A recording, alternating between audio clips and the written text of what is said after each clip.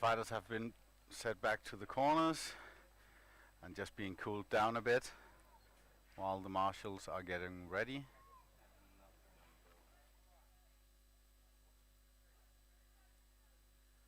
Fighter seems to be ready, and we're off again.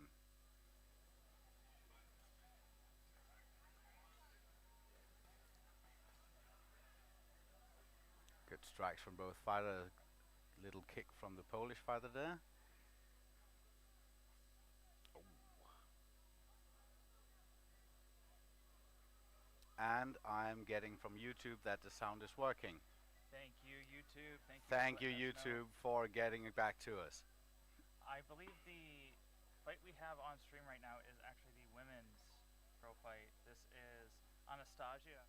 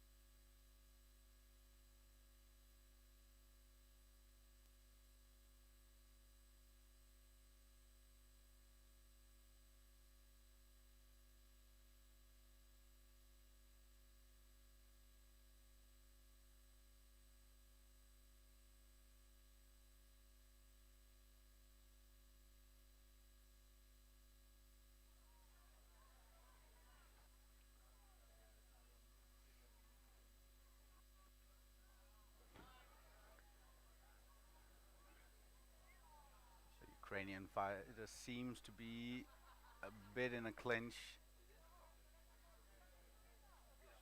Oh. Not sure if I'm coming through. I am muted right now. And I'm getting from YouTube that the sound is working. Thank you, YouTube. Thank you, YouTube. Okay. You're good. It is between 20 to 25 degrees in wonderful Spøttrup today. Not much wind to speak of, so the fighters will not be freezing inside their armor today, luckily. They will have to worry about potential heat stroke though. It is a hot day out today, and there is no shade in the list. For our viewers who are new to watching Boo Hurt, the list is what we refer to as the ring that you see the fighters in there, the square made out of the wood. When you hear us talking about the list, that's what we're talking about for all of our veterans to the sport. You already know that, you didn't need me to explain it. We have our marshals just going over this fight here between Ukraine and Poland, while the fighters are being cooled off as best as can be.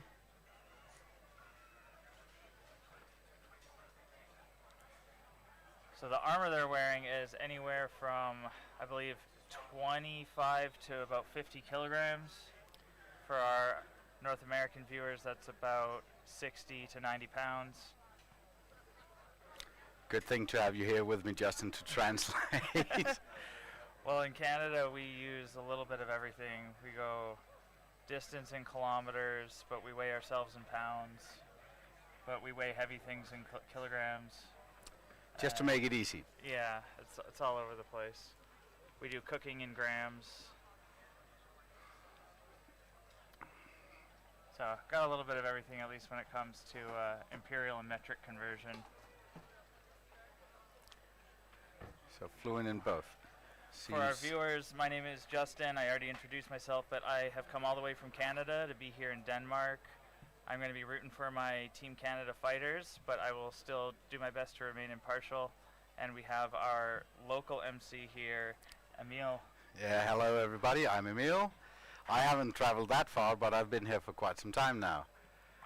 I'll of course be rooting for the Danish team, but who doesn't root for every team in Buhurt, right? The real winner is the crowd, who gets to see these knights absolutely clobber each other in the sport of Buhurt, which, for those who don't know, is the French word for to wallop each other. That is where Buhurt comes from. Right now we're watching the men's pro fight lightweight category between Denmark, Thomas Ryberg, and Ukraine's Arseny. Hope I got that right. Have just been drawn back to their corners.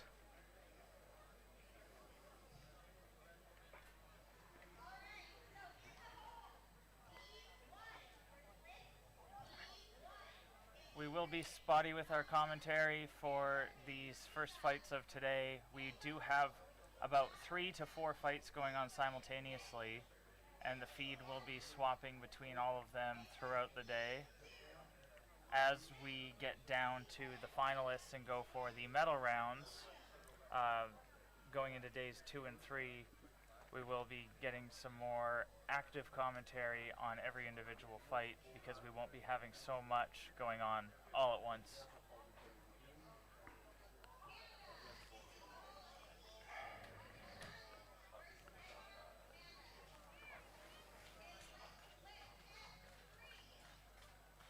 In the background here, I am quite sure you're seeing Germany against, could that be the French or the Norwegian fighter? That is Germany's Matthias against Norway's Sigurd in men's light heavyweight. And in the front, as previously mentioned, was Denmark's Thomas against Ukraine's Arseny. Denmark just losing his sword there, getting a disarm, giving up points to his opponent. But in pro fights, contrary to what may be popular belief, you're not allowed to hit your opponent if or she loses their weapon, right? Yeah, once the weapon is dropped, it's on the marshals to stop the fight. But the fighter who drops their weapon is awarded no points, obviously, and the fighter who did not drop their weapon, I believe, gains one point or 3 points. The rules have been changing throughout the years, and I'm not fully up to date, as I probably should be, as I'm here talking about it live to the world.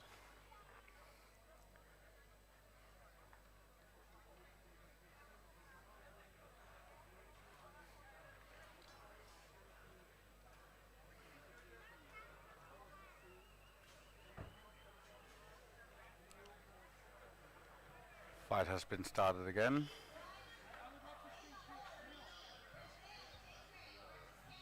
Denmark getting Ukraine up against the corner, but the Ukrainian doing very good work at keeping the Dane at bay, using his shield.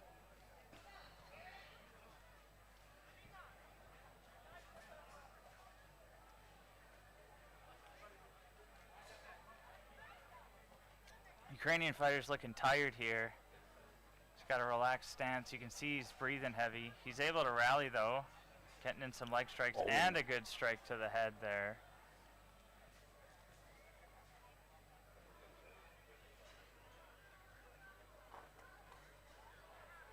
Denmark keeping his guard up.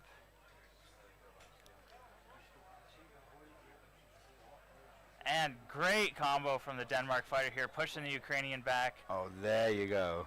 And the marshal's going to call a stop to that one. Good combo there from Denmark to finish off that round. The Ukrainian fighter, just from body language alone, looks like he is very tired.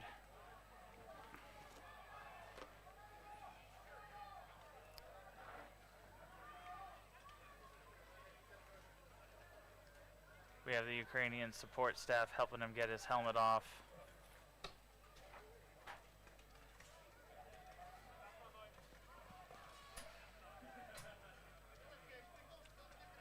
And you can see there on the Ukrainian fighter, Oh, we just oh. Oh, we have a comment from someone asking us how points are scored and how to win a pro fight. So in a pro fight, you get points for almost any form of aggression or striking your opponent. So strikes with the sword, punches with the rim of the shield, headbutts, kicks, throwing your opponent to the ground. And when an opponent is grounded, they have 10 seconds where they can still fight to get back up. They can swing their sword up at their standing opponent. And then at the end of that 10 seconds, the marshals will stop and stand the fighters up. It's really difficult to get a proper throw and throw your opponent to the ground while you yourself stay standing. Yeah, about 90% of the throws that we'll see here today, you'll see both fighters go down together. But getting the throw and being on top still puts you in a much more advantageous position. We will be doing other weapon categories after the pro fights as well. Pro fights being essentially what is MMA, mixed martial arts in armor. That's why they're allowed to Just punch going to and interrupt kick. you there. We have the call. And the winner of this battle is Denmark. the Danish fighter. Congratulations to Thomas. Congratulations to Arsene as well. And we can hear the crowd going wild. When a Denmark fighter wins, the crowd definitely roars here. It is home team after all. But they will roar for anyone who wins. I did notice while perusing the best seats up at the stands that there were other countries represented in the stands as well. Fans traveling from almost anywhere to get here.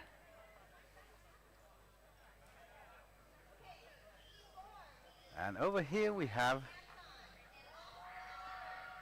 the men's heavyweight pro fight. That seems like it's the French Sami who is right now pummeling Germany's Henning in the corner.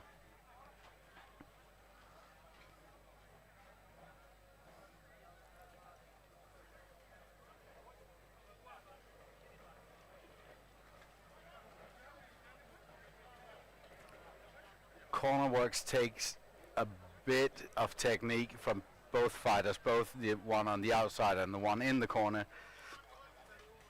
The French fighter having about almost what looks like a foot height advantage on the German here.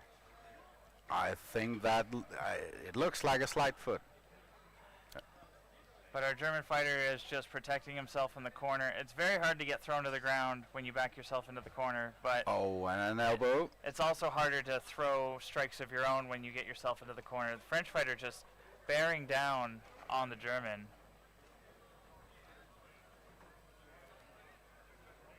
And I hope we do have the right names here. We have our schedule in front of us. So that is Sami Hamidou. Sorry if I pronounced that wrong, Sami, versus Henning Hotong of Germany. I have already given up on the last names. Out of respect for the fighters and their own languages, I will not. I'll try to refrain from pronouncing them. I'll try my best, but I'm probably going to give up at the last names pretty soon here too, Emil.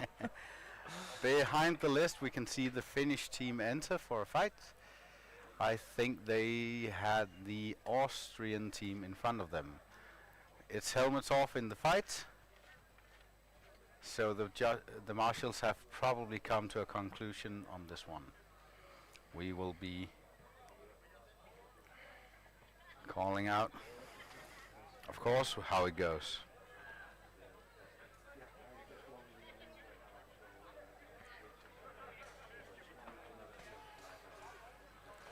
We will have some downtime between the fights here while our marshals go over winners and losers. It's a tough job to do what the marshals do. That's what you see all of our people in yellow there.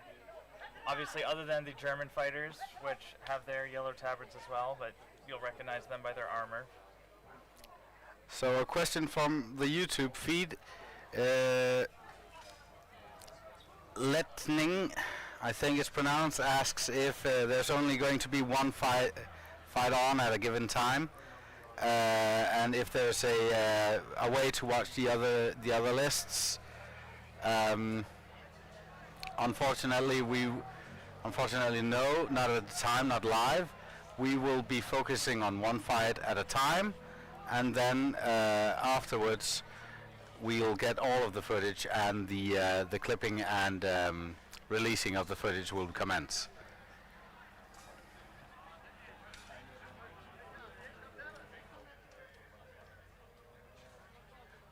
There's of course more fights at one time than one when we're doing the solo fights.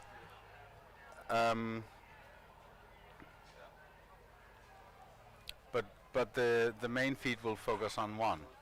We have a new fight. It looks like an Italian fighter up against, let's see, that is a Chinese fighter, so that is Yiru of China against Italy's own Marco. But yes, there will be 3 or sometimes 4 fights going on simultaneously. It is day 1, and there are over, I believe, 500 fighters competing throughout all of the 2026 Worlds tournaments here. So we do need to get through a lot of fights. So we have multiple fights going on simultaneously for day 1 here, and as we get down to the finals, we will be doing them one at a time so everybody can get a good look at the best of the best fighting each other. Good aggressive work from the Chinese fighter here. This is a men's lightweight pro fight.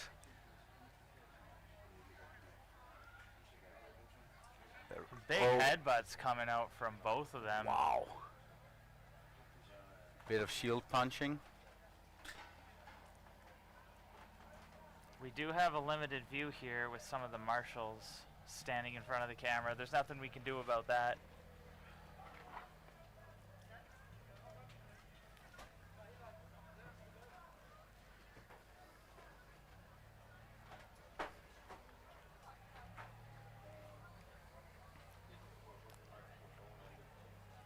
Italy looking like they've got the upper hand in this pro fight, and we're going to cut on over to Denmark versus Poland.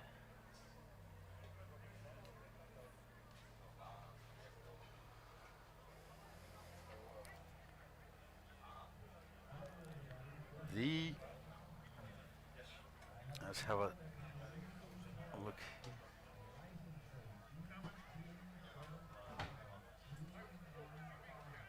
The Denmark versus Poland fight seems to be Emil against Mateusz of Poland.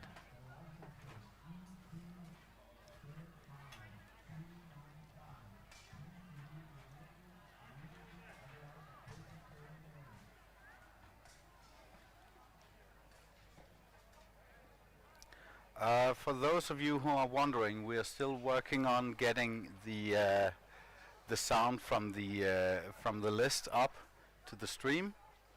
So right now you'll have to do with Justin and me. We'll try to entertain you, and we will try to maybe not say that much while the fighting is going on.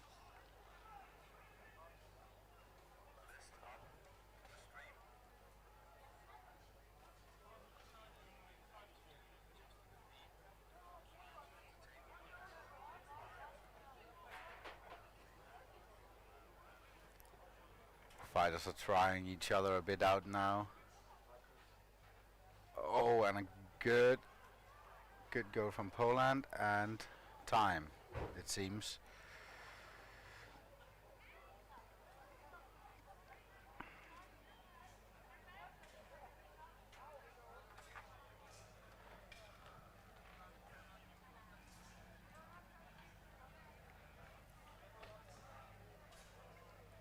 Fighters have gone back to the corners, getting watered, just relaxing, catching their breath. It's heavy work.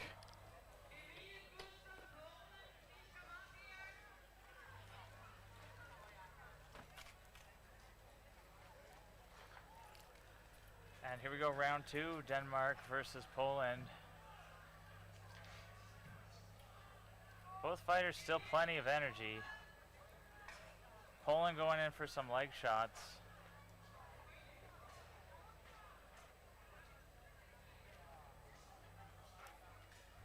Denmark fighter deciding to go low again, and a big shield. Oh, the marshals are stopping it. That seemed short for a round.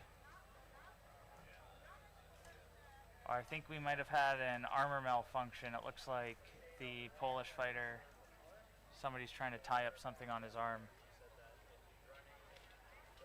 Whenever a piece of armor comes loose and exposes a bit of the fighter, the marshals will keep their eyes open for that to keep the fighter safe, and they're given 1 minute to fix the armor. If their team can't help them get it fixed within 1 minute, they will have to forfeit the round.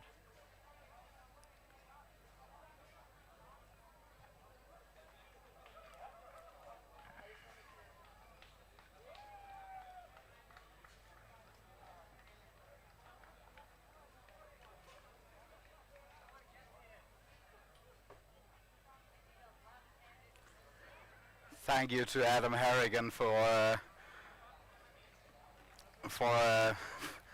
giving us a bit of praise. It is very unwanted, warranted right now. We're doing our very best to keep up.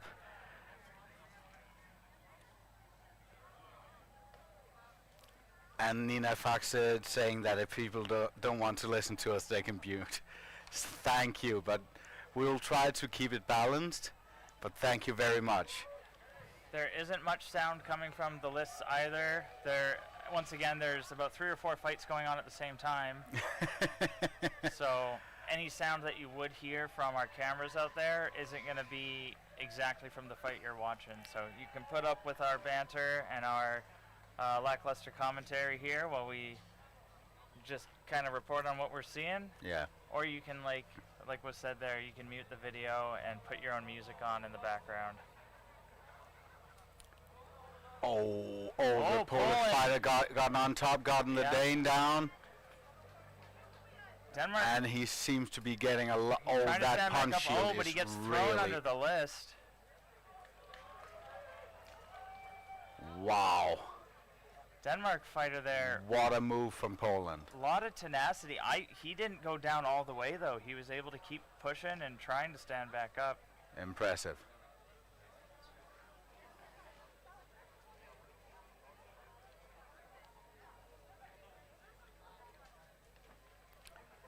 Can't quite tell if that's the end of that fight or if the marshals called a pause.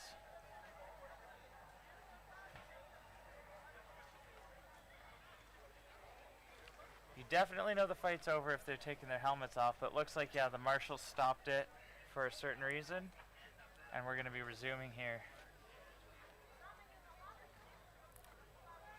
They only had a little bit of time left in that fight round, though, so they're going to start it. It's not going to go for too long before it's going to run out of time. The Dane going in for a grapple, but missing it. Very aggressive work from both of them. And in this kind of weather, this is impressive to watch. We, of course, in the commentary booth, have found a bit of shade, and Justin has kindly provided the first couple of cold beers for today. I hope that wherever you are, you have gotten yourself your beverage of choice, maybe some friends. If you're good, you have found someone who does not know Buhurt and are teaching them as good as you can. All of the fighters and the fans' duties to let everybody know about Buhurt. We want this sport to grow. We want to see it nice and big. We want a nice, bigger budget too, so we can get these live streams going without all of these technical hiccups that we dealt with this morning. But nobody's fault. We did our best. We're out in a rather remote section of Denmark at a historical castle here. Oh, and Denmark going down. Fight has been stopped.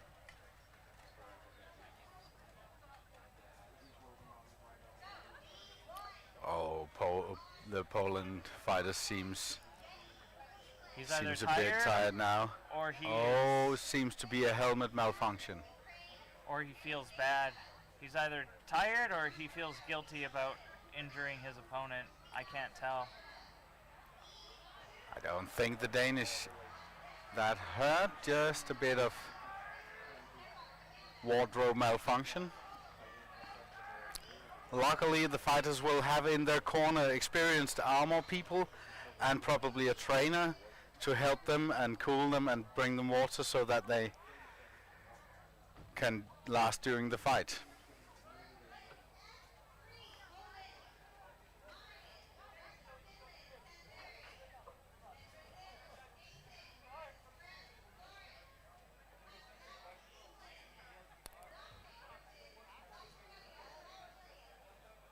Seems that they're ready again for the last bout. We are disconnected from the marshals sitting here in our commentary booth. So anything the marshals are saying or deciding, we don't have instant feedback over here on our end. So we're doing our best to infer as to what's going on in the list.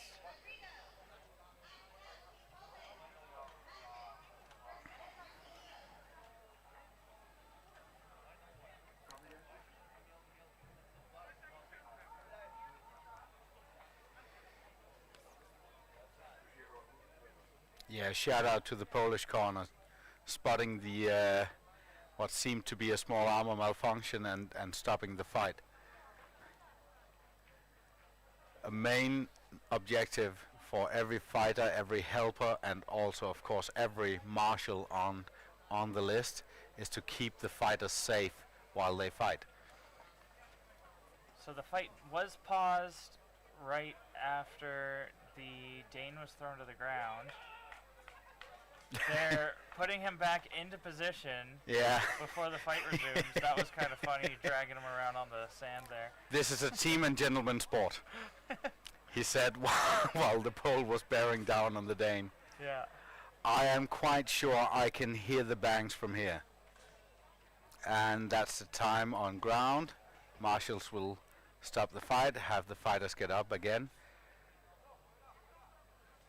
Polish corner helping up the Dane. That is so nice to see.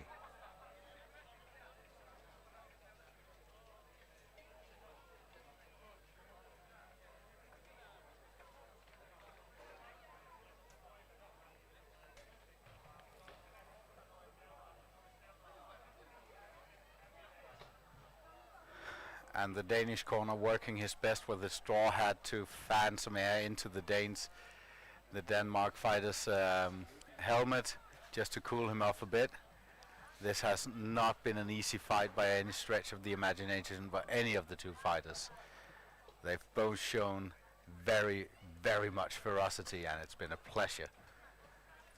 And for our pro fights, they do 2-minute long rounds, which is twice as long as all of our other weapon categories. So when we are doing our long sword, sword and shield, pole arm fights, they are 1-minute rounds. But these pro fights are a full 2 minutes each. And they do 2 rounds and sometimes even a third if they tie the first 2 rounds.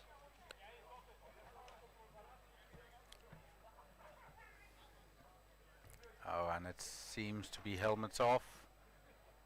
Helmets off.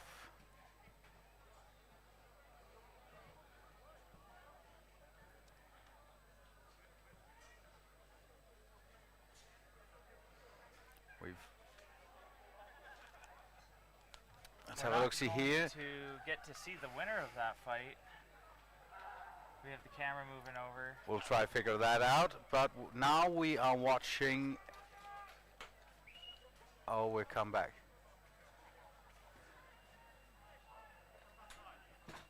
Marshals are getting ready to call it. And Poland wins. Poland wins. Congratulations to Poland. Yeah.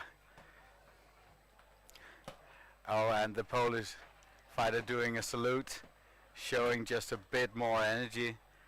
And I'm pretty sure he'll be going back to the waiting area now for a rest. Fantastic fight to watch.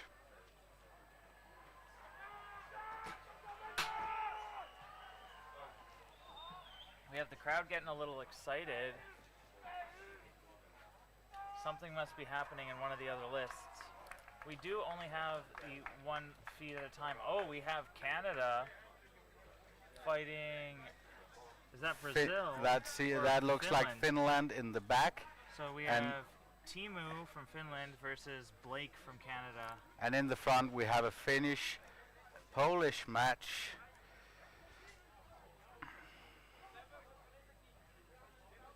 And yeah, on the close side here, we do have Finland versus Poland. That could be the men's lightweight Marcin from Poland versus Santeri from Finland. They seem like the lightweight size.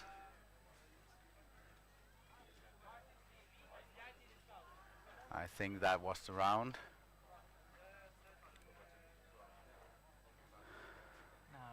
The Finnish fighter there, using a weapon I don't think I've ever seen in the sport before. It almost just looks like a small baseball bat.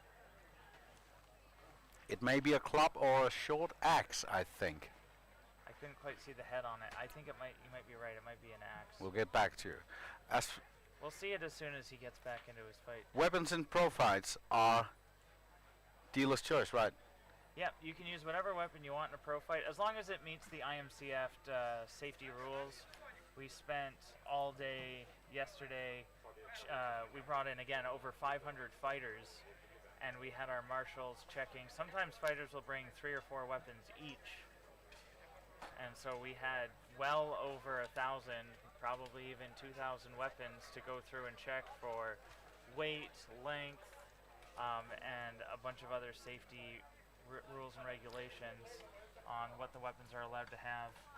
I'm getting a comment here that Santeri uses a mace usually, so it seems... It is some form of mace. I'm going to have to take a closer look at it once they get back into the fight. But thank you for helping us. The mace is at the bottom. Thank you guys on YouTube for helping us. We do have Blake and Timu still going at it in the backlist there that you can see on stream. Seems to be a bit locked in a clinch. A bit of a stalemate right now. But the Canadian is working his way into the Finnish guy. He's got some good shield punches coming out from the far side from what I can see. And closest to us again. They're going to stop it. I don't know if that was time or if they were just breaking up the fight, but I think that was time. And the Polish-Finnish fight is on again. Yeah, it seems to be a mace he's working with there. I don't see a very big head on that mace, though. That is an interesting mace, not one I've seen in the sport before. Could be an ironbound, but he's working without a shield, it seems. Yeah. That's... trying to conserve energy by not adding weight to his kit. Oh, yeah. But anything that strikes the shield doesn't count for points, so by forfeiting a shield, you really give yourself up. But you do allow yourself to, just not carry as much weight. You can still throw punches with that free hand. But shields also offer you the extra reach on your punches by punching with the rim, as the Polish fighter just demonstrated.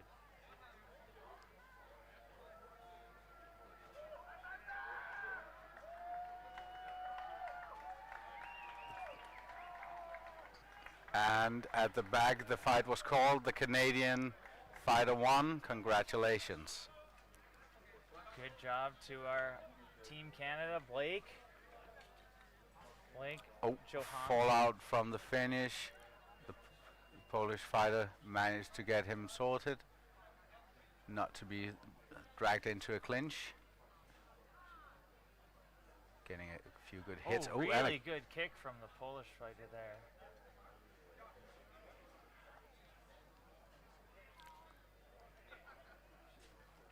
Santeri getting himself backed into a corner. He's got to do something here. Poland just bearing down on him.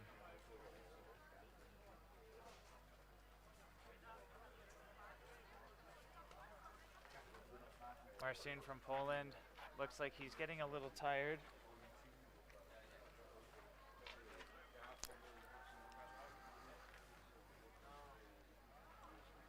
And the marshals are calling that one.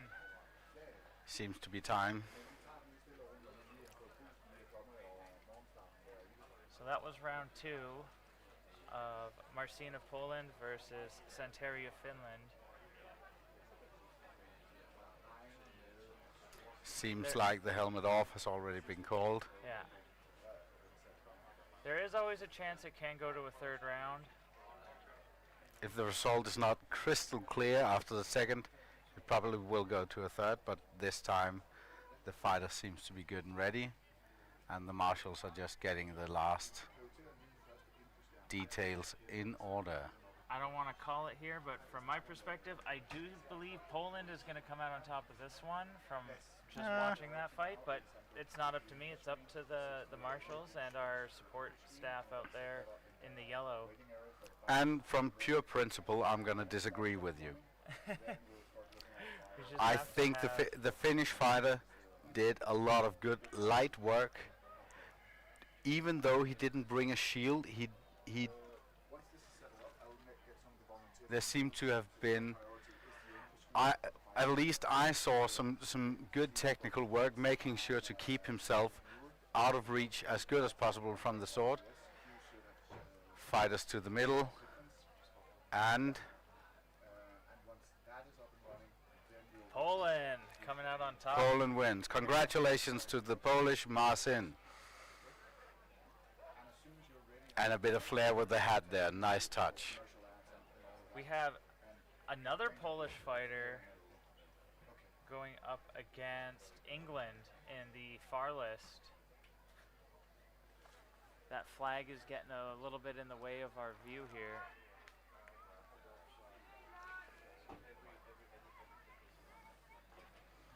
So the Poland versus England fight, we have Daniel Winter of England versus,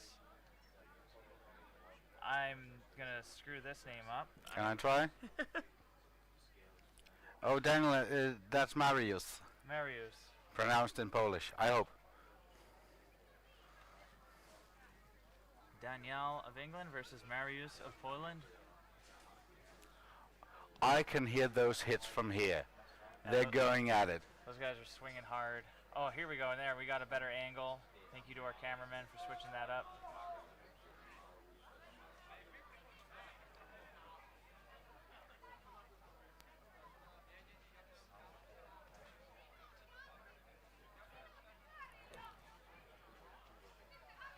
Mariusz, come on.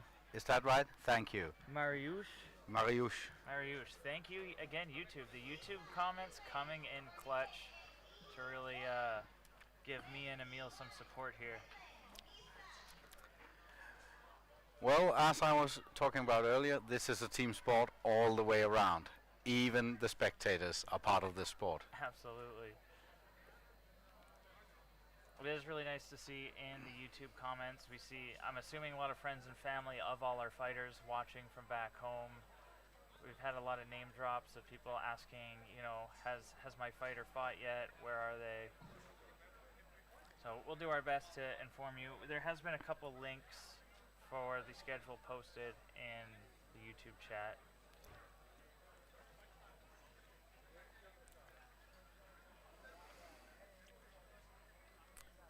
Daniel looks like he's just trying to conserve energy right now, giving Mariusz a big hug. But Mariusz is getting some pretty good pummeling in. Oh, he's going for a throw. But Mariusz just anchored himself to the list. And the marshals are going to call time on that first round. Time for a quick breather. Back to the corners.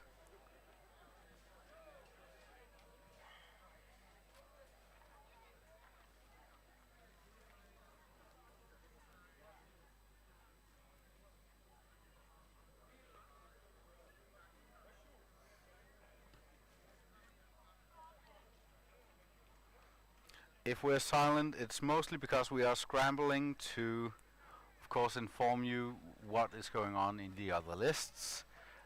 We will do our very best to get back to you with some with some results from up until now, so that you can get informed on how it's going. Else, I will recommend you going to the IMCF webpage.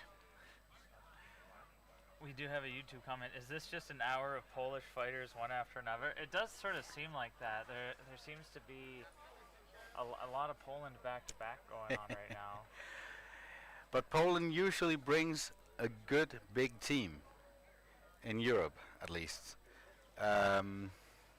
And they have a lot of very good fighters. What we're seeing now seems to be a Brazilian. It's Brazil against what looks to be France. Have to get a better look at that. It's either France or Quebec. Have to get a better look on weapon shirt. While we're both chasing or flying around the commentator's booth. Oh, the Brazilian getting a toss in. It is Brazil and France. So we have Nathan of Brazil versus Florian of France.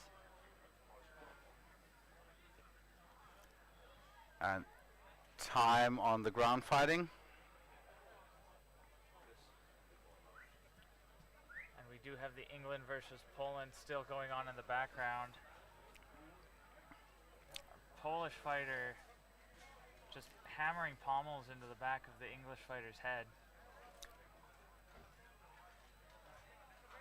Oh, and we got a side view. To Brazil versus France here for round 2. Look at. Notice how the fighters start just clinging swords against each other to say, "We're good." And the Brazilian fighter working hard on the clinch, with the French fighter trying to get to use his sword. Oh, and now goes both of them. Oh, but Brazil, while he goes down first, he's able to use the momentum and roll, stand back up, and he's up on top of the French fighter now. Impressive work. He double checking with the marshals that he's okay to keep hitting him. There's a short pause there. And the marshals are going to pause that, stand him back up. Excellent aggression from Brazil there.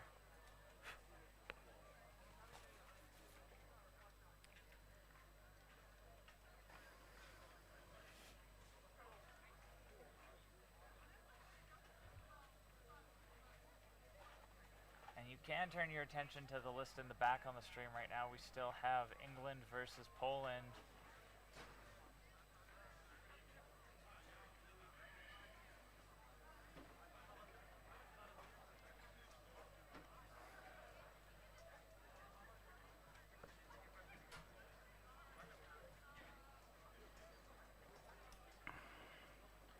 England backed into the corner of the list, and the marshals calling time on that.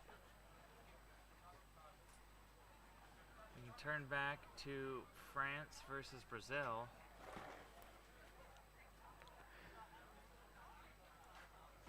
Very good footwork from the Brazilian fighter there, making sure to use his agility to keep out of reach from the French, who seems to be a good foot taller to have a good foot in height on the Brazilian. Now, pro fights are split into weight categories, so height can give you an advantage, but you also got to remember that the shorter guys weigh close to the same amount as the taller guys, so they might have a bit more muscle or even just some extra fat on them, and that doesn't hurt. Just having your weight to throw around, having a lower center of gravity helps you resist being thrown down by the taller fighters. Everyone's playing to their own strengths and weaknesses here. The taller fighters with the longer arms might want to stick to a striking match and keep the shorter guys at distance, because the short guys can really just anchor themselves. And now we're going to Canada versus England.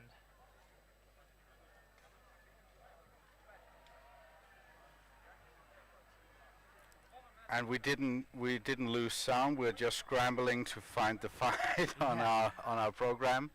Not everything is in perfect order here on our We are in list. complete control.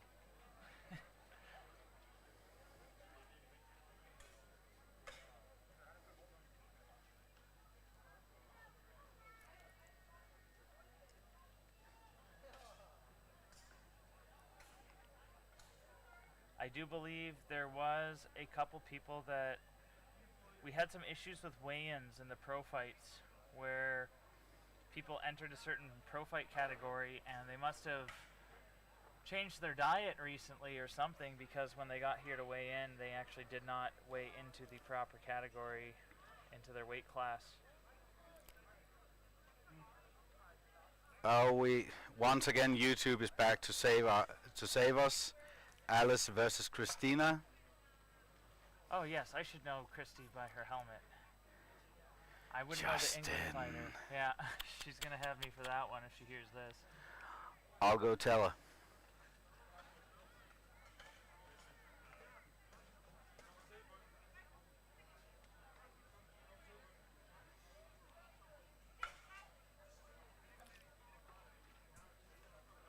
Christy, the Canadian fighter there, also from my home city of Calgary in Alberta in Western Canada.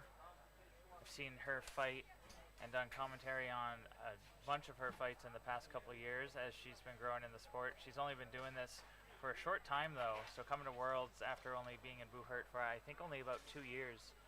She's come a long way. And I think that's time on that round.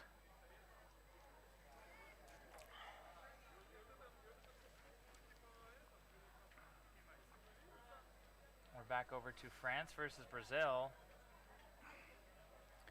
Both of them pushing each other up against the list.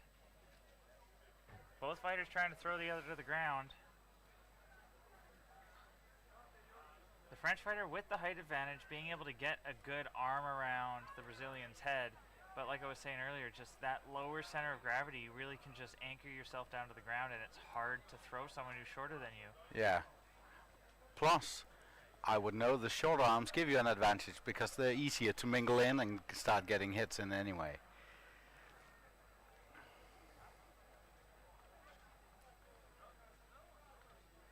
France scoring a couple of points with some leg strikes there as they're tied up. Pushing Brazil back into the corner.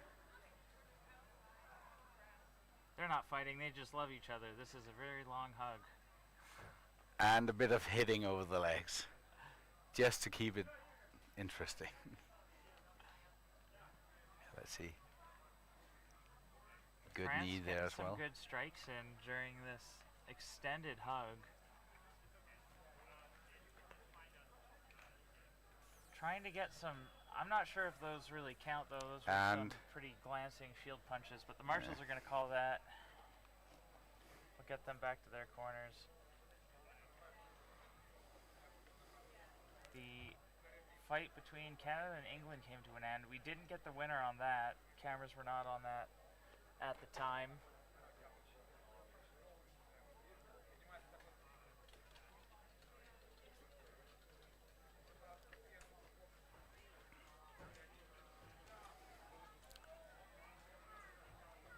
And is this USA versus Italy in the far list?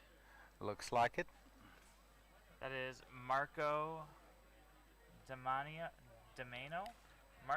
of USA versus Ducio Baroni of Italy.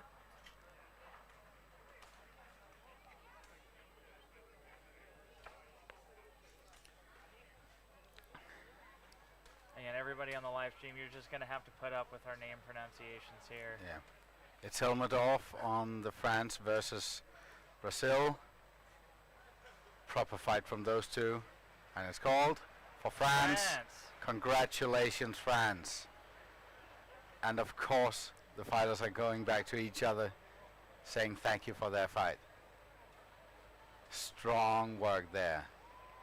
Yes. You can turn your attention over. Oh, no, we are back to Christy against her fight against the English name that I forgot. Alice, as far as I remember. Alice. Just to pick up on a couple of subjects. The weapons are made of steel. The armors are made of steel as well. But the weapons are blunted. The tips are rounded. And they're frequently checked by our marshals, who make sure that there are no edges or nicks that can hurt the other fighters or themselves. there's an extra thing that if you're new to watching Boo Hurt that you may not know, and you may have picked up on it after watching some of these fights. We have a very, very strict rule of no thrusting attacks whatsoever in this sport. No stabbing, no thrusting, none of that.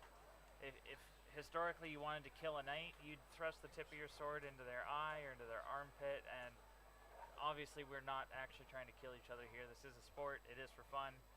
Our fighters accept the dangers that come with it, but we still do our best to try and keep them safe.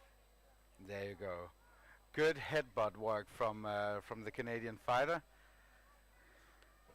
I think I heard the clangs from over here. And some light pummeling.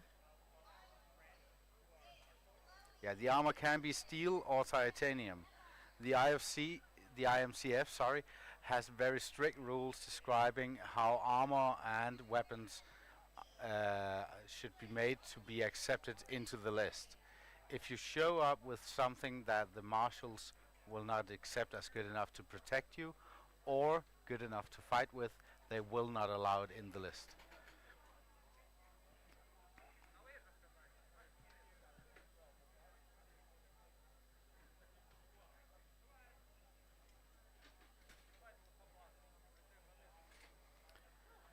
Fighters are being called back to their corner.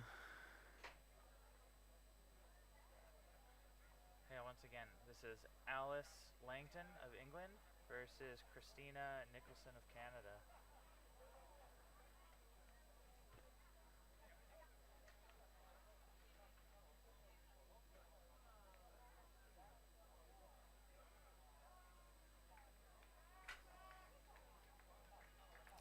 Nice detail with the English straw hat helmet. Not a very seen piece of armor, but I hope it'll hold. Oh yeah, and the Canadian team working overtime to cool off their fighter. She's got a bassinet type helmet on, so she hasn't got much space for air. As an Italian barbute. Barbute, sorry. I have the same style of helmet myself. I'd imagine it'll get scorchy in there. Yeah. Compared to, I fought in a number of different helmets myself. I fought in a Japanese samurai style helmet. That was quite possibly the worst for visibility and breathability. Then I did English bassinet with a clap visor for the face guard, which was equally as bad, and I really do appreciate the barbute for how much you can breathe and see in comparison. It's not as smooth or easy to breathe and see as something like a wolf rib, which for those who don't know, you've seen them all throughout the day as well. It's basically just a big cage on the front of the helmet. And those are probably your best bet for being able to see the most and breathe the easiest. There is a slight joke within the armored combat community about wolf rib helmets usually coming with a complimentary eye patch. We don't allow thrusting attacks for that reason, but swords find their way into helmets.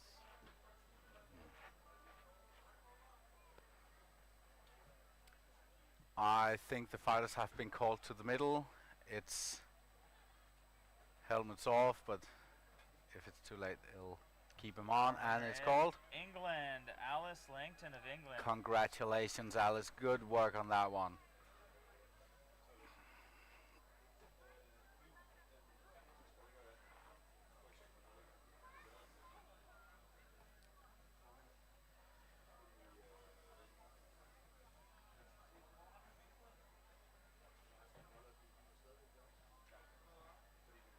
See if we can get our cameras to swap over to one of the other fights now that that list is empty.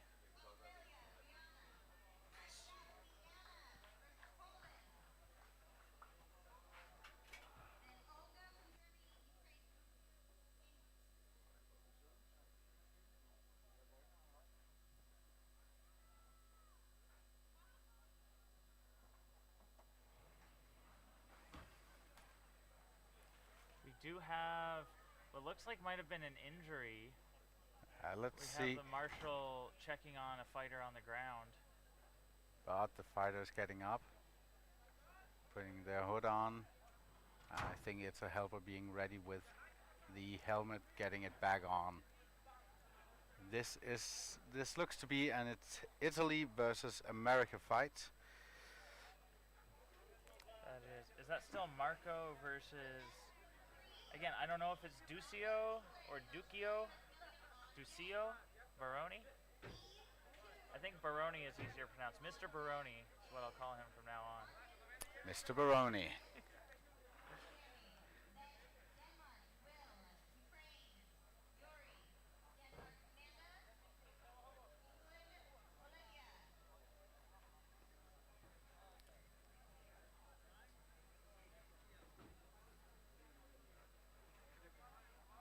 Yeah. Someone who is on the says USA Marco, and it's versus Italy's Mr. Baroni. Thank you. Mr. Baroni.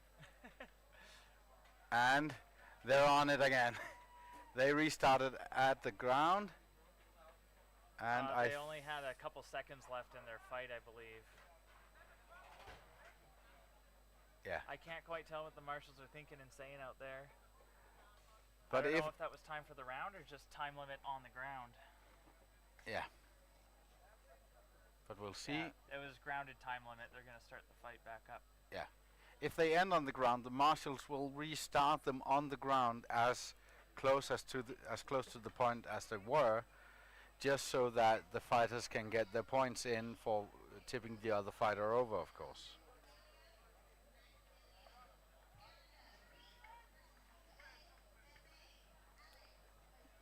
Good trade from both fighters. Italy pushing in and getting some good strikes in on USA's legs there.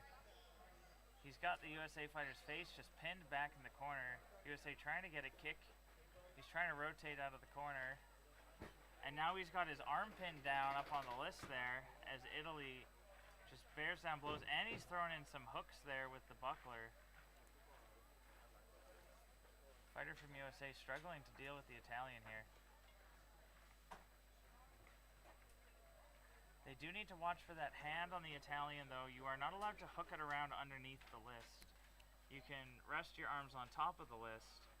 But yeah, oh, see, that's what the marshal was just saying there. She was just showing that his hand was hooked around under the list. You can't do that for your own stability.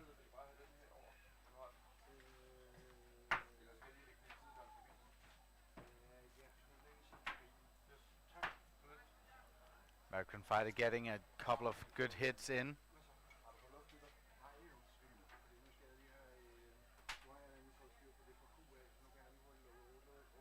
You see, both fighters, I think, are running out of energy here. And, yeah, marshals are calling time. We'll get them back to their corner. I think that was their second round. We have been jumping around between fights here, though.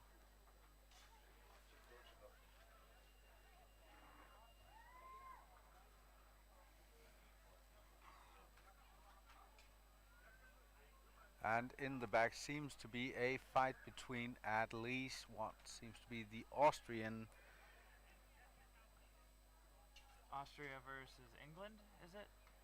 Yeah, probably. So that would be Maximilian against from Austria against Dominic from England.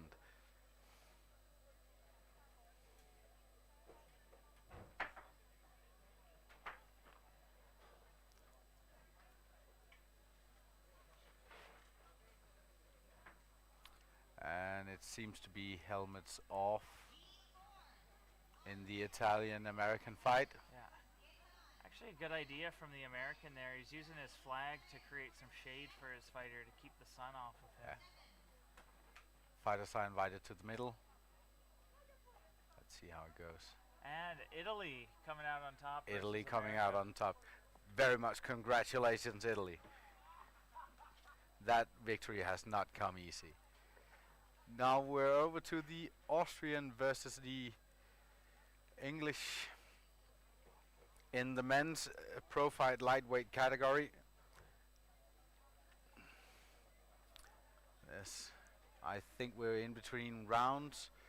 The corners working as hard as they can, providing shade and air towards the fighters. Just standing still in that armor it's hard enough. Oh yeah, especially on a day like today where I think it's about 25 degrees Celsius out. For our American viewers, that's about 80 Fahrenheit roughly.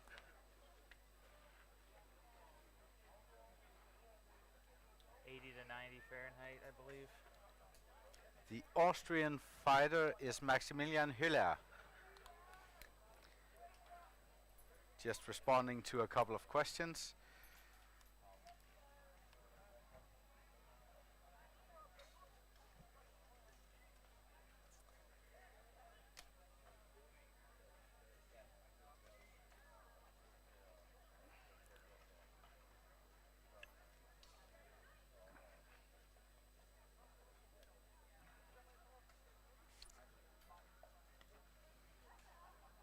The Austrian chasing the English up into the corner. Dominic of England was doing good at keeping his movement there, but he didn't circle quite enough. He got backed into the corner now. Unless that was his plan all along. Maximilian throwing some headbutts. Dominic, yeah, I think he's trying to get himself out of the corner. He's trying to turn around, going for the throw, and they both go down.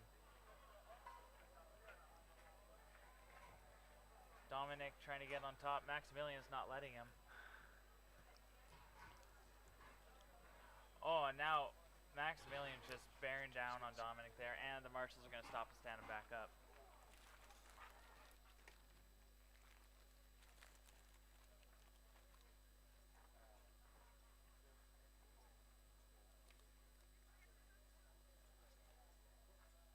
I do believe they stopped them because that was time for their round.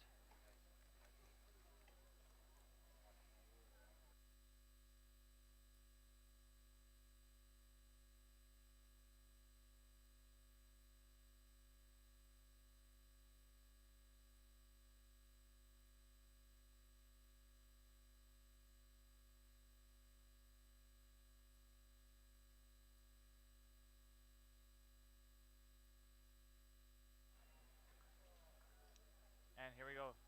Starting their second round, once again, Maximilian from Austria versus Dominic from England.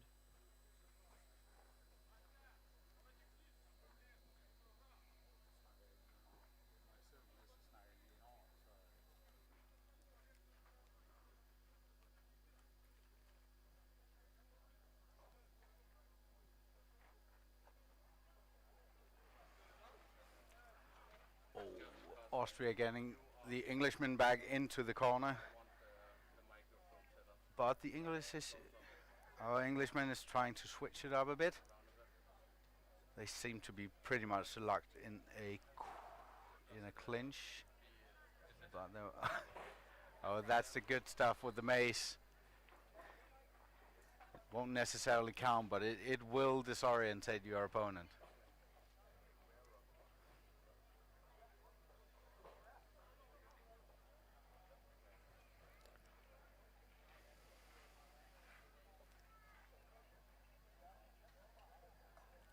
And the marshals are breaking that one up. They spent too long being immobile in the corner. The marshals will just split them up.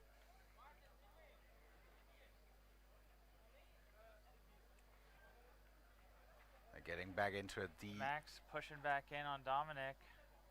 Trying to get his shield over there, but Dominic goes for the throw. Max not going down easy though. Dominic still is able to get on top. They separate. And the marshals are just going to have them stand back up. And you see Max just checking on his opponent there, making sure he's all good. They're going to hug it out. We love to see the sportsmanship like that here. I do love that about the sport. Most of these fighters giving each other hugs and checking on each other, make sure they're okay.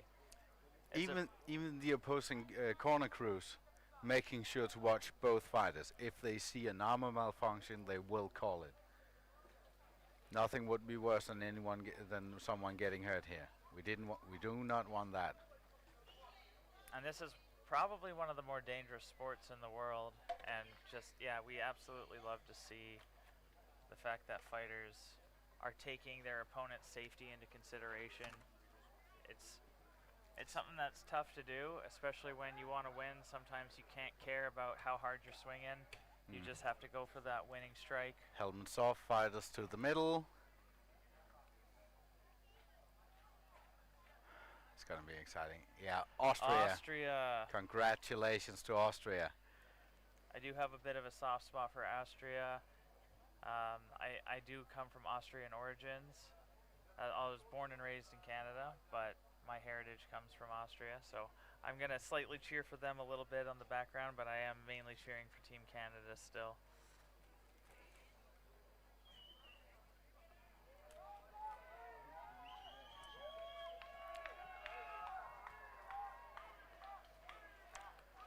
Well, let's see what we're coming to next.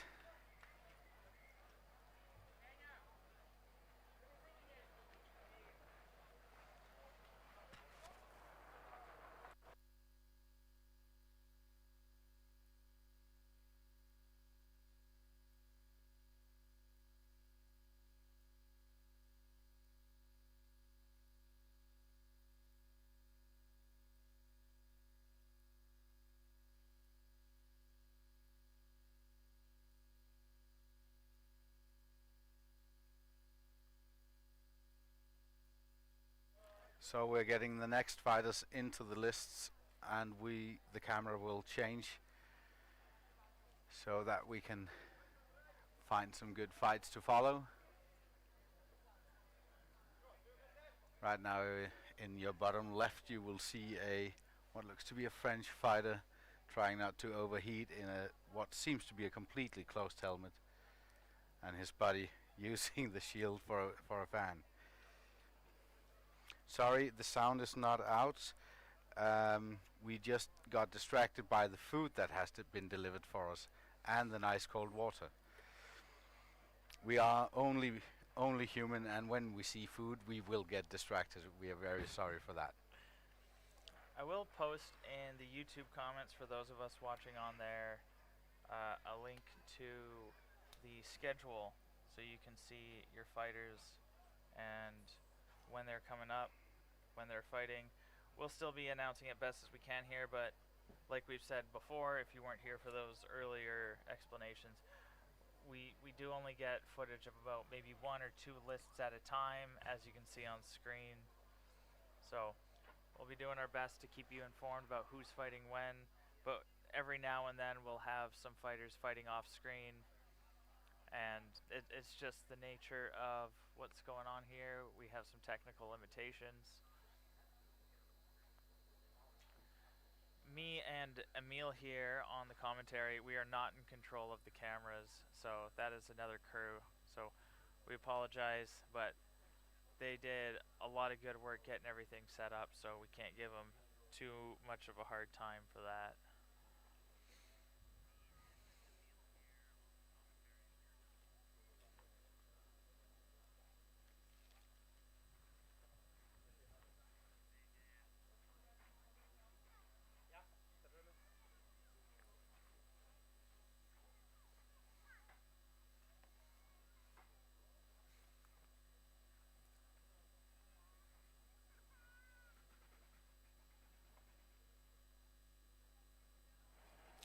So preparing in the lists now are, as far as I can see, women's pro fight middleweight, England's Chloe against the Danish Frida, and closest to us it seems that the French have arrived, so that may be.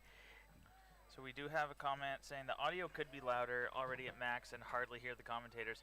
Thank you for letting us know that, actually, because we can't hear ourselves. We don't know what's going on, so I think we just need to speak up a little bit. We'll try, and we will do our very best to get the highest quality commentary to you that we are able to get.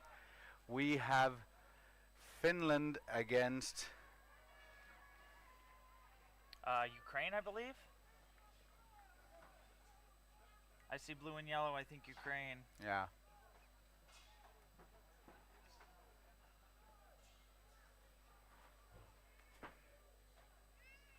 I do not see it. I do not see a Finland versus Ukraine on the schedule.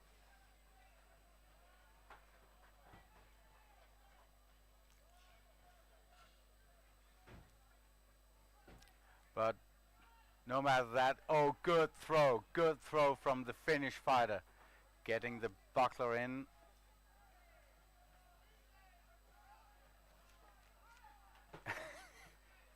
Completely entangled the two of them. Nicely done.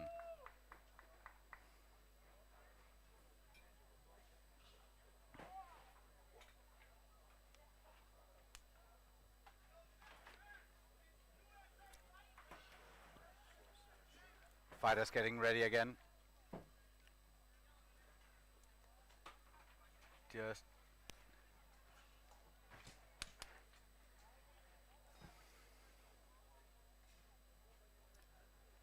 let's see what happens. It seemed like a quick stop from the marshals, and the marshals seem to be moving in again to start the fight. Let's see how they do.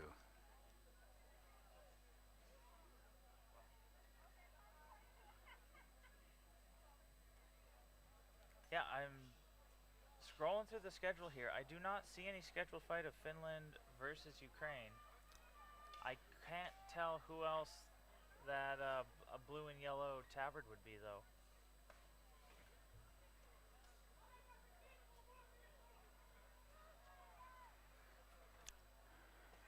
If and when we find out, we'll make sure to get back to you who is actually fighting. Oh, that might be Sweden. Oh, and another throw. It's hard to tell who came out on top, but it may be... Oh, they both got up again. Oh. Good strong shield punch there.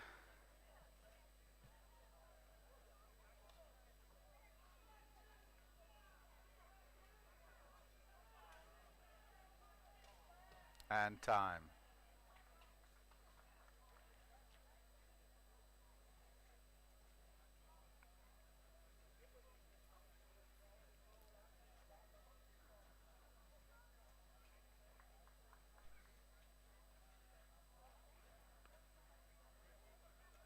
Helpers doing their very best to cool down their fighters once again.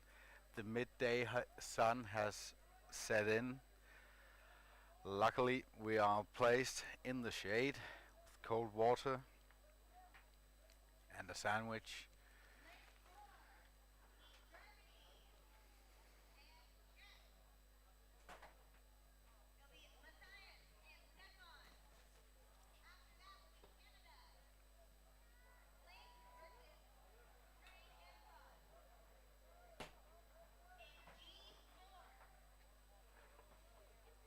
We did have some fighters forfeit and not weigh in at the proper weights for their weight class for pro fights. So this fight here, because I looked through the whole schedule, I don't see it anywhere. So sorry about that, folks. This may have been a last-minute addition to the schedule by the marshals, just due to some other fighters dropping out. So we have this Finland versus, which could be either Sweden or Ukraine. Those are the only flags that I know that are blue and yellow.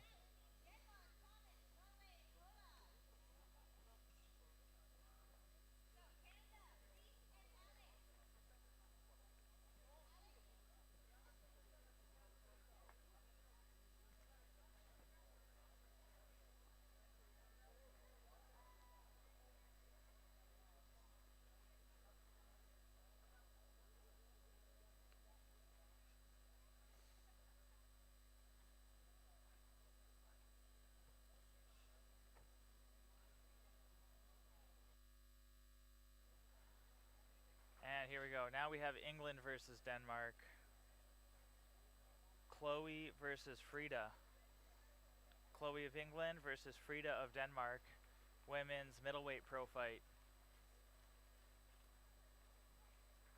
I have Chloe driving Frida into the corner. Trying to go for a headbutt. Going for the leg sweep with her kicks as well. Frida going for the reversal. Getting Chloe back into the corner, and Chloe's not giving it up easy.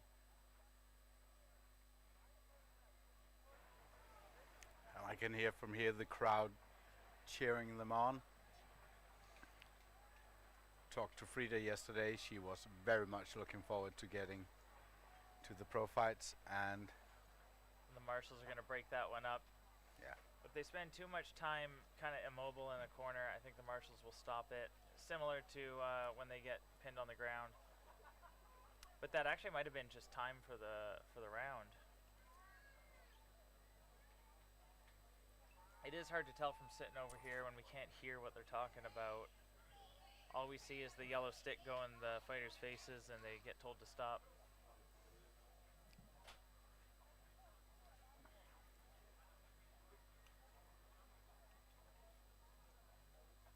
They're not taking their helmets off yet though, so there could be another round coming.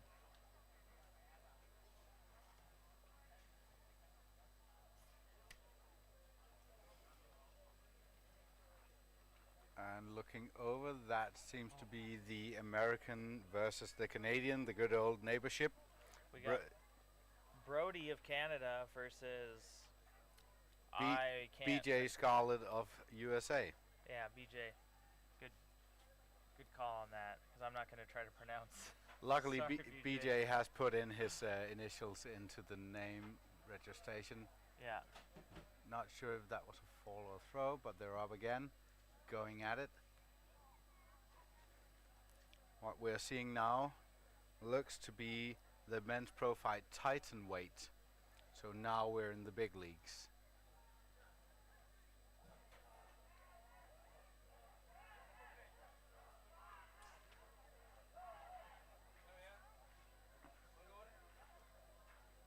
Working with the bucklers. Seems that the American is a lefty as well, which will give him some advantages. Just being a lefty does give you the upper hand, because as a lefty you are always fighting right-handed opponents, whereas most right-handed opponents are usually fighting other right-handed opponents. So the left-handers, they do have just kind of that training advantage. They're just training in their own element. I don't see a lot of points coming out of this though. They're really just tied up. They're trying to go for those buckler punches, but they can't get enough acceleration. Oh, is this lightweight? Yeah. Reese versus Alexander King. I think we did have the names wrong there. Yeah, we did. Shout out to Honor and Arms Club for helping the poor commentators. Thank you very much. We did have two Canada versus USA's on our schedule back to back here, so we did get the names mixed up. YouTube comments definitely really doing all the heavy lifting here. Yeah. So sorry, yes, that is Reese versus Alexander. We do have the crowd erupting for another fight.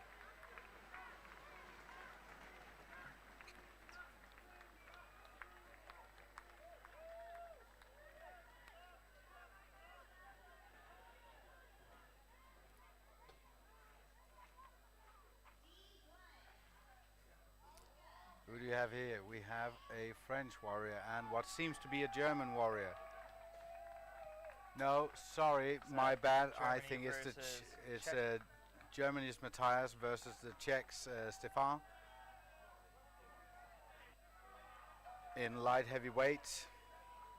Today will mainly be pro fight, but as far as I remember, there will be a bit of pole arm action later on.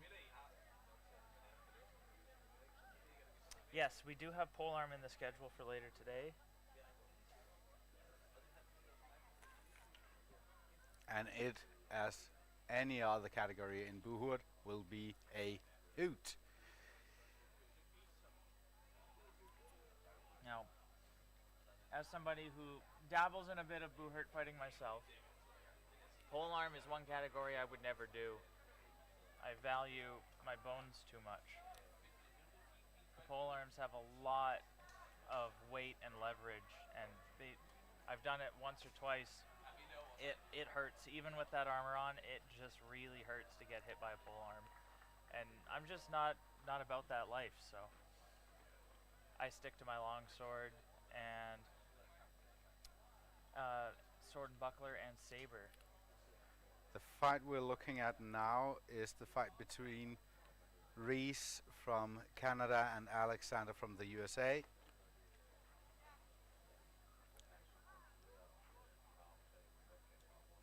Reese getting a good grab on.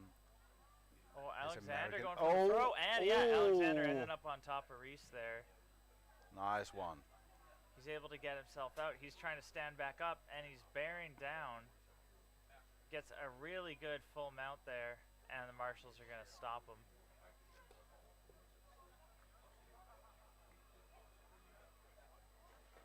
A question from the YouTube comment: are they allowed to use any favorite weapon in pro fights? As long as the weapon, As long as the weapon covers our safety standards for the IMCF, then absolutely. So we do have, I don't know all the numbers off the top of my head, but there's a limit to how long a weapon can be based on its category. So swords have a certain length, axes have a certain length, maces have a certain length, as well as weights. So they all have a certain length weight. And then axes kind of just have like an additional stipulation. They can only be a single-headed axe. I don't believe two-headed axes are allowed. And but you'll see maces, you'll see swords. Almost anything goes. You can even bring two-handed weapons into pro fights. They're not as common. The shields, the punching shields are one of the most common things you'll see in a pro fight. Just being able to throw a punch with your offhand and have that extended reach really comes in handy. But you can bring a two-handed axe. You could bring a spear or a halberd into a pro fight if you really wanted to. America going for the throw, and Reese goes down again. Alexander on top. Oh, and both He knees gets in his knees stomach. on his chest. Reese gonna have a hard time breathing.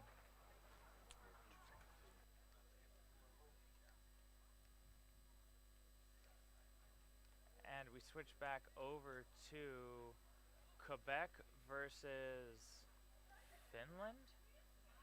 I can't quite tell.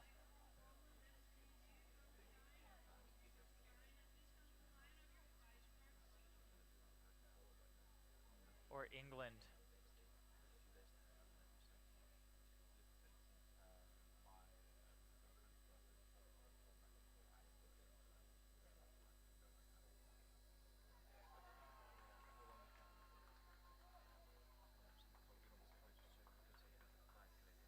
Or is that France?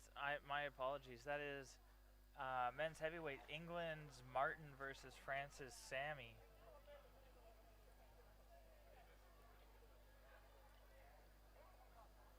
They'd bite my head off if they knew I mistook a French for a Quebecer.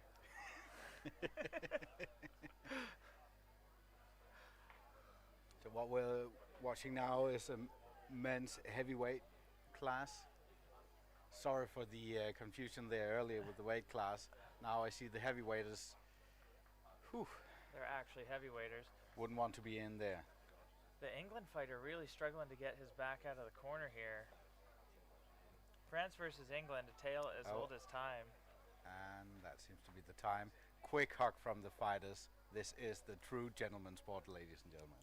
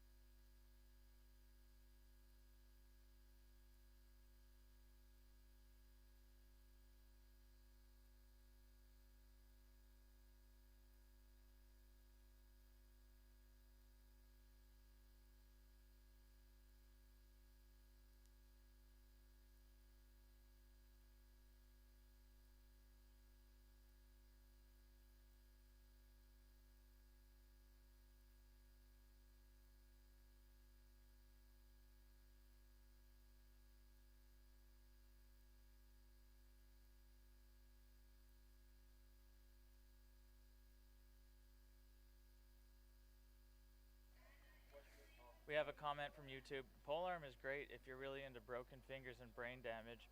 I couldn't agree more.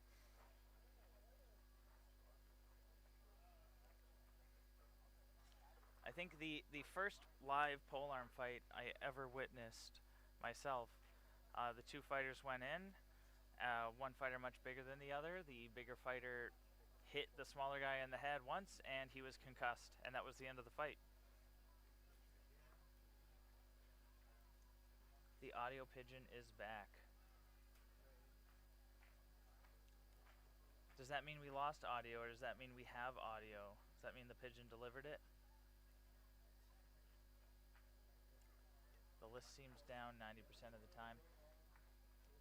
Yeah, we are struggling on getting our camera angles switched to the active fights.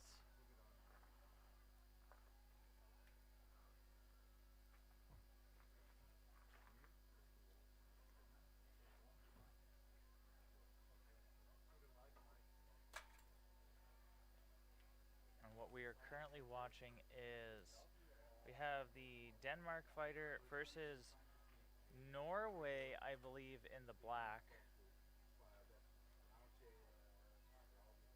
Yes, what we are currently watching is Thomas of Denmark versus Olav of Norway.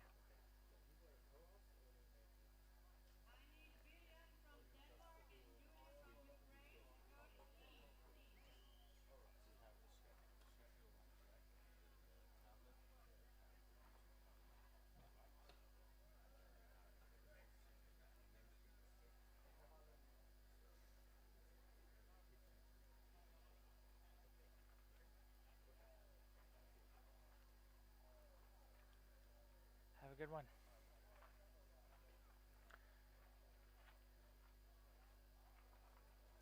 Alright everybody, we have a bit of a lineup change going on here in the commentator's booth. We do have Denmark throwing Norway to the ground in the meantime, getting on top of them. Marshals are going to have to break this up pretty soon. They're not doing anything for now. And yeah, marshals are going to stand them up.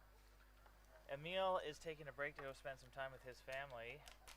It is a long day for everybody, so we have Felix here stepping in his stead. How's it going, Felix? Hey, thank you very much. It's going good. Nice to see some fights today. Yeah, good to hear it. So, we're just here, just doing our best to kind of keep people informed on what the rules are. We're looking at the YouTube comments. We do have Canada versus Ukraine going on in the background. Us here in the commentator booth, just a reminder, we don't have control over the cameras here, so we can read your comments. We can comment on your comments, but we can't change the camera. Sorry about that.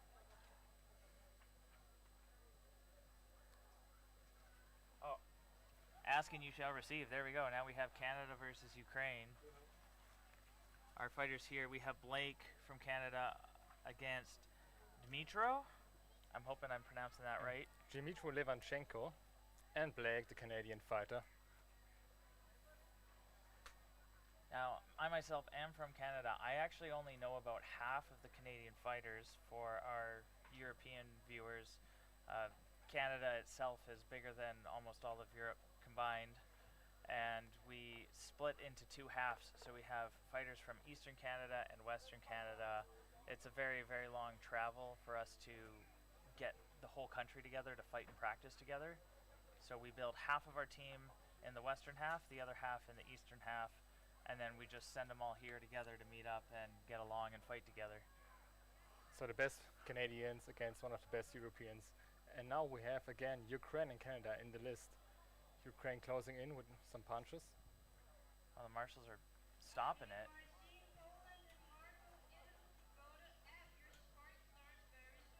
Fighters going to the corners.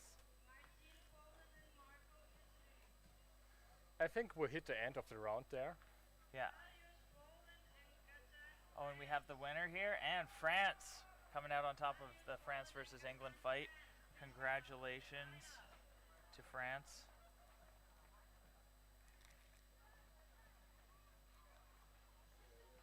We have a question here. What about the number of fighters in Canada? Overall, throughout all of Canada in the sport, we have about, I think, well over 100 people who actually participate in Boo Hurt. For fighters who are attending today, I think we have somewhere around the 20 to 30 level.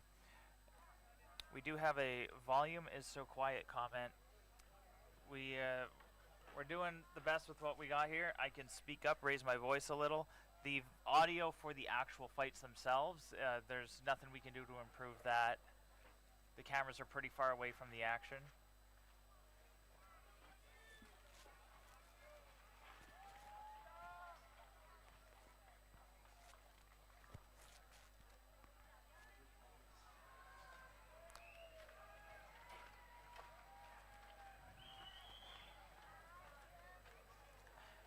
And once again, what we're currently watching here is Olav of Norway versus Thomas of Denmark.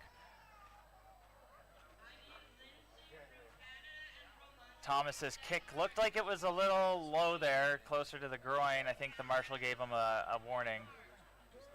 Yeah, you can't go too low. So now we see here Denmark is kind of dominating Norway.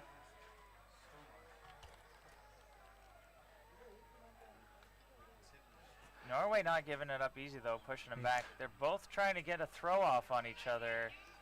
Both push themselves into the corner. And we're switching back over to Canada versus Ukraine. Also both in the corner, but some shield punches from Canada there.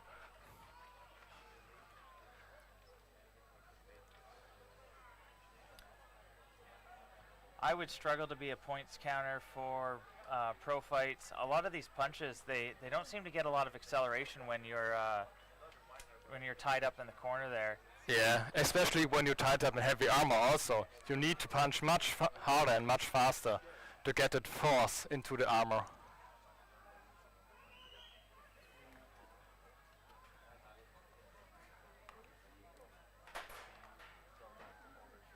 We got our cameraman doing his best job out there with the marshal standing in front of him. Yeah. Now we have a good close-up of Ukraine and Canada there in their clinch, and we switch back to Denmark. We have the Norwegian fighter on the ground. I heard a lot of cheering there, so I'm assuming most of the crowd here is local from Denmark, so when I hear cheering, it usually means one of the Danes has come out victorious in one way or another. Oh, big throw of a punch from the Norwegian. And there. then And the marshals are stopping it. That's time for their round. I think my money is here on Denmark, definitely. They're giving it their best into play, especially when the World Championship is in their country. Here we have the hug from the Ukrainian and the Canadian fighter. As always, this is a sportsmanship sport. I've been very pleased with the amount of sportsmanship I've seen so far today. Most of the fighters have given each other a hug at the end of the fight, or even just a friendly fist bump or a sword tap. It all goes a long way.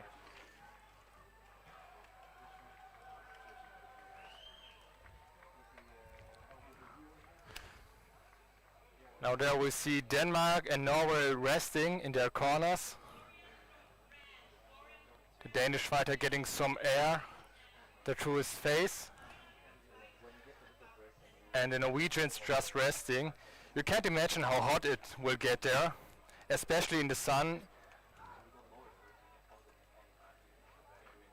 And we have a decision, the helmets come off. The crowd's cheering up.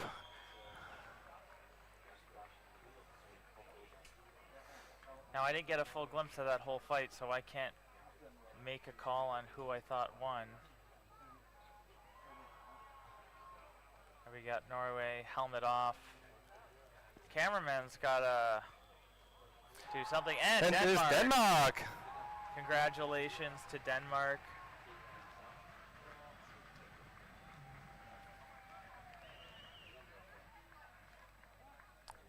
Both fighters fist bump each other.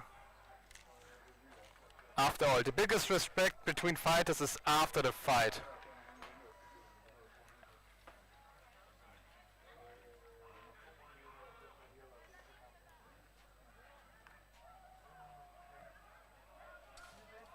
Now we see on the camera Poland entering the list with belt number 33. And we switch back over to Ukraine versus Germany. This is women's lightweight pro fight. This is Olga versus Voloshna of Ukraine. We see Germany attempting a takedown and giving heavy shield punches to the Ukrainian fighter. Ukrainian fighting heavily back and resisting the throw, and Ukraine on top of the throw. managed to throw Germany and keeping her on the ground. Both are ground working. Some shield punches from the Ukrainian fighter, and the marshal breaks it up. Both fighters are allowed to stand up.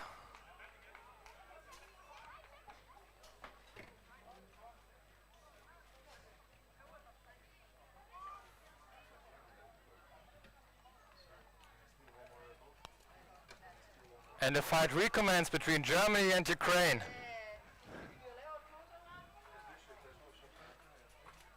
Ukraine giving heavy shield punches to Germany. And again trying to throw Olga. But Olga's trying to resist. And it seems both of them are stuck in there in a clinch, in a position where you can neither throw or fight back. They're going to separate for now. We'll see if they'll switch it back to trying to strike each other. They do. Both fighters seem to want to throw the other down. Germany throwing some good strikes. I think Voloshna from Ukraine was looking a little tired, but she charges back in. Yeah. Trying to get her head going for the throw, but Voloshna stands Germany back up. fights back, and now Germany tries attempting a throw in Ukraine. Almost going down. Ukraine not letting it happen, though. And the marshals are going to call a stop to that one. This was a beautiful match, pretty evenly matched. And you can see the Ukrainian fighter just absolutely drained of energy there.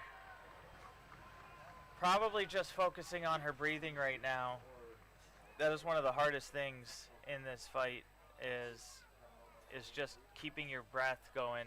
The helmets, they can trap your own exhaled CO2 inside the mask there, and if you don't get oxygen to your brain and your muscles, you just aren't going to be able to continue the fight. Yeah, you will lose. You lose very fast. And there we see both fighters resting. Again, it is very challenging to do this in the summer heat, especially in the full sun. So your armor heats up, the helmet heats up, everything feels heavy.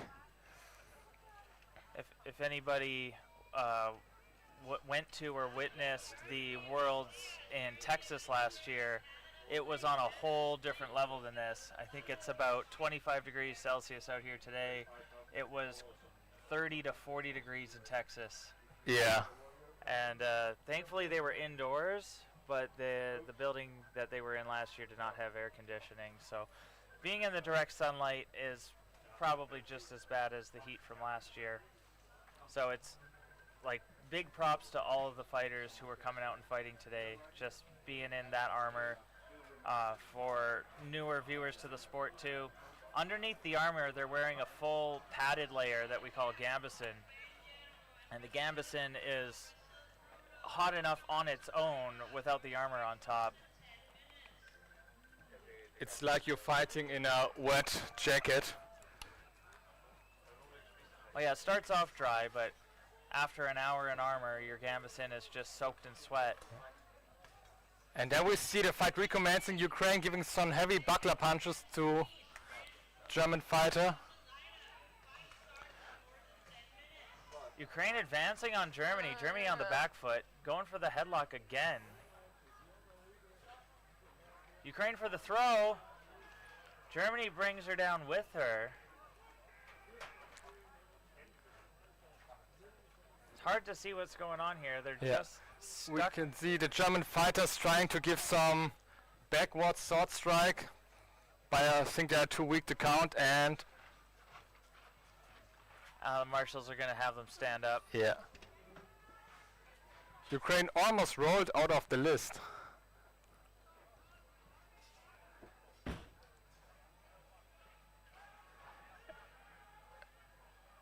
And there we see the fight picking up again.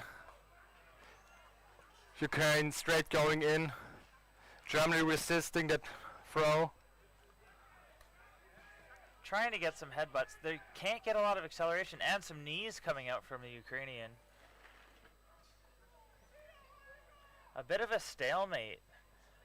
They may need to separate and switch this to a striking match. They seem to be equally matched in strength. It's very hard for them to get a throw. And there the marshal break up the fight. And we see it recommencing.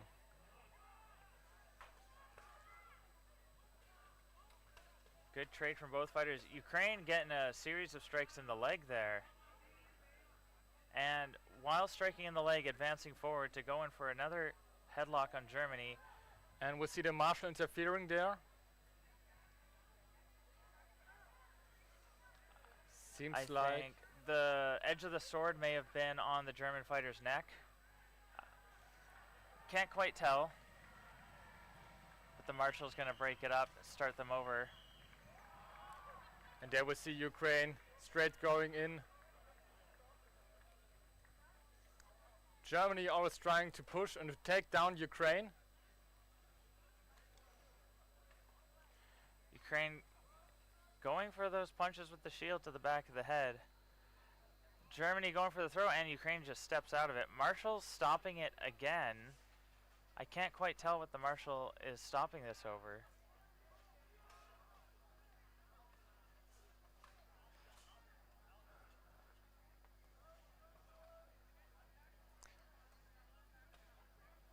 And as you can see, the speed has decreased and then both fighters decided to punch their opponents with shields and turn to a grappling fast, and this was I think probably that's the time. the end of the round.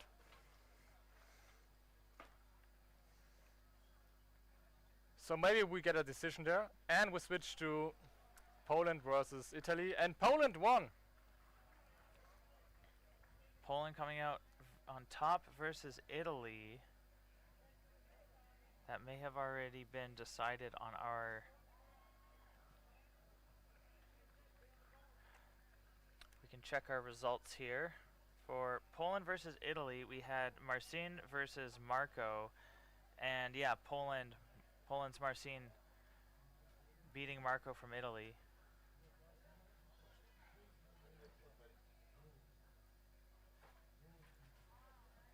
And we do have another Denmark versus Ukraine going on right now.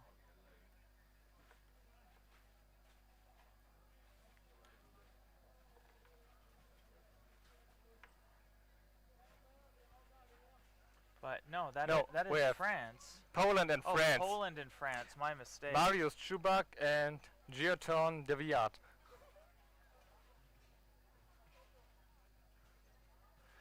And some very high kicks there from France. Poland striking to take down the French fighter by pushing his helmet down.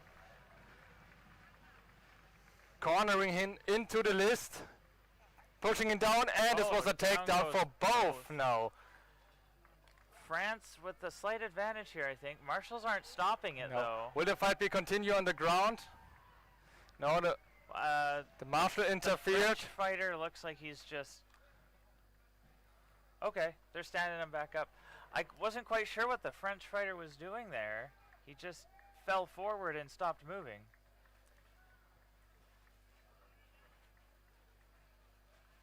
It seems like a takedown from the Polish fighter, but the French fighter decided to take the Polish with him.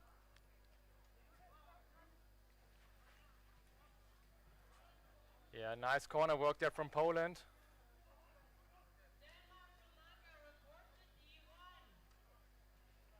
There we have the marshal checking the helmet.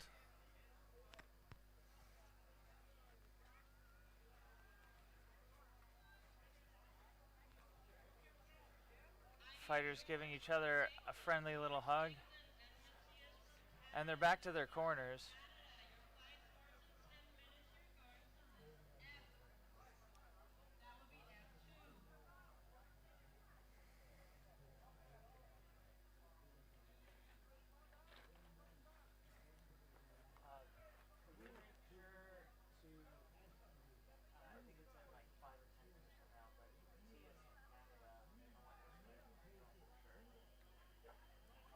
There we have the Polish fighter speaking out to one of the marshals.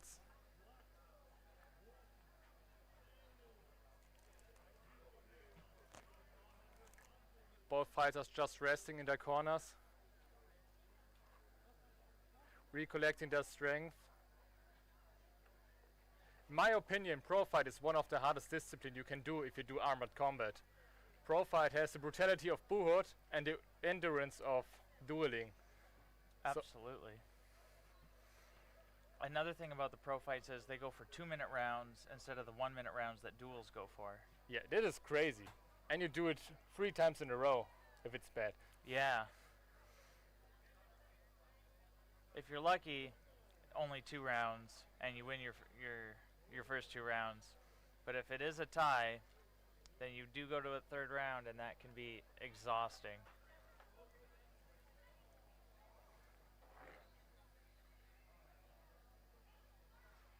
So now we have a decision here. And Poland beats France.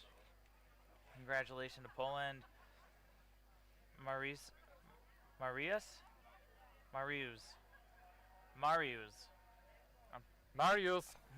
Kurzbach.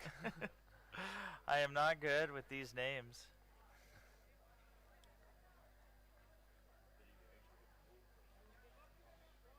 We do also currently have Volodymyr of Ukraine fighting Alexander of France. It's not currently on stream.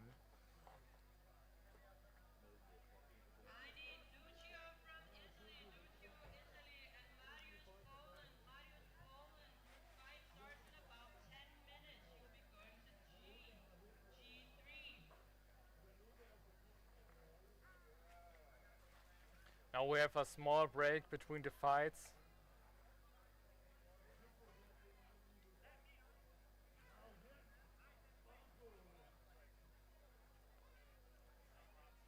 Just reschedule, and now you can see the amount of lists we're having here to get all the fighters and all the lands ready for the next rounds. Yes, we do have 5 active lists with fights going on simultaneously sometimes. We can only have some of our camera angles, like the one you see now, can show about 3 lists at once, but the ones that are further away definitely aren't getting full coverage of the cameras. We do seem to have some downtime in all 5 lists currently. It looks like the marshals are having a meeting.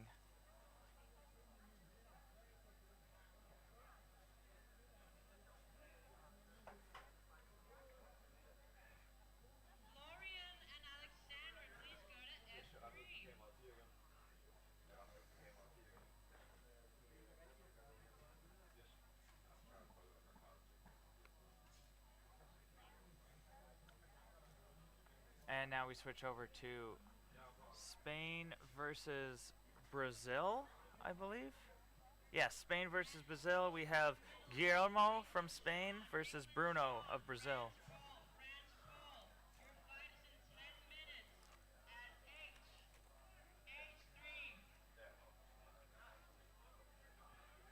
And these are some real heavyweights. As you can see, this is the Titan weight division.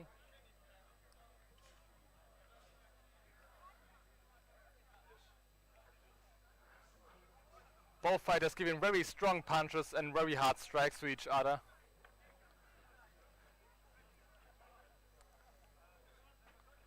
Brazil there in their beautiful tournament helmet,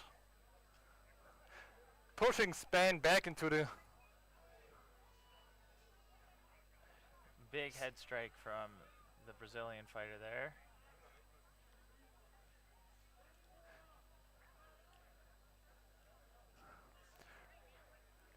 Spain getting some points in.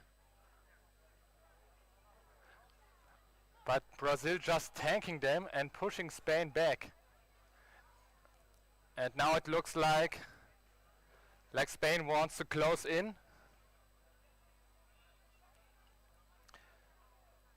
But Brazil pushing him back and striking him.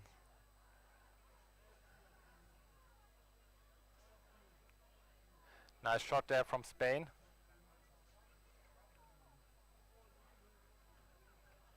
We do apologize for the flag waiver.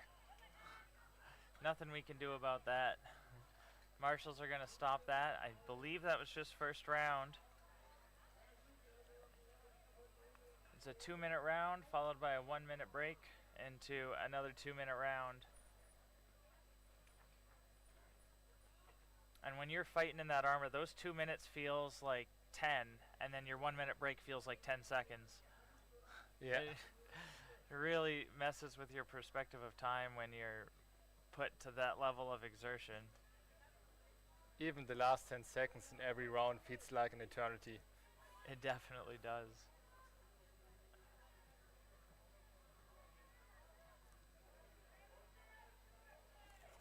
The first fight seems pretty evenly matched. We get some good points from both sides here. Brazil taking some hits on Spain and Spain also taking some hits on Brazil. Brazil a little bit more dominating on the striking side, also with their shield. But we will see in the second round how this turns out.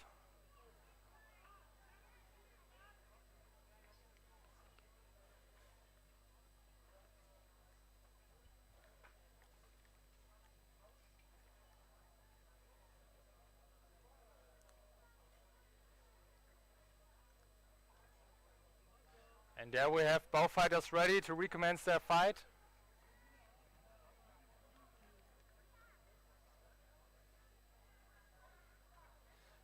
Guillermo versus Bruno. Yeah, nice shot from both sides. Brazil giving a huge push to Spain, pushing him into the list. But Spain fighting back, attempting a throw. And now have Brazil cornered in the corner of the list.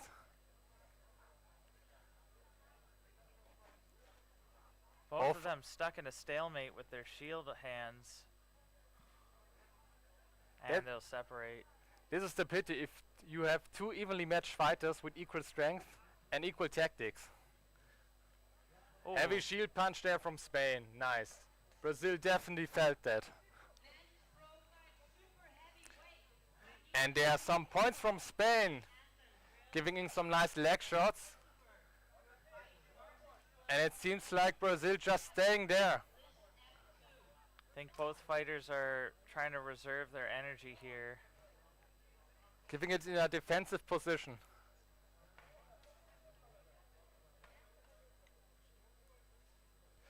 Nice shield punches from Spain there. Brazil trying to grab the arms of their opponent. Spain backing off again. Just catching his breath. Comes in for another shield punch. Brazil doesn't seem to be going too offensive here.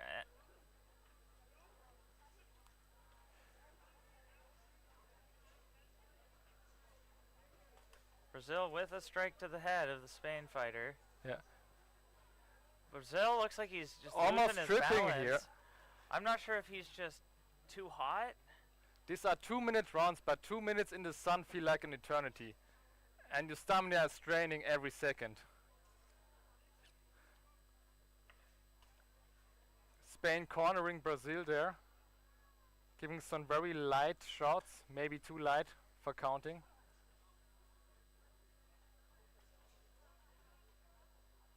And this was the end of the second round. Fighters will go back to their corners. The marshals will decide whether we go into round 3 or if somebody won.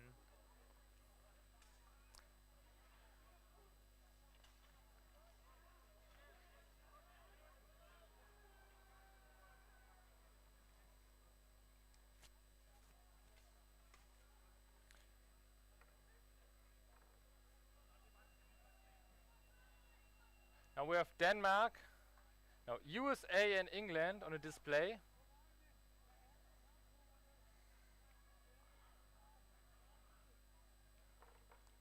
Oh, yeah. Women's pro fight lightweight division. Alice of England versus Shauna of the USA.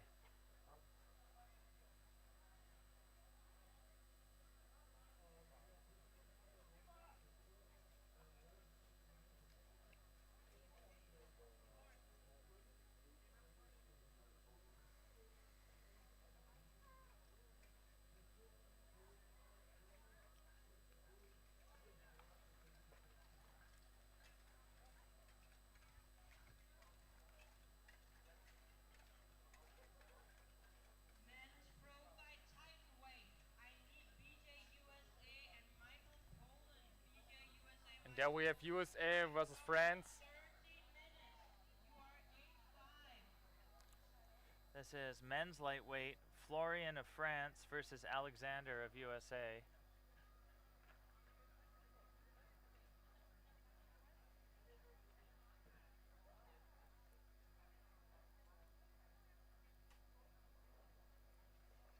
We have our winner between Brazil and Spain. And it's Spain. Spain takes this win home.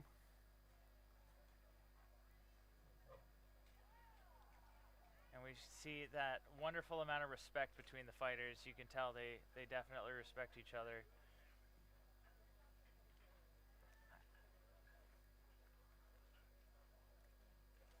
Having a friendly conversation at the end of their fight.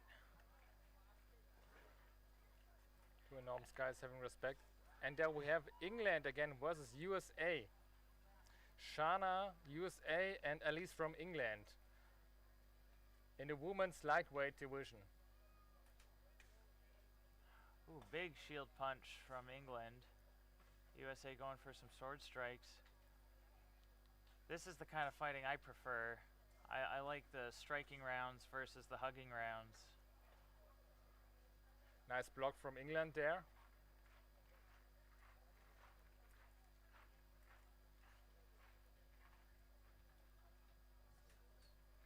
Oh, big shield punch from USA to England.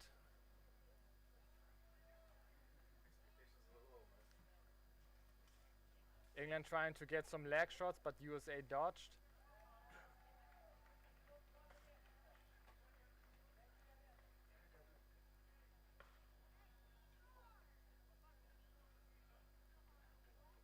Both fighters saving some energy, not giving it all in, but some counter strikes there from USA to England. Both fighters doing really good on defense so far in this fight.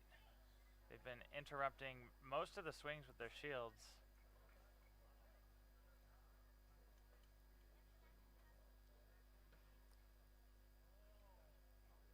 This is also the beauty of the sports. You have armor, but you also have your protection gear, like the shields, and you need to use them. You need to block those strikes and give it in. Oh, some nice knees here from USA. And marshals are going to stop that first round.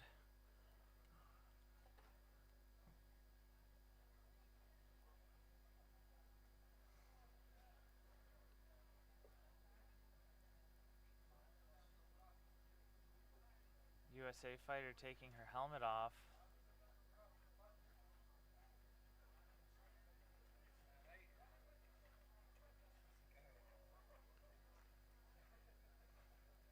I can't tell if she's done. She still has another round to go, or she's just letting her head air out a little bit.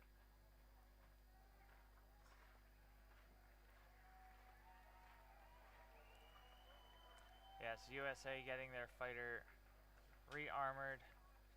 That's why we don't normally take helmets off. Oh no, but they do have a decision. My mistake. And USA. I thought they were putting it back on to send her in for another round.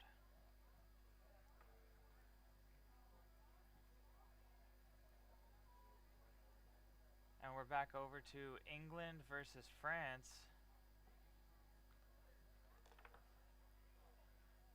We did have an England versus France earlier already. France come out on top, but these are two different fighters now. This is Sean Go of England versus Paul Vionnet of France. Both fighters giving it very aggressively. France giving some leg shots there on England, but England heavily striking France, getting a lot of points there. They're both trying to throw some kicks, but they're not really landing anything solid France here. landing some decent leg shots there. And England attempting their takedown, but France is resisting. In the meantime, France, getting some good strikes to the leg on the England fighter. And you can also win by points. You don't need to dominate your partner the whole time. If you get enough striking points, you also win the round.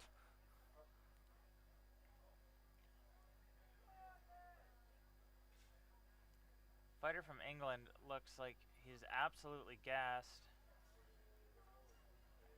The marshals are going to separate them.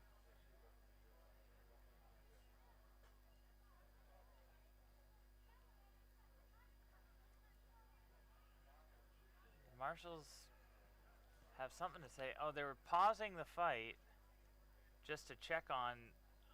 And I think they were just checking on the England fighter, because from my perspective too, it just looked like he was out of energy. So they paused it, but he had to go back to his position that he paused from.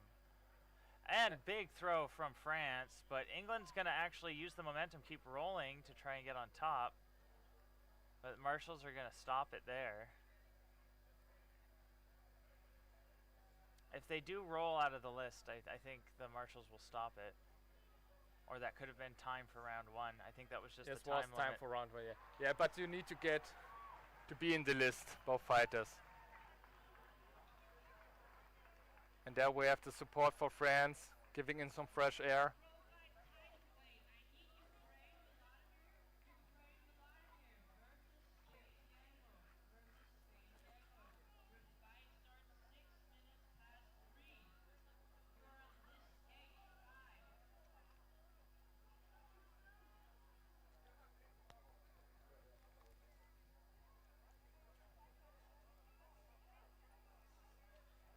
We do have a question on the YouTube chat wondering if the fights are recorded individually as well. The answer to that, I believe, is yes. We have 4 separate cameras set up, and so all the fights are being recorded. We just only have screen space to show one camera at a time here. So they will be recorded, they will be uploaded, but we can switch on over to Germany versus Canada, men's pro fight heavyweight.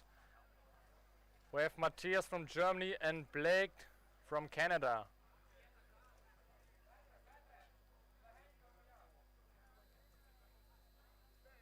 Both fighters waiting for an opportunity.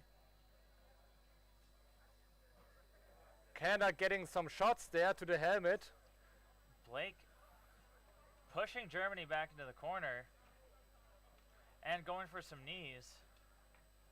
Germany going for some leg strikes with the sword.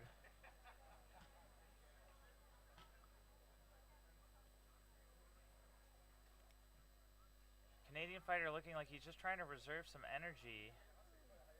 And the marshals are going to split them up. I believe that was time for that round, is sending them back to their corners.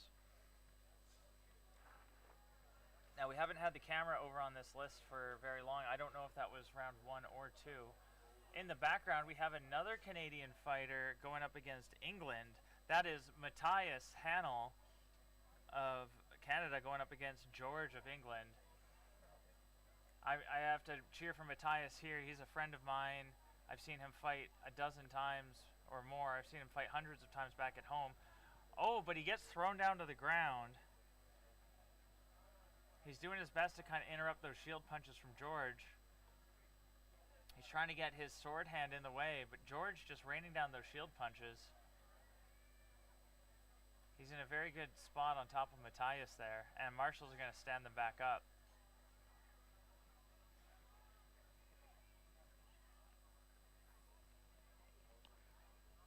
I see a question here in the chat.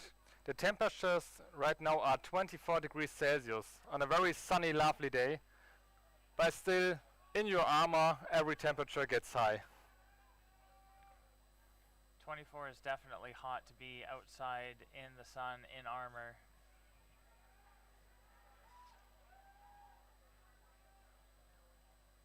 For our American viewers, it's about 80 degrees Celsius, or Fahrenheit. 80 Celsius, we'd all be dead.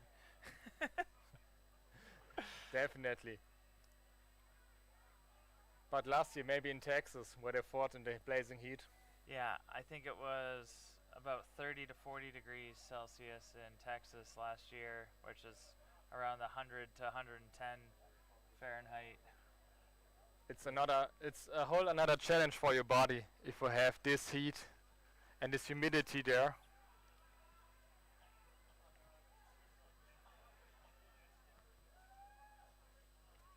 We do have Blake versus, so we have two Matthiases in the ring right now. We have Matthias from Germany fighting Blake from Canada, and we have Matthias from Canada fighting George from England.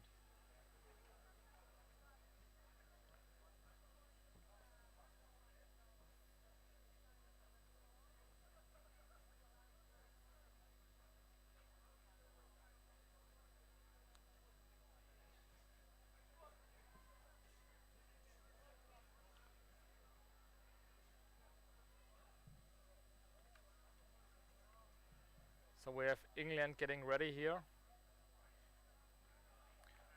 Well, this is the Canadian guy who have a Bavarian shield, and it's mentioned in the chat the Bavarian Bruiser. Matthias Handel Yeah. with belt number 18. Little fun thing about Matthias is he just got married, I think about like 5 days ago. So congratulations. Congratulations to Matthias and his wife. They flew to Germany. The England fighter leaving the list for some reason. Matthias looking confused. We're gonna back over to German Matthias. Versus Canadian Blake. Yeah. The Canadian Matthias is also from Germany originally as well. So we have two German Matthiases, one representing Canada.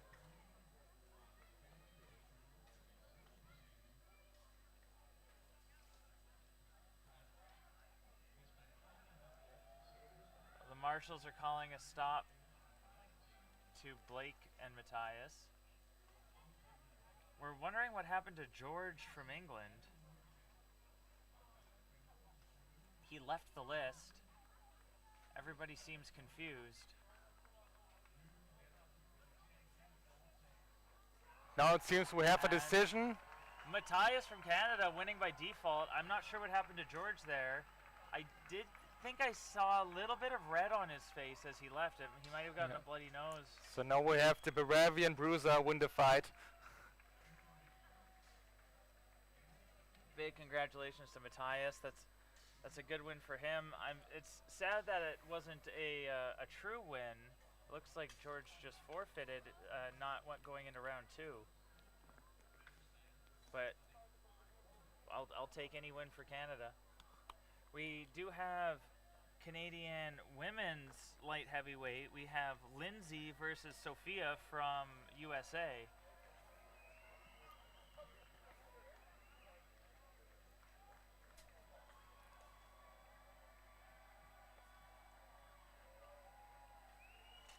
Lindsay here with a sword and a punching shield.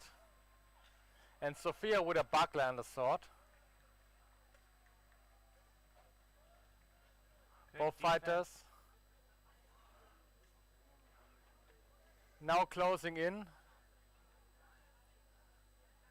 I was expecting Lindsay to rotate around there, but she let herself get pushed up against the list.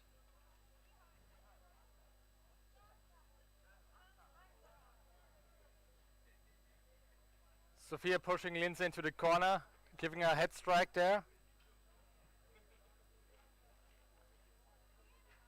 Sophia trying to get some sword strikes. She can't get enough acceleration on her sword arm. The marshals are going to split them up at that point. I believe that may have been time for that round.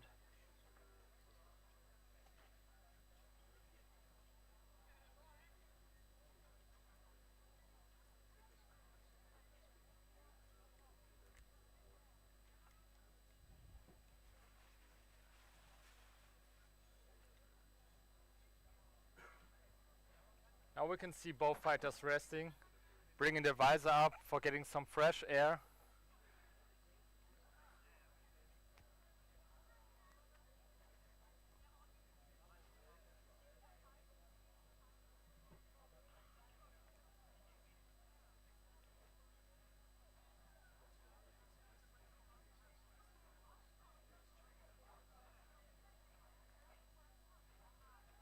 Yeah. Does IMCF have something against Kanyas? I'm not sure what that's referencing. I don't know that word. Said they'd rather show nothing than a Kanyas fighter doing anything. I'm not sure. It's not up to, just to be real with you in the comments there, it's not up to the IMCF. We have a limited crew running cameras here, so we have I think 2 stationary cameras and then 2 other cameras being manned by people walking around with them, and we do have just a multitask crew over here monitoring all the cameras and switching periodically, but we don't have a dedicated videography person to be constantly swapping the cameras and stuff. So we do apologize for that. We're working with what we have here, but no, there is no discrimination against any country coming from the cameramen. It's just what it is. I don't want to talk too ill about previous years, but we do have a better setup than last year, at least. Last year was just a single phone camera, I believe, set up on a stand somewhere, recording everything. And yeah, so for every camera that is currently recording, all of the fights are being recorded and saved, so you can rewatch any of the fights that you didn't see here on the live stream. You can get back on the website and you can rewatch those fights once they're uploaded at the end of the event. They might be uploaded later tonight. I don't have a total confirmation on that, but they will be up at some point eventually. So if there's a fight that wasn't streamed live here due to some of the camera work, there will be footage of it eventually going online. And there we have the fight recommencing between Canada and USA. USA pushing aggressively Canada into the corner, giving some headbutts in.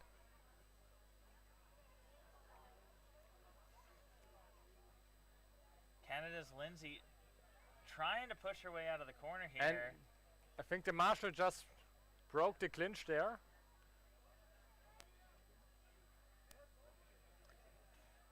Lindsay's got to use her feet. She's got to rotate around to get out of that. The Sophia from USA doing a really good job of keeping the aggression up, just pushing Lindsay around.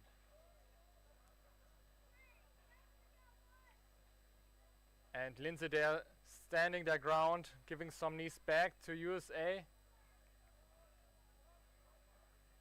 And attempting a push, but the marshals are calling a stop to that.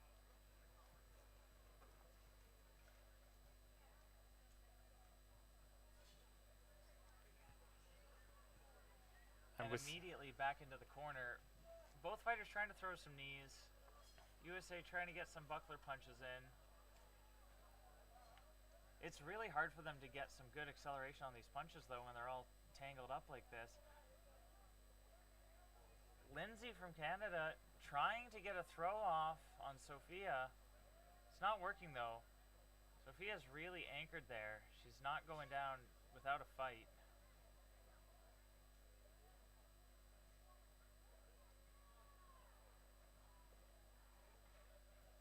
Oh, big kicks coming out from Sophia to Lindsay's legs.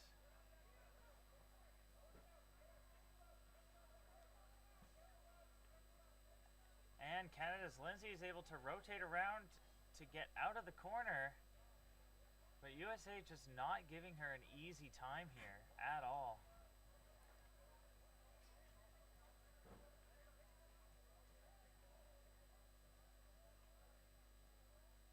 Both fighters standing their ground there.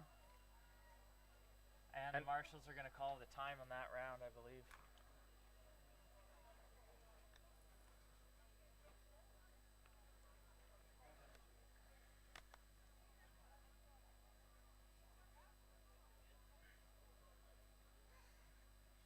So somebody on the stream here says they rewatched. It looks like the English guy got disqualified for what looks like an equipment failure of some sort. So that is what led to Matthias from Canada winning his fight. Was I believe it was George from England had an equipment failure. But we do have a follow-up comment there saying, did he really need to leave the list? I do have to agree with that. Even if you leave, if you lose due to something that's out of your control, it's sad, it feels bad. I definitely can empathize with George on that, but you should still stick in the list and show the respect to your opponent, and at least be there for them to announce the winner before you step out. But I understand George was probably pretty upset with that loss because he was doing a good job. He was putting up a really good fight against Matthias.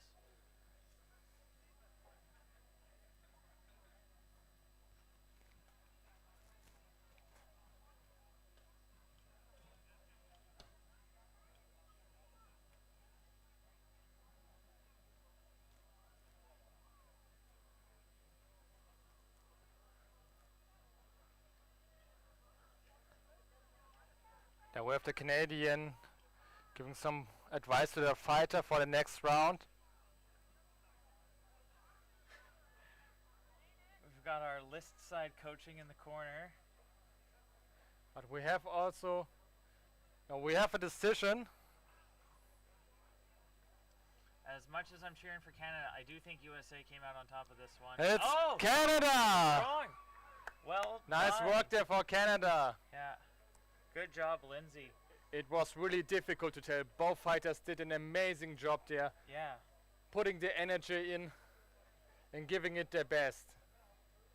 That was a really good fight. The USA fighter did have Canada pinned against the list for a majority, so that's what was leaning my decision, but that's why I'm not a marshal. That's why I'm just here talking about it.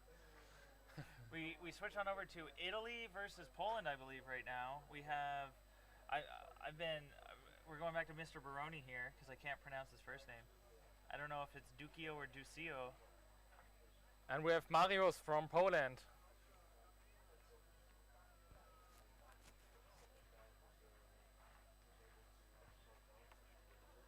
An Italian fighter having Poland here. And the marshal breaks the two up.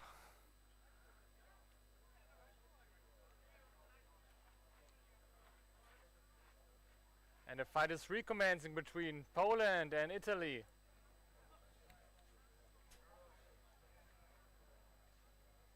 Some decent points there from Italy to the Polish fighter. Polish fighter leading in with all of his strength, giving some leg shots there to Italy. Really good series of leg strikes there. Well, he had the opportunity to keep striking his leg. I do like how the fighters will switch it up and not just repeat swing the same thing. And we have an interference.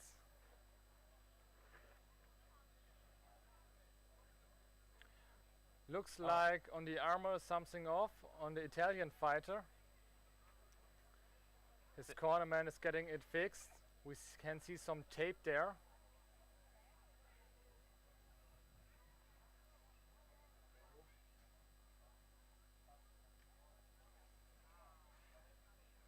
Now, I thought I did hear a rule about them saying no tape for fixing armor. I thought it had to be some sort of historical material like leather or something to tie it. They may have waived that rule just for ease of repairs in the middle of a fight because you only have 1 minute to get your armor fixed. Either way, everyone is thankful for this break. Yeah. Poland pushing in aggressively on Italy again, and going for those series of leg strikes. Poland up in the points so far, both in strikes and aggression. Italy's got to do something to turn this around. The marshals are stopping that. I believe that might have been time for round one. That's their time.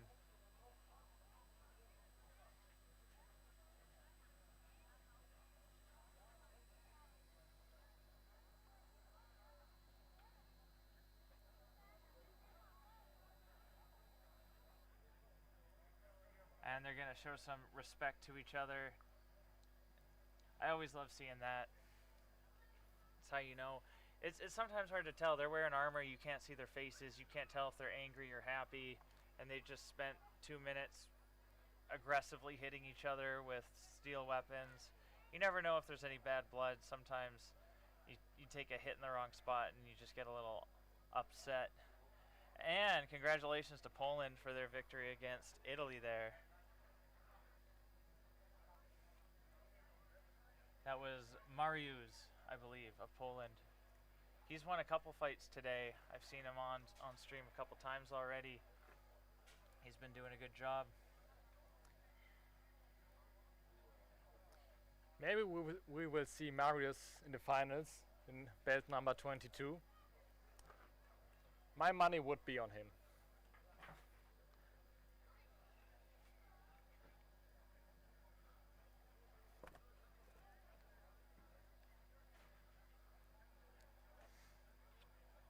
We have a YouTube comment. I'm just here for the polearm insanity. I agree.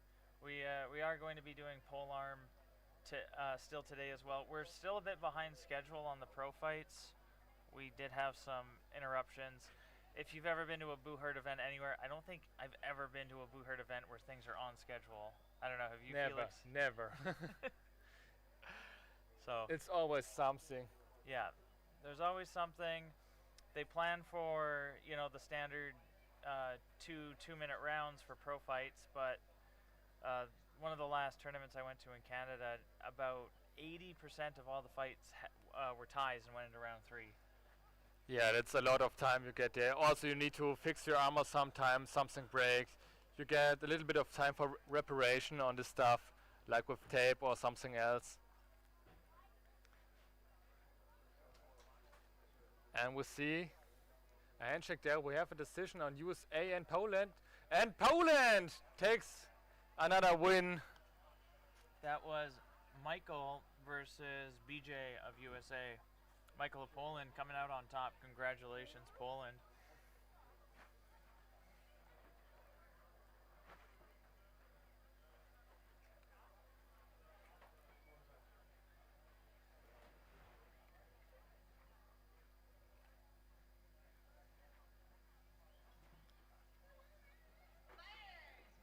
Up next, we will see the super heavyweight Ukraine and Wales. And also we're waiting for the light heavyweight Germany and Italy. I did just hear an announcement from the head marshal. We are going on a 20-minute break. So everybody watching the live stream currently, we will be going on a 20-minute break from fighting. The marshals need to get some food and water in them. They've been standing out in the hot sun all day. They need some time to tend to their bodily needs. The fighters probably need some time to take some of their armor off and air out a little bit. So we appreciate everybody's patience, especially those of you who were here this morning who put up with the late activation of the stream and the no audio for the first hour of the live stream going. So we will have our 20-minute break. And I guess we'll see you in 20 minutes with the rest of the pro fights and later that day with pole arms. Stay tuned.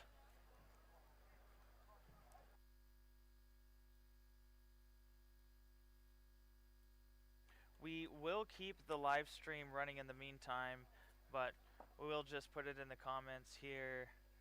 Is this the IMCF account? No, this is Emil's account. So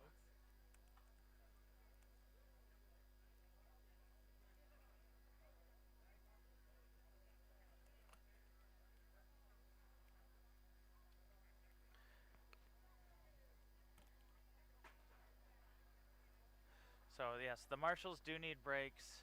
We see that in the comments, so thank you guys there. Myself, once again, my name is Justin. I'm from all the way from Canada to be here in Denmark, so I appreciate this opportunity. I appreciate everybody being lively in the chat and YouTube and yeah, putting up with our difficulties in the live stream. So thank you all for your patronage and watching the sport. And me and myself and Felix here, we're gonna go get some food and drink of ourselves. We'll be back when the 20-minute break is over. See you in 20 minutes, guys.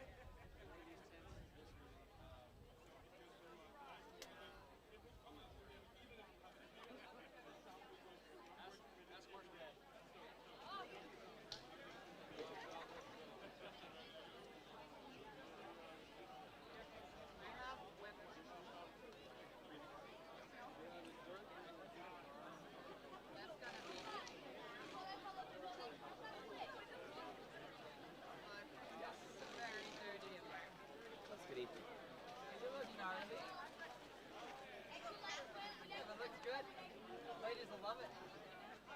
I'm saying I got a couple bites. I'm telling him to get a Band-Aid.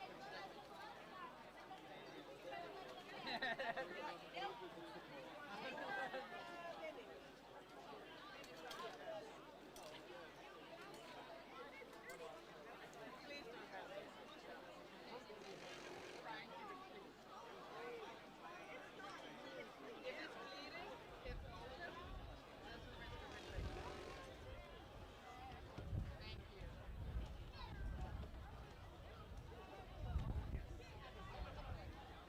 Video has some fun.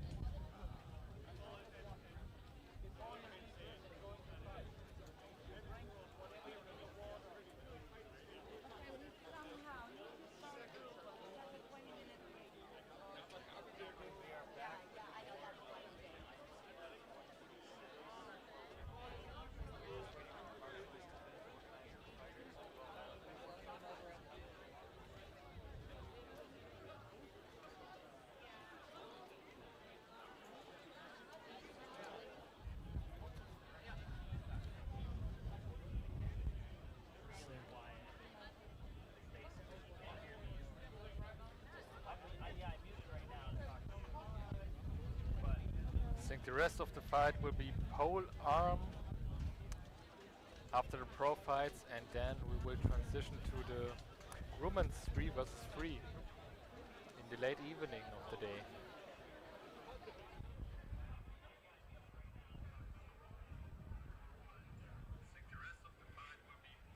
Oh, so we can hear you.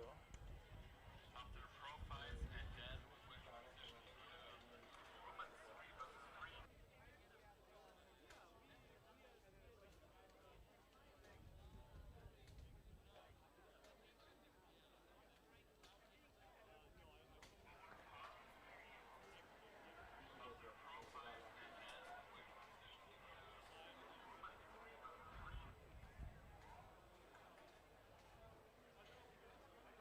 I think we have a backlash there. Like, I can hear Second. me on your mic louder than I can hear me on my mic. yeah.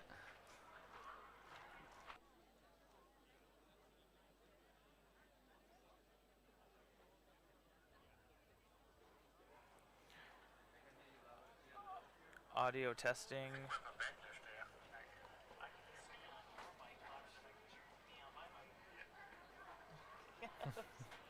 So that's quite the delay there. So we're still waiting for the pro fights starting to proceed.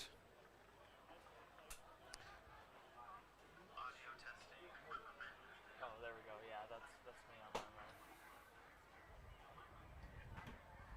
It's a beautiful day here in Denmark.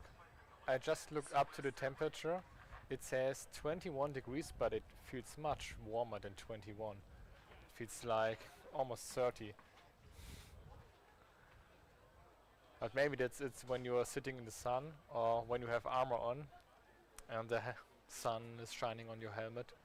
Everything will heat up just immediately.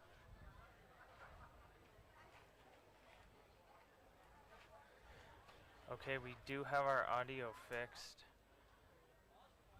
So we are ready to resume our fights here. Well, we're ready in the commentator's booth, but the marshals are still getting the rest of the fighters organized to resume fights for today. We're still finishing up our pro fights, and then we'll go into pole arm. Pole arm will finish the day, and then we'll come back tomorrow for sword and shield and some more. I believe longsword, I saw someone in the comments asking about longsword. That's not until day 3.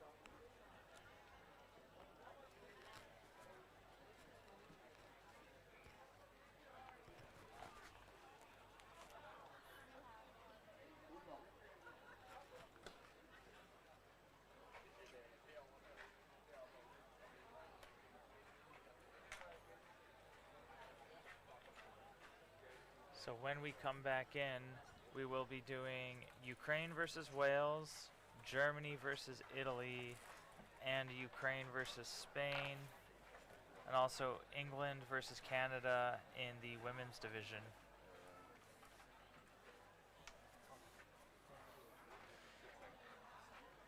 So we have the IMCF 2026 sponsored by Viking, Age of Craft, Software Sparta, Alba Bohurt, Lemberg, Gohood Medieval, Armor Workshop, Pablo Kozak, Jiri Krondak, and some more.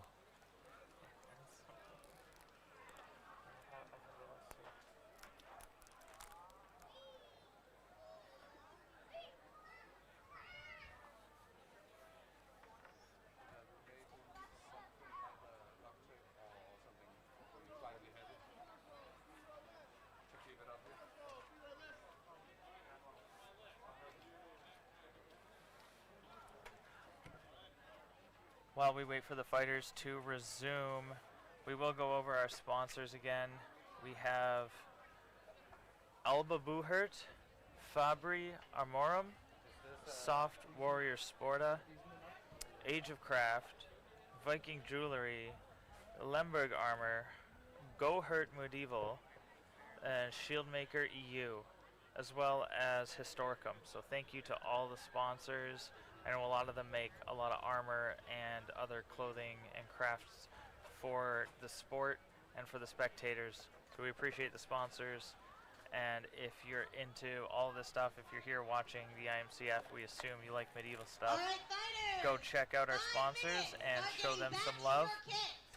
for helping fund stuff and put on this event today. And we just heard from the list that in 5 minutes the fighting will continue. 5 minutes.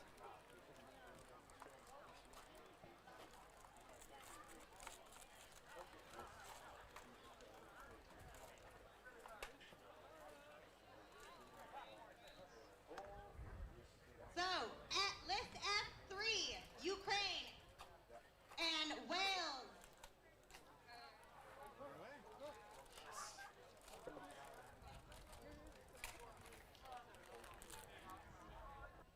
Then, list G will be Germany, Matthias, and Italy, Duccio. List H5 will be Ukraine, Vladimir, and Spain, Guillermo. List E, England, Olivia, Canada, Kala. Denmark, Romakia, USA, Sophia Rick. In list D.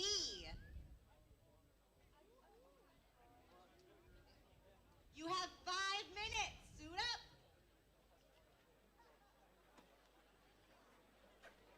So we just see the call from the marshal. The fighters have 5 minutes to suit up and list.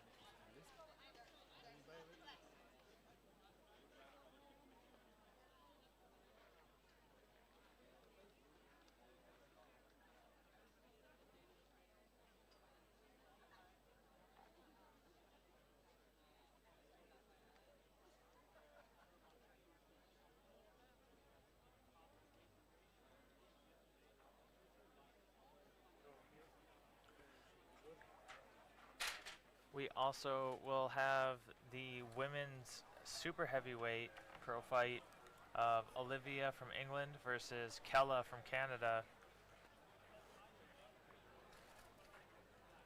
I do see a comment here on the YouTube live stream. According to the Danish Martial Tracker, it says George won against Matthias. I do believe that was a mistake. They definitely announced Matthias as the winner live here. I think there may have been something going on there. They'll definitely challenge that. They'll make sure that gets corrected in the end.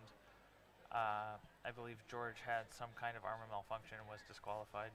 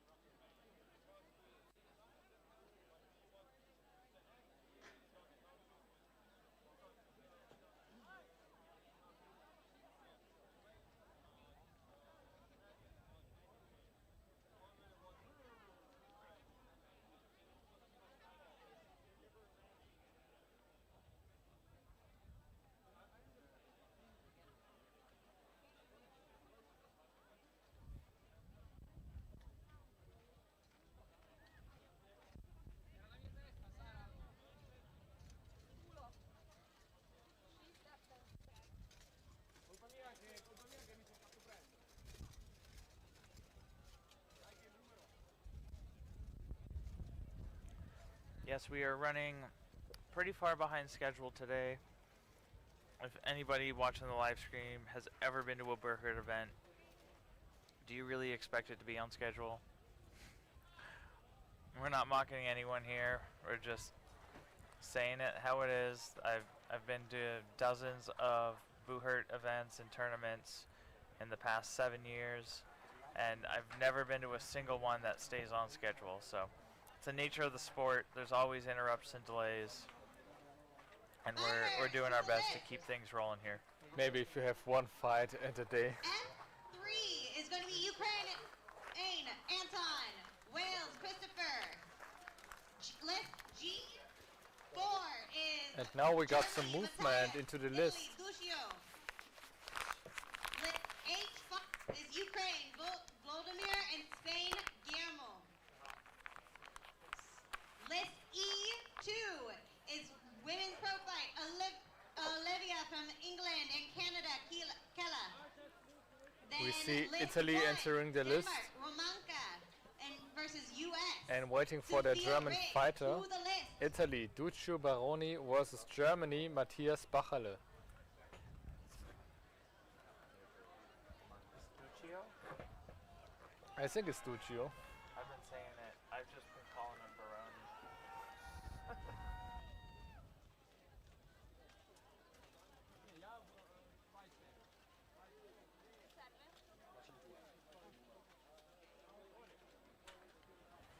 We are still continuing with the 1 versus 1 pro fights.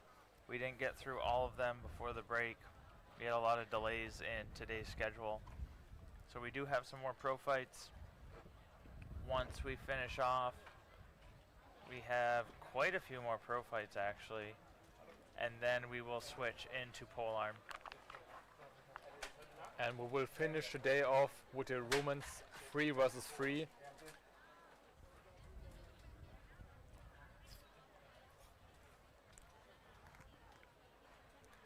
And now here we have in the list Ukraine and Wales. Ukraine and Wales. Wales in a beautiful black circle with a red dragon on the shoulder, and Ukraine in the beautiful blue tabard.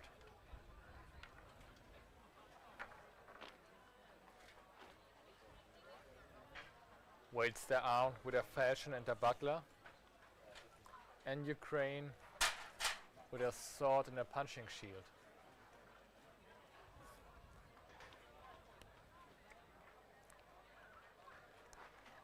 As you might not know, in Pro Fight it's allowed to have weapon switches, so you could also use an axe and a buckler or a mace and a punching shield. You are allowed to choose your weapon. There we have the salute of the fighters.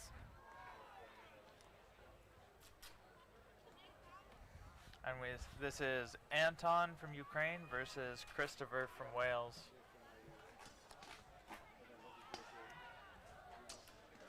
Starting off with strikes from both.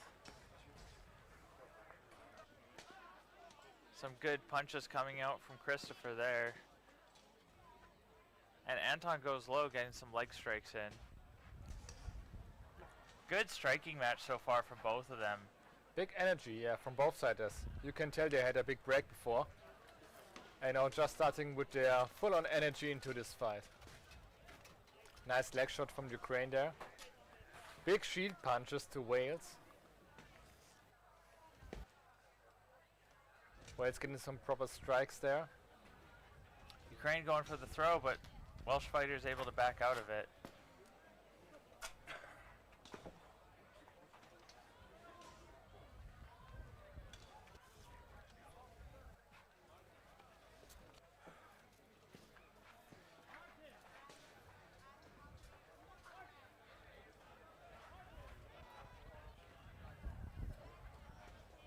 Ukrainian fighter doing a good job of keeping mobile here. He's pushing in, grappling for a bit, but still backing out. He's not trying to keep it strictly grapple or strictly striking. He's doing a really good mix. Wales fighter got his blade stuck, and Ukraine dodges that leg sweep. We got the Wales fighter pushing Ukraine.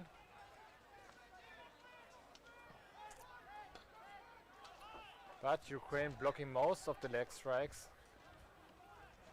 And just pushing back on Wales here.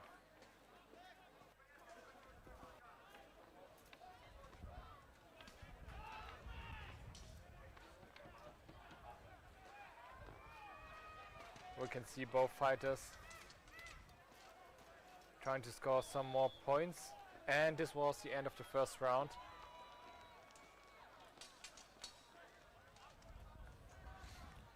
But on my thought, Ukraine is dominating the first round.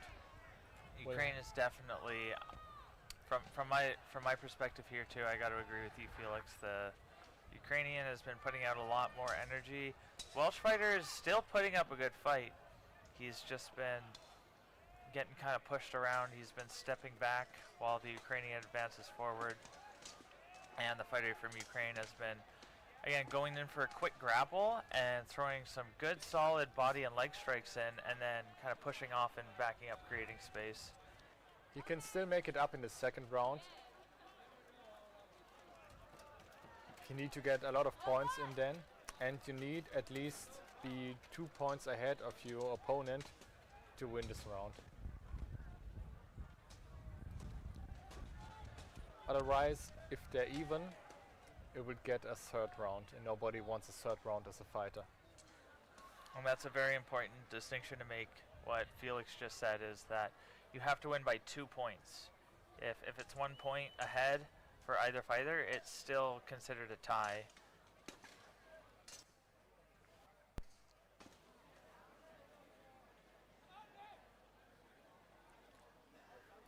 And we do have Italy versus Germany going on in the background. Matthias versus Duccio.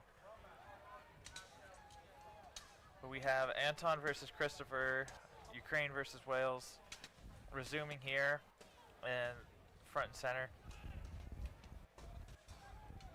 Strong start from both fighters. Really good duck from the Ukrainian fighter there. He went right under his sword. And Wales is pushing it, trying to get some points back from the Ukrainian. He wasn't being aggressive enough in the first round. I think his teammates told him that. It looks like he's definitely trying to make up for it now. Yeah, Wales pushing in again. Good defense from Ukraine. Ukraine getting those leg shots in. A very quick buckler punch from the Welsh fighter while Ukraine went low.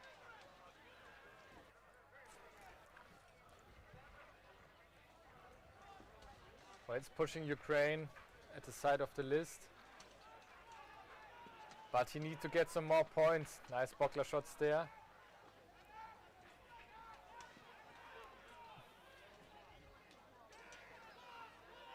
Wales needs to keep pushing.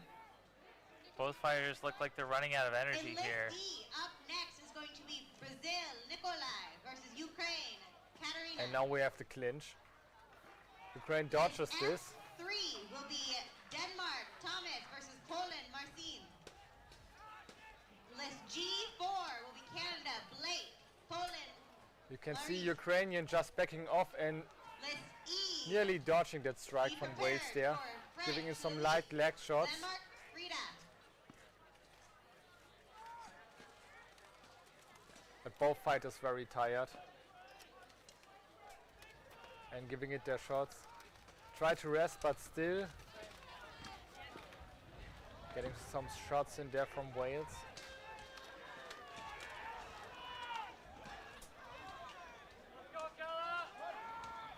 And Wales. this was the end of the second round. We have to wait for a decision from the marshals. If I was putting money on this, I think I would still go with Ukraine. The Welsh fighter definitely looked a little more lively for the first half of that second round, but his wrist was hanging low there. I think he was running out of strength in his sword arm. He was not, didn't look like he had a full grip on his sword, and his swings, it'll be up to the points counters and the marshals, but his swings were looking a little soft at the end there.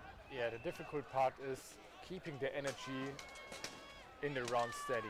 This is the difficult part, and you can see how tired the Ukrainian fighter and the Wales fighter is.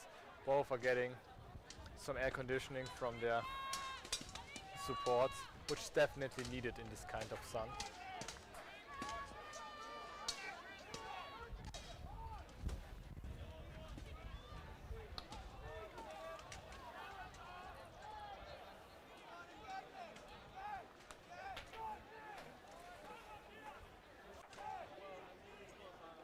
And it looks like they are taking the helmets off, which means we do have a winner decided. We've got Italy throwing some big knees into the German fighter in the background while we wait to see the winner of Wales versus Ukraine. If you do look at the top left side of your live stream, big punches coming out of the Italian fighter too. And our winner here is Ukraine. Ukraine.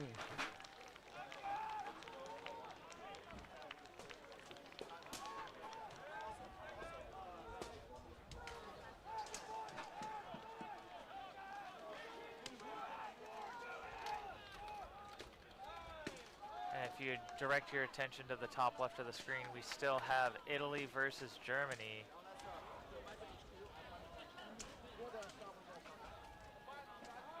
Looking like a really good fight. The Italian fighter looks like he's still got lots of energy. He's throwing some big, heavy punches.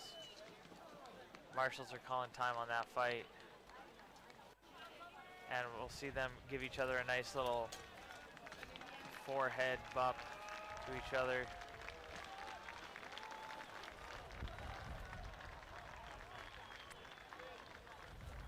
And coming in next on the list on screen, we do have Denmark versus Poland. We've had a couple of Denmark versus Poland fights already today. This is Thomas from Denmark versus Marcin from Poland. Marcin has been doing really well today. I think he has won most of his fights.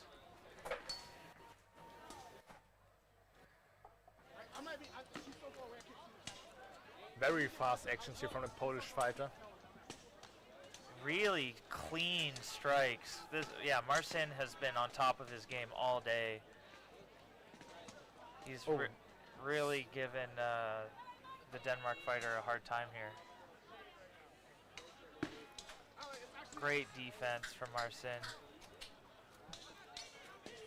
And a nice really good combination combo. there.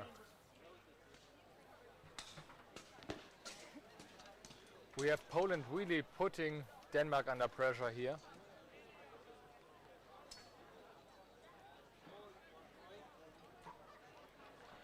You can see there the armor that Marcin is wearing is very close to what we call jack chains or jack plates. And it's just very small plates that guard the outer side of the arm, but they're very lightweight and very mobile. And you can see he's really putting that agility to work here. He's going high-low, going for some shield punches, swinging around, getting the sword to the back of his opponent's head. Yeah, his speed is incredible.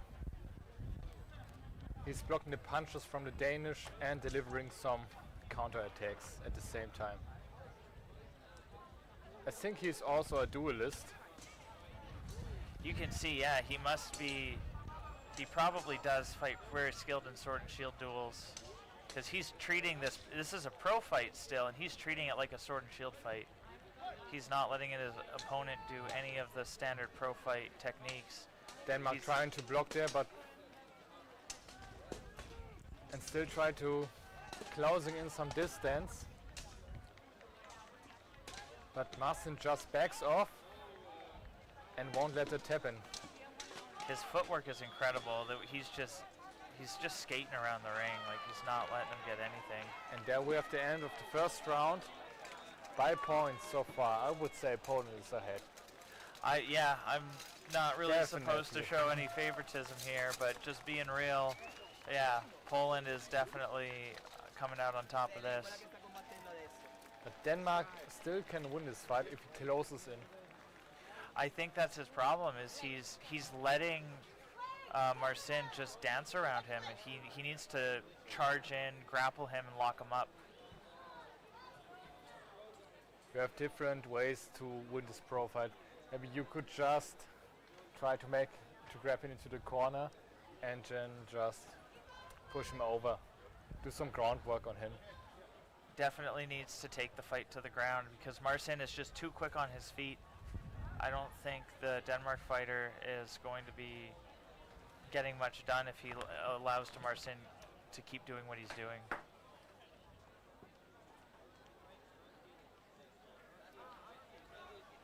We even see a comment on the live stream says, "I want to be like Marcin when I grow up."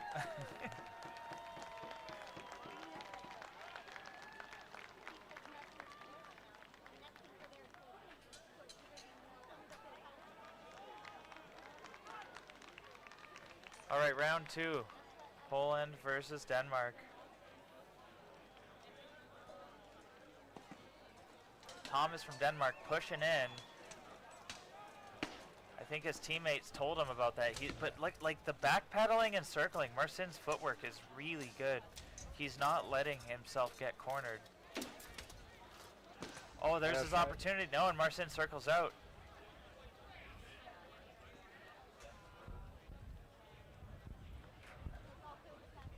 This is just a perfect combination of striking and backing off.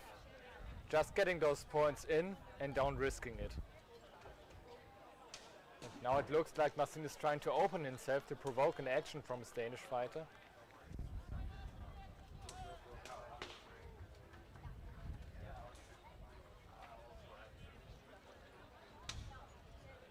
There are very quick shots to the helmet from the Polish. Amazing combo of shield punch into sword strikes to the head there from Poland as well.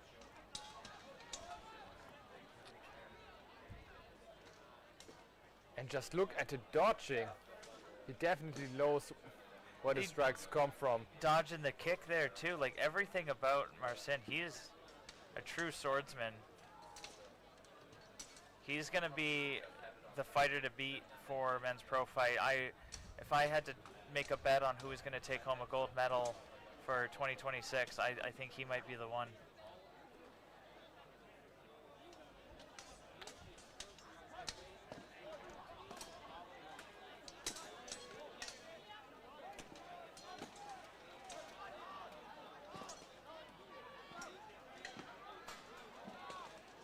Now getting some kicks in and some shield punches.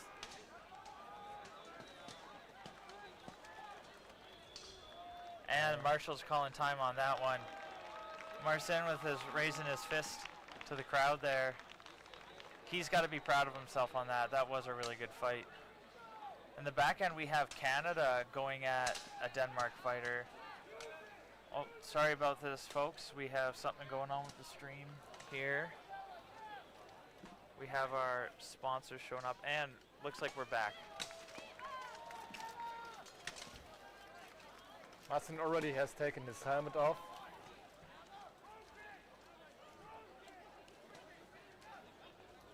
Going on in the back, we have Blake from Canada against Mariusz from Poland. And as we expected, Marcin from Poland wins his fight against Thomas from Denmark.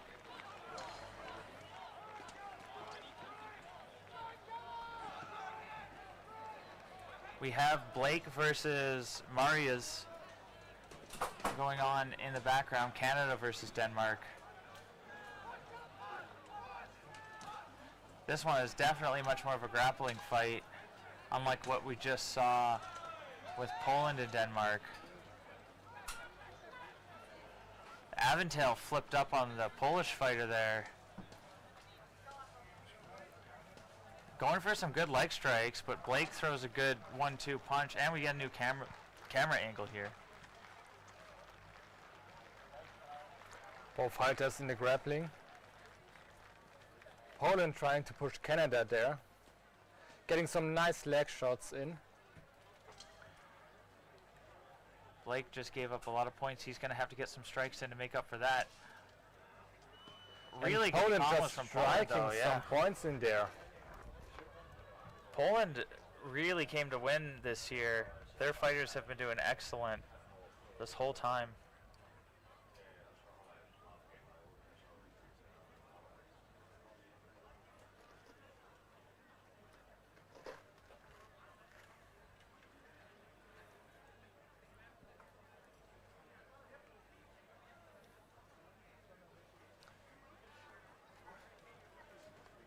And we're back. The Polish fighter getting something fixed on his leg armor.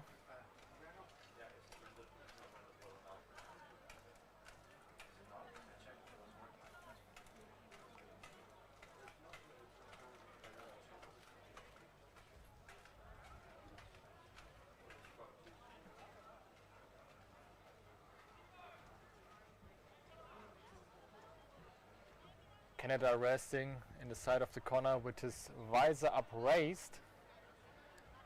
Some of the fighters are wearing very open visors, like the wolf ribs types, the one with the bar grills.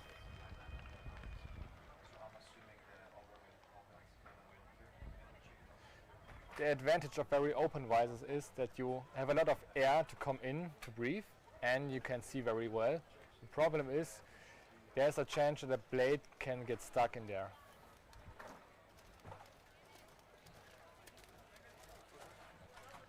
It is definitely a gamble. I myself, when I fight, I put my safety above my ability to breathe.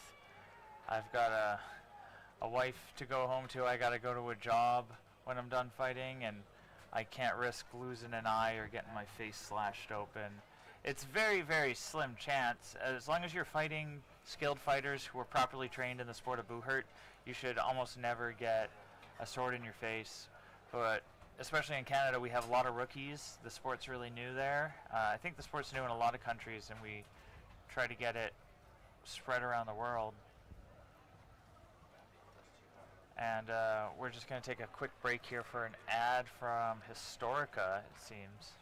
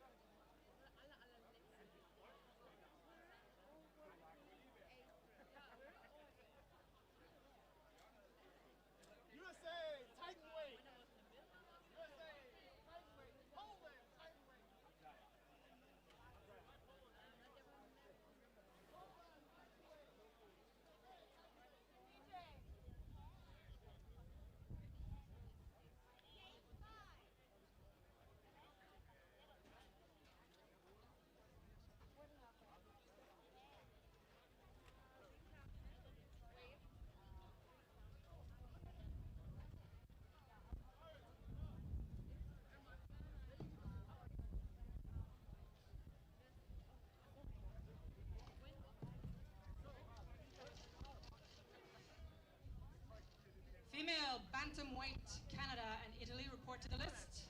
List D. England, Finland, women's bantamweight, prepare. Denmark, titanweight, report to the list.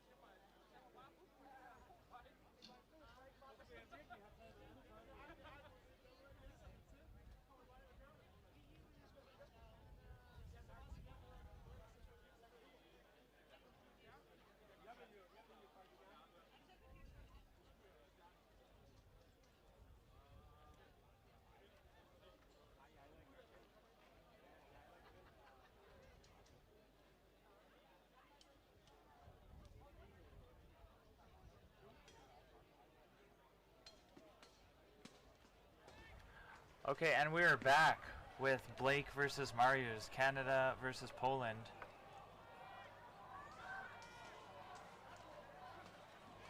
Poland very aggressive here. Canada fighting back, also very lightweight on his feet, dodging that leg strike.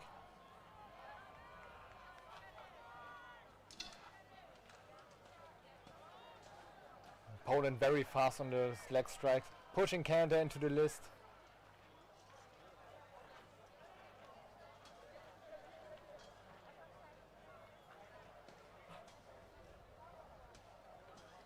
Poland doing an amazing job of aggression here. Blake from Canada trying to turn him around to pin him up against the list. It's not working though. The Polish fighter is really dominating right now. Throwing some knees and some kicks in. And a good punch to the face there. And giving him some leg strikes. Blake needs to rotate out of that.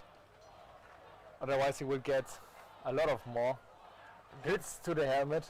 And he's receiving a lot of there.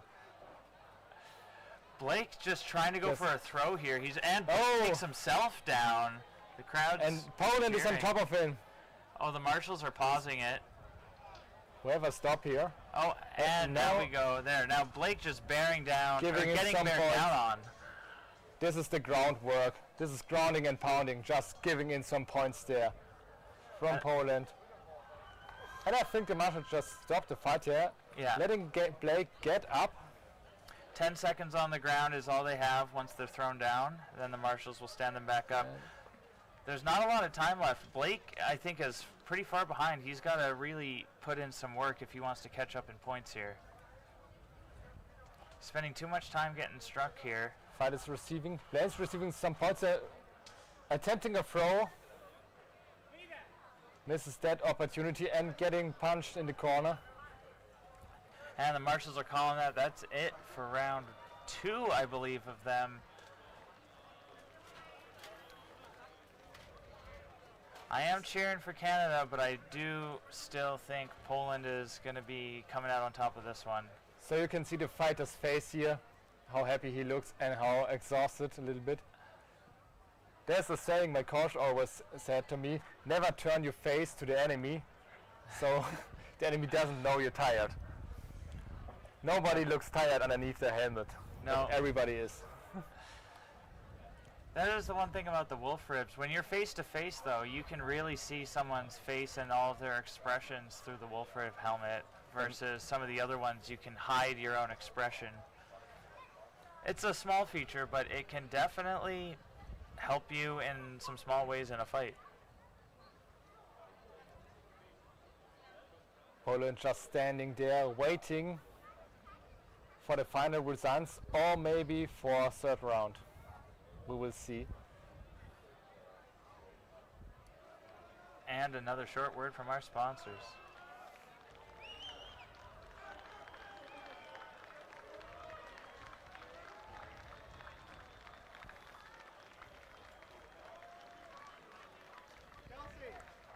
Yeah, another advantage with the wolf rib helmets is that you don't have to take off your whole helmet for drinking.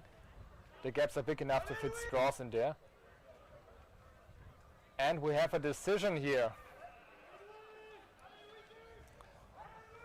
The winner is Poland! Congratulations to Poland. Taking another win home. And also very great fight from Canada there, resisting Poland very hard. Yeah, Blake put up a really strong resistance.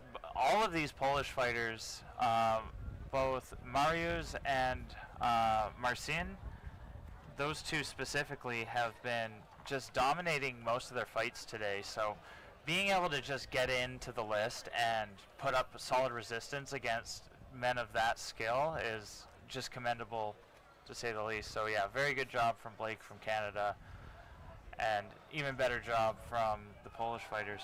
We have Denmark going up against France now.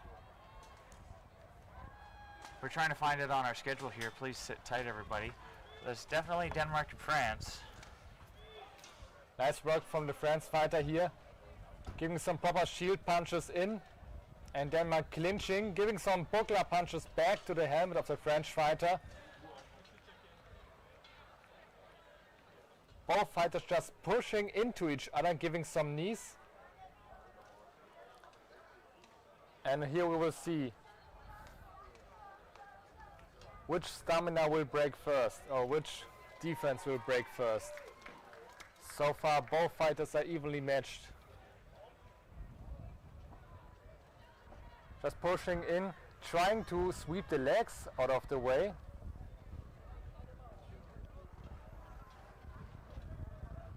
Giving in some headbutts. I think they're trying to destabilize the legs of their opponents for a fall, and the marshal will break up the two fighters. If a clinch will happen too long without any progression, the fight will be stopped by the marshals and will be continued inside the arena. We found our fighters' names here. We have Gaetan from France versus Christian of Denmark. Good kick coming out from the French fighter. Goes for another one and gets a good leg strike in into a, good 1-2 combos coming out from France right now. He's doing that same, just shield punch to a leg strike. He's done that 3 times in a row now. Denmark fighter can't seem to answer it. Slightly more aggression from French here. Giving in some heavy buckler strikes to the helmet. And a good punch with the sword hand. Denmark fighters back in the corner. Marshals are going to stop that. I believe that's time for that round. Really good aggression from the French fighter there.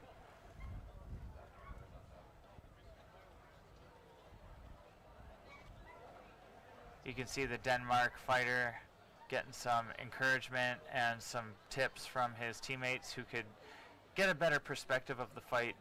Again, once you're wearing that helmet, you don't see a whole lot, so having your teammates kind of give you some advice from the outside, you can even see that they're giving some tips there to their fighter to counter what the French fighter is doing to him.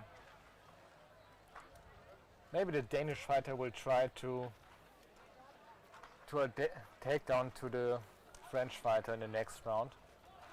We will see that. It seems they seem to change the tactics here.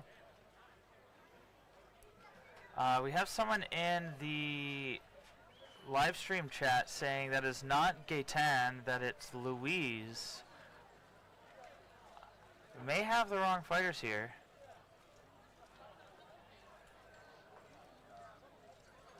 That is the only Denmark versus France that I see on the list, so my apologies if I'm getting the fighters' names wrong.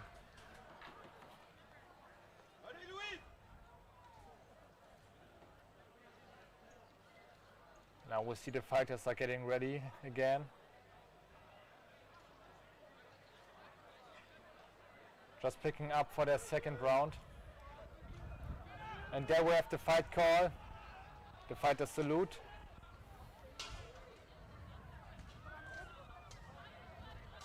And just some proper strikes from both sides. Pretty evenly matched here. Nice shot to the helmet from the French.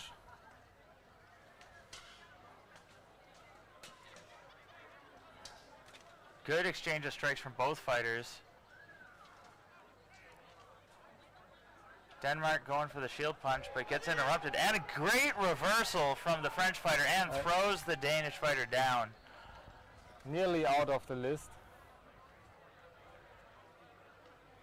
That was a really good technique from the French fighter there. He was pushed up against the list and he quickly was able to just reverse it on the Denmark fighter.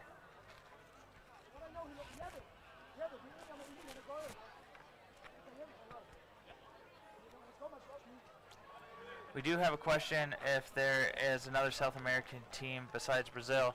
I know Mexico is here. We also have Chile. Is Mexico not here? That is my mistake. So I believe Brazil, I think, actually is the only South American team then.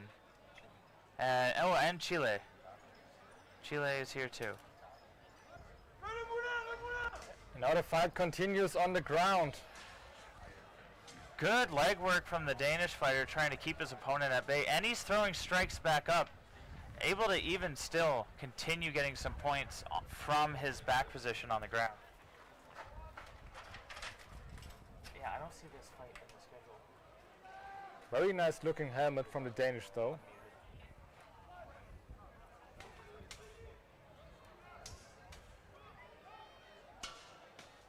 Nice block there from the Danish.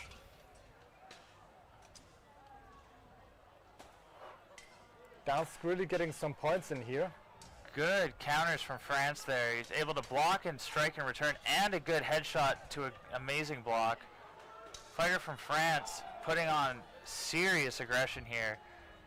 Punching with his sword hand, pushing the Denmark fighter back into the corner of the list. Danish fighter Head punches. trying to get his legs in position for a throw here.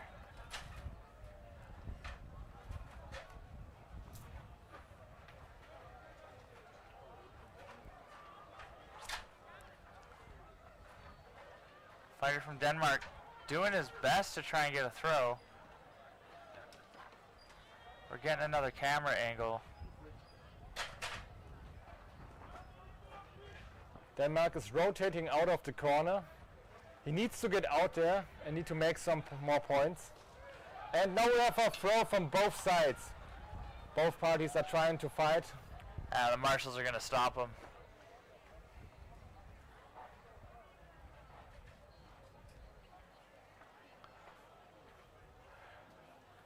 Our one marshal there, also from France, by judging by his pants.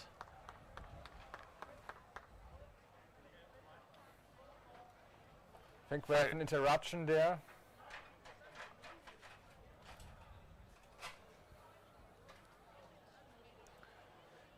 Fighter from Denmark looks like he is very tired. This must be the end of the second round. The marshals are discussing. We will see if we hit round number 3.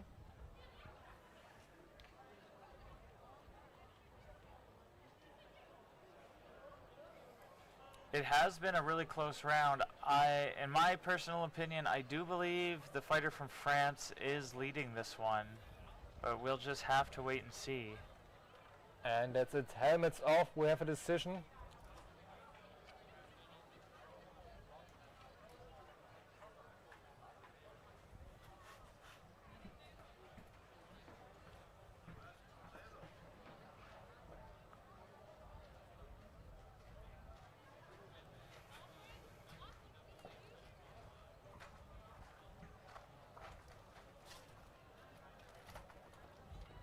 And our winner is France. Congratulations to our fighter from France. Very nice round there. He really worked for it there.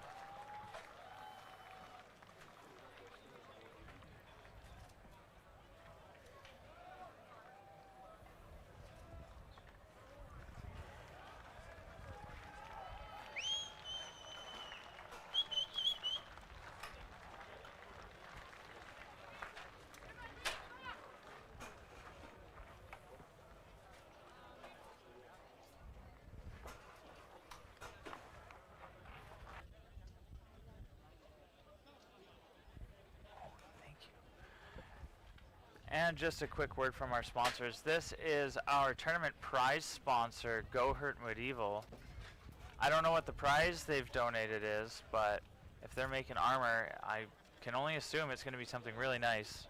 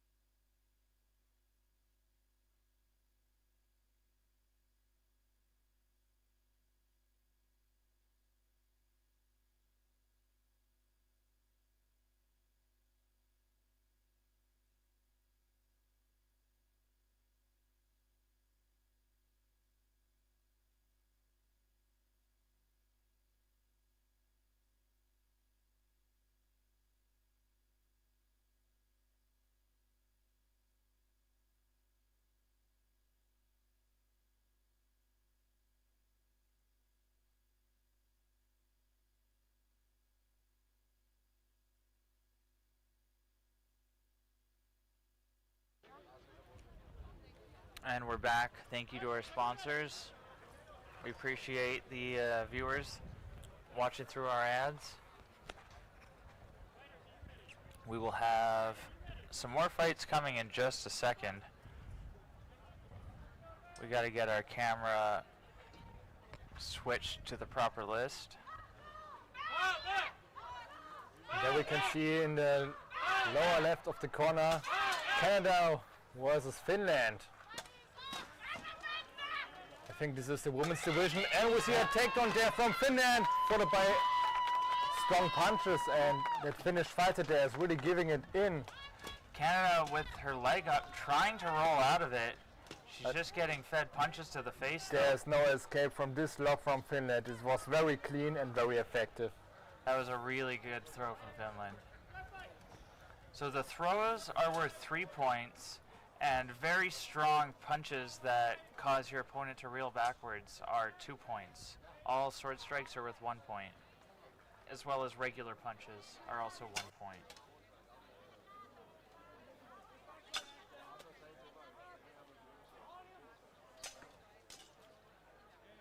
Nice blocks there from Finland. And Finland really hitting hard back, pushing on Canada. But Canada tries to get those points back, pushing Finland into the corner and maybe trying for a takedown. Canada going for some knees while they've got Finland pushed back into the corner. Goes for a leg strike, but Finland traps the sword. I don't think that's allowed, and both go down. To chicken wing the sword. It used to be legal. I do think that it's not legal anymore, though. I think you're correct there, Felix, on the chicken winging. The swords aren't allowed anymore. The marshals didn't seem to call it, though. We have Canada here with Canada going for a striking match now. Finnish fighter using some good footwork and backpedaling, not letting those punches extend. I think Finland is playing it safe now. Maybe she knows she's ahead, so why risk it all? Yeah, that's a very good point. But it can also be a false safety. There's a lot to focus on in a fight, but if you're able to focus on your own points and understand how much you've scored and how little the opponent has scored, and you know for sure that you're ahead, then you can definitely kind of take advantage of that, and you can go more on a defensive position for the rest of the fight, try to conserve your energy, force the opponent to chase you around, and waste their energy to try and regain their points.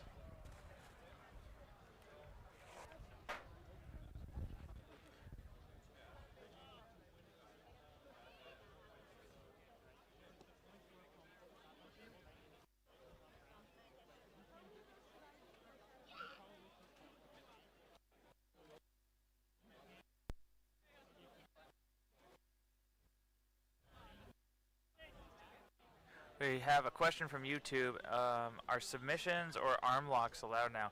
You are allowed to lock their arm up, but there's no submissions in Buhurt. So, like, you couldn't do like an arm bar or like a leg lock or anything that's going to cause your opponent to tap out. There is no tap outs in Buhurt.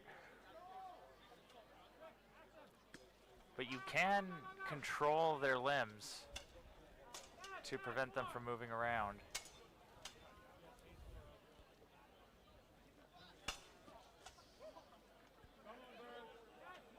Some long distance shot here from Canada. And Finland playing it safe. Finland getting backed into a corner though. Good block into a counter from Finland. Canada goes for the kick, but the Finnish fighter quick on her feet, just stepping back. Canada gets a good body shot to the back of the head, but Finland pushes in. Getting the fight tied up now. Good leg strikes from Finland. And takedown again. Finland on top. Cameraman trying to get under the list here. Just show look us at a good this view. chaos. The total beauty of pro fights lies in the groundwork. Finland getting here some heavy punches, getting her arm blocked by the feet of the Canadian fighter. And now the marshal interferes. That was an interesting move there, actually. The fighter from Canada got her leg almost up to stick her foot in the armpit of the Finnish fighter to prevent her from throwing those punches. I don't think I've seen that happen before. It didn't quite work, but it was definitely worth a try.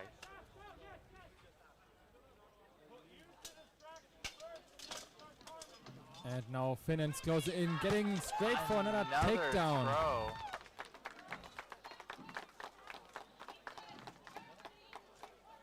The Canadian is fighting to get back up, but Finland has a pinned on the ground. Marshall's calling a stop to that.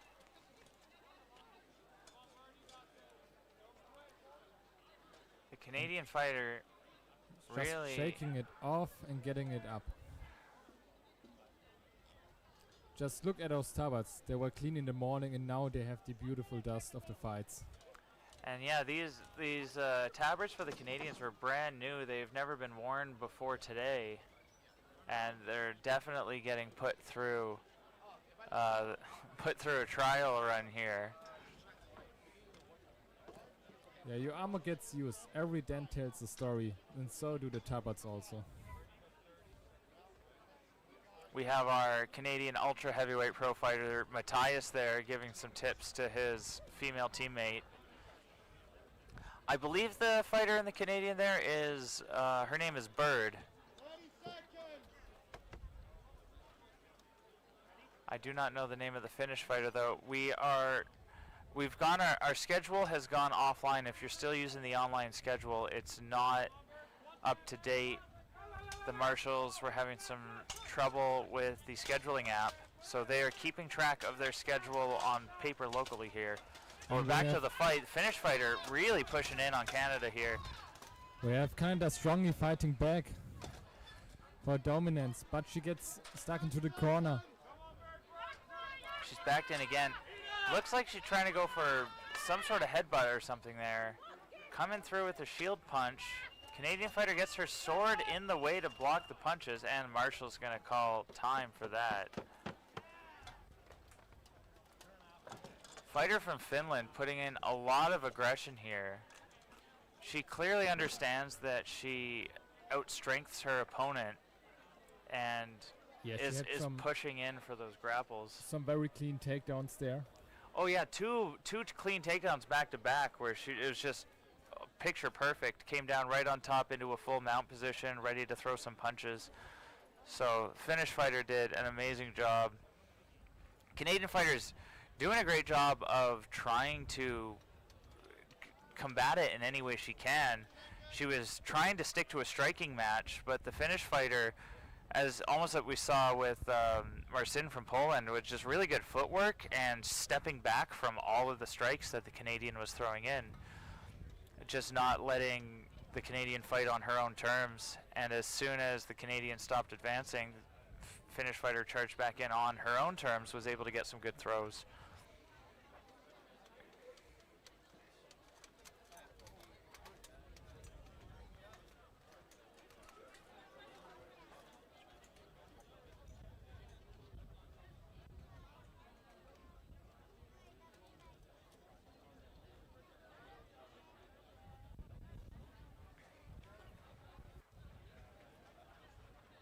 The Finn name is Misa. Thank you in the comments. YouTube comments have been amazing all day. So you people in the live stream who are watching and leaving comments and helping us out on our commentator booth here, you're doing a great job. We appreciate it. We know a lot of the people watching from home are friends and family of the fighters here, so helping us keep track of stuff, especially when we're having some technical difficulties and our schedule has gone offline. Yeah, and also cheering up for the favorite champion. Yeah, I've seen lots of really good, just wholesome cheering and patriotism for countries here. We have a winner here, Finland! Congratulations to Finland. Really good fight from both fighters.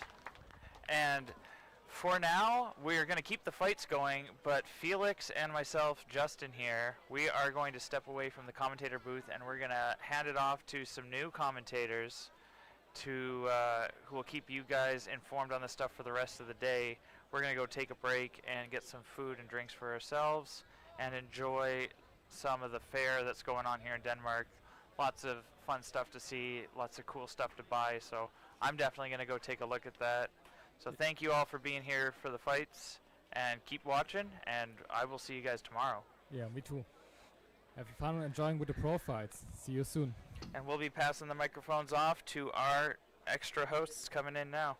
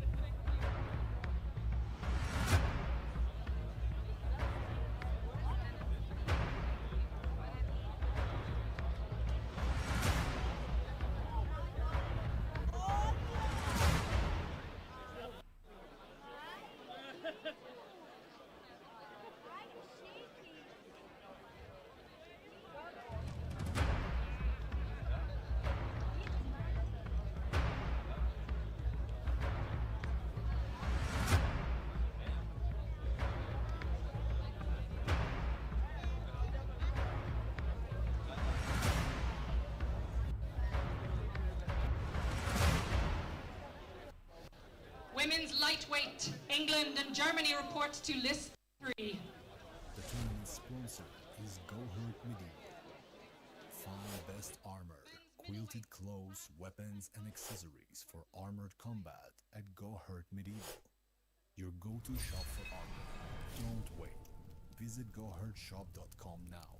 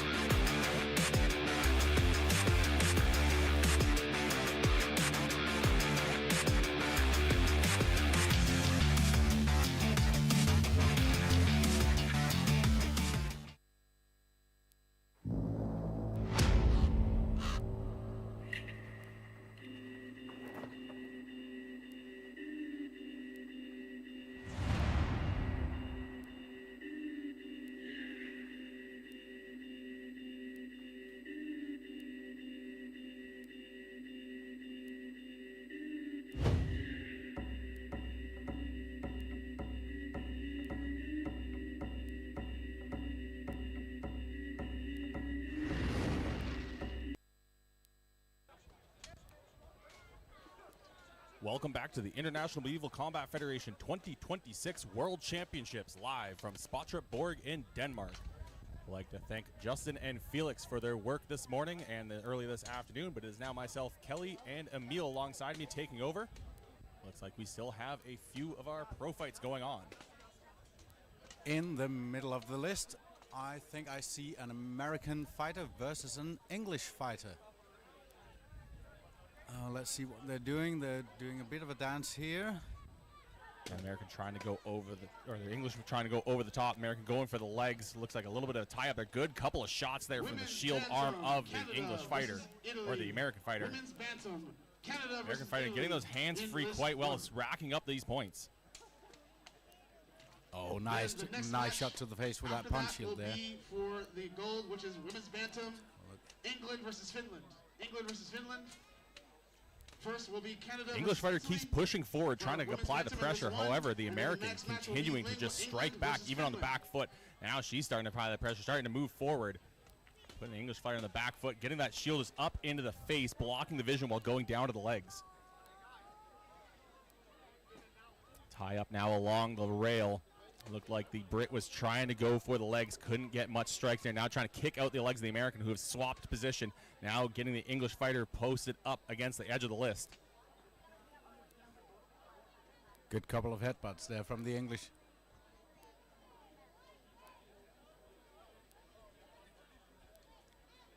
Still tied up. Neither fighter able to really get their hands free, get any points in.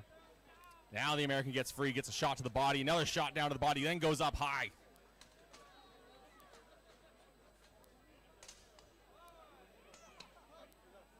Oh, good shot there to the face again from the American.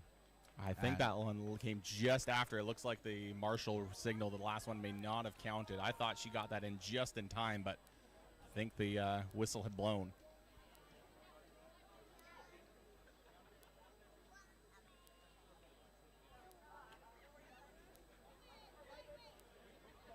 So as all tournaments, I believe we are running just a little bit behind. This is still the pole arm, or the pole arms will be coming up later. This is still the pro fights going on right now. As we wait for in between these two rounds.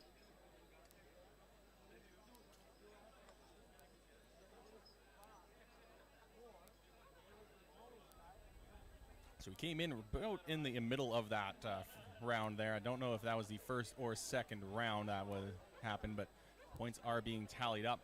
Looks like some good pressure from the British fighter, but the American was able to just keep swinging, keep racking up those points, and just kept finding a home for those strikes.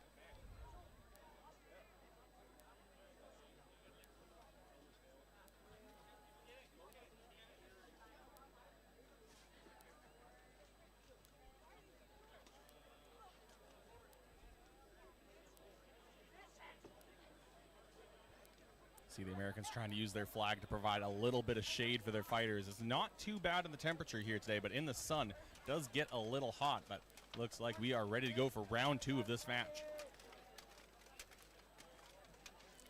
Marshall getting ready, and the fight is on again.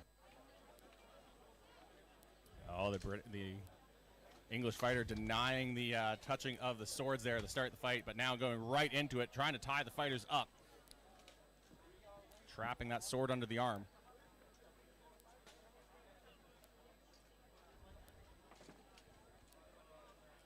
Backs toward the list. English on top, trying to get a leg in there.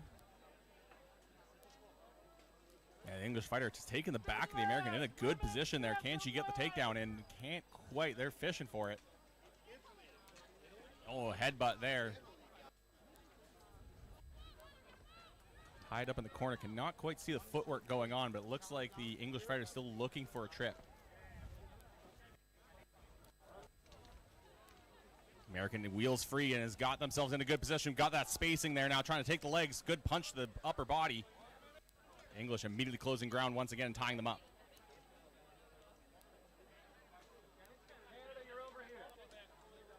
English is fishing for a takedown, but just cannot find the legs of their opponent. Now getting that arm around the head.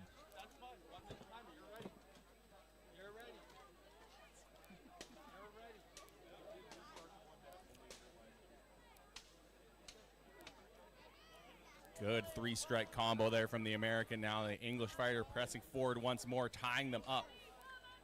The English fighter is applying the pressure but is not scoring points. Remember, strikes are what counts here in these pro fights.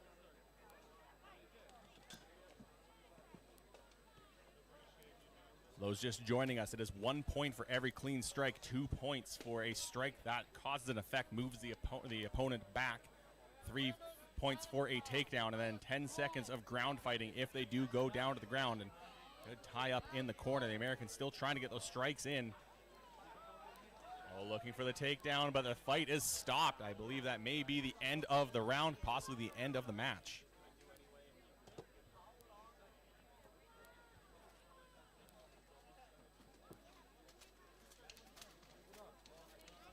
So I saw a lot of pressure there from the English fighter, not a ton of strikes that they were able to get through. However, that time they were really denying the American fighter. They tied them up quite well, didn't allow them to really get their hands free very often.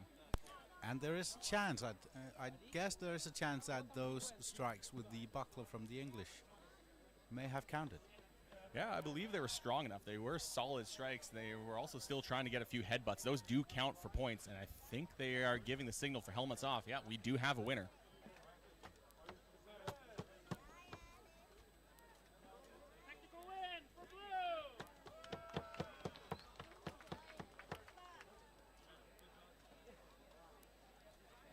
All right, here we go. Here is your winner of this match, the American fighter.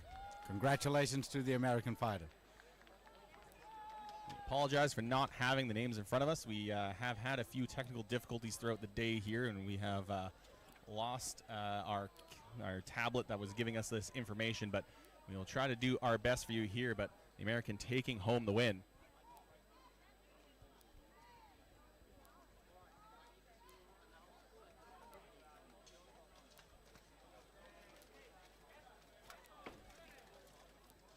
Yeah, once again, it did look like the English fighter was applying a lot of pressure, but they never really got their hands free. There wasn't a lot of striking coming from them.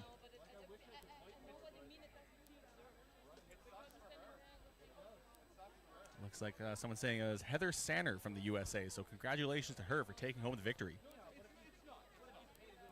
See her walking out down the screen now. She looked like someone who worked for that victory. Oh, the English fighter definitely made her work for that one. That was not an easy win. I spot a fight out in the back. It seems like an American fighting a... I think looks almost Ukrainian. Yeah, those light blue tunics with the yellow. I think I actually spot some yellow lining in it. So that's probably a Ukrainian fighter. Plus the Ukrainian flag in the back there helps along as well. With so many lists being so close, I was struggling to see which list they were with. But yeah, we've had a lot of different banner pulls here. It would be the Americans using an axe.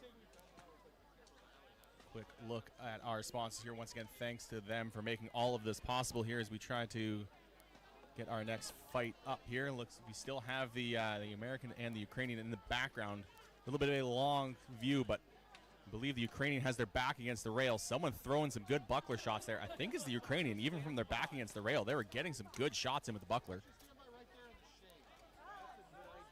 But yes, a lot of different countries getting a lot of different solutions for their banners. I know the Canadians, we have a little cheap collapsible pole that we are able to bring everywhere to travel.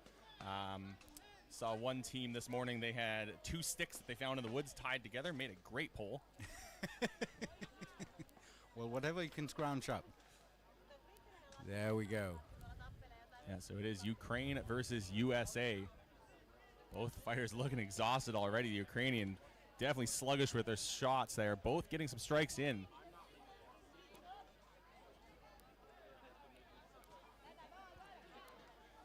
Both of them still doing good work, though. Still landing good with that shield punch there. And I think that's that round. That is the end of the round. And talking about using the axe for a banner pole, taking the head off, it's not quite so simple. These axes are usually pinned to the pole if they are used as an actual weapon. So it's not so simple as just undoing a screw and taking it out. They're usually riveted right on. And at the same time, you can't fault them for keeping the axe head on. It does give it a good look. And in a pinch, you have a pole axe if you ever lose your sword. Yeah, some people may say a few things about, you know, having the flag still attached to that, but yeah, if you need it, just throw the whole banner into your fighter.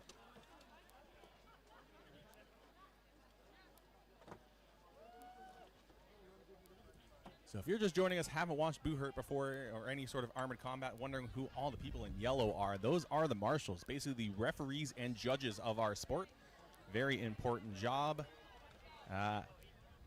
We say they're well loved after the fights. After the fights, yeah, but they are the bravest people on. They are. They're the only people that are involved in it without any armor on. And at the time, you know, a fighter can argue with the marshal. They may be a little heated, but afterwards, we know the marshals are very important to the sport. They are very well loved, and we'll make sure they're very taken care of on Sunday. Yes, yes, we will. And I just saw in the comments, shout out to that marshal with the feathery hat there. Really making a look. I love the costumes that everyone comes out here with for the World Championships. Everyone brings their fanciest garb, and right now what we've got here is definitely that hat. And here we go. I think we got ready for our second round between the Ukrainian and the American. Marshall's being divvied up. And here we go, round two. Immediate quick shot there to the legs for the Ukrainian, and it pushed forward, but the American shutting them down with a quick jab. A little bit of a standoff here as they size each other up, and once again the Ukrainian rushing in, but not pushing too far on the advantage, trying to keep their pace here. Those are hard strikes. We were a distance away from their list. I heard both of those landing on the American's legs. Good strike to the head there from the American, but Ukrainian nearly got the trip in there. Good footwork from the American to stay standing.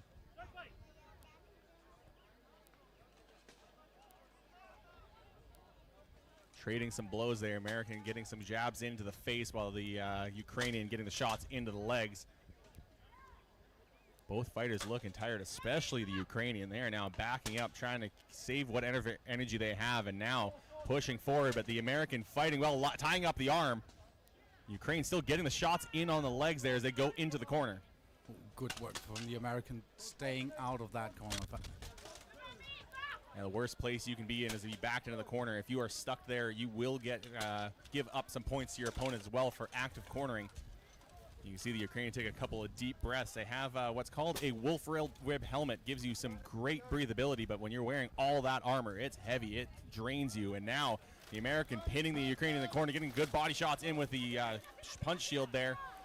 Getting points for those shots, and will get points for keeping them in the corner. The American in control of this fight. And the marshal's calling that. Let's see. Taking them apart, giving them time again.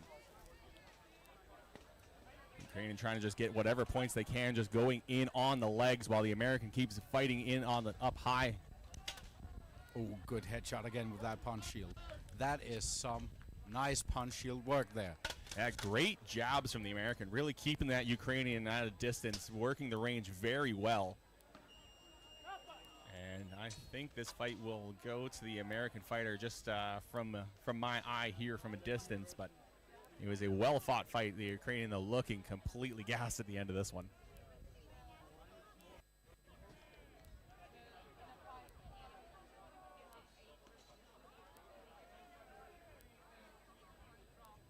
Marshall's gathering, counting up the points. We have a winner.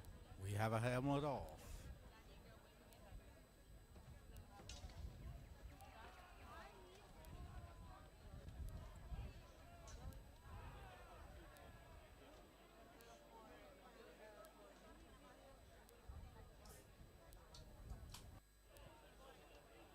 So helmets are off, points have been counted. We'll see now who is the winner of this match between the American fighter and the Ukrainian.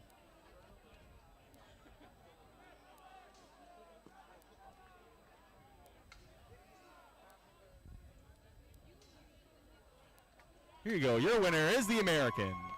Congratulations. And a lift.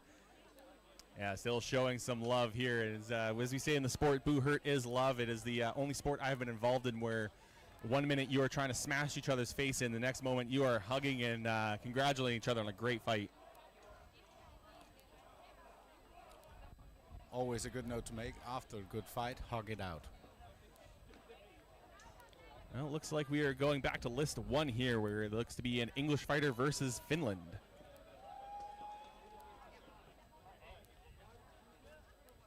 Seems like the marshals are ready. Getting ready.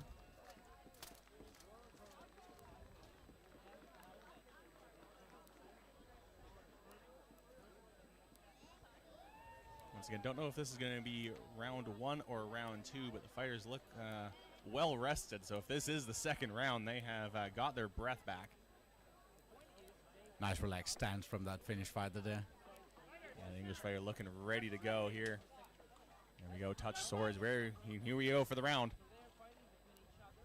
Finn looking composed. Moving back. There's a quick exchange, though. Wow. We're still in the pro fights. Good head movement there from the English fighter to dip away from that strike from the Finn.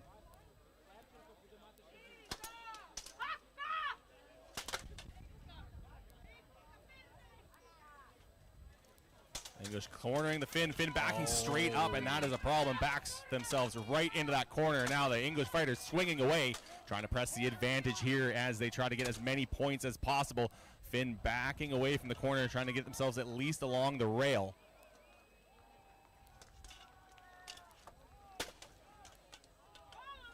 English fighter getting that sword free, getting a couple strikes in on the arms and legs of the Finn.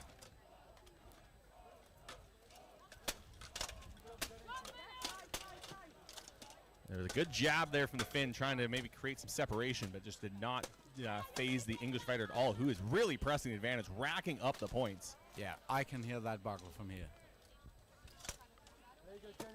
As easy as it is to get around a buckler as a fighter, I would rather face someone that has got a punch shield than a buckler. The punch shield may be a bit more protective, and it may be harder for me to score points, but those buckler punches hurt. But a good takedown from the Finn.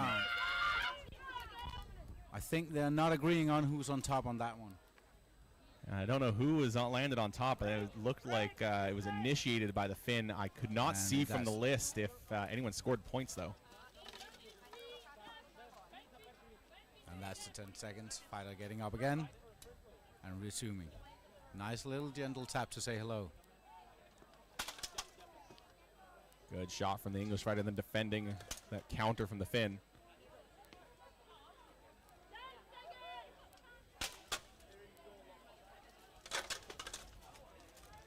Oh, that was a hard punch that got right into the ribs there of the Finn, and immediately the English fighter pivots them into the corner, swinging away, but that is the end of the round. Great round from the English fighter.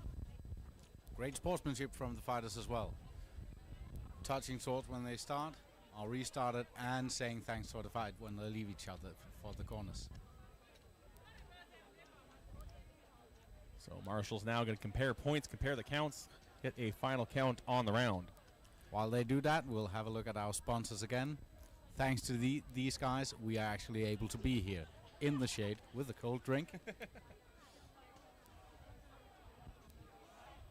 Shade is always appreciated. It's not as hot as the last few years. Last year down in the heat of Houston, Texas. The year before was out in Mexico. And here prior to that in the middle of the Spanish desert. So it is kind of nice to be out here in Denmark where the weather, I think last I checked, was a low of in the low 20s. So yeah, and a nice but not terrible wind here where we're sitting at least. And there's one thing I've noticed. I've never been to Denmark before, and one of the things I've noticed in this country, it is windy. And as a fighter, I'm very much enjoying that.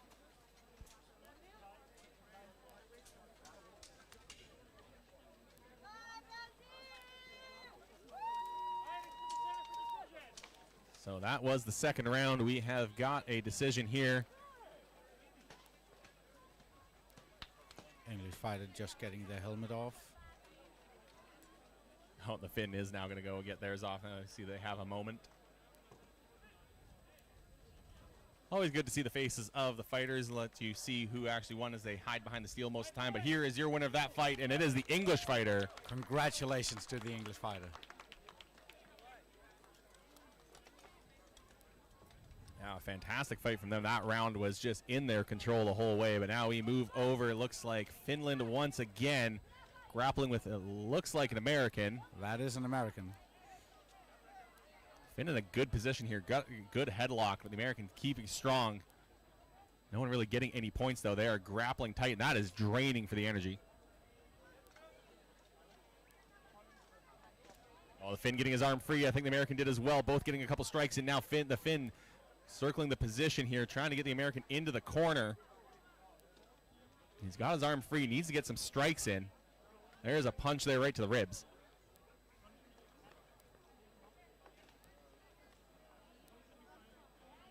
The American spinning out of the corner there, trying to get the pressure now on the Finnish fighter. This has just been a complete grapple fest the whole time. And what is the Finn doing now? He's got a right over the head. The American able to slip out of that, as it looked like a very awkward position for the American. Oh, good punch.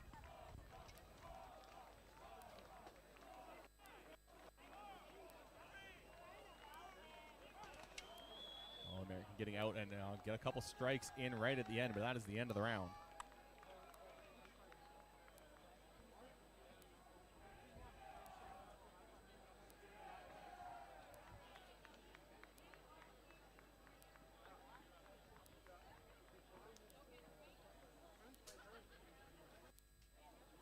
See the corner support using their hats to try to fan their fighter, try to cool them off. It gets hot in those helmets. I was saying it's not as hot as these last few years of the World Championships, but once you get in that gear, you're still feeling it, especially when you have such a grueling round as that one was. Those guys were grappled up the whole time, and that is tiring and gets you so hot in those helmets.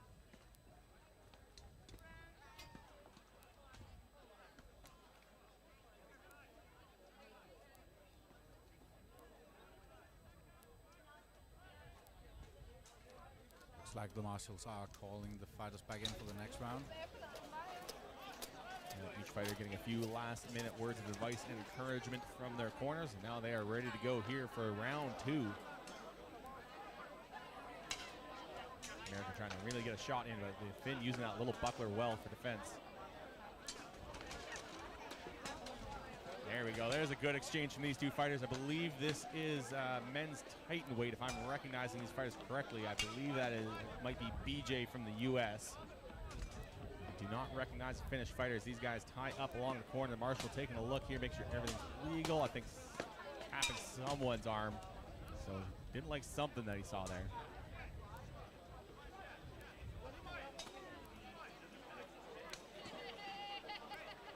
Finn doing well, getting a great pressure in on the American, getting him pinned up back into the corner. He'll get some points for active cornering. I believe that is 3 points for doing so, as he gets his arm free, gets a couple shots in, but now the American switching the positions. However, the Finn gets his sword free, gets a few shots in on the leg, now moves forward as the American backpedaling, trying to create some separation.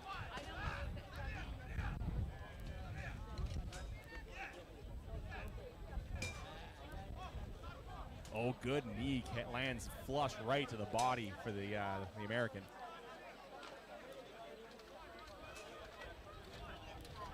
Grappled up, tied up once more. Neither fighter getting their hands free. Each fighter looking for a takedown. Looks like the American almost had one, but they slammed into the corner. Marshall's moving around, trying to see the any strikes that may land here as they're tied up. Looks like they're trying to get some leg work in. Oh, and a little smack with the sword there. The Finn really looking for that takedown. Cannot find anything that's working against this American. He has got a strong base. Both of them now looking for that trip.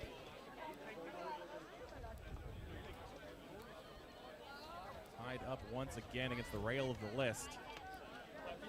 Neither fighter having a clear advantage this time as a knee lands there from the Finn.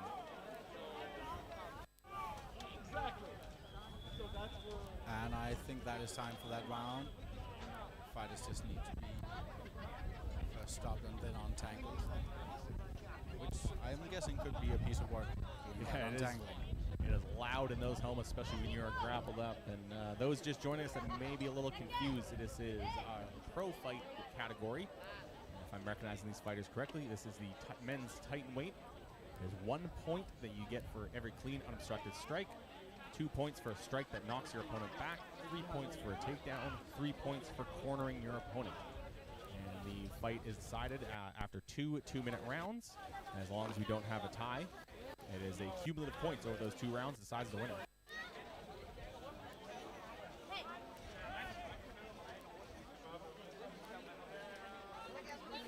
And looks like we're going for round 3, so these fighters were either tied or only separated by a single point. So we're going to stick with this fight here. Once again, it is Finland versus USA.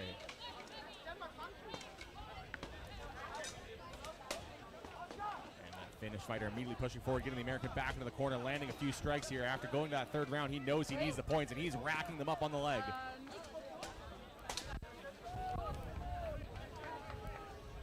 Still pushing forward, not giving that American any time to breathe.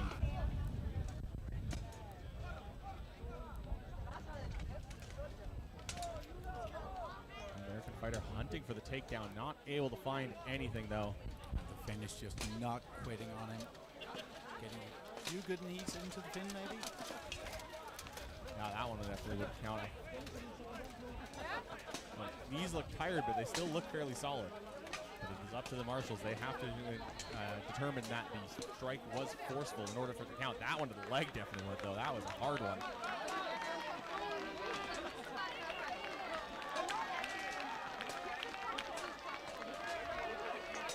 Up in the corner. I think the American got a few strikes in there, but the whistle's blown, separating the fighters.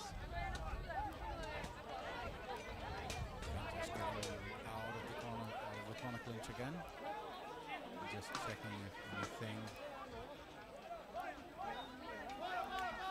Yeah, so apart from taking points, the marshals are also fixed on the fighter's safety, so they will check if anything looks off. They'll rather stop the fight to check that the arm is okay and the fighters are protected than letting them fight on and possibly get hurt. And when they started, the Finn immediately went on the offensive once again, applying the pressure to the American fighter, getting him back into the corner. The American trying to get those shots into the body, but does not have a lot of space to work with. Trying to get a few strikes in with his sword, but his sword arm is just pinned around as this Finn is looking for the takedown, trying to get him around. He wheels him around. The American staying on his feet. Good, strong base, good, strong legs. But he is in a bad position in that headlock. Oh, now he goes down. And he got him. The Finn racking up the points. They get 10 seconds of ground fighting here, and the Finn trying to rack up as many points as possible, trying to make this definitive. This is a 3rd and deciding round, and that could have been the deciding moment of this fight. After a fighter is grounded, and the 10 seconds goes, the fighter is allowed to get up again and just get his feet and his bearings before starting the fight again. But here it seems like that was also time. The American looks exhausted after that, and I do not blame him. That was a grueling fight. 3 rounds of near constant grappling, just grinding each other down, and it's basically it's going to come down to who just had enough grit.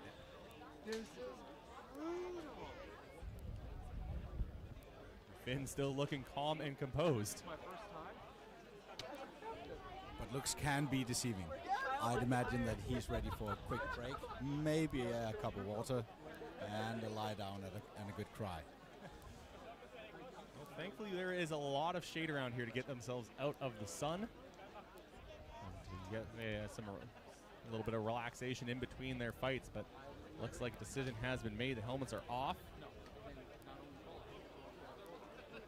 I was incorrect. It was not BJ, so this is not tight weight. I believe this may have been either heavy or super heavy.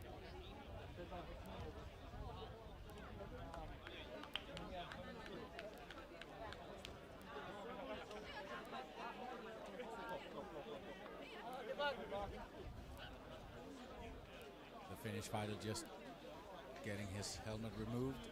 Those can be a bit finicky. Lots of straps to take off on them, but here we go. Here is your winner of this fight, Finland. Congratulations, Finland. That was excellent work. A grueling fight. Some great spirit shown by both fighters here as Finland will take home the victory. Let's see what we got up next.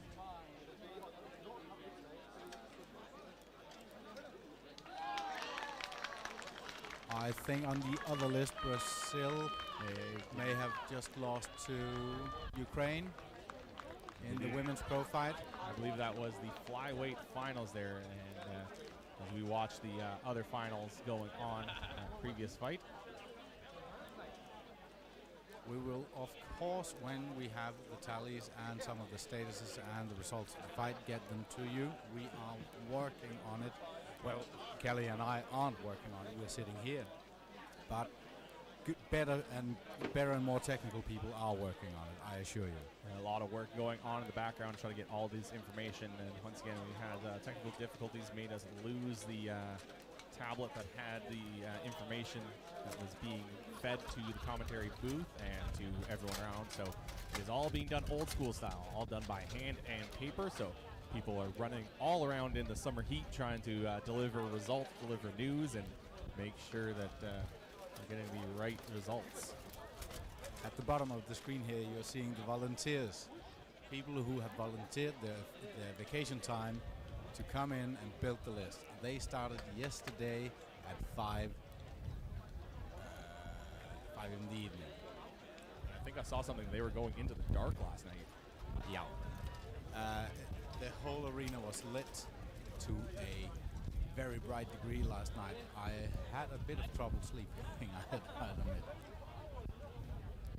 There was a lot of demonstrations going on yesterday because it's not just the tournament that is going on this week. There is a full festival going on here, a marketplace, food vendors, and I believe they had some jousting and some mass battles on horseback that they were doing demonstrations of here yesterday in the list. So that's why they did not have this list built until into the evening. But we have to thank our volunteers for all the hard work they have done. We do.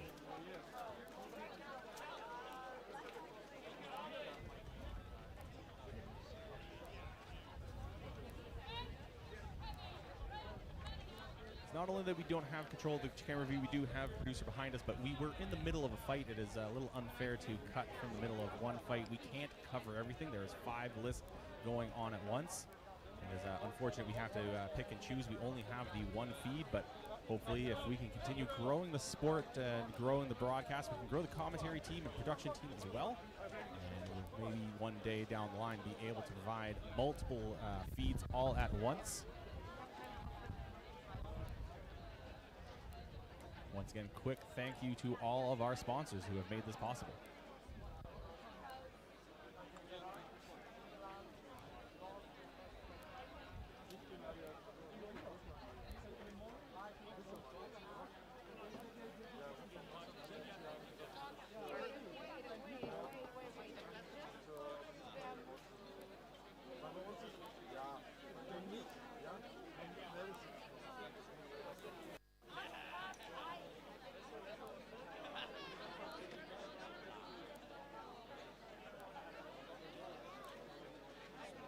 Canadian fighters shuffling into the list here. I can tell you it is hard to get underneath that tabletop when you have all that gear on. And it looks like, I believe they are fighting a fighter from Ukraine.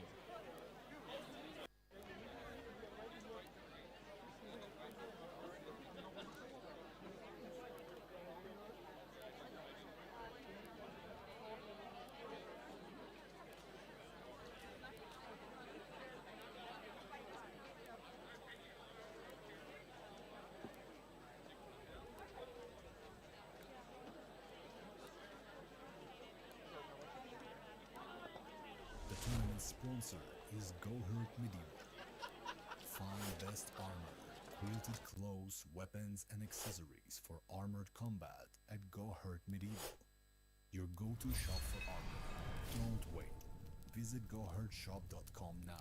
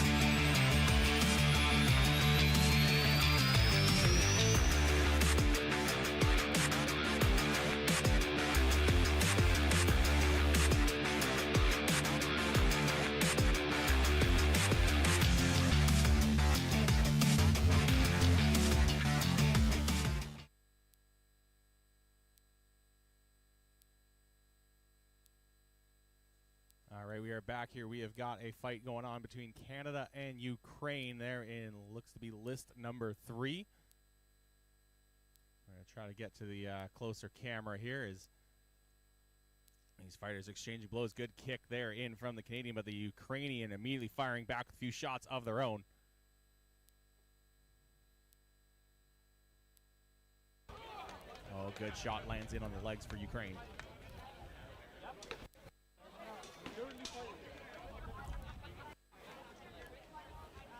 Trading a few quick blows. I think they're still sizing each other pretty much up there. And a lot of times you are fighting someone you have never fought before. You're having to quickly get a read on their style and their tendencies. And it's really the more fighter that can quickly adapt that does better here. As the Canadian tries to kick the legs out of the Ukrainian. He's going to get the takedown. He's going to land right on top. Has There to press they his go. advantage. Just need to find an angle to hit him then. Yeah, they landed underneath the rail there, so I don't think the Canadian can really post up and really take the advantage. I think the marshal's going to stop them early because of that. And he's trying to get up, and I think he just hit his head on the rail. Whoever the fighter is just clomped themselves there. Well, the building volunteers assured me that the rail would fight back. It is a very solidly built list from what I saw. All right, here he goes. Fighters stood back up. We are back underway here for Canada versus Ukraine.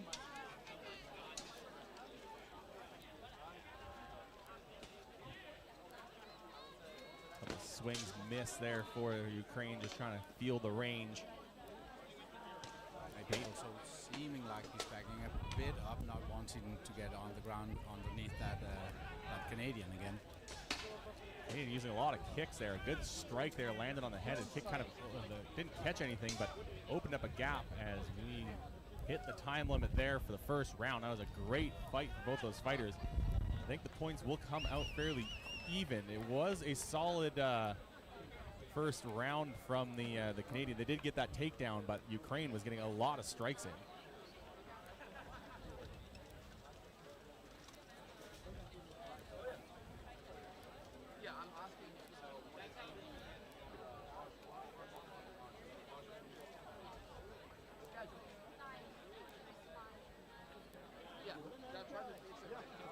Quick 1 minute break between these rounds here. Each country doing different things to try to keep their fighter cool. Canada using their flag to shade the fighter. And Ukraine using an extra shield to fan the fighter through their helmet. So the Canadian has one of those helmets that the visor can lift up, get themselves some air. While the Ukrainian has a wolf rib that just gets the air straight through it. It looks like helmets or visors going back down. Helmets getting secured, and we're getting ready for round number 2.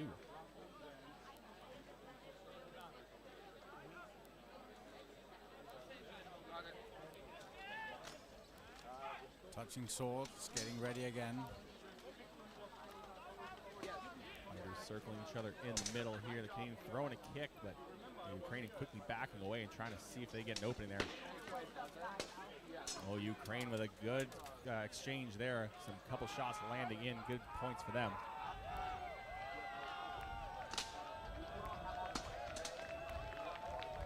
Good counter striking from the Ukrainian fighter there.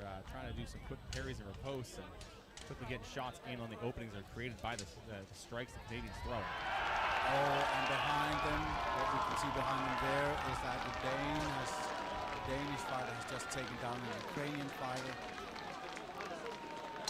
And as you can expect, a lot of the hometown crowd excited to see that Danish fighter taking down, or the Dane taking down their opponents here. And watch both of these fights here at once. The Dane getting some good points in on the ground. Meanwhile, here in the foreground, good exchange for both these fighters. The Ukrainian using that punch to open up that gap and create the separation. Meanwhile, the Canadian still pushing forward, trying to get them into the corner. I think Ukraine has been doing better in this second round, and he is going to get the takedown. Throwing them straight out of the list. That fight is going to be stopped immediately.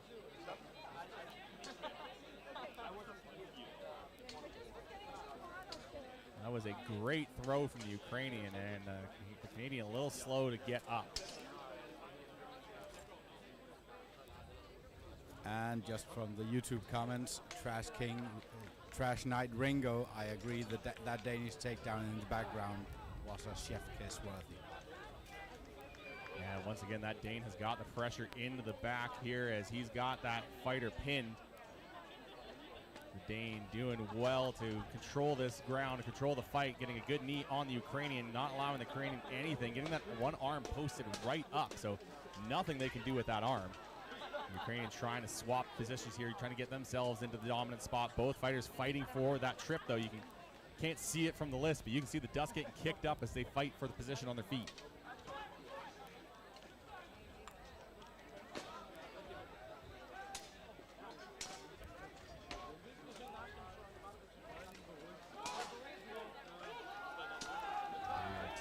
To Canada versus Ukraine, the fight we had started with.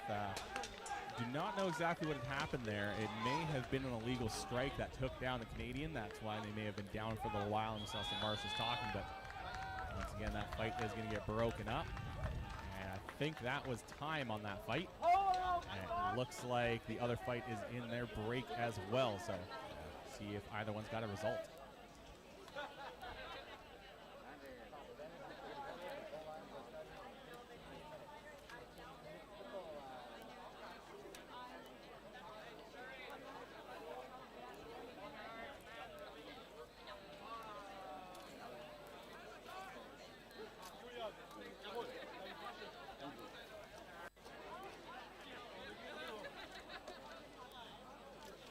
Well, looks like we have a result between Canada versus Ukraine. The visor is up on the Canadian, the Ukraine getting his helmet taken off. And here is your winner, Ukraine. Congratulations to Ukraine. He did not get that without a fight.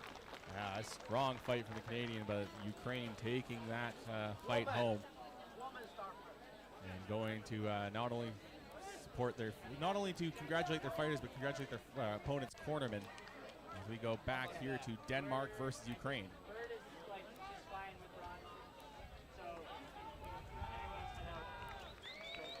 Sizing each other up a bit. We do not have the fighters' names readily available in front of us. Once again, we lost the feed that we had for some technical issues. The marshals do not have the ability to pass on that information to us anymore.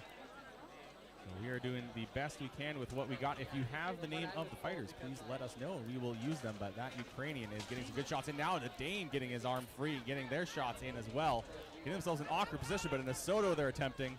Right up against the list, not quite able to get it.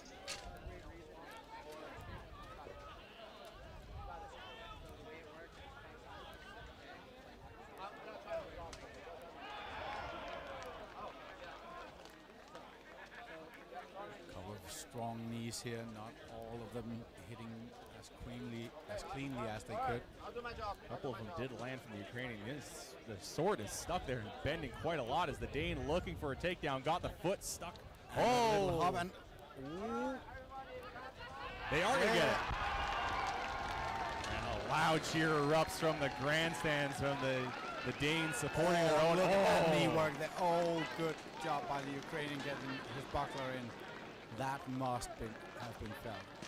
Absolutely. There's a couple shots in on the body. Even with the Brigandine, you are going to feel those if they're landing heavy. And if it's a front opening Brigandine as well, it lands right on that seam. That is going to knock the wind out of you.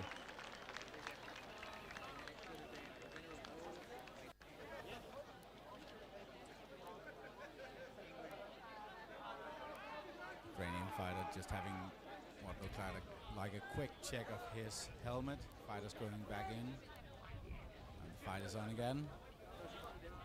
Back underway. Fighters taking a quick breath here, sizing each other up. Each fighter getting a couple points in. I think Ukrainian coming away with a bit more on that exchange. And with these takedowns, though, the Dane sitting well on points. At least I would assume. Thing is, as a fighter, you do not know what those points are like as the Ukrainian pushes forward. Cornering the Danish fighter, but not hard enough. And that seems to be the time. The whistle goes. That is the end of the round. The Dane looks exhausted, but has fought well. A couple of solid takedowns and some good work while on the ground. We'll have to see if that's going to be enough to secure the fight for them. And outside the commentator booth, it sounds like the audience is trying to take apart the grandstands. We luckily cannot see the mayhem that is evolving there, but I think that the whole day through the audience have been very sweet and also very forthcoming to the guests, cheering on whoever wins. Of course, when the Danish fighters are fighting, they will go absolutely crazy. That is usually the case here. They're always going to cheer for the hometown. I don't know if anything will ever top Mexico 2 years ago. They went absolutely ballistic for their fighters.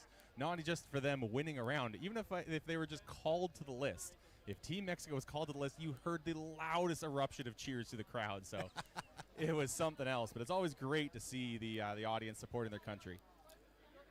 So it seems like the Ukrainian fighter is just getting his helmet removed before the call of the assault. Just remember to get your nose out from before the chainmail follows up there. And your winner, ladies and gentlemen, is Denmark.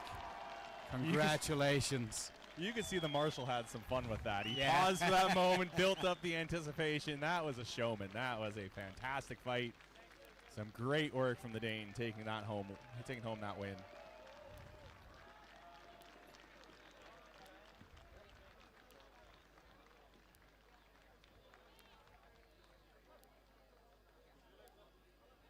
And we will have a look through if there is any more fighting going on right now. Else we will be back right after a quick round.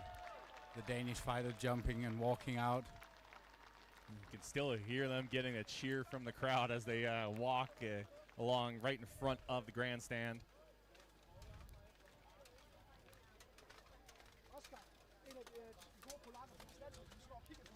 Temperature not too bad. I think this is supposed to be the hottest day of the weekend. It is going to cool off over these next few days. I think there's even a chance for rain on Saturday and Sunday.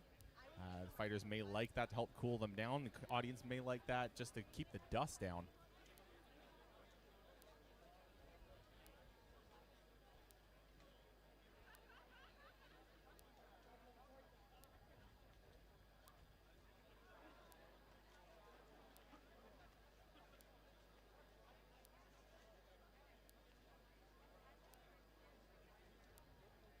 Testing, testing, testing.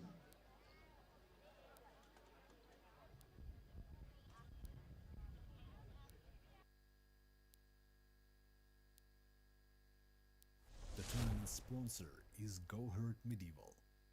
Find best armor, quilted clothes, weapons, and accessories for armored combat at Go Hurt Medieval. Your go-to shop for armor. Don't wait. Visit gohurtshop.com now.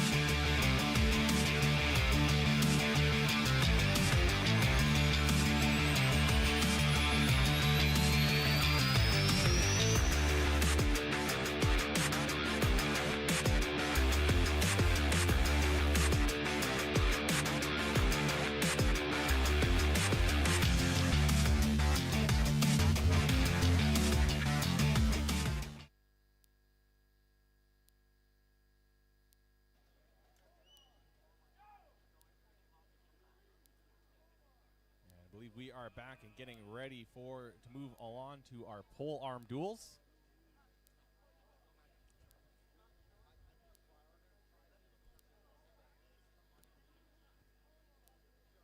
Fighters now making their way to the list. Seems to be Team Australia.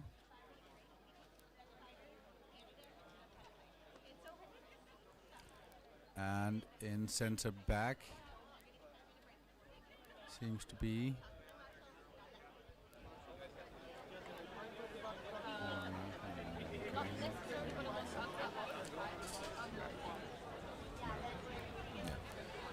Oh, it looks like we may have one more pro fight left to run here. Canada versus USA.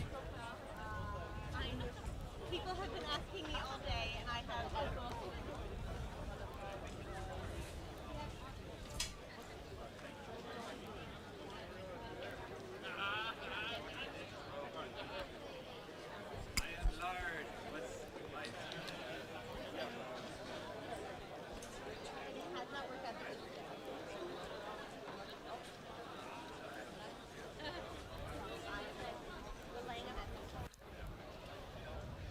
Are you asking for an update?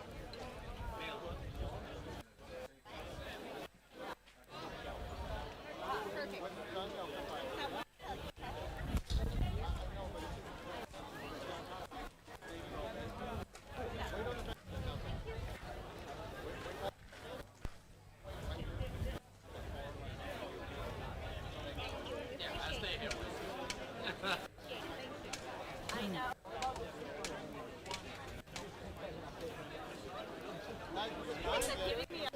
Seems like the sun has shifted now so that the furthest back lists are in relatively shade.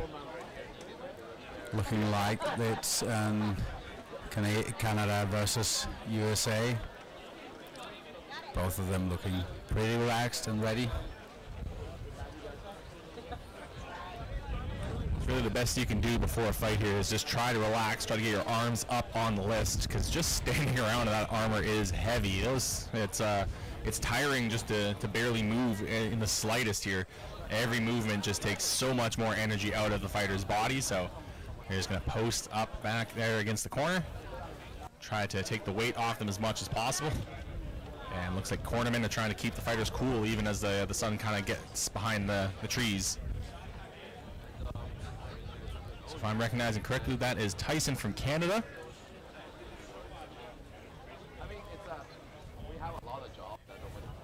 Which may make this the men's bronze medal match for for super heavyweight.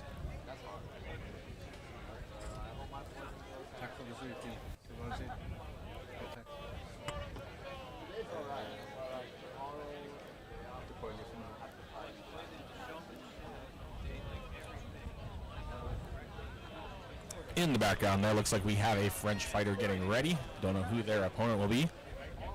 But here we go. I believe, if I'm correct, this is the men's super heavyweight pro fight bronze medal match between Canada and USA. The Canadian, I believe, is Tyson. And it seems that J. King Throws says it's Chris Sana from the USA, who is currently being fanned with what looks to be a felt hat. This may be a tough fight for Chris. He was in an absolute brawl in the semifinals. That took a lot out of him, and it has not been long for him to rest, recover, and turn around. So he's going to have to dig deep, really scrape the bottom of the barrel, get as much energy as he can to try to muster up a victory here. Looks like it's the final armor, the final helmet check from the marshals.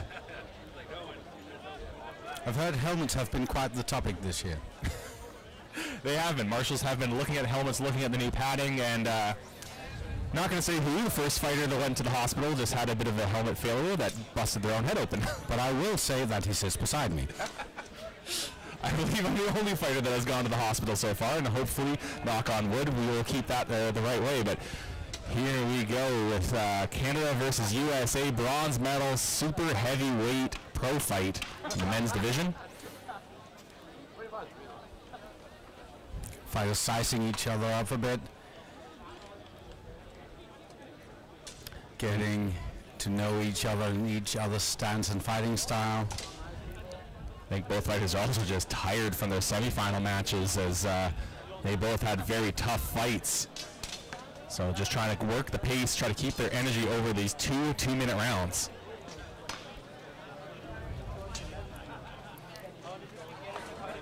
Oh, now Tyson though putting pressure on the American, getting a few good shots in, but Chris moving well, getting himself to circle out there, made sure he did not get trapped in the corner. Chris can still do this by just keeping a good distance and making sure to pick up the points where he can find them. As long as he can keep himself out of the grasp of the Canadian, he might still have a good chance. Yeah. The big thing is it doesn't matter how many strikes he throws, how many strikes you land, and if he can just snipe those shots in when he can. You see them exchange there, trying to do a feint down low, going back up high, but Tyson was able to block that as he gets down in on the legs there of Chris.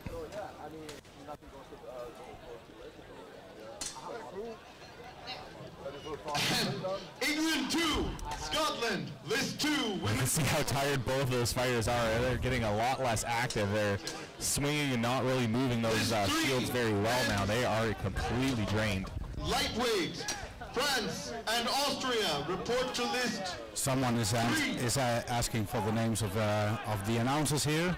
I'm Emil. And I am Kelly. On deck, lightweight men's. Before us were Justin and Felix, who did a good stretch over midday, and we will be with you for a bit of time still.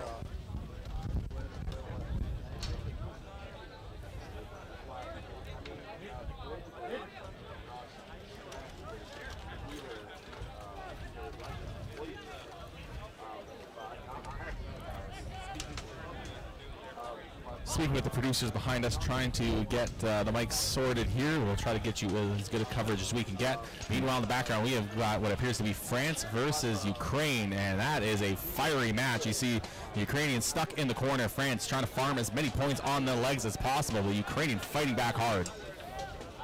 Ukrainian trying to make a bit of distance, but France will not let him go. And those were a couple of good shots to the head that the French fighter landed there, but Ukraine still fighting back as that French fighter is just swinging that sword constantly, just racking up the points, and that is a great strategy. It is a tiring strategy, but if he can keep the energy up, as now both of them are just exchanging on the legs.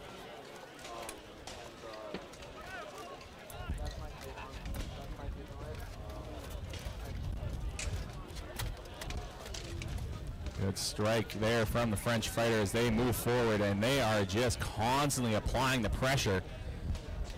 Oh, Ukrainian trying to get a kick back in, but that French fighter is racking up the points.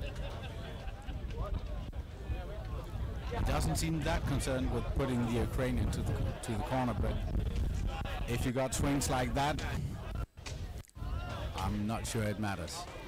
And he has got a game plan. He is sticking to it and is just trying to get as many points as possible. But those ones there looked like they were landing on the flat of the blade, and now they've got the edge control. But oh no, it's still landing a lot of flats. So one thing is the strikes have to land on the edge of the blade. The flat of the blade will not count, and that is a tough job to ask of the marshals to see these swings coming in and how they're landing. Now those edge strikes, or the edge alignment is good for the French fighter. Those ones definitely scored. While the Ukrainian got a couple of sneaky punches with the buckler in as well. Canada USA back underway here in the second round. Chris Sander having to apply a bit more pressure this time. I don't know how the points shook up there on that first one. It looked fairly even. Neither fighter was doing all too much. They both were quite tired. I think a couple shots there landing for Tyson in on the elbow of Chris.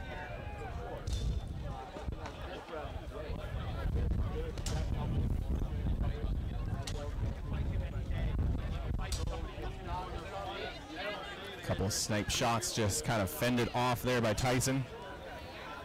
Chris is taking those swings. He's trying to move forward, but doesn't seem like he has the energy. He has to maybe build up for a big burst at the end there to try to just secure this fight.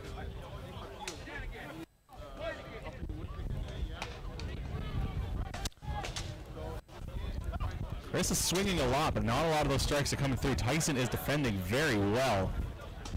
It's a much more of a tactical fight as the fighters are just trying to control the pace, save their energy.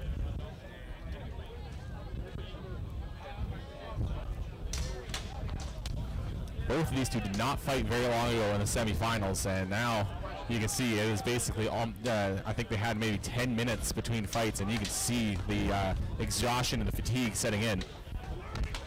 But that just means that they'll have to fight more technical and less violent. Oh, but here comes the violence here as we get towards the end of the round. The fighters don't need to save the energy if this is their last fight of the day.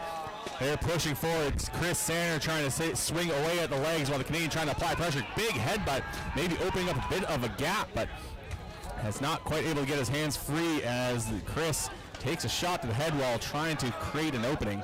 Now hitting the Canadian back up against the rail. Oh! Shot right in on the end there. I think that may have been the end of the round, and I don't know where that knee landed, and I don't think it was somewhere good. We're getting back, though, to France versus Ukraine, and this one has been a complete barn burner between these two. A slugfest between the fighters. They are swinging it out here for the fight. Big miss on the kick there. Just sends a cloud of dust up through the air. I think they're trying to reposition themselves for another bout. Still just racking up points on the legs. That was almost a bad situation for the French fighter. Threw a kick in on the legs and then got his, looked like his armor got stuck for half a second. Nearly sent him tumbling backwards. Oh, hard knee, and you will feel that one.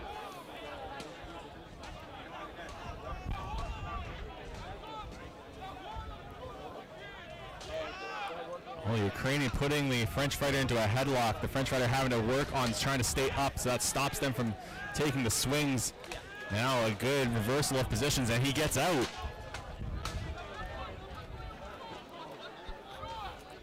I believe we had a decision in the background, and or I think that was just the Canadian fighter getting back to his corner after the low blow.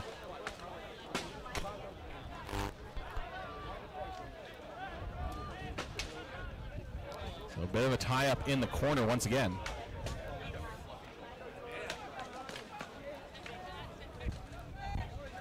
Both fighters using the legs, trying to work with what they've got as the arms are tied up in this grapple.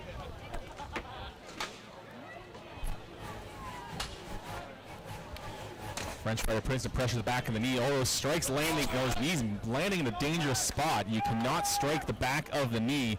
I think he was getting the lower quad, so it would be okay, but it was close, and I think the whistle has been blown.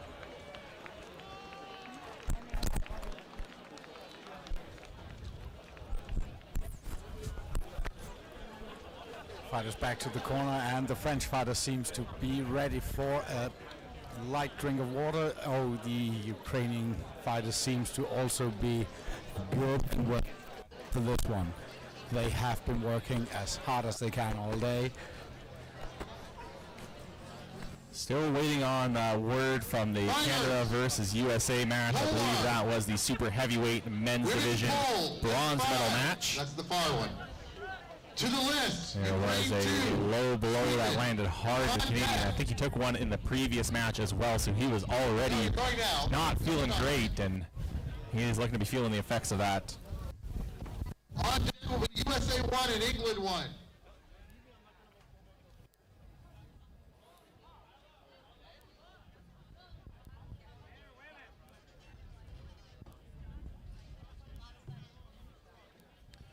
So just waiting on word from both of these matches. See if either one is going to have a decision. I think the Canadian is putting his helmet and his gear back on. That will... But I think the other match, they're just taking the helmets off, so I believe we will have a decision in the other list.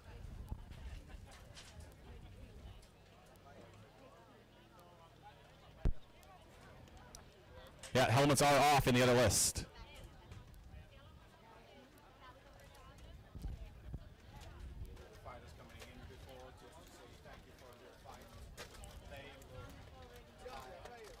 And here is your winner,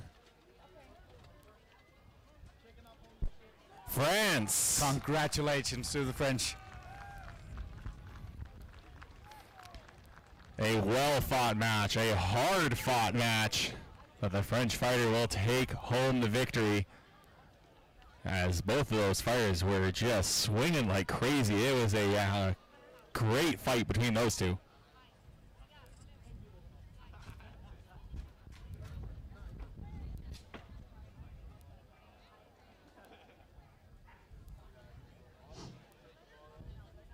List 2, Denmark 2, Looks like there is some rules being discussed on this list, so and I hear in the distance that they are calling in more fighters for the next fights. So if you are still with us, which I hope and can see that you are on the YouTube chat, we will be here as long as there's fighting. Yeah, we have, I think they just called women's polearm into list 2, so the polearm duels will be starting very shortly. I see Sweets sneaking in there in the background. We're still trying to stick with this Canada-USA match. It's the bronze medal match here, and we started with this one. We watched most of it, so we want to see this through, and then we'll get you all the polearm action.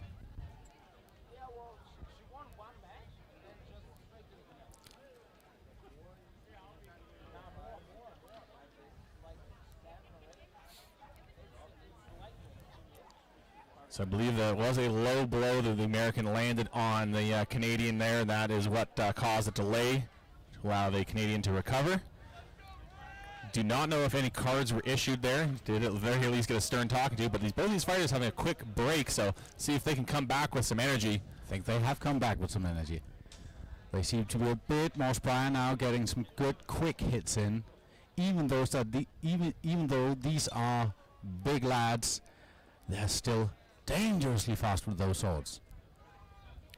Yeah, so you have Chris and Tyson going at it. Chris, the American, Tyson, the Canadian. Once again, this is the bronze medal match for the men's super heavyweight division. Good defense there with the sword. A couple of those shots sneaking through for Chris, and that is what he needs, is those snipes. That is the 3 points I think he got just clean there.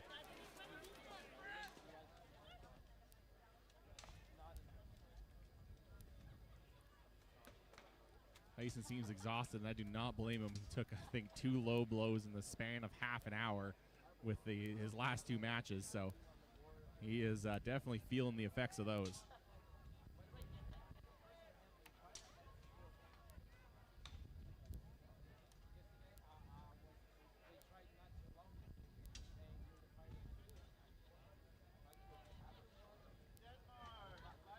Still looking for a few snipe shots here. The Canadian throwing a kick that did not land. That came up just short, looked like. And you can see how tired he is. Looks like Chris and the American's got a bit more energy. You can even see the heaving breaths coming from the Canadian as he is just exhausted, and I think he is completely out of energy. The fatigue is just too much, but he's going to surge forward, trying to close it out, using whatever he has got left here. If this is the end of his day, he is going to have to go out fighting, as he now puts a lot of pressure on the American, pushing him into the corner, trying to find that last takedown. Oh, but the American turns it around. And once again, he has the 10 seconds to get his hits in. It seems to have been called there. Nope. That may have been the deciding factor there in this fight. I think Chris racked up a ton of points there after the takedown with a few body shots with his shield. And you can see both these guys just completely spent. Oh, sorry, that is not Tyson. That's Matthias. So I apologize. Got his helmet off and immediately recognized him. I have been mixing him up all day. It is Matthias for Canada. I think someone will be getting cool water to one of his fighter friends tonight. I think he needs some cool water right now. Needs some over there immediately. He is completely spent.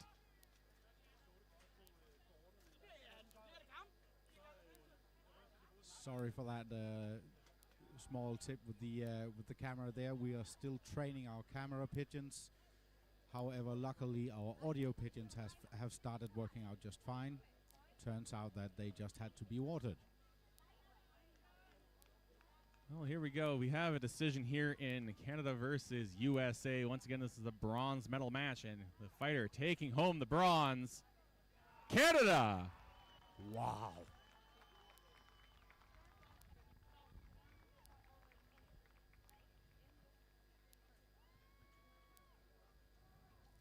Now let's see what else is on the list.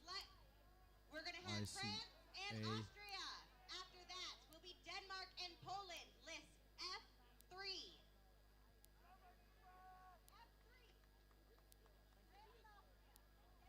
Well, it looks like we have another pro fight going on here as we are getting into the pole arms in the other lists.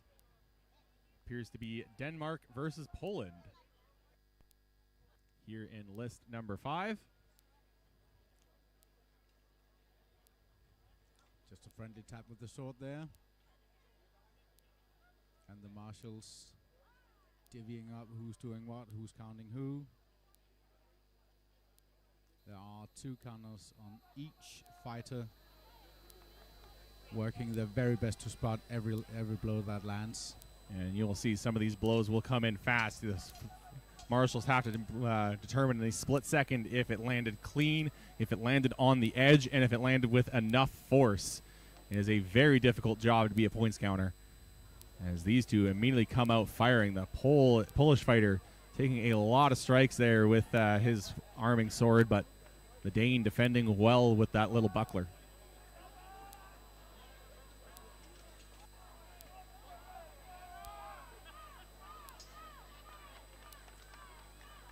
In the background, looks like Canada is starting a pole arm duel, I think, against Belgium. Looks to be. But here in the foreground, that Polish fighter pushing forward, getting a good strike in on that lower leg of the Dane combatant. Doing those big sweeping backhands, just trying to keep him from pushing forward. Oh, what? Shoots for the takedown, and I don't know if that's going to... Oh, gets him off the ground, but cannot get him down. Wow. I don't know if I've ever seen someone shoot for a single leg takedown like that. That was a desperate move. And now, once again, I think someone has a wrestling background. I think someone has been napping between his matches there. He's got himself in an awkward spot and the pole trying to keep his legs out, and you see him splaying out, trying to put the pressure down on the Dane's head. Putting him into the corner, if only for a bit, and getting a couple of pommel strikes in. But still keeping him in that very awkward position there. And the Danes seem to be pretty locked. Oh. The Polish fighter swinging away, getting a few strikes there, but the Dane spinning out well. Once again, trying to push in, still kicking for a takedown. And that's time on that round. Wow. What a fight. What a first round between these two. Wow. Seems to be a break in the pole arm in the back. A pause in the pole arm match. In the background there, not a break. The duels happening a little faster. They take only one or two 1-minute rounds compared to these 2-minute rounds in the pro fights. Pro fights very tiring for these fighters. You can see both fighters getting some advice from the corner, and that is really the corner's number one job, is to advise their fighter, keep them focused, keep them composed. Second job is to do any repairs that may be needed. Armor does break in the middle of a fight, and if that happens, it is only 1 minute these cornermen have to repair their fighter and get them combat ready. That is also why sometimes you will see cornermen who brings whole toolkits to the corner. I know that Team Canada, we have got a bunch of little belt packs for our support fighters that has some different things that are needed for repairs, string, tape, some tools. So here we go, round 2 between Denmark and Poland. This is a fantastic match. Polish fighter really taking advantage of his height, which seems to be just a bit tad more than the Danish fighter. And also what seems to be a very long reach and a willingness to just go flailing at him. And I believe the Dane is going to have a good, solid round here. I think that first round was a lot of points to Poland, especially after that failed takedown. And he's going to try for one again, but The pole nearly reversing it. Oh, good movement from that Polish fighter. He is looking fantastic out there. And now pinning the Dane up against the list, getting a couple strikes in on the legs, and now looks like the Dane is running out of energy.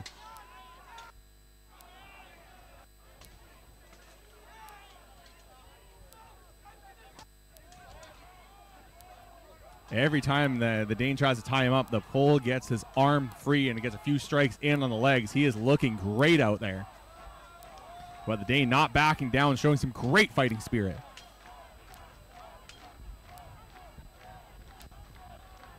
I hate to say it, but it is impressive work from the Polish fighter there, making sure to keep a good distance, keep his weapon moving. In 10 minutes, And he looks like he will take every part of his weapon, armor, and shield into use. Still just trying to lay it on there. Danish fighters seem to be a bit used now, and of course are very tight against the corner. Whistle is in the mouth of the Marshal. Fight is about to end. Looks like he is ready to stop this one. And it has been a great match, but that is going to be the end of round 2, and I believe the end of the match. Wow, what a match.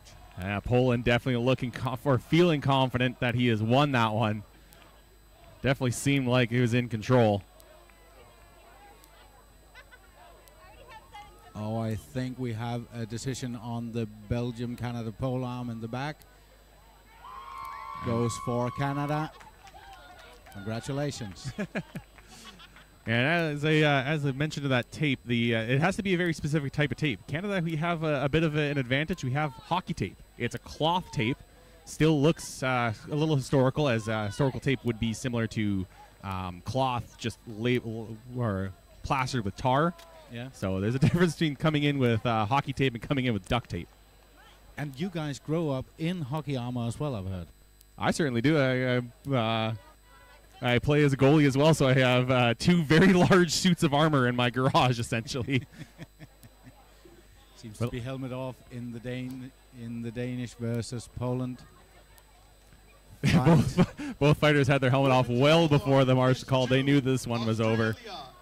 And here is the winner. Poland very confident. His corner man already has his hands up.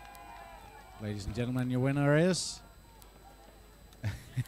Poland very confident. And Poland will take it. I hate to say it, but he did put up a very, very good fight. Very impressive work. Very active work. Fantastic fight. List now. List 5, women's pole arm. USA 1, England 1. Yes, Josh, I did kind of feel like we were we're the pioneers of hockey tape, because I walked into a sports store here and I felt weird. They didn't have a hockey section. I'm so used to going to a sports store and half of it is hockey gear. Here it'll be 50-50 football, handball, and if you're lucky, there'll be a pair of running shoes. As far as I know, I don't visit many sports stores here.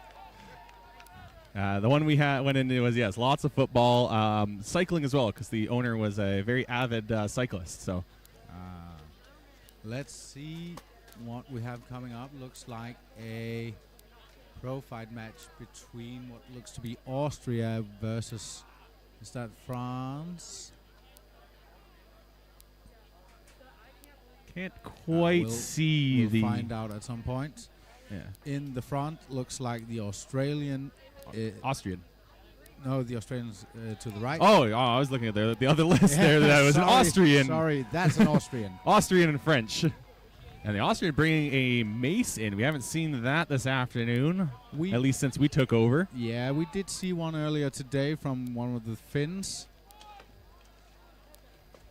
And putting that mace to use, we're hearing the impacts of those here. Oh, good twisting takedown. The French are doing well, though. They just keep him tied up, limiting any sort of points gain from the Austrian. And yeah, that's the best thing you could do once you're down. It's so hard to reverse a takedown, especially once you are landed solidly on the ground. The best thing you can do is just limit the damage so they get right back into it.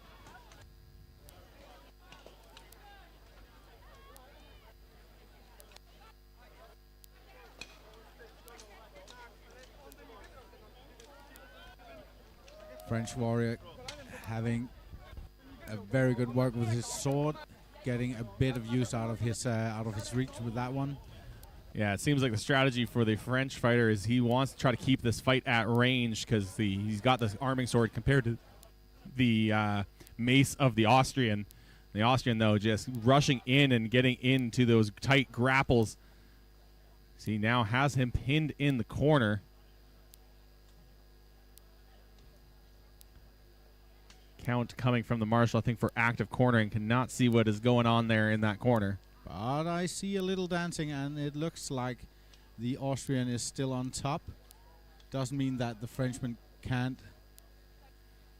get a few points in. I do not think punch, shield, slaps to the back of the neck counts. So it may not count for points, but sometimes you're desperate trying to get anything, and you're just hoping a marshal will count it. But he has reversed the position, but the Austrian once again immediately reversing it back, just using the momentum to keep spinning around. Dust getting kicked up as both fighters search for a takedown. It's the Austrian making good use of that short mace, allowing him to take those swings in tight, but that is going to be the end of the round.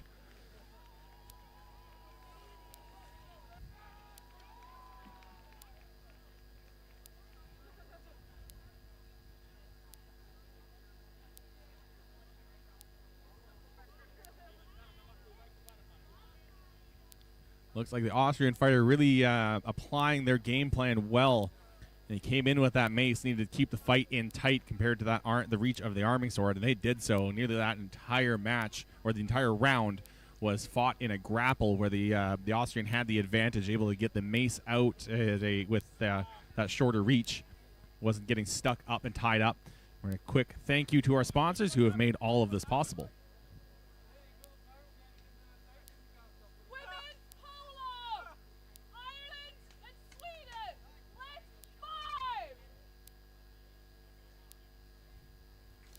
Very easy to see here the French corner helper giving his fighter a few good pieces of advice, and that looks like it is Australia getting back at England for some history maybe. They're going in. Oh, that's a clap to the head with the English polearm. And that Austrian has a nasty looking polearm, huge head on that thing. Whether the other one may be a little bit more dense there from the English fighter. A good couple of strikes here, but in the background they are back underway for Austria versus France. The Austrian fighter immediately pinning the French back against the rail, but the French fighter looking for a takedown, but the Austrian is going to get one and gets himself up on top. The French fighter once again clinching down, trying to prevent the Austrian from posting up. Oh, but he does get his arm free, gets a few hard shots in there to get a few more points in before that fight is broken up and get these fighters back on their feet. Fighters being divvied up again, getting to their feet, and they're on again. French fighter really trying to work with his shield, keeping the Austrian away from him, but it is not looking like he is succeeding. Since we fight in weight classes here, you can be tall and slim, and you can be small and more sturdy built. Your range here is not necessarily a a good thing for you, because you can maybe reach your opponent, but your opponent will be, if he's a shorter guy, usually have a lower center of gravity. And that is what the Austrian is using to their advantage, as they are getting in tight every single time, outworking the French fighter in the grapple. The French fighter really needing to try to create some separation, try to use the swords to their advantage, but the Austrian each time just shoots in so fast.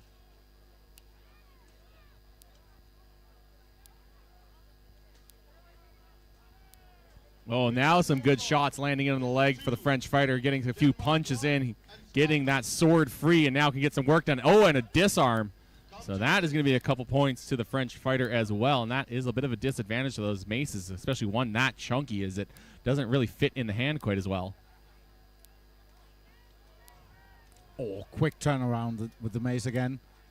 Working his way in, up against the list.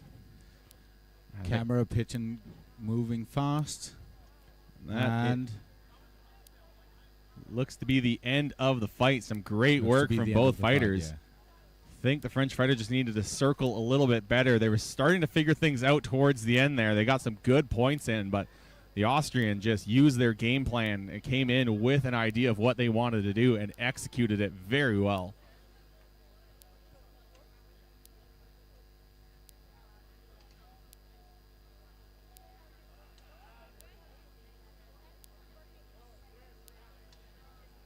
So quick tally of the points here from the marshals. We'll get a result here on this fight and then move along to one of our other lists where the polearm duels have begun.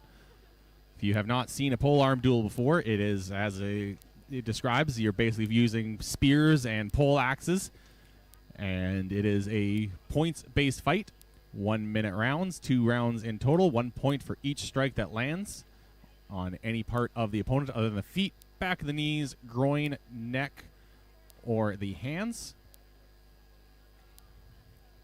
And is a cumulative points total after 2 rounds.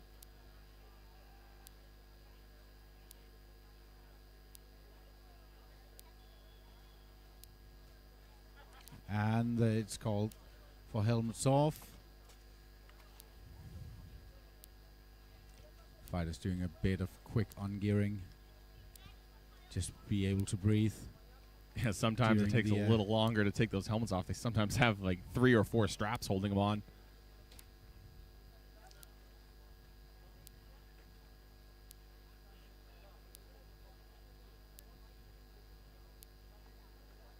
Just getting a French fighter in there for the call for this match.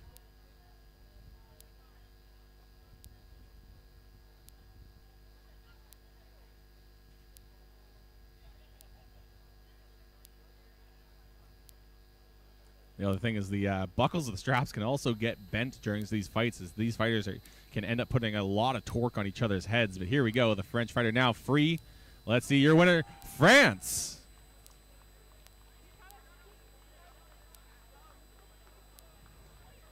So I believe the French fighter, despite the Austrian putting on the pressure, the French fighter was able to rack up the points and able to take home a win here. So we will get to some of our polearm duels. I think I see Ireland back there in one of these fights.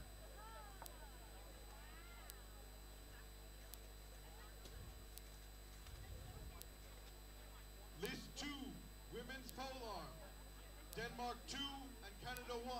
Come to list 2. And there we are, Ireland against Sweden. Women's polearm, as far as I can gather. Doesn't matter, polearm fighting is cool no matter what. It is the one type of duel I will not do because those polearms hit hard. They are the heaviest weapons that we have in our sport. Every impact is felt by the fighter. They can use both ends of the weapon to strike their opponent. However, they cannot use any sort of thrusting blows with either end of the weapon. Everything has to be a swing. So we get to the end of that round there. We just saw the last few seconds here and a couple of hard shots landed from each fighter.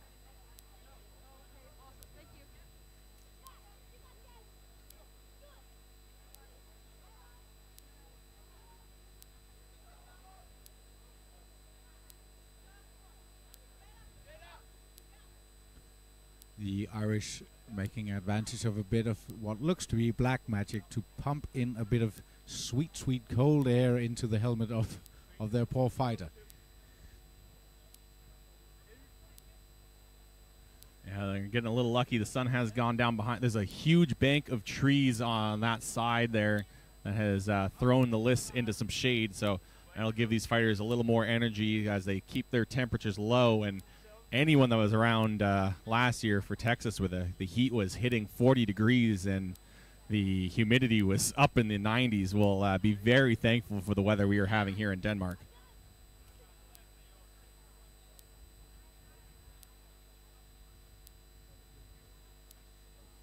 And it looks like we have Denmark versus Canada here in the women's polearm division. Canadian trying to get under the list. It is hard to move in all of this armor, and it's very difficult to get in and out of the list sometimes. Sometimes it feels like it's the hardest thing to do in a fight. We have seen throughout the day a couple of fighters and marshals as well, fighting with the list, trying to get under it and getting caught. I have also, though, seen a Polish fighter jumping on the list to celebrate a win.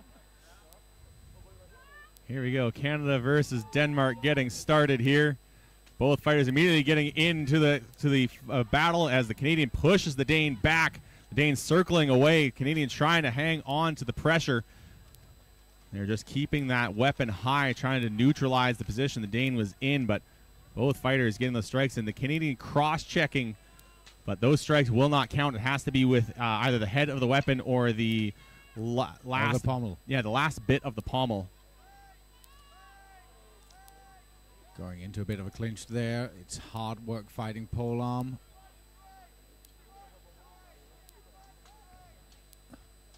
Canada getting a couple of hits in, but Denmark picking up the pace as well.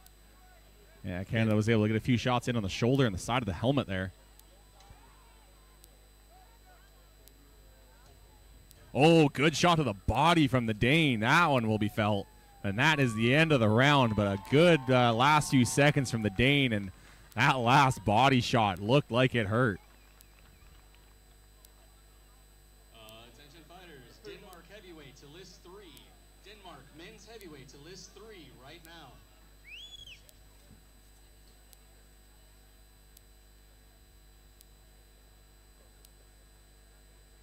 So these fighters get a 30-second break in these rounds, or between the rounds in these dual categories. So not as much of a break as the pro fights, but the rounds go for half as long as well. And 30 seconds isn't much time for the corner helpers to try to give some good advice on what they've spotted on the opponents. And you can see both sides just giving as much advice as they can. I guess I'll have to apologize for my countryman getting the flag in the way. Not quite see who that was there, but I could try to messaging them, but I don't think they'll be checking their phone right now. We're a little too far for me to kind of step out and just shout to them, but we are getting ready for round number 2 here. Good friendly clink to start off with, and then the friendliness stops. Canadian applying pressure, but I don't think they really landed much there. Oh, there's some good circling, good movement, gets a few strikes in, but now the Dane throwing some heavy shots.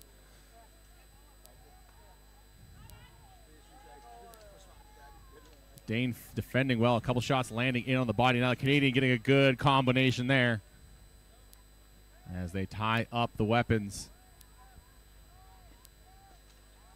Couple shots in on the legs for the Canadian. Thing is, though, they have to keep that edge alignment. They have to make sure it lands with the edge of the blade and not the flat.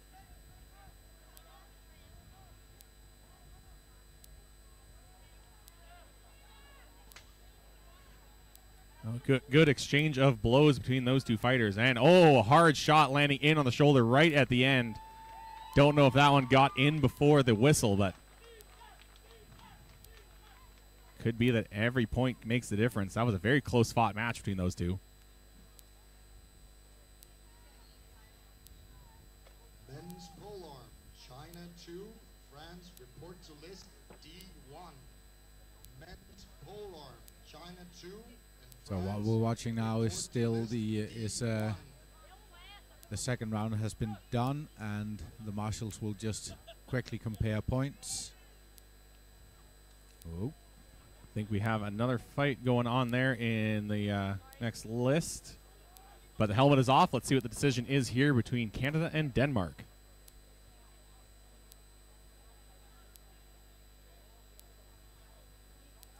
I don't know who got that one. I'm trying to avoid having any sort of country bias here, as we both, I think we both have our biases on who we want to see win. Yeah. But it was a good match between those two. Yeah. Notice how when the helmets come off after a polearm battle, it is one big smile. I don't know how, after all those heavy hits with the polearm, how they can keep smiling, but polearm fighters are a different breed. It takes... they surely are. Marshal Sean, report to list D1. I think we have another pro fight going on there. Looks like, I think that might be Netherlands versus Denmark. Looks to be.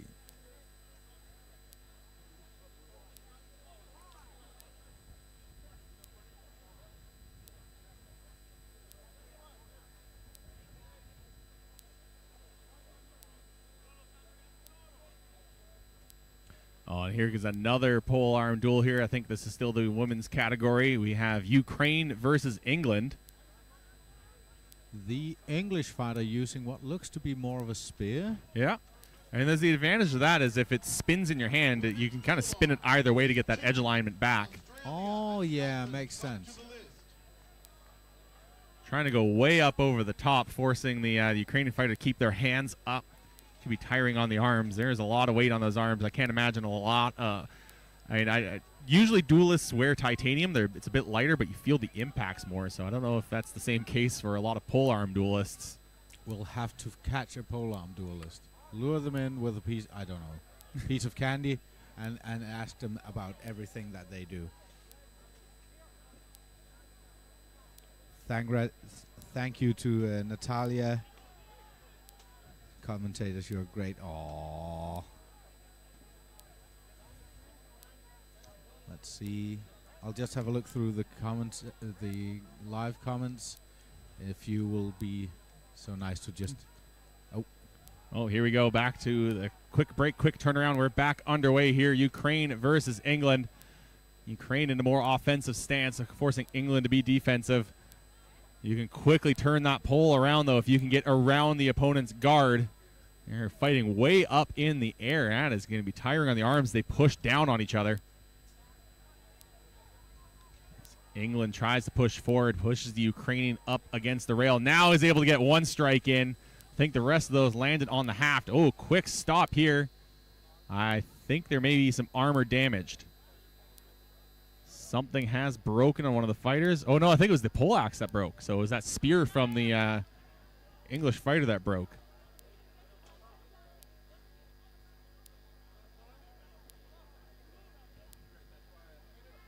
Oh, I can kind of see it quickly there as the stream is a little bit behind from what we're actually watching. So I looked down at the stream, and it was the haft of the spear that broke. You can see it very have a bit of an angle on it. So good eye from the marshal to spot that. Oh, a good strike finds an opening for the English.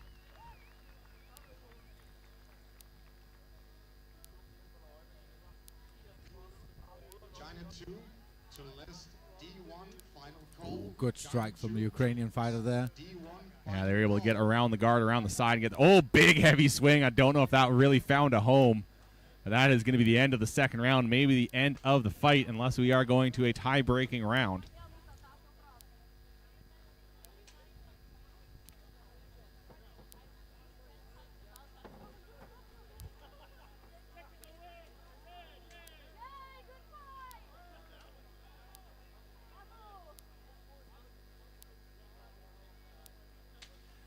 Yeah, that one is another tough one to call. It was very defensive, very technical from both fighters. They were both having a very good guard, and it was really just about which fighter can kind of overpower, get around their opponent's guard, be able to get a couple of shots in. There was nothing really overpowering between these two fighters.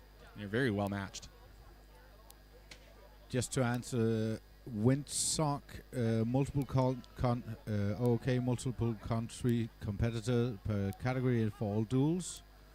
Yes, there's 2 competitors in the duels, so each country can send 2 competitors for each duel category. Pro fights, it is only 1 per weight class. Melees, I believe they're allowed 2 5s teams, 1 10s team, and 1 16s team. But for the duels, they have 2 fighters. And there looks to be on again. The marshals just had 2. So that will mean this is going to be round 3. So these 2 fighters were tied coming into this one. Or it was a separation of only 1 point. So it needs to be a definitive win here. I think they barely stopped from touching there, but the intention was there. As the English fighter is trying to push forward, can't get around the guard of the Ukrainian. Good catch there. Oh, and that shaft right into the armpit, that must be felt. I think the English fighter got one in on the helmet of the Ukrainian.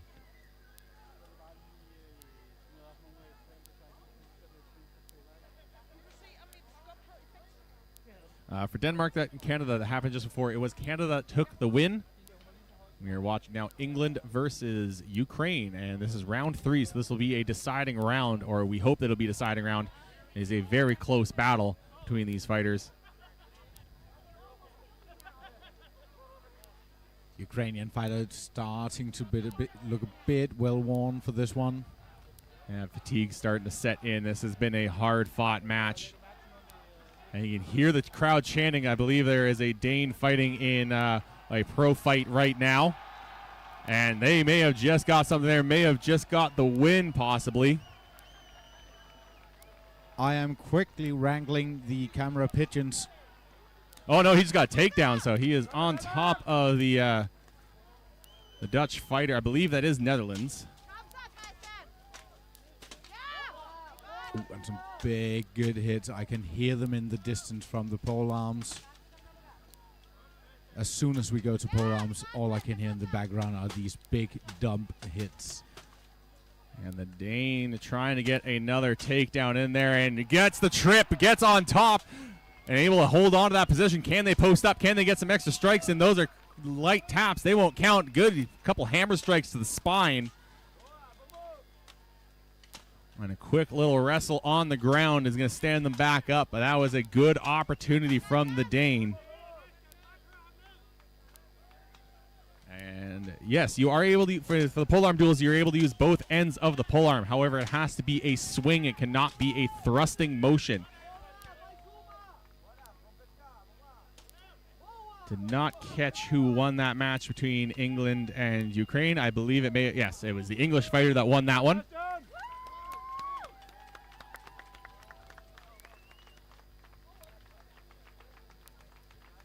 See if we can get back to the pro fight action here. We're seeing if there is another round coming up or if we have a decision between these two fighters. Looks yeah, like helmet's off. Now begins the struggle of getting the helmet off.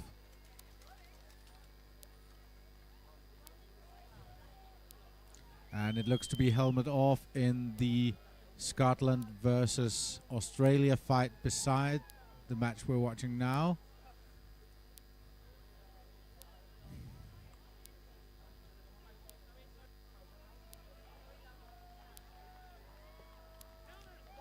Win goes to Scotland in the other fight. And here we go. Your winner between Denmark and Netherlands. It is Denmark. Oh, and the Dutch fighter giving him. That is sportsmanship. And you can hear a large cheer from the crowd. Crowd not just clapping, but stomping as well. But now we've got, looks to be Denmark versus Brazil here in the pole arms category. Oh, that was a good shot from the Brazilian.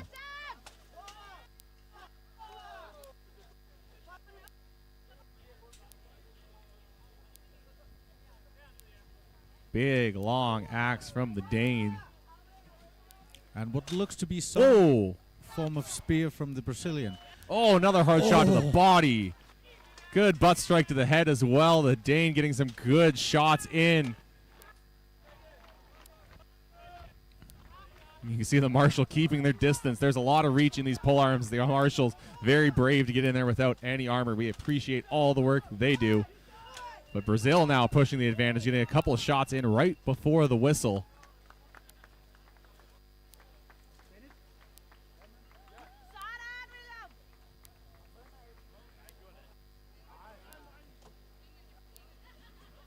Super heavy men's final at list 3, Finland and Ukraine. So it sounds like we have a super heavy final coming up as well. Followed, so on deck we have Denmark 2 and Belgium. So immediately at the list, women's polearm, list 2, Denmark 1 and England 2. Followed by, on deck, Denmark Just 2 a quick and shout Belgium. out to Jinx Head. Yes, if you are when you are now more interested in seeing how this actually works, there are also a big website from the IMCF where you are able to find the rules. Looks like it is who should be helmets off. Denmark, Brazil. Denmark takes it. Congratulations, but damn good work from Brazil's side.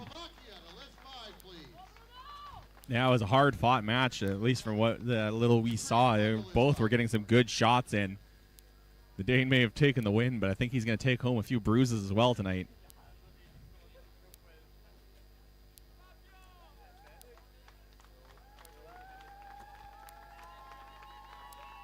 Women's polearm, Slovakia to list 5, please.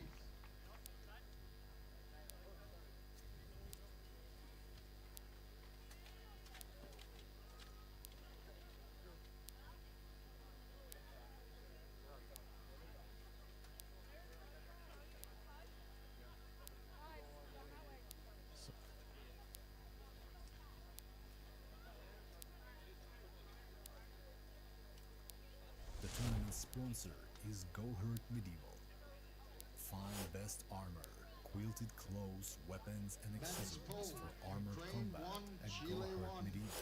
Your go-to shop for armor. Don't wait. Visit GoHurtShop.com now. Report to list D1. Afterwards, France and Brazil won. Men's pole, D1.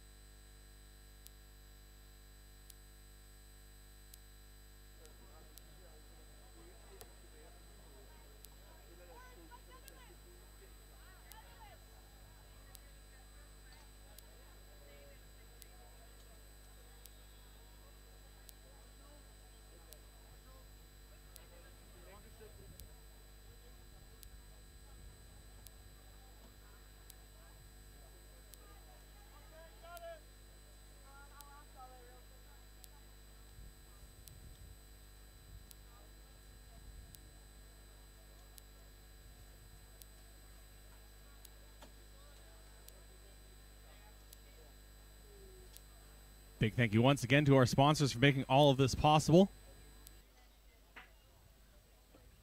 Looks like we have a few fights getting ready here. I believe a little bit off to the side, we have got a pro fight finals here for the super heavyweights. Netherlands against England and There's Chile as well, getting ready for a polearm duel. versus Denmark.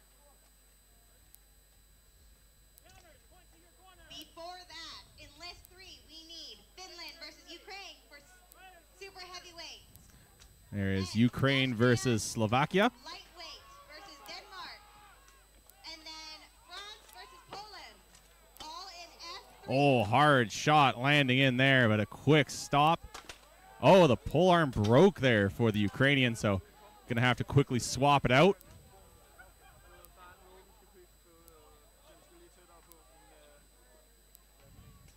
Have a discussion if that is still allowed or not. It looks like it was just a little bit off of the bottom, so I think the weapon is still okay.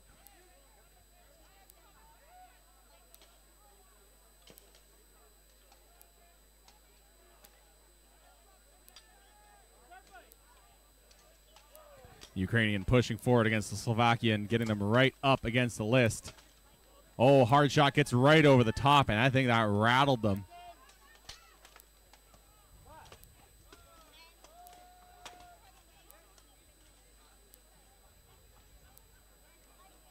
Oh, exchange of blows. The one that Ukrainian landed definitely was felt a little more, but here we go. I believe this is the super heavyweight men's pro fight final going on. Finland against Ukraine. Finland putting a lot of pressure on the Ukrainian fighter, getting them tucked up into the corner, pinning them well. That sword is stuck. There's no way they can get that free. That sword is getting up into the neck, and I think they're going to move that. That is in a bad spot. Or that may have been. Oh, no, actually, that was the end of the round, so just kind of happened that the stoppage for the time and stoppage for the sword were kind of at the same time. Yeah, I believe the marshals are discussing where that sword was positioned. I don't think that was really the fault of the Ukrainian. Their sword was just kind of stuck. Their arm was pinned. They couldn't really move where that was.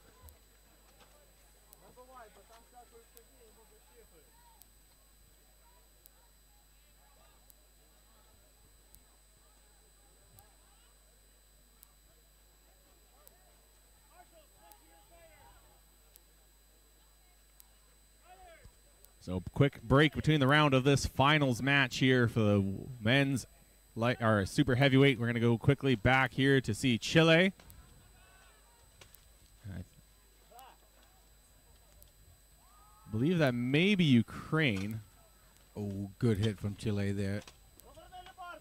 But the other fighter comes back with a few quick hits to the head. Oh, here we go. Back to the finals.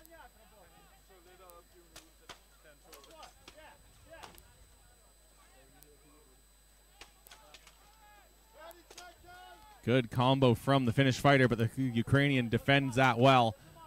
Oh, the Finn getting his arm in there, getting a good tie-up, and defends the counter from Ukraine. The Finn controlling the center, forcing the Ukrainian fighter to move around them.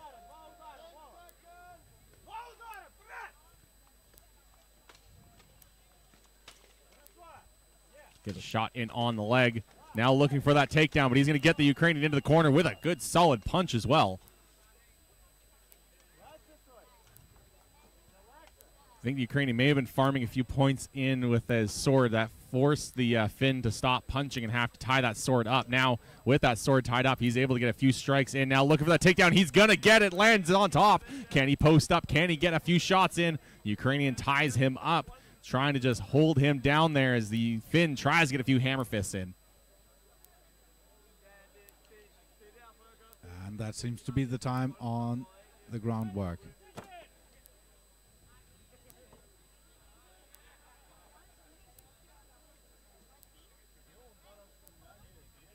All right, fighters move back up onto their feet. Once again, this is the finals. This is the gold medal match. Winner takes home the shiniest hardware.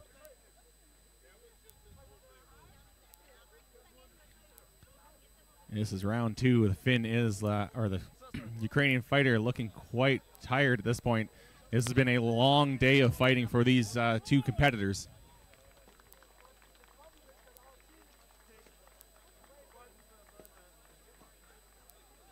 Both exchanging shots to the leg there, each coming away with a few points. The Finn team seems to be controlling the pace, but at the same time, the Ukrainian fighter landing a lot of strikes himself. Good couple shots in on the leg. Now they're answering back. Oh, good left hook from the Finn. Hunting him a bit, getting him into the corner again. Both pretty good tied up, but it looks like the Finn is able to get his buckler to the helmet of the poor Ukrainian fighter there. Brazil 1. Report to list D1. That was France versus Fighters tied up, and that is the whistle. That's the end of the round. That's the second round. Could have been the match. We'll have to wait and see. Keep our eyes on this one. That is going to be, we're going to see the marshals quickly tally up points. See who will be taking home the gold medal. And we're seeing one shield doing the work of two on the other side.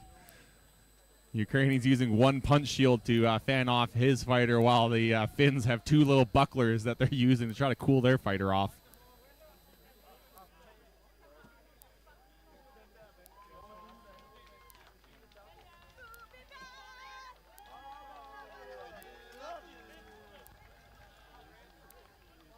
Taking a look a lot around the grounds, this has been a beautiful venue for this tournament, right here in the shadow of Spøttrup Castle.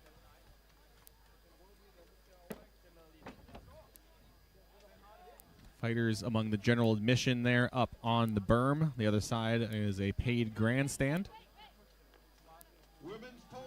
Looks like helmets are off in that finals. Ukraine and Finland getting their helmets off. We have a winner. We'll see who will be taking home the gold medal.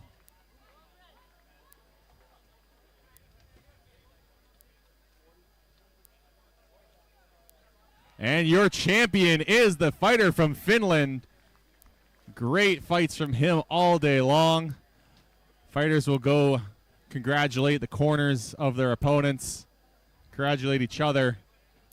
Ukraine will go home with the silver. Finland goes home with the gold in the men's super heavyweight pro fight category. Let's see what is still going on at some of the other lists. I think in the background we have what looks to be a Swedish fight against the English, which have helmets off at the moment.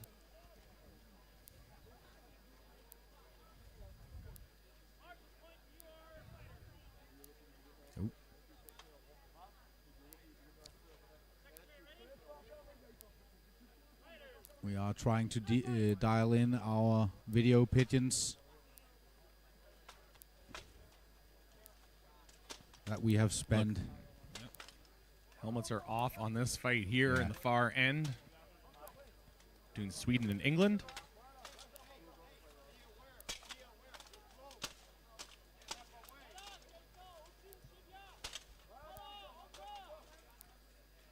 Swedish fighter looking a bit tired now, and England takes it home. Congratulations to the English fighter. Good work on the Swedish fighter. I managed to spot it a bit in the background from one of the far shots, and it seemed that the axes were moving quite hard. Hearing some steel crashing, might be in list one as we get the camera turned. It is Brazil against France. It appears to be France. I think that's the fleur de lis. It is. And that was time for that round. Marshals rushing in to deliver their point counts. I believe that was the end of round one. There's a lot of advice being shared here by the corner to the French fighter. Brazilian corner taking a look and getting the helmet or hammer out for the helmet. A little bit of percussive maintenance. Whatever fixes it.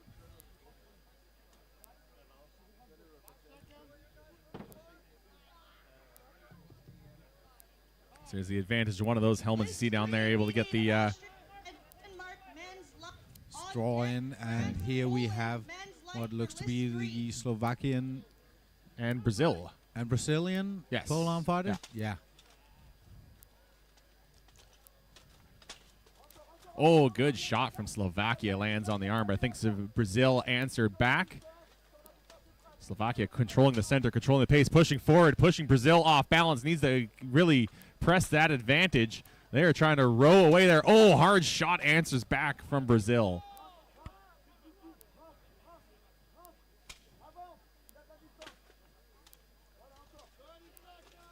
Good defense there from Slovakia, able to fend off the strikes from Brazil. You can see the fighters changing up their hand positioning here as they move through the different ranges. Oh, good shot from Slovakia as they push forward, try to get inside the range as Brazil is really has their grip low down on that weapon. Now they're choking up on it a little bit, trying to get themselves a bit more prepared for some in-tight battling, but once again, move low. Trying to work the long range against Slovakia, but the whistle blows. And that seems to be time.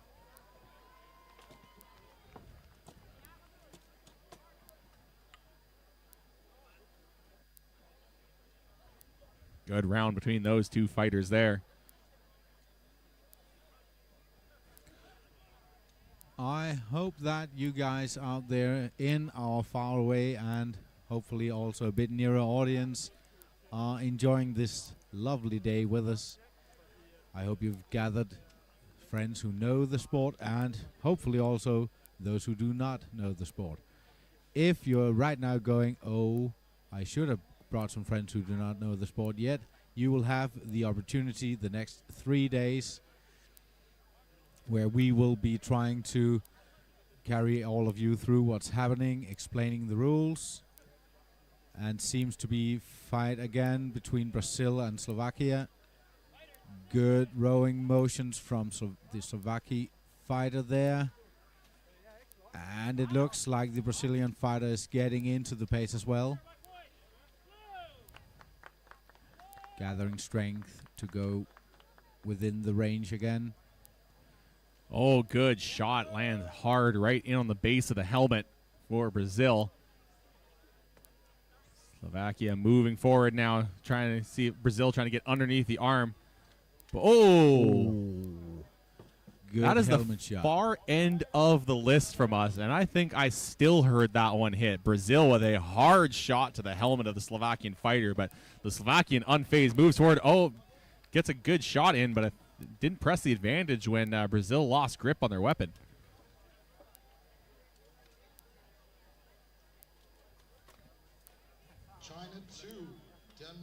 That is the end of the round. It is good to see in the chat people that are going to be coming here to see the event live.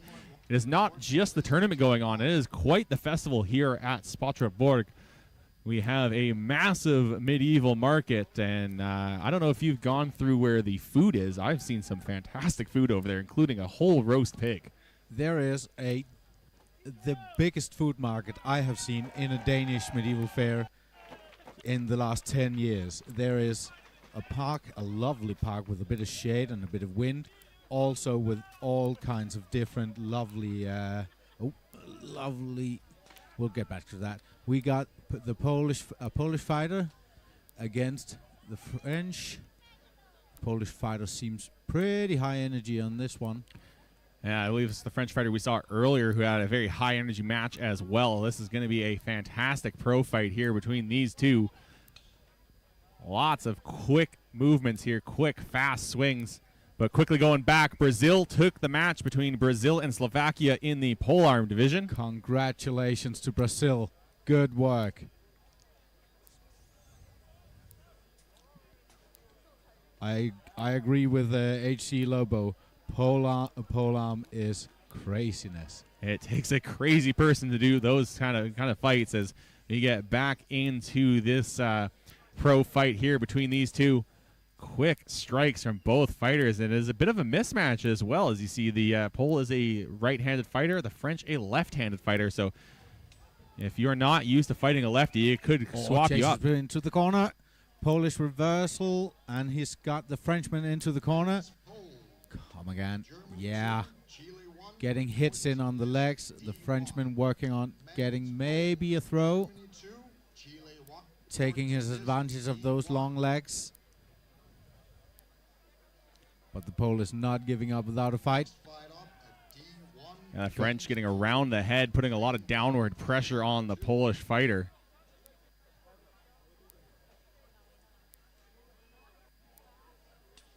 Oh, good strike to the helmet before they separate, but French fighter immediately going on the offensive, pushing the Pole right back against the rail. Once again pushing forward, but the Polish fighter get a couple strikes in before they close that distance. Good, well-fought match between these two combatants right now. A little snipe, I think, may have landed on the legs right before the whistle.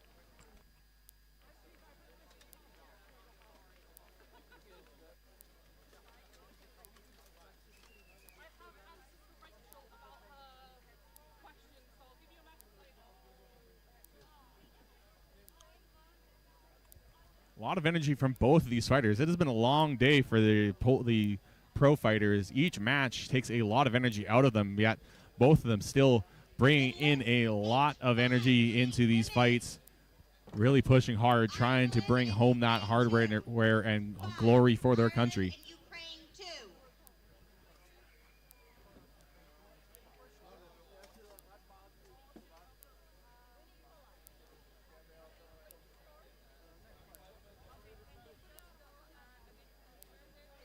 Well, we are waiting to see what is going on with this match. There's still some advice being given to these fighters. The Polish fighter ready to go. Almost jumping up and down. He's still just fired up. It's a great match between these two so far. That first round was electric. Just a bit of water filled on the French fighter. Fighter's ready again. All right, here we go. These two looking to put on the match of the day. Great energy from both of them. Good intensity as the French fighter quickly pushes forward. The Polish fighter going down to the body, switching the positions, getting him pushed up into the corner. Swords flying. Both fighters getting some great spots. Shots in. Oh, is the French fighter going to go down? The Polish fighter does take him down, tries to get the back, but the French fighter gets right back onto his feet, pushes right back into the Polish fighter. Unbelievable from these two. Hard push from the French.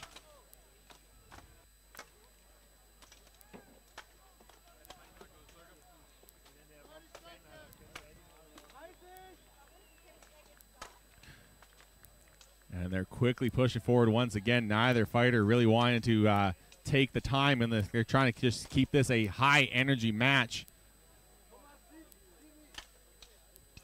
Couple strikes there landing in on the head as, oh, big push once again from the French fighter.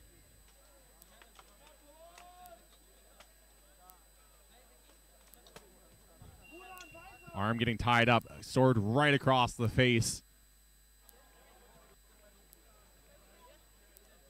I think they're getting a bit tired now. I see some sluggish movement, but they won't quit on each other yet. No, both of them going for glory here. They're going to dig deep, use a lot of grit and determination to see this fight out, but you can see they're finally slowing down here towards the end of this second round as the French fighter really reaching for that one, kind of exposed himself. A little bit of an overextension. That's allowing the Polish fighter getting a lot of good shots in.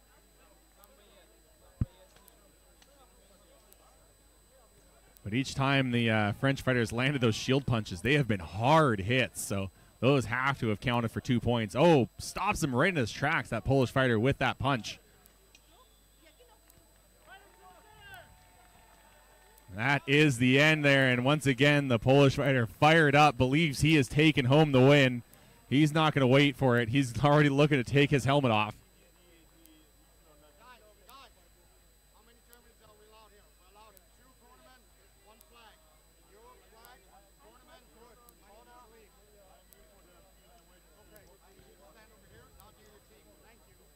Nice overview of the venue that we have here this weekend. In the front is what looks to be a German versus a Chilean Polacks battle commencing. But and the helmets are off. Yeah, we have a decision here in France versus Poland. What a match. A fantastic battle between these two. Your winner, though, is Poland, taking home the victory. Fantastic. Both these fighters can hold their head high. That was a great match between both of them.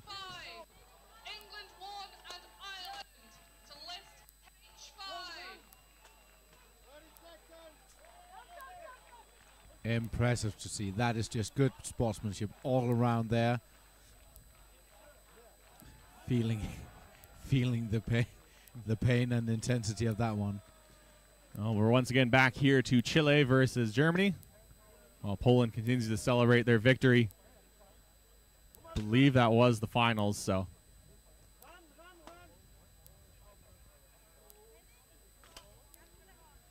The whole team fired up, supporting their fighter. That was quite the yell. I heard that from here.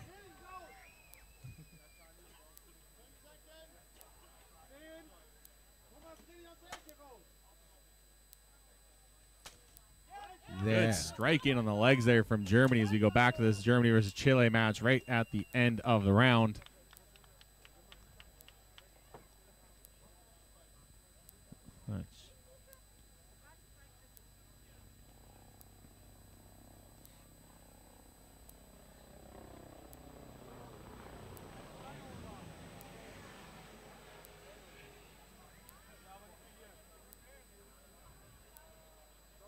Quick helicopter fly over there. While the marshals are tallying up the points counted, and the Chilean fighters getting a bit of air in their helmets.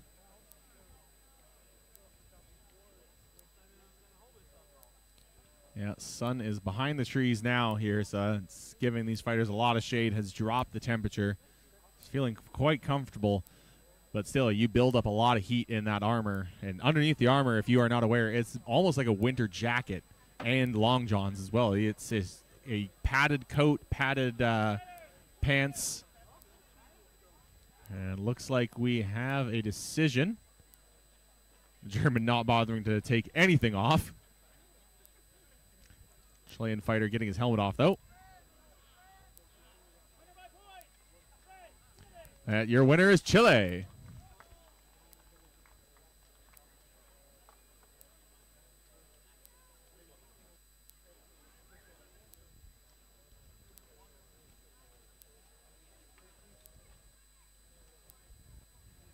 See the medic bag out there for Germany. Hopefully that is just something they keep around with them.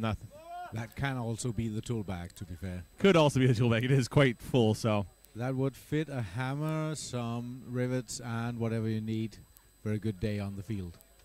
Well, it looks like we have another pro fight between Denmark and France coming up. Yeah, I think that is list 3.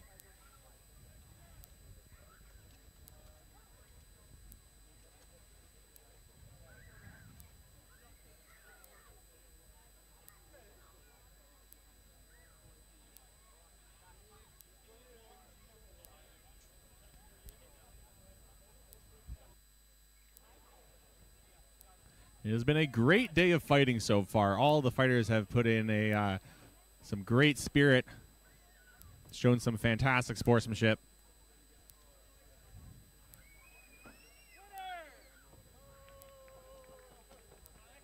Well, it looks like we are ready to go here in just a moment between Denmark and France.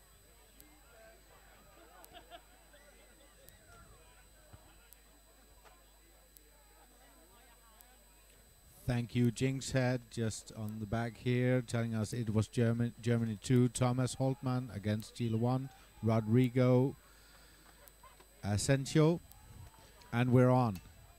Denmark versus France going on here. Good shot to the leg, good punch. The French fighter going in. Oh, I'm noticing the French fighter didn't bring in a shield. He is going no shield, just a single sword. He's going purely offense here.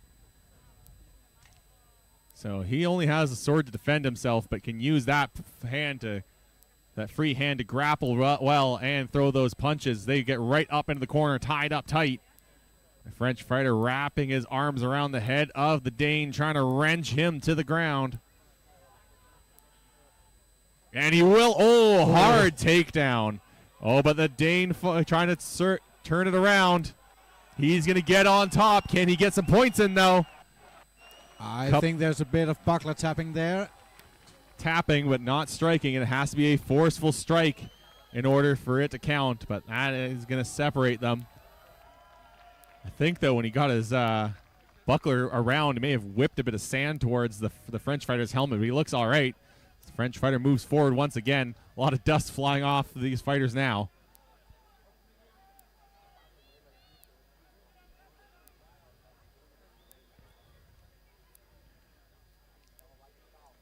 I think that grapple being broken up because the French fighter was grabbing onto the blade of his own weapon. Cannot do that with a free hand. There you go. He can wrap it into his arm as he gets into the exact same position as he did with that last takedown. Trying to mirror the takedown, and he practically will, but is not quite going to get the rotation. They're going to land side by side. Denmark trying to get on top. They seem to be clinched to the ground. And that's time for the ground fight. So both takedowns initiated by the French fighter and going different ways. First time was over rotation, which caused him to end up on the bottom. That time was an under rotation where he did not get on top of the French fighter. Oh, I think his brig is just out of position there. They're trying to slap it down. There we go.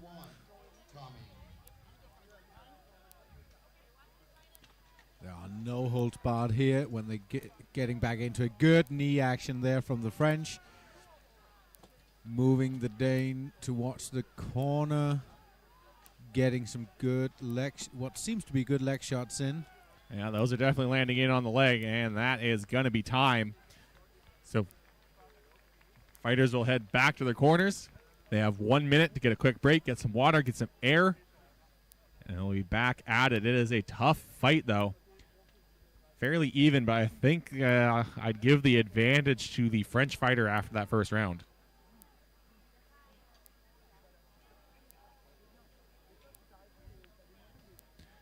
I was a little surprised to see him coming in with just a single sword, but he is being effective with it.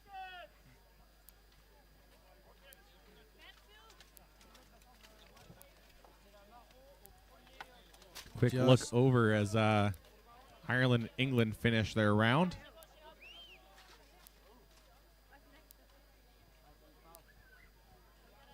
And we're back with Denmark against France. Marshall's just divvying up. Everyone's ready. Fights in again.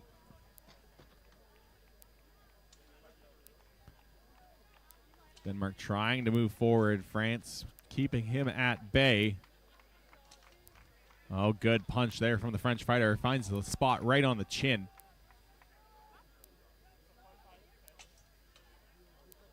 Oh, good defense from the Dane. Fends off those two strikes. Now they're getting into it again. Trying with the kick, not seeming to help that much. The chanting of the crowd getting louder. That's got to fuel the Danish fighter. That Dane trying to get the pressure on, but the French has him up against the rail. And oh, shots right into the ribs. Now he's going to get free. Couple good shots to the helmet.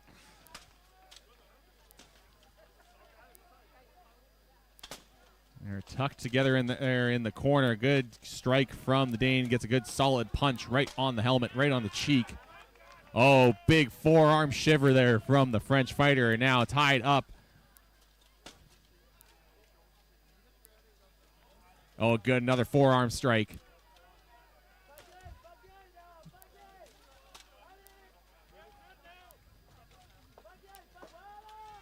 Oh, the French fighter getting his arm free, trying to get a few points in. Gets around the head, trying to pressure him down. Now presses him up into the corner. Good punch there right on the side of the helmet. A lot of pressure being applied by the French fighter here. Once again, if you are just joining us for the first time, it is 1 point for every strike in these pro fights. 2 points for a strike that knocks the opponent's back. 3 points for a takedown. And 3 points for actively cornering your opponent. Oh, once again, the French fighter trying to get his arms around the helmet of the Dane. But the Dane presses him into the corner. Can't get much free. Now gets an arm free. Gets one shot in on the legs. French fighter now striking the legs, chopping down the tree. Whistle will blow. That'll be the end of the second round.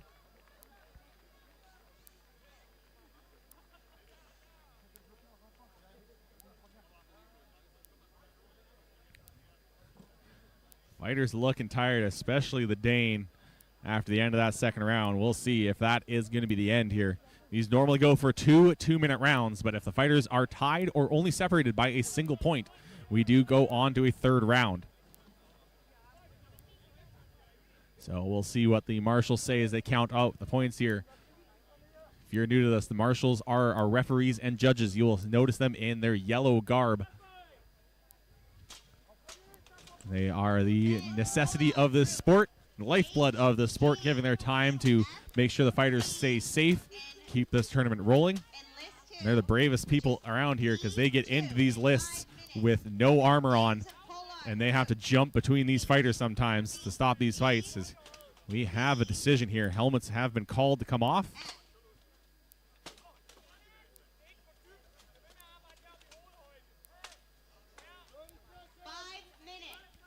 We have a decision between Denmark and France.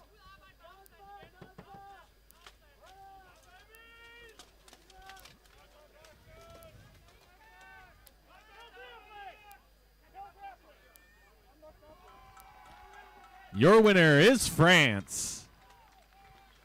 Well-fought match between both of these competitors. But it is going to be France taking the victory this time.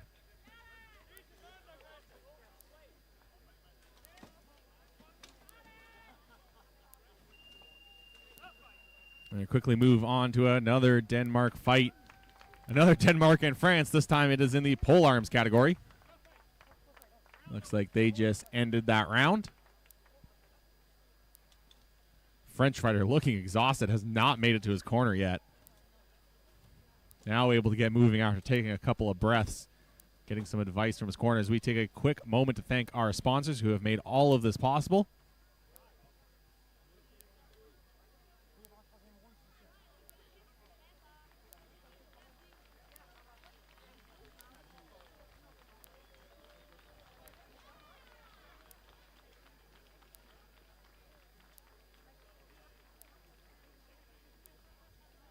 Little discussion going on there with the marshals, I believe, just maybe talking about where some of my strikes were landing.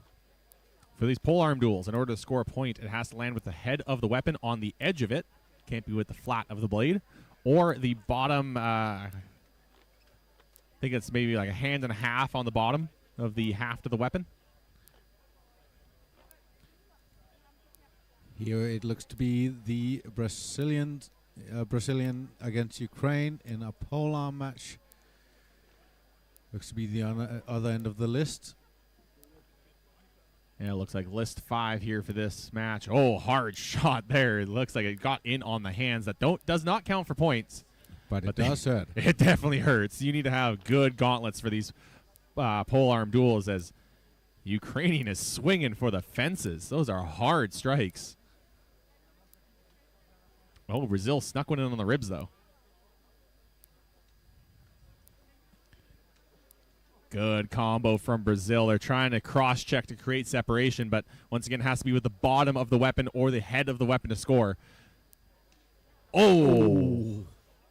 Once again, that is list 5. That is the opposite corner from us. That is maybe, what, 75 meters away from us, and we heard that. Something along those lines. And we're facing the other way. Yeah, we're facing the other way. And Denmark just took the match between Denmark and France over on the other side. That would explain the large cheer we just heard from the home crowd. Get quickly back to Ukraine versus Brazil. Yeah. For the whistle for this round.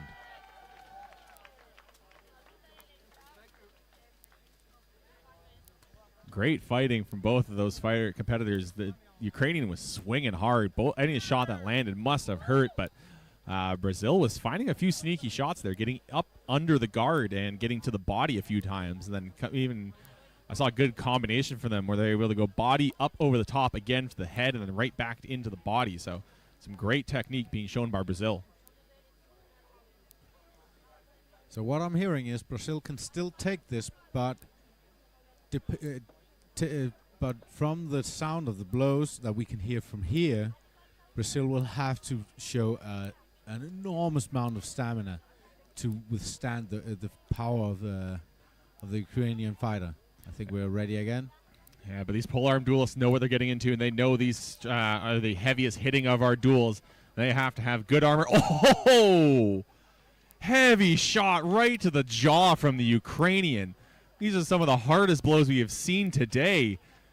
That Ukrainian fighter swinging hard. Another heavy shot to the helmet. These are 1 point for every strike landed. It doesn't matter how hard, as long as they're forceful. You don't have to swing just to knock their block off, but that is definitely what the Ukrainian fighter is doing each strike with a tremendous amount of force. Quick little sneak in from the Brazilian there, but the Ukrainian uses momentum. Ooh, struggling to get a handle on his spear. Yeah, Brazil fumbling with their spear, and that opened up a big gap for the Ukrainian. Got a few strikes in before they finally backed off. Oh, good shot to the legs there from... And that is going to be the end there. That last strike I liked from the Ukrainian. They were tied up high, and then as they pushed back, just swung this the weapon down low, got it right in on the legs. So some fantastic technique really being shown by both fighters.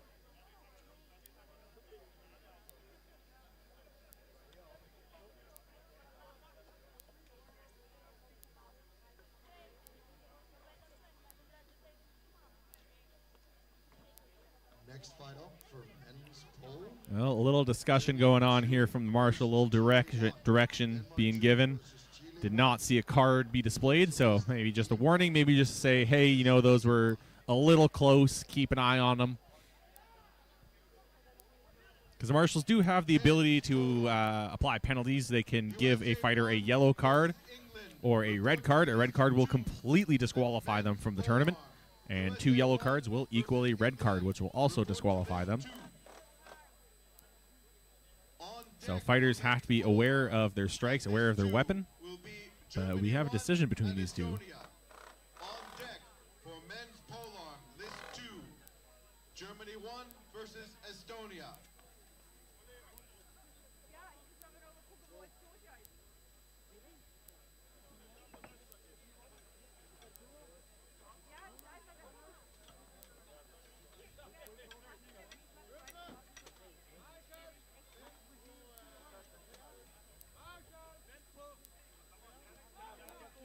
Fighters hugging it out before the call, and the match goes to Ukraine.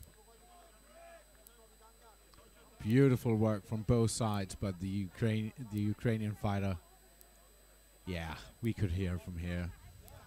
It was a great match for both of them. Some good technique from both fighters, but yeah, Ukraine just getting a few more shots to pass the guard. They are able to take home the win. And even though the hard shots don't count for more, the opponent will still feel them, though.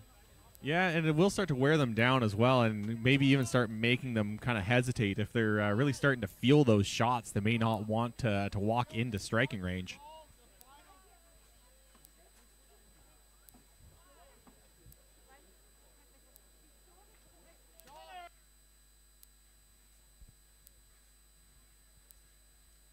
Let's see what we have going on. I think I spot a German fighter to our right.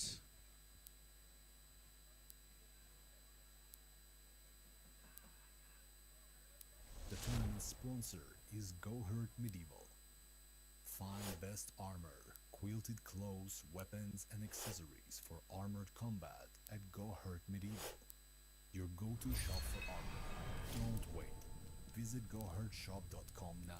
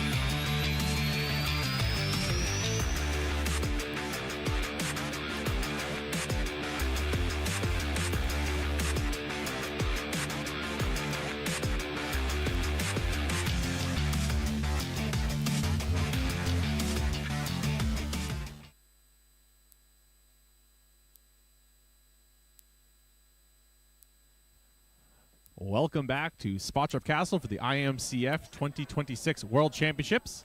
I think I spot a Polish fighter against what looks to be a Ukraine. Ukrainian fighter. Yeah, the Ukrainian flag is in the background there. Good spot. Wow, rapid strikes for both of these fighters. Very quick. I'm not sure that speed fighting is actually on today's schedule, but wow, those are. Could those two be the same category as the very high energy fight we saw just a moment ago? Possibly. There, Polish fighter trying to get the strikes in on the leg. Ukrainian backing away. Oh, that shot was a good right hook from the pole. List 2, E2. Canada 1 and Belgium. Getting a few good shots in on the legs. They're breaking up just maybe just to catch their breath. They do have to breathe just as the rest of us.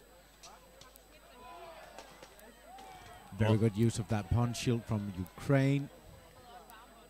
Yeah, really stopping the charge from the Polish fighter, but the Polish fighter now getting the Ukrainian into the corner. A couple of good body shots with the knee, another one getting up in there. Throwing a few of them as he gets this. Oh, looks like Ukraine had a good opportunity to get a takedown, but there was a stoppage there. Do not know what for. It doesn't appear that the round was over. They're at it again. Ukraine just barreling in there. Poland really doing the honest work of trying to counter it. Fighters tied up against the list now, getting separated once again. These are points-based duels. Each strike counts for a point. 2 strikes for a solid point, or for 2 points for a solid strike that knocks the opponent back. And there's almost a takedown. Somehow the Polish fighter stays on his feet and even gets to a good position. Was able to get a couple of shots into the Ukrainian fighter who lost balance after not completing the takedown. Let that be a lesson to you all. Buff your helmets and remember to give them oil. Yeah, the oil will keep the rust off, and apparently will keep your opponent off as well. So the Polish fighter was kind of stumbled there and was able to brace himself with his punch shield. Got right back up, right back on target, which is impressive on its own because the visibility on helmets is not great, and with some helmets you can't really turn your head. So he quickly was able to get off of the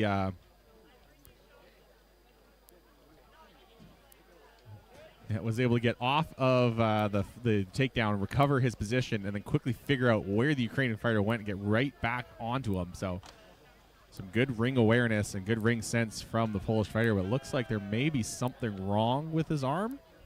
Or maybe just a quick sports massage to keep the flow going. The amount of movement he has and a quick kinetic fix. I think that was just trying to keep his fighter's head in the game, but fighters are ready again, and right back at it. And neither fighter really backing away. Both are just rushing into fight here. Ukrainian getting his arm free, get a few shots in on the leg. Oh, I think the Ukrainian fighter was holding on to the sword of the Polish fighter. That is not allowed. So it was in, I believe, his shield hand. So they're going to separate them, get them back going here. It can be tucked under the arm like that. You can pin it like that, but you cannot close your hand around it.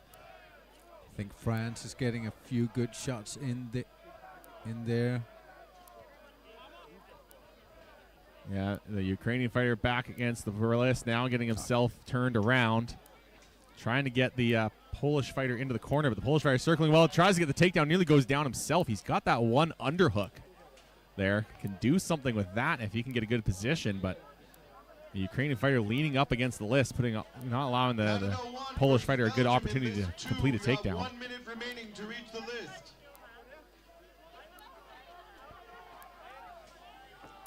A bit in the clinch now up against with the Ukrainian fighter up against the list. Polish fighter trying to get a few good knee He is getting a few good knees in there, and the Ukrainian going for a leg swipe, not working that good. And now they seem to just be trading blows. The Ukrainian sword fighter. There you go. And push-pull, but not. I don't think he's getting the effect he wants from that. In the back, it looks like a Ukrainian versus German pole arm starting to get underway. And both the Ukrainian and the Polish fighter here in this pro fight looking for a takedown, neither able to secure one. Kicking at the leg. Oh, a bit of a hammer strike there with the pommel, but that is going to end the round, possibly end the fight. That was the second round. We'll have to see who will take this one home or if we're going to go to our third round. But the Polish fighter looking tired. Same with the Ukrainian, both leaning up against the list.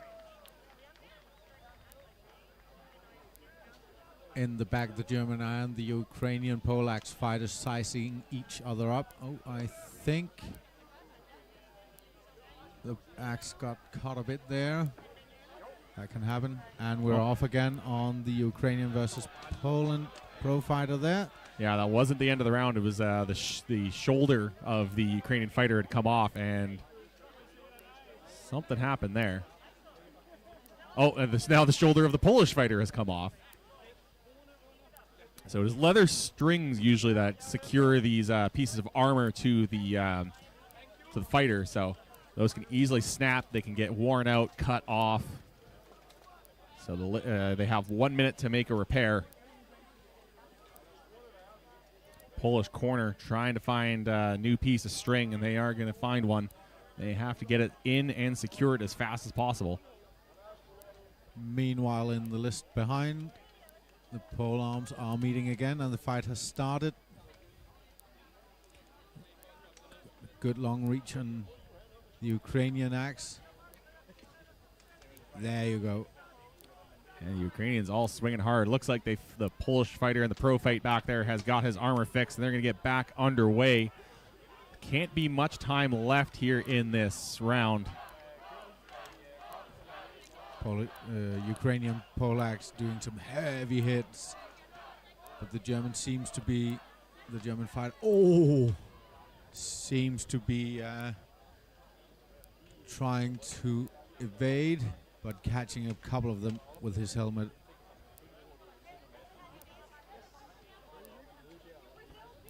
And trying for a few maybe light swipes with the what looks to be a lighter pole axe variant here. Oh, the Ukrainian able to knock the pole arm out of the way and then create his own opening. Was able to get a good couple of shots in there before the round ended. Judging by the head of the Ukrainian pole axe there, it has seen some action throughout the time.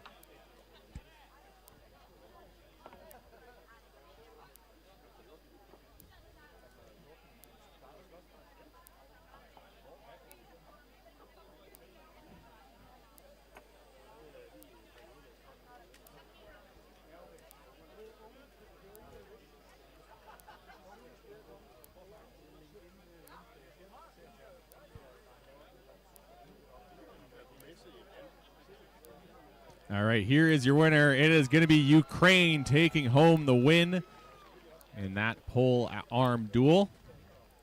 Those two fighters look like someone who enjoyed themselves tremendously here. Yeah, congratulating each other on a well-fought battle. Great match between those two. Meanwhile, back there in the Poland versus Ukraine pro fight, still a lot of discussion being held. Don't know if we're going to a third round or if decision has been made. I think we're going. No. Helmets are off. Okay, we have a decision. Who is taking home the win here?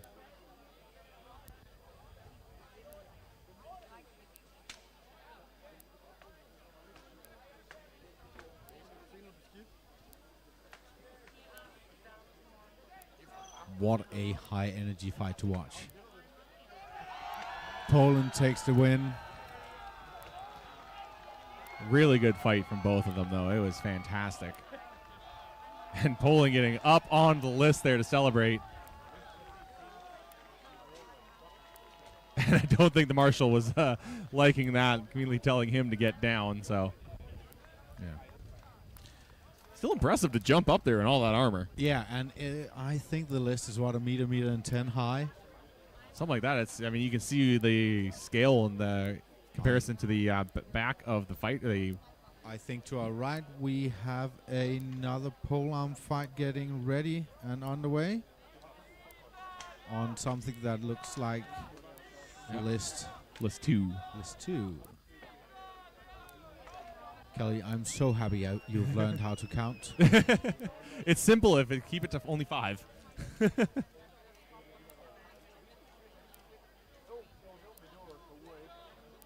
I think I got a few numbers knocked out of my head earlier this morning. I believe one of the fighters there is Brazil. Cannot see who the other fighter is in the other corner.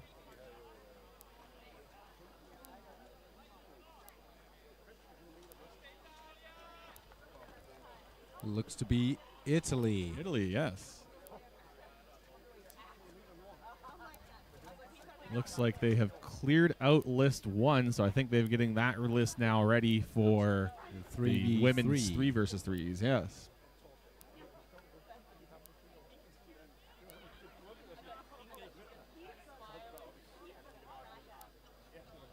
But here we go. I think we're ready for round 2 for Italy versus Brazil here.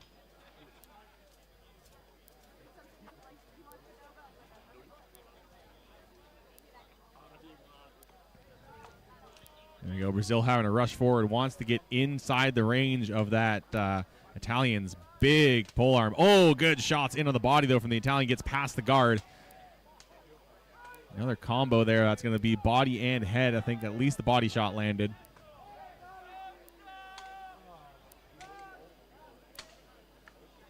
Oh, but Brazil getting one in right across the side of the helmet.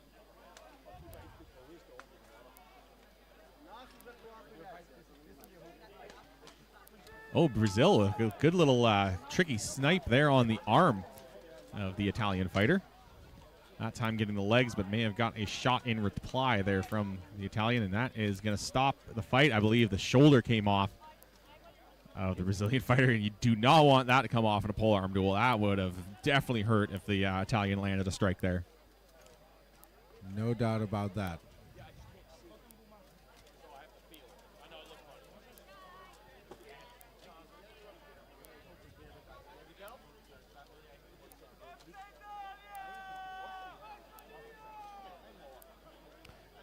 All right, right back into it here between Brazil and Italy. Brazil was able to get that shoulder quickly patched.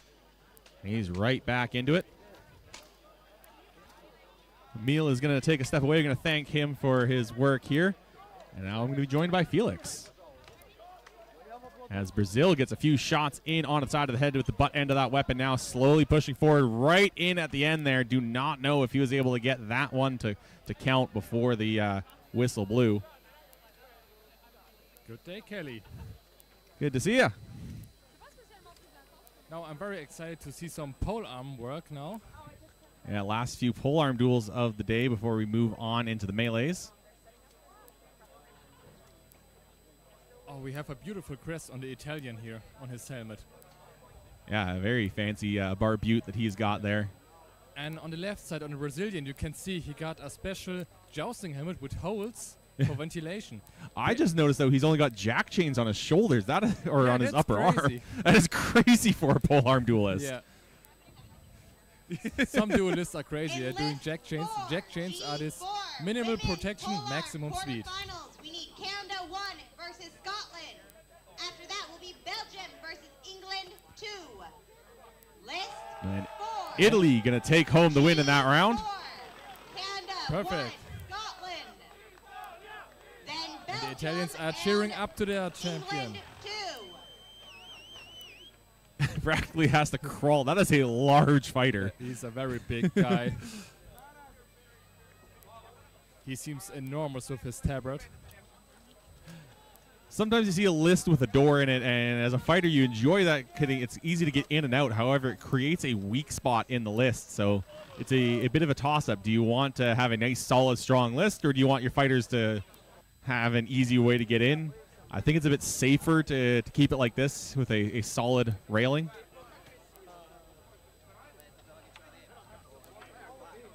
And for now, we see Poland approaching the list. And I think it is the Scott. No, they maybe. It looks like Germany will be his opponent.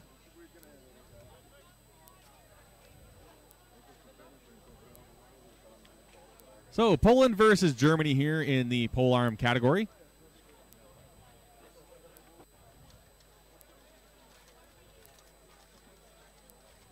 Both fighters in heavy armor, all riveted up here, and no floating arms, no floating legs, just pure solid steel here.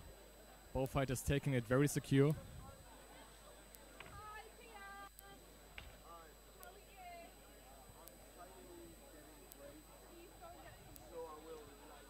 All right, fighters getting ready to go in here, and quick hug between the fighters before we even get started. Yeah.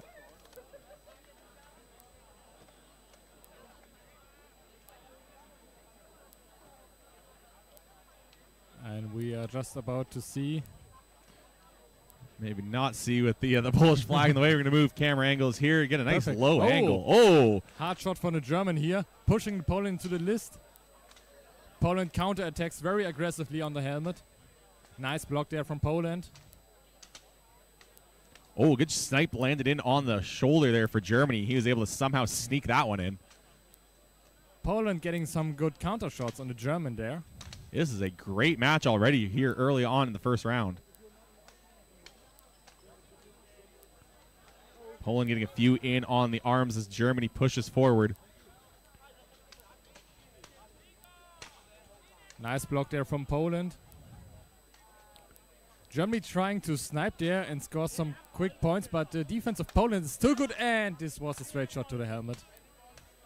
Oh, I think Poland got one right into the arm there. Good block from Germany. That time, though, I think Poland got a few on the shoulder. For now on, there seems pretty evenly matched. Yeah, very good between these two. First round is going to come to a close. Quick 1 minute rounds here in these duels, but very even match here between Germany and Poland. Fantastic match. I think definitely the second round will be the they're going to come important one. Yeah, they are going to come into the second round very close on points. These fighters are going to have to find something to create an advantage. And you know, nobody wants a third round, especially on a long day like this. No. Or even a fourth round, which sometimes also can happen. Sometimes I'd rather take the loss than taking a fourth round. But I mean, when they call that fourth round, you may not want to do it, but I think every fighter is still going to come out for that fourth round unless they cannot stand anymore. I think they know each other. They're very familiar. They are in the list. I mean, being Germany and Poland, it's quite possible they meet they meet each other probably in regional tournaments fairly often. Some chatting there between the fighters. It's the only sport where you can try to smash your friend's head in with an axe.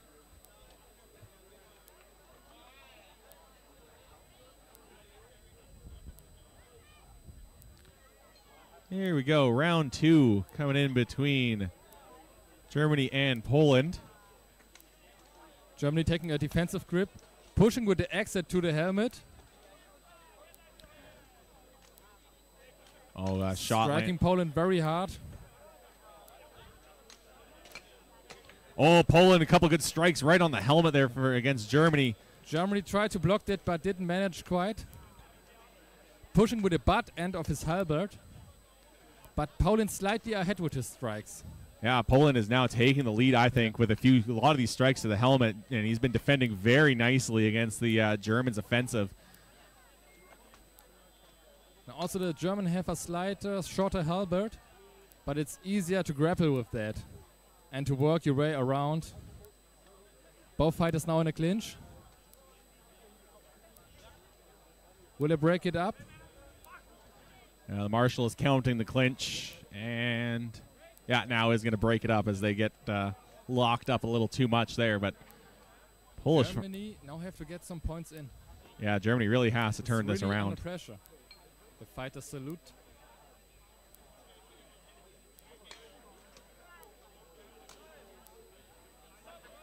And this was the end of the second round. Both fighters greeting each other. And now we wait for a decision from our marshals. After that second round, I think that may have gone to Poland, especially early on in that round, scoring a number of shots, getting a bunch of hits right in on the head of the German fighter. German fighter has already taken off his helmet. So he may be feeling like this has already come to an end. He knows the result of this one. Just waiting for it to be official. Poland also already has the helmet off. And one more hug for good measure.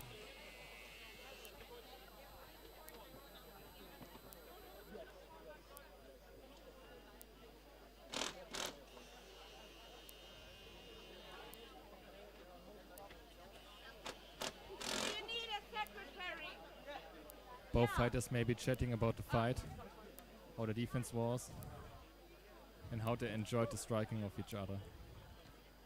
No, we're still waiting on a final count from the marshals. I think he just called round 3.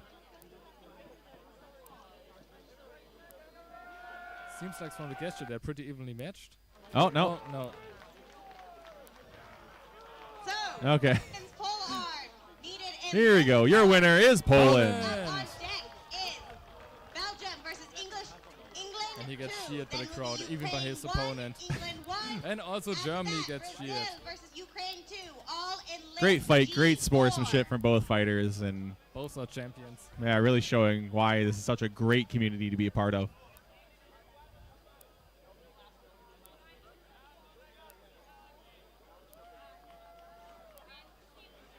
So we have one list ready here for the looks to be women's 3 versus 3s. Looks like our volunteers, once again, huge thank you to them for making a few last minute adjustments, shoring up the list. I believe they were out here till well after it had got dark last night, making sure the list was ready to go this morning.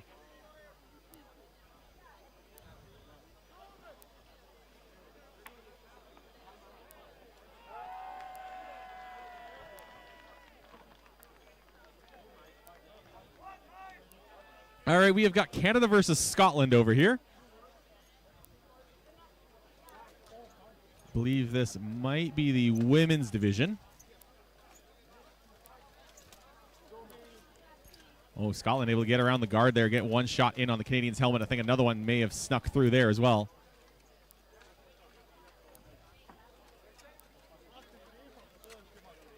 Canadian trying to push Scotland to the corner. But Scotland rotates out.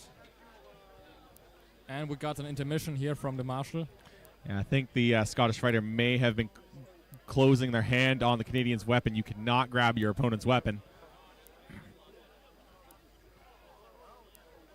Quick standoff here, trying to find ways around the guard of their opponent. Canadian has their head through the head of their weapon through. They need to swing though. And there we have a nice shot from the Scottish girl. Yeah, I think they got one right onto the visor of the Canadian. Oh, and a butt strike there. Oh, good shot from the Canadian. Shots. It's quite challenging to work around if you have such a long weapon, especially if both fighters have a long weapon. Yep. They are perfectly in range, but in close combat you need to operate it very precisely.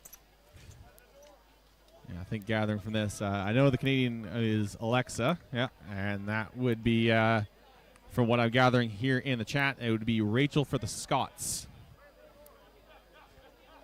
So both fighters getting a quick break, a little bit of hydration in them, some advice from the corner.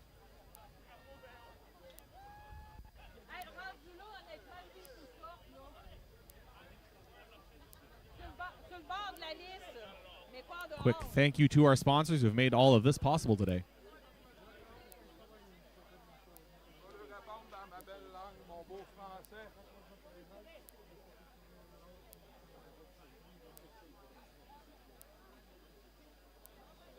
"30-second break between these rounds. Quick moment to catch their breath. Here we go. Securing the helmet, and we're going to get back underway for round 2.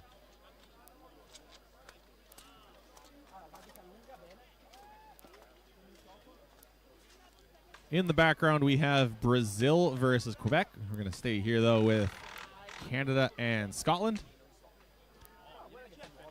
Alexa versus Rachel here, round number 2. Nice butt-end shots there from Canada.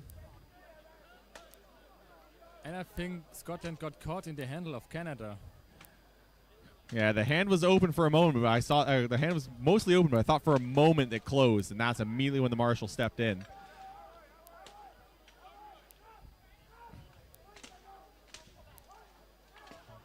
A very aggressive work here from Scotland. Canada standing their ground, but getting some shots to the helmet. Yeah, Scotland able to sneak the head through. Oh, good body shot from the butt end of the weapon for the Canadian. Both fighters really working their way through to get these points in. Each successful strike with the edge is counting 1 point. Doesn't matter where you hit. Scotland getting some leg shots there. And I think we have an armor failure. No, a weapon loss. Yeah, I think the weapon was just knocked out of Alexa's hand there. This is a disarm and points for Scotland. Yeah.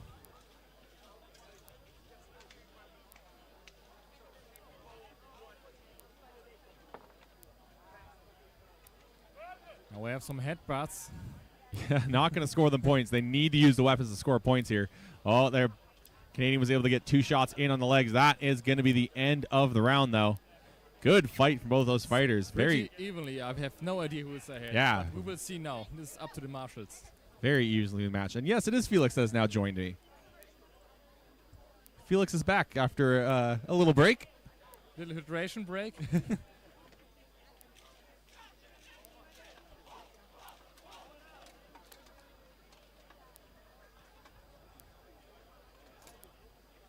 And greetings to all our fellow live commentators from all around the world. Rule number 1 of armored combat is tell everyone about the sport. Where else you can buy a full suit of armor and use it to full intense? Yeah, not just to first touch. It is full swings, as you can see here.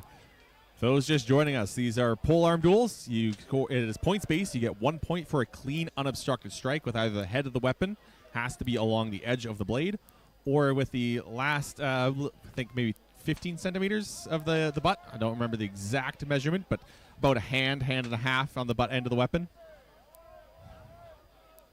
And there's 2 1-minute rounds, unless they are tied, which very much a possibility here in this round. The marshals are discussing it still. You need to be at least 2 points ahead of your opponent, otherwise you will get a third round. An extra round is always a lot of pressure for both fighters. You know for a fact it is close, as we take a quick look here at Brazil versus Quebec. They just finished their round. I think that may have been the second round as well. Quebec in a beautiful coat of arms there. It just went off camera, but it was very beautiful, very colorful.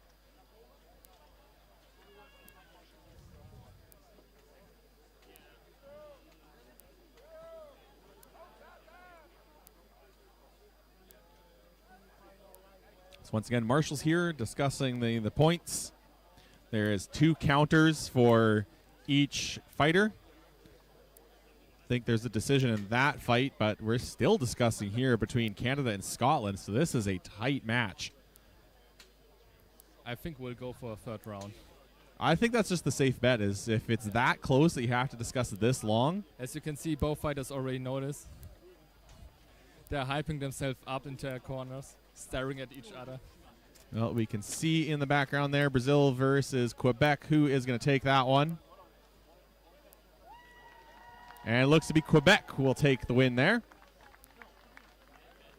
So the Quebecois fighter will take the victory in that polearm duel.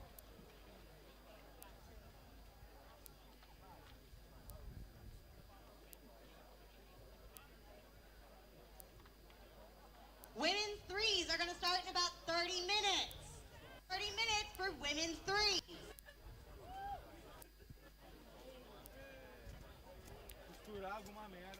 So I think I just heard the call that the women's threes are getting ready to go. We're just getting through our last couple of polearm duels.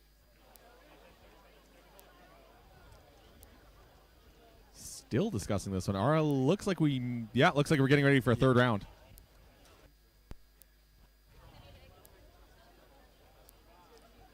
So this is if both fighters have give it all in now. Yeah, you know for a fact now that the fight is tight. You need to score points here. You can win it with just this one round. Don't save any more energy for another round. Try to just get it done here as the Canadian just pushes right ahead. She gets her head right into the chest of the Scot.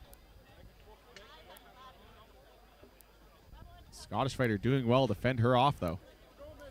Canadians getting some points in there on the butt and on the helmet. Nice arm snipes there. Blocking that counter attack from Scotland. Ending up in a clinch. Yeah, Alexa looking good this round, but still there is a chance for Rachel to come back here. Still time left in this. Canada really pushing in there into Scotland. Oh, Alexa getting a number of shots. She gets right in on the leg of Scotland. That may be the decision maker, but Rachel answers back with a few. Still tight, actually. Yeah, this was the end of the third round, but I think we might have a decision now. We might, but it is very still close call. Yeah, still close between these ladies.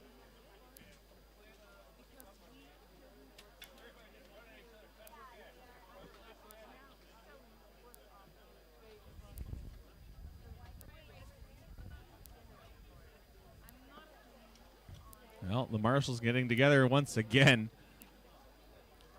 For those that are new to the sport, marshals are the people in... Go Hurt Medieval. Find best armor, quilted clothes, weapons, and accessories for armored combat at Go Hurt Medieval. Your go-to shop for armor. Don't wait. Visit gohurtshop.com now.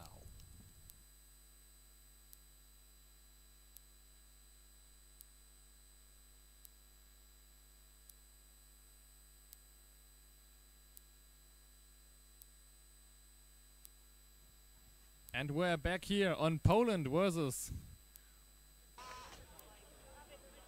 It seems to be... 3 Lions, maybe Team Sweden? Maybe, yeah. Either way, fiery match. Pushing very aggressively. Moving quite a bit, forcing the marshal to run around. And I've been saying it all day. The marshals, the bravest people getting in here with no armor. Poland does a good job there, keeping her distance. And getting those shots in. But Sweden now closes in.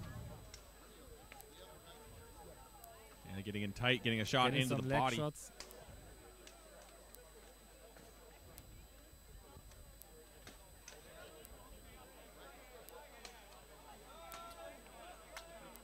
And Poland scores a lot of points there.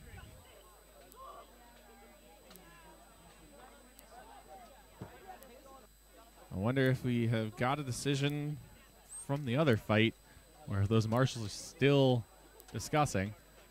We have to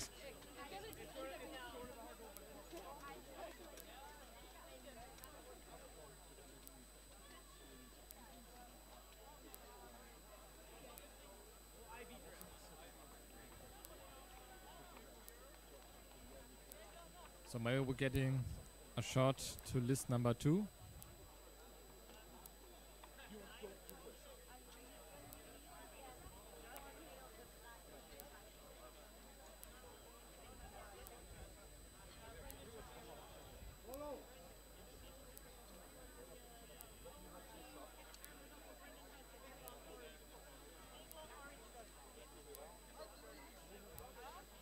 Okay, seems like someone may have nudged the camera and knocked out the camera for the Canada-Scotland fight, unfortunately. So we are going to have to stay on this one here, as it is still a intense fight. Poland getting a number of strikes in, though.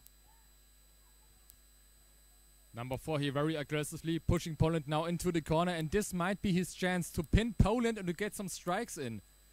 Although he just needs some points. Very good work here for number 4. Yeah, hard strikes there as he's spinning out. Rotating out of the corner.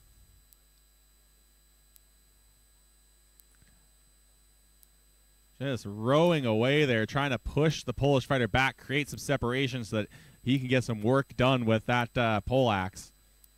Yeah, this is the way you have to treat fast fighters. Don't let them out of the corner. If they're faster than you, trap them and get the points in. And this was the end of the second round. There we go. It was Estonia. It was Estonia versus Poland.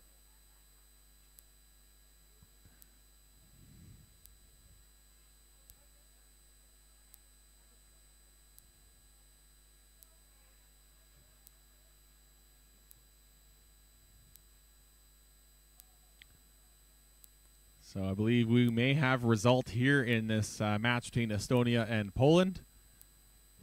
Very well fought match. They were both moving very quickly.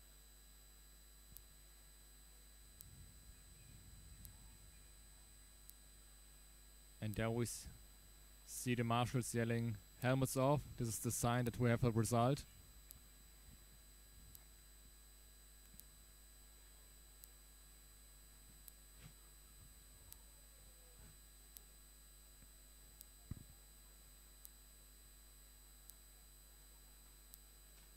And the winner is Poland, taking another victory.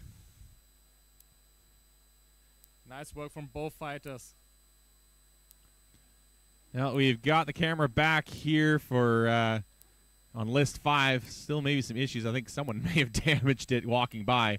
But we have Belgium versus England. And England, a number of hard strikes. Oh, Belgium not looking good now.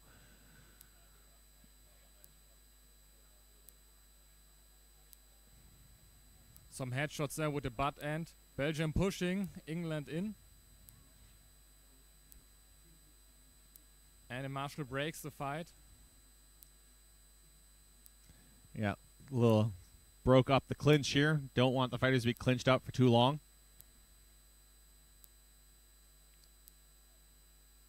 And nice shots there from England getting in. Good block from England as well. The Belgian fighter looking exhausted. Just getting some... Oh, he's getting smashed there. And I think he got problems with his gauntlet. Trying to get a kick in that didn't land it. Yeah, the kick would not count for points, just for separation. And that is going to be the end of the round. Looked like England was in complete control there during that round. The Belgians seeming just too exhausted, too much fatigue to really fight back as they get to their corner. Helmets look like they're getting unfastened. At least I think the English had the back strap taken off.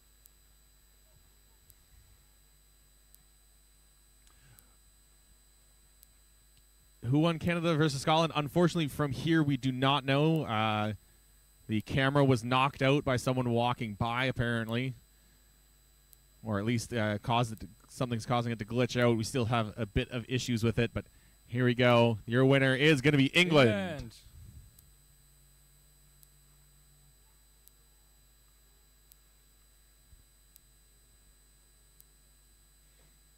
And we can see the fighters cheering up for both sides.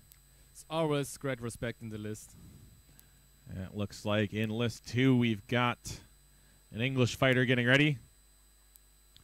England and Ireland.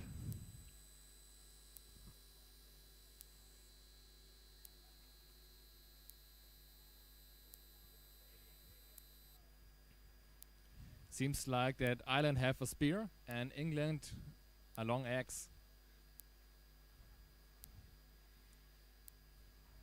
Last control on the helmet of the English. Backstrap will be controlled.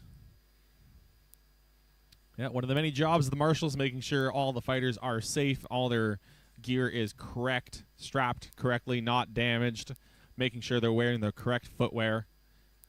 Because one thing, if you are not aware, you cannot use modern shoes in this sport. It has to be historical shoes, usually leather with a bare sole. You are not allowed to have any sort of grip that is not historical. So at most, like mine, they're just speckled a little. That is all you get. But with mostly fighting on dirt surfaces, it's really all you need.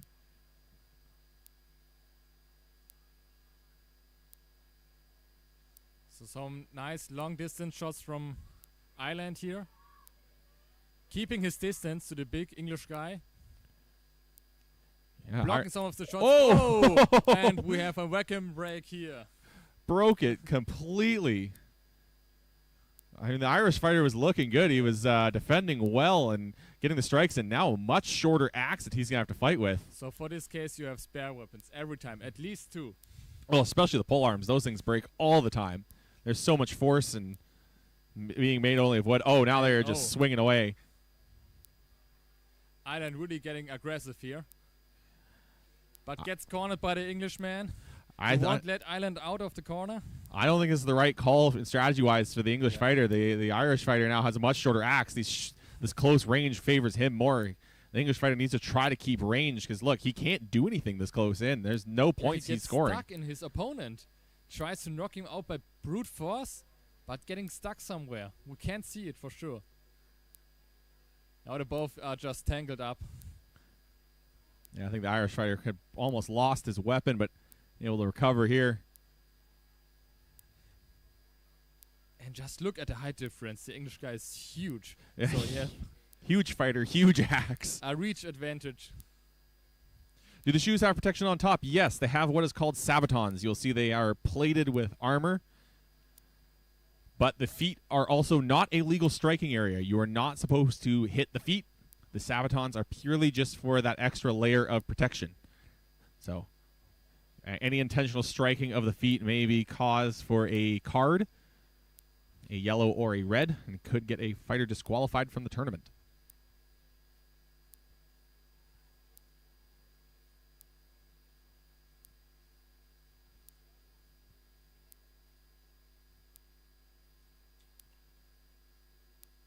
Quick thank you to all of our sponsors who have made this all possible for us.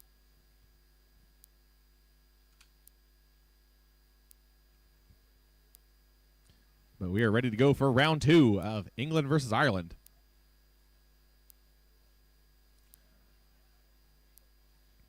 Oh, hard butt strike from the English fighter. He's just swinging away now. England changed their tactics. They're going now very aggressively. Oh, that one came right over the top. Ireland trying to stand their ground. And the marshal breaks up the clinch. Yeah.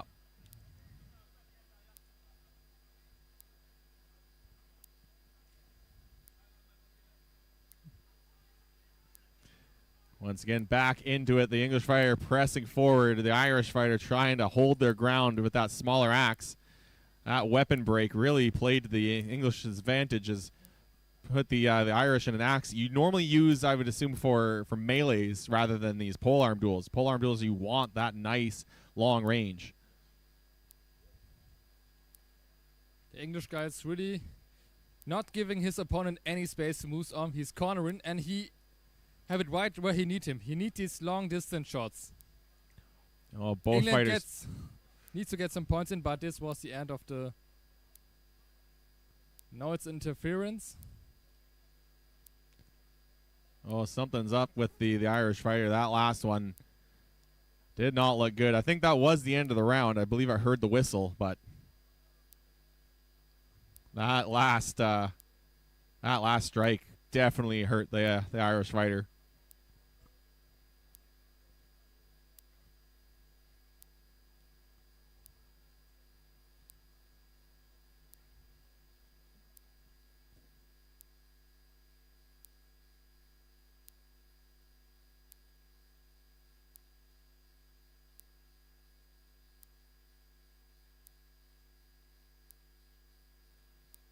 Now we have the master discussing.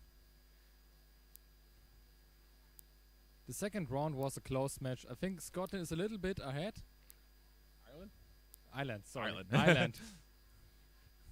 I think he was ahead on the first round, but that second round it looked a little more towards the Englishman in my eyes. But yeah, the English want to make up for for the first round. I think maybe his corner recognized that he didn't do so well in the first round, gave him some advice, told him to how to change his tactics. And are they calling round 3? I think they're calling for round 3. So yeah, it was tied.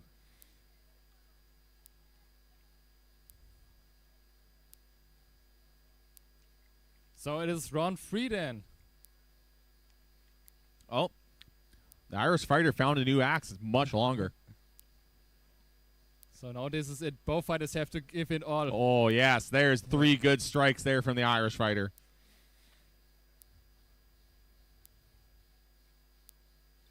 England knocking off the weapon. Nearly knocking off the weapon of the... Just the strength of the English fighter, nearly bowling the Irishman down.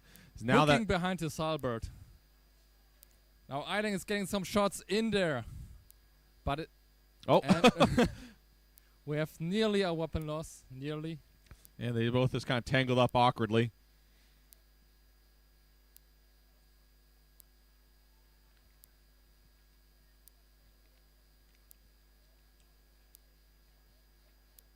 English fighter trying to just use his strength advantages. Ireland just trying to get those shots in where he can. Gets a good couple of butt strikes in, but now the English fighter wailing on him. And get a hold on his weapon there. Striking some points on the helmet. This is very good. And we have the end of the 3rd round. Still very close, I think. Yeah, Ireland getting some points in there, but the Englishman really using his size advantage. I mean, right off the bat, Ireland, I think, got 3 points in right off the start. 3 quick shots right to the helmet of the English fighter, but then England really took control. Ireland trying to get as many points as he could on the back foot, but really was the English fighter setting the pace.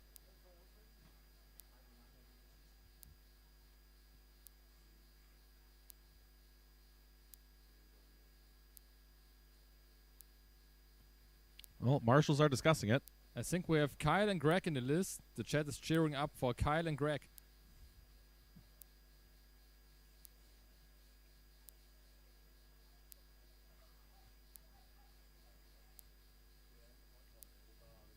Well, the English fighter at least has his gauntlets off, but I don't think he's confident enough to take his helmet off just yet. And this is still close and still a discussion with the marshals. I think they may be discussing whether some strikes landed with the edge of the blade or flat.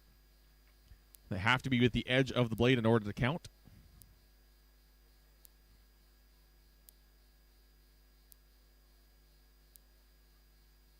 Do we have a decision, or are we making a 4th round?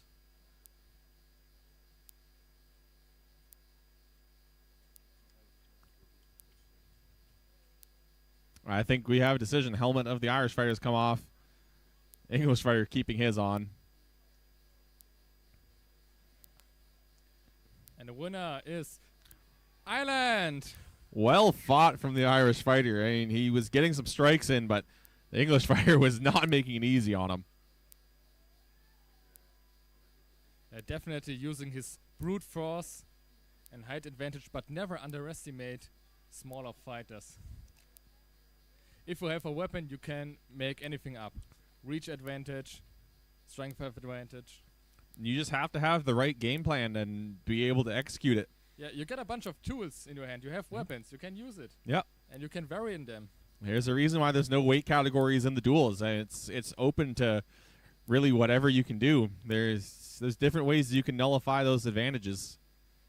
Looks like we have an Austrian coming into the list now, or getting ready for this next fight. And looks like their opponent is Canada.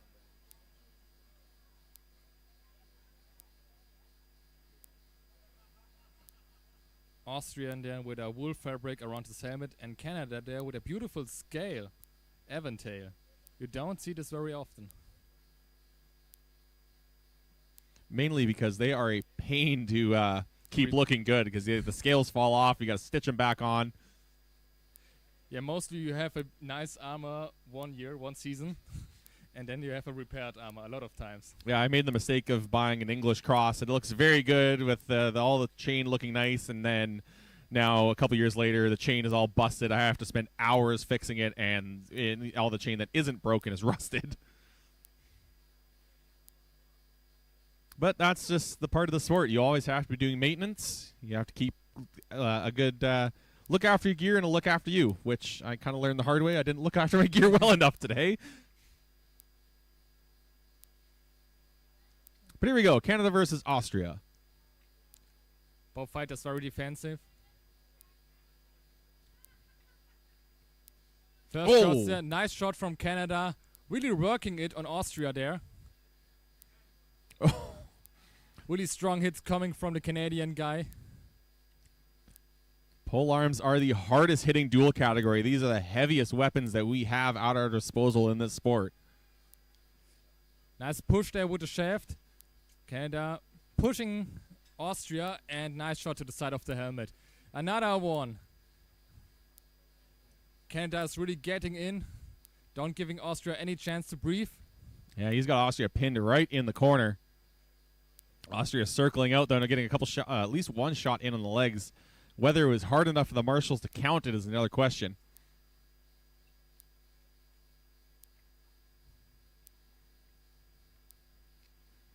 Nice shot there from Canada. Almost knocked off the weapon of Austria, and this was the end of round 1.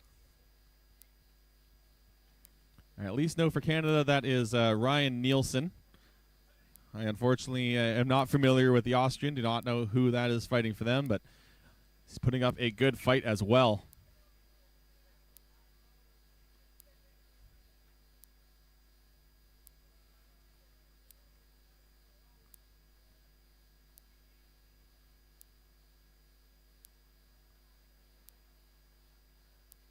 And we have both fighters now recollecting their strength.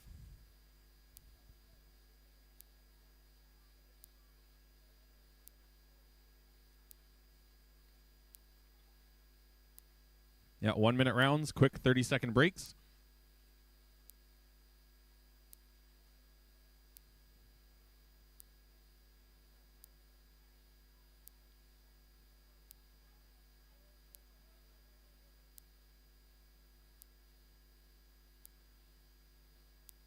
And now we go for round 2 with Canada versus Austria.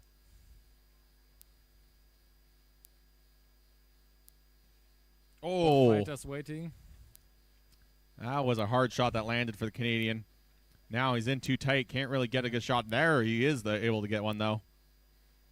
Austria is playing it now more aggressive than in the first round. Uh-oh. Canadian has an arm loose. I don't know, has not been spotted, but I can see that piece of armor dangling. The marshal needs to see that and stop this fight. We'll get it. There we go. Now marshal has spotted it. So this is called an armor failure. Yeah. The fighter now gets, I think, up to 1 minute to have his armor repaired by his cornerman. Yep. Corners usually bring repair kits along with them so they can quickly patch things up.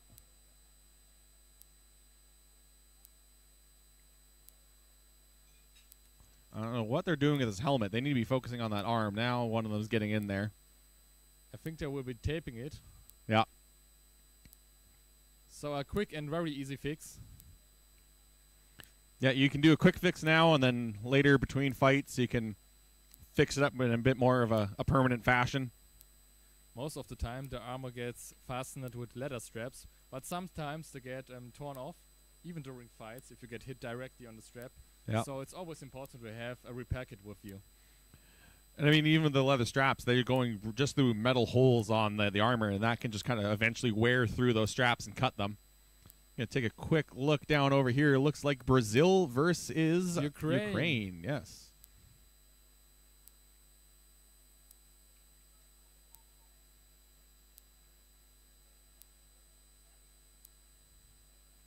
Nice shot there from Brazil.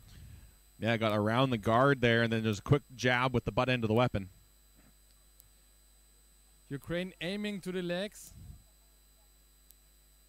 Kind of feints. No, it looks like back at the Canadian side, they were able to get his armor fixed. He's getting back in there against the Austrian. While Brazil... Austria now getting a bit of a break here may have helped him, because I think he got some advice. He's looking like he's getting around the guard a little bit better. Getting a nice leg shot and a helmet strike here with the butt end.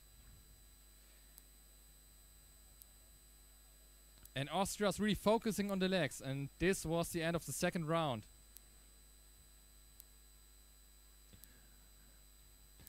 Yeah, I think that that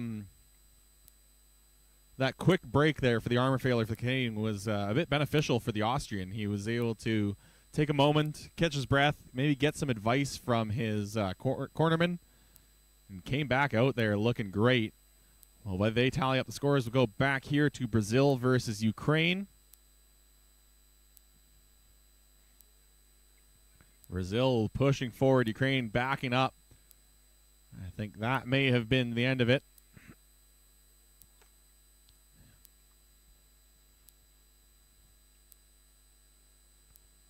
I think we have another pro fight going on. It is going to be Poland and France.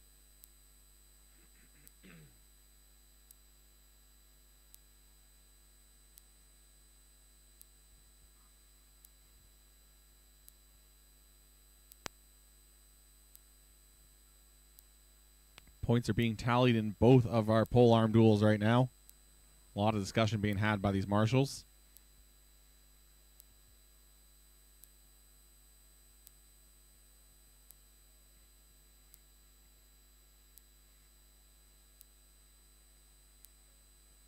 Yeah, the marshals are the most important bits of our sport and definitely the bravest people around here, getting involved in these fights with no armor on whatsoever.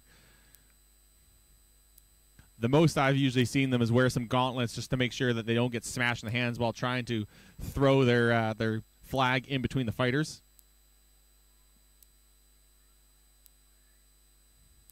But here we go. Poland versus France in our pro fight category.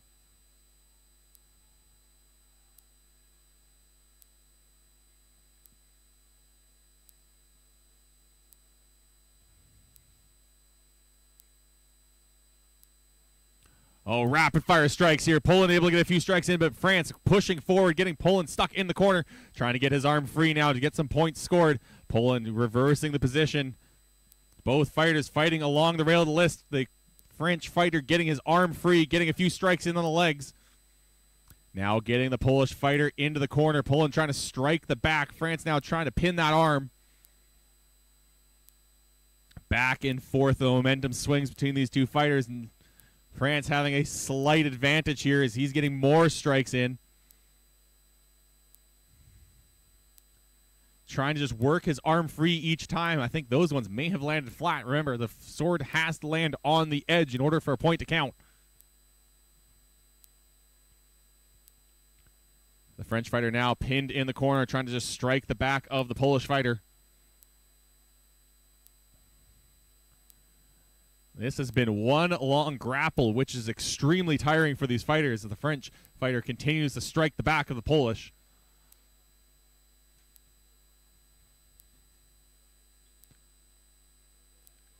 Oh, he has got him completely hooked up now. Trying to see if he can just drag down the Polish fighter as he's got him in a headlock. Unfortunately, he's got his back up against the list and now just hammering at the back of the Polish fighter. Not a great position for this Polish fighter to be in. Oh, but he's got his arm free. He can start striking the leg. Doesn't matter if his head is trapped as long as he can keep getting a solid contact into the French fighter as the French fighter turns around the position. Oh, and Poland able to get out. I don't think these fighters have been more than 5 centimeters apart this entire match. As soon as the flag went up, they went right at each other. And that is the end of the first round. An intense first round here between France and Poland. And France getting lucky, does not have to go far to find his corner.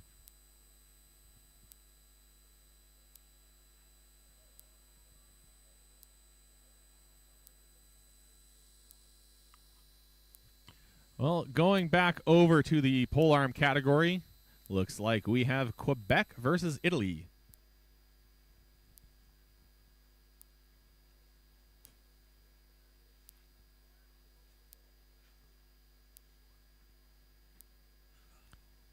Long reach for the Italian fighter. Very long pole arm he's got. But the Quebecois fighter able to get a strike in on the legs. Italy in a very defensive state, ready to strike with his lower end.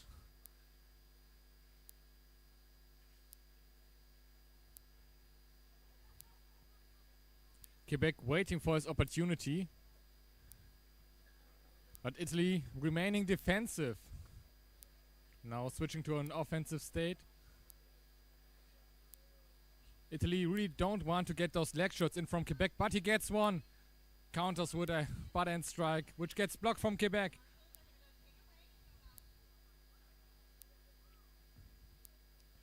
Yeah, the Quebecois fighter trying to just size up an opponent, try to figure out where it is, but we're going to go back to France versus Poland in the pro fight division.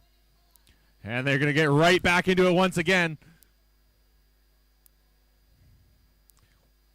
Now we have France very aggressively here, trying to trap the Polish in the corner. Just like round one, a lot of intense action as the French fighter tries to get another headlock in on the Polish fighter, trying to maybe drag him down, puts a lot of pressure on that head. Oh, Poland able to slip out. French getting some good shots here, but Poland also fighting his way through. Getting some decent leg shots there. And we have a break of the clinch. Something that the marshal saw that he did not like, so broke up the clinch. Oh, right back into it. Though fighters don't give each other time to rest. This is pure speed. Poland looking like he's going for a single leg. Oh, but he gets dragged down to the dirt. Down from the French here. Giving some shield punches in. Poland managed to stand back up and getting it down again from the French. Some nice shots there from the French guy. Trying to trap his blade beneath his legs. And we got a broken clinch here. Just recommencing now on the ground. This is a tight fight. Both fighters putting in a lot of effort. France getting some good strikes in now.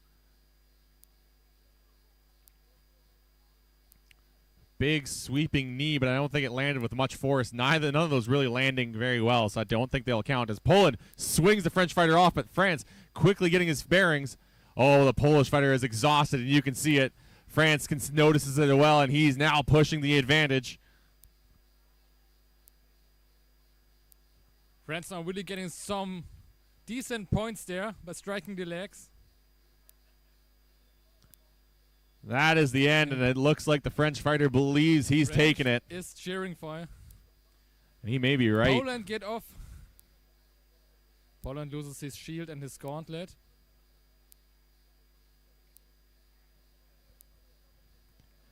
Both fighters are tired. Very tired. They look like half dead. But no wonder, with that speed and that intensity, especially in round 2. Well, the intensity for the whole fight, that is 4 minutes of just constant battle.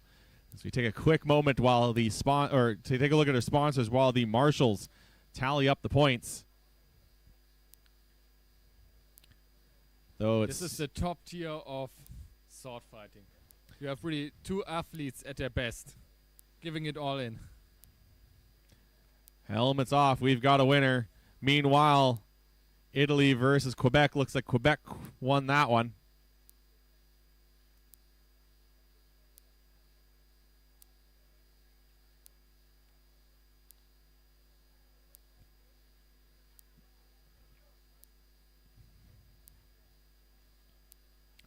All right, we have got a decision in France versus Poland. This was very close. I have no idea which one is ahead. It's close, but we'll see in a moment who took the fight. We can see the Polish fighters already cheering. Yeah, but as soon as the French feel like they've got it. But we don't know until we have our decision. Here is your winner, Poland! I don't think Poland even realized he won. I don't think he believes he won. Poland taking another win on this day.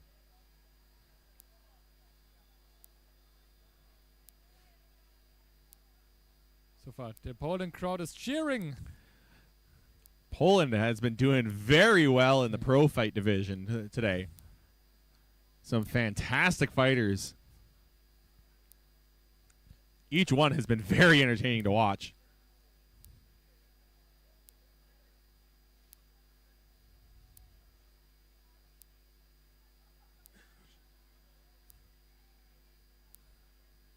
And we have a special celebration there. That's impressive. That is a lot of weight. Unless that armor is all titanium, but even if it's all titanium, that's a good maybe 30 kilos on his shoulders. Things to do for your champion. Well, 30 kilos on top of the fighter's weight.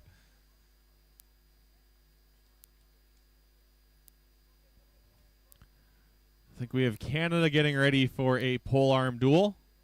Do not see who their opponent is.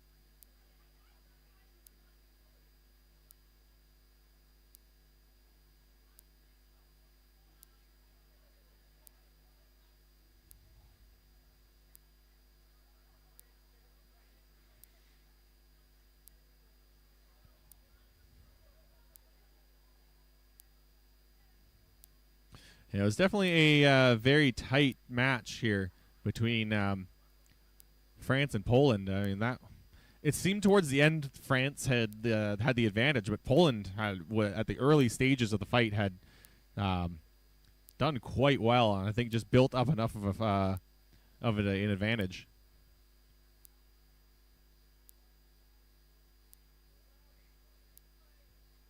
So, for those just joining us that are unaware of how the points are scored, these are points duels. For the pro fights, it is 1 point for any clean, unobstructed strike, 2 points for a strike that knocks the opponent back, 3 points for a takedown, and 3 points for actively cornering your opponent, meaning you pin them into the corner. For our duels categories, it is very simple, 1 point for any clean, unobstructed strike with the edge of the weapon.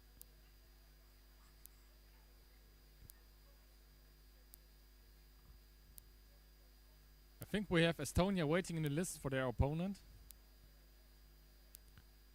It was Estonia there. I think we've got Canada possibly facing against maybe I see a Ukrainian flag over there.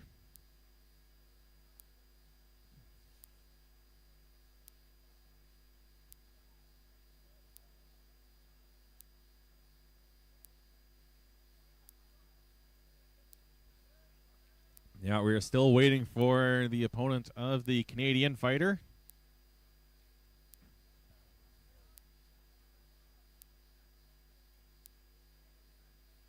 The hardest time in the battle is before it starts. Yeah. For me, it's like you have to get hit first, and then you have a clear head. And then you can work your way to victory.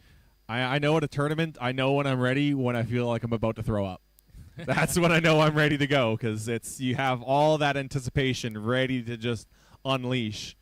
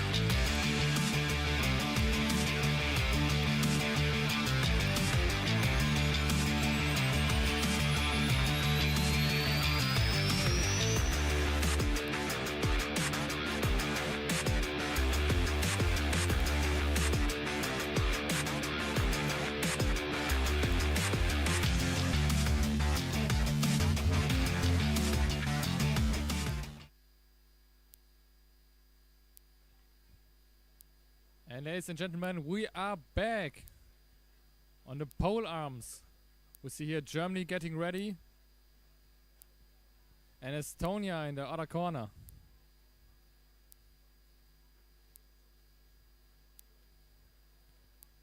Just some quick fixes here on the German fighter. The Marshal is checking his armor. Yeah, Marshall's job is to make sure the fighters not only fight clean, but also remain safe. So they have to check that all the armor is in position, nothing's broken. But looks like our fighters are ready to go. Of course, quick hug before they start smashing each other with axes.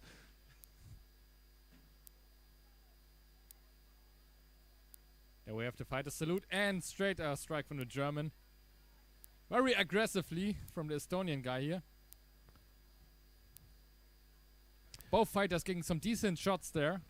Yeah, but I think the German fighter getting a little bit more volume, and there was a lot of good snipes in on the helmet there, but the Estonian there got one right to the leg. Oh, good exchange. Each fighter getting a strike in. They're both very strong guys. I think every shot hurts. Oh, especially with pole arms. Nice shot there from Estonia. But good combinations here from Germany as well. Oh, we have a full rotation. That had a lot of force behind it. The German felt that through the armor on the leg. There are some special spots you don't want to get hit. And we have a break. This was the end of the first round.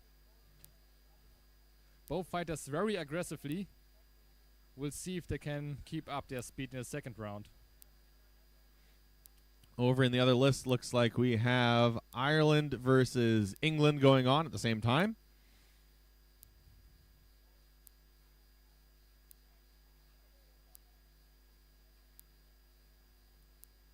It was a good first round between Germany and Estonia. That was a fantastic first round of that duel. It was a brutal start. Yes.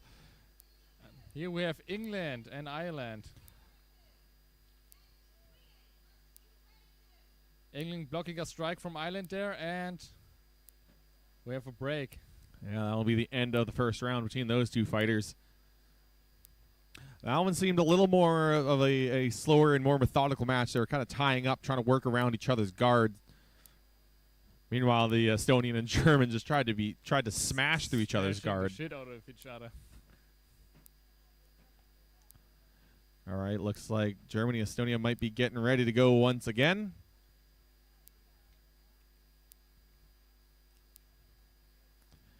And they rush headlong into each other.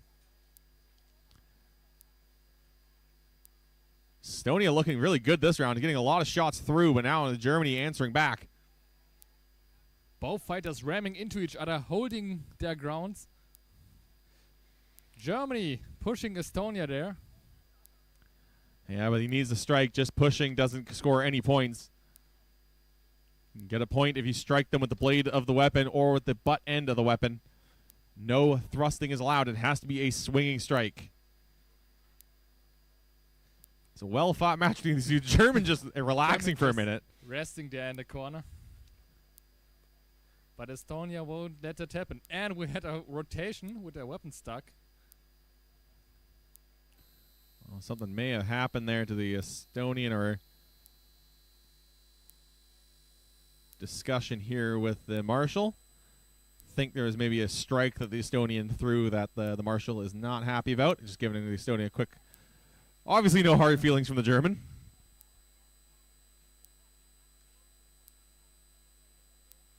All right, and the Marshal is going to center them back up as well. So here we go, back into it.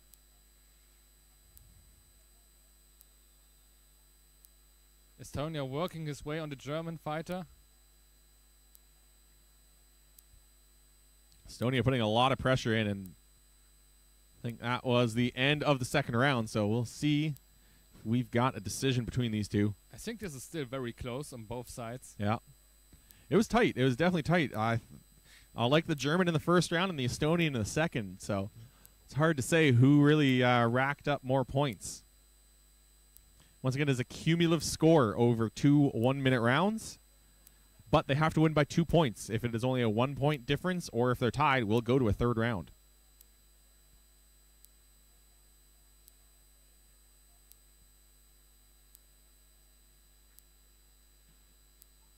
Looking back over again to England and Ireland. Looks like there's a decision there.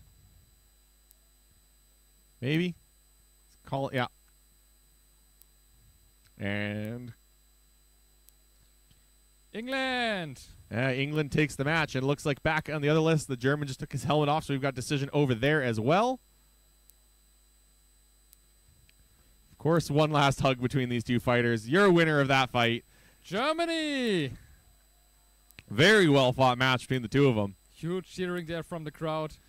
Marshall explaining, I think, what was the difference maker there. Maybe a few of the strikes that he was landing were not counting for one reason or another. Strikes possibly don't count if they don't land with the blade of the weapon. Has to be on the edge, not the flat. Looks like we have Canada getting the list over there.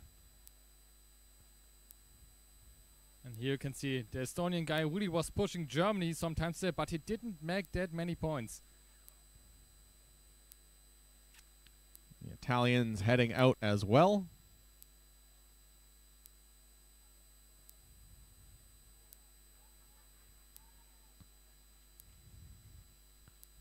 And it looks like it is Canada versus England over there.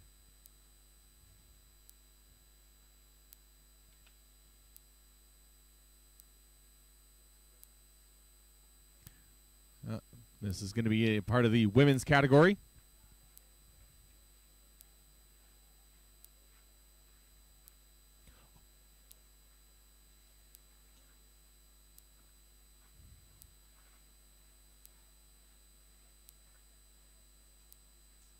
And Canada versus England is about to start in the polearm category. We get a long shot there from England.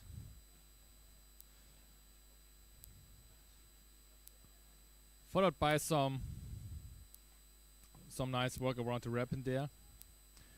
Canadian fighters pushing. Yeah, but any cross checks with the center of the haft of the weapon will not count. It has to be with one end or the other. As they tie up, Canadian trying to pin the British fighter up against the list. Nice counter strike there from England.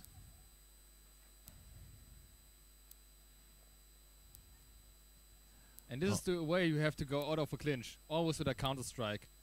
Yeah, you want to try to get a point as you separate, as the English fighter pushed the Canadian right off into the corner. The Canadian fighter is very good at sniping at long distance. Yeah, the English fighter getting some shots in as well, though. Say right now is a slight advantage after the first round towards the English fighter. They got a number of points there.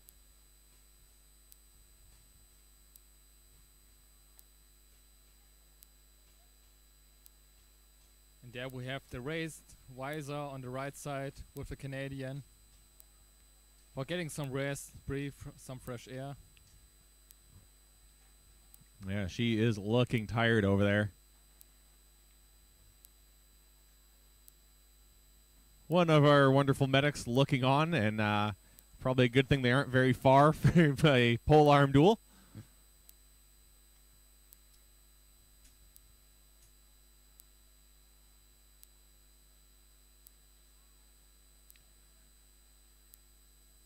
Believe in the background we have got Spain versus Italy, but looks like Canada versus England will be getting right back underway very shortly. They only have quick little 30-second breaks here in between the rounds. Marshals have headed back to their posts. Head marshal is getting ready to go, and the English fighter is definitely raring to go. One of the advantages when you have a wolf rib, you can drink and breathe during fights and breaks. Canadian trying to close the gap. English fighter trying to keep the range and just snipe the shots there. Canadian pinning up against the list. The English fighter is turning it around, though.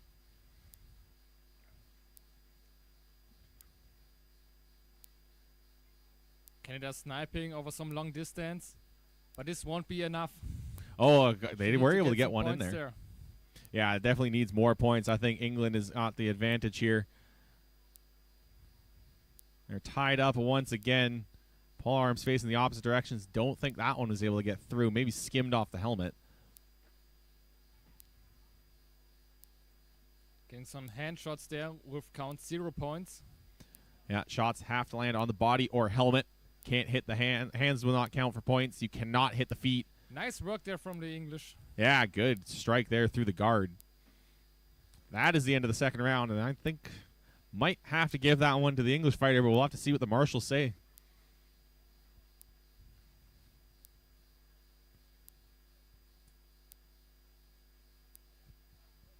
Quick thank you to our sponsors who have made all of this possible as we await a decision here between Canada and England.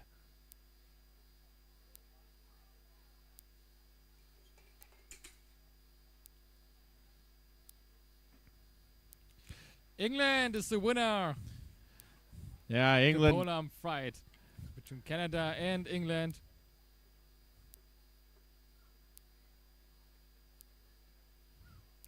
Of course, great sportsmanship between the fighters.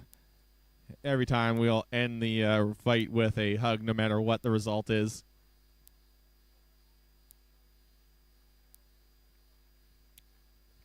I think we have got Spain versus Italy going on over there.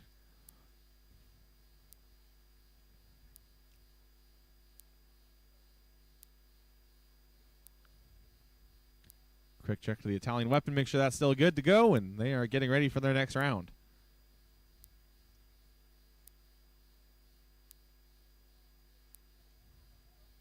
We see the fighter salute, and now the fight has just started between Spain and Italy. Both fighters very cautious. Waiting for an opportunity. Yeah, Spain really going into that. You definitely don't want to walk into a strike here, especially in the polearm category. Both fighters very cautious. Spain trying to get a leg shot there.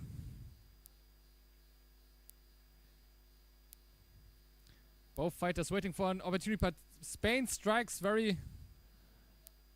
Getting those long distance shots in. Spain got a good one in on the legs. I think the Italian may have got a counter. I don't know if that landed fully. Nice block there from the Italian. Now trying to corner Spain and giving some strikes with the butt end. Yeah, good shots there from the Italian fighter. Spain able to wheel around. Now trying to get in there. Oh, last few shots right before the end. I think one of those did not count. Came right at the whistle, but Spain was able to get at least one last point in, but will it be enough?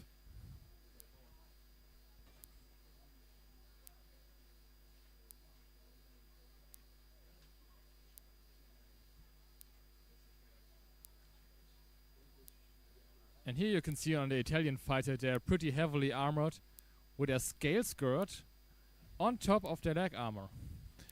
Yeah, that's to make sure there's no gap in the hip between the end of the brigandine on their chest and the crease of their leg.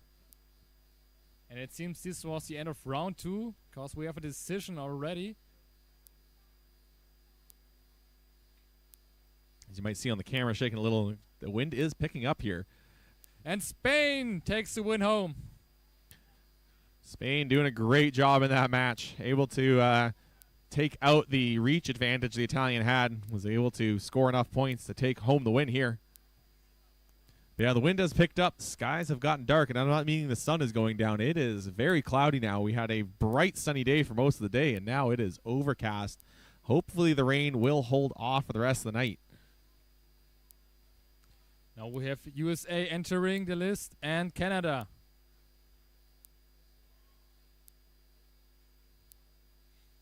I believe that is Chris Keane for the Canadians.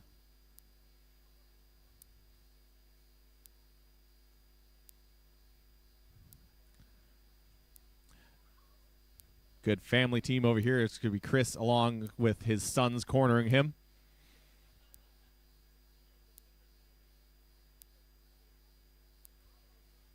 We have the fighters greeting, and we see we have some really big height difference here between the two fighters. We've seen, though, throughout the day, the smaller fighters have been scrappy and have been able to outwork the bigger, heavier fighters. So, thing is, I think the American's weapon is a little longer, but the Canadian has the advantage of a larger or a longer head. So that means he's got more area to strike with, because if the American lands a strike, but it only hits the haft of the weapon towards the top, but doesn't hit with the head of the weapon, that won't count for a point.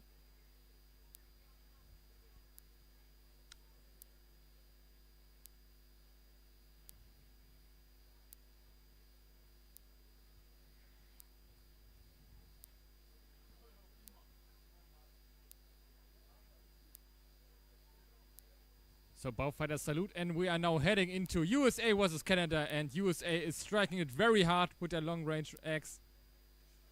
Oh, Canada, that one. That one caught the helmet, and I heard that one. I had to hurt. Oh, good nice strike to the shot leg. from Canada there. Very big swings. Oh, very hard hit to the helmet. Second hard hit. A third one. Oh. Thing is, it doesn't matter how hard you hit him. It's the amount of times you hit him. This definitely hurt. USA is getting some decent shots there. Yeah, I think the Canadian was able to defend a lot of those. That one, though, snuck through. I think you need half a second to catch yourself there. Canadian blocking some strikes, but USA getting a lot of shots in there. Oh, another Really shot landing for the American. And another one to the body, too. Striking it very aggressively. You can hear it out through the whole list, to the whole arena. And this was the end of the first round. What a match. Yeah, the Canadian looked looked good in the first couple seconds of that round, and maybe the first 15, but then the American suddenly found his range, found a way to get around the guard of the Canadian and landed a number of strikes. Chris now getting some instruction from his sons, trying to fix maybe his gauntlet, as a few of those hard strikes landed in on the gauntlet of the Canadian. Remember, those will not count for points. You cannot strike the hands for points. It is not a foul, but it is not a scoring area.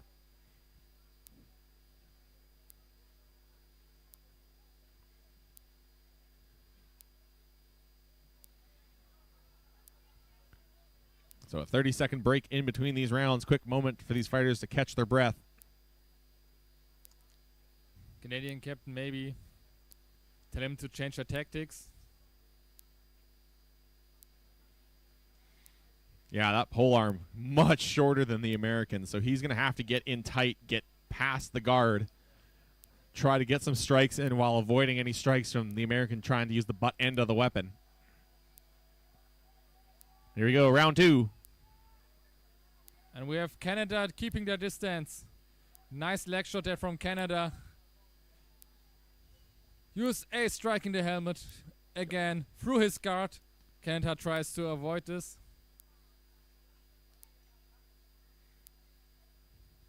Nice block there from USA. Oh! That one hit hard. Looks like he's okay. He's back out on his feet. Looks like he hit the back of the helmet.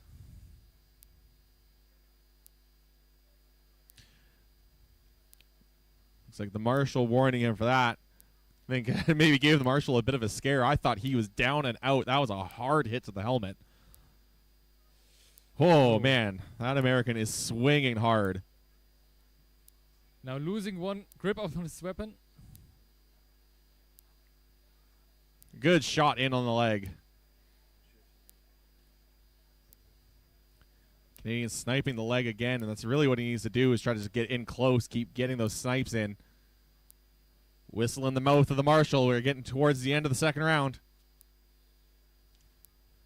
That is going to do it, I believe, for this fight, unless we do go to a third round. We'll have to wait, give our marshals a moment to count up the points. You can see the new dents on his helmet right now. Oh, there's definitely a few.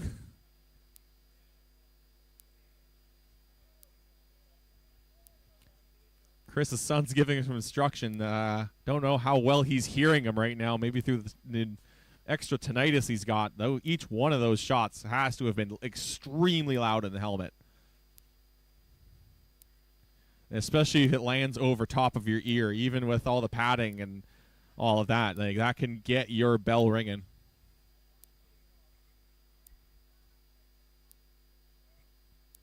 But even through the hard shots, he never backed down. Let's see. Here's your winner, USA. Great fight from both of those fighters. Both of them showing a lot of spirit. But USA really made it clear at the half of the first round. Got over here Canada versus Ireland, I believe in the women's category.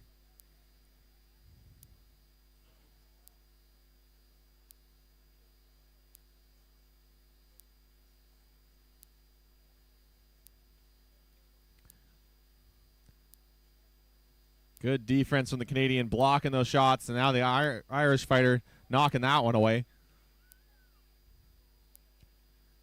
Fighters tying up, seeing if either one can get past the guard. They are really clinched now. Marshall may break up the clinch if they don't do something.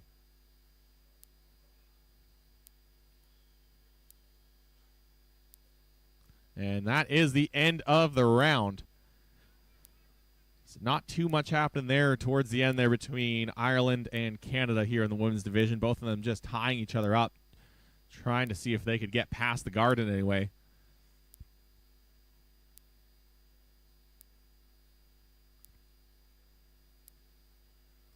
Looks like on the far side, though, the women's 3v3s are getting started, but we're going to take a quick moment to thank our sponsors who've made all this possible.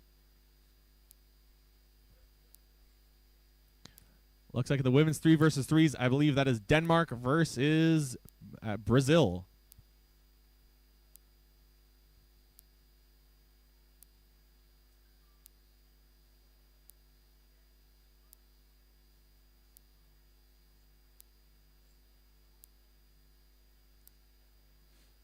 Now we are back on the Burhood side. 3 versus 3 in the women's division. So these are a little bit different. They are not points-based. They are elimination fights. You eliminate one of your opponents by forcing them to make 3 points of contact with the ground.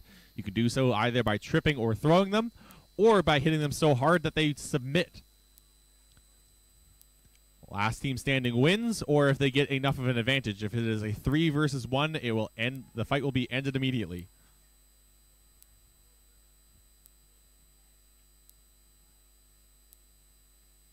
You can see the spare weapons of the fighters. If a fighter will lose his weapon, he have to get a new one at his side. You're not allowed to fight without a weapon. Yeah, they have to run straight there. So I think we will see a lot of grappling here and team tactics. Yeah, it'll be interesting to see. I haven't seen much 3s. I mean, I know with 5s, it's usually a 2-1-2 kind of formation. So I'm wondering to see what the 3s are going to do. If it's going to be a lot more. It looks like the both those teams are kind of lining up more towards the midfield rather than the rail. But we're back over here, Canada versus Ireland in the women's polearm division. Both those fighters once again tied up tightly, completely entangled. I think that is the end of that round. A lot of grappling between those two fighters. I did hear some impacts earlier, but we'll see what the marshals say. See if we've got a third round or if we've got a winner here.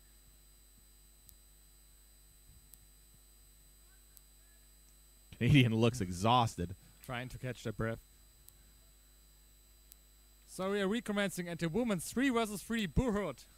Yeah, looks like they are ready to go.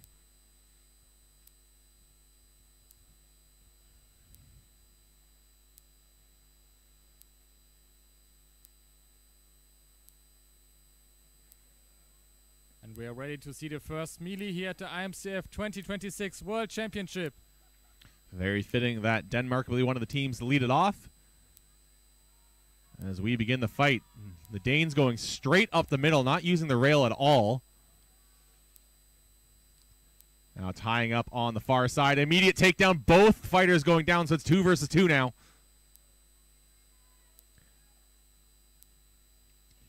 Got one Brazilian pinned in the corner.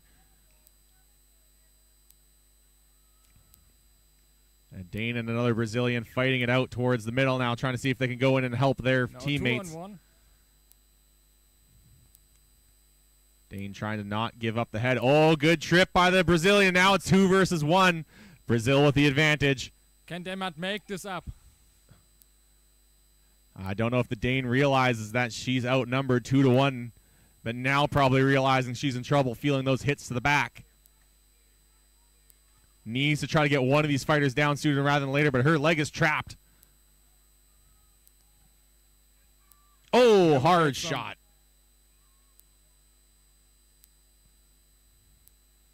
Brazilian fighters really working their way on the Danish fighter.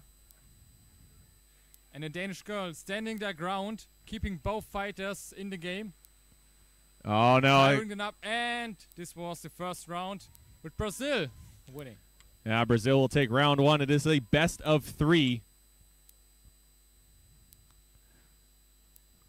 So 2-0 for Brazil that time.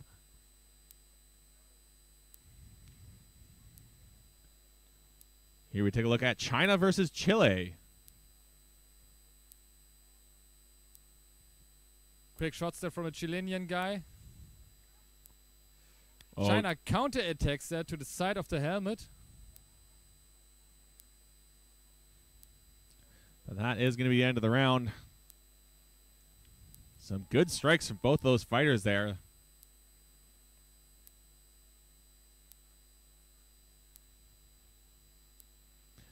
Brazil and Denmark getting ready for round 2.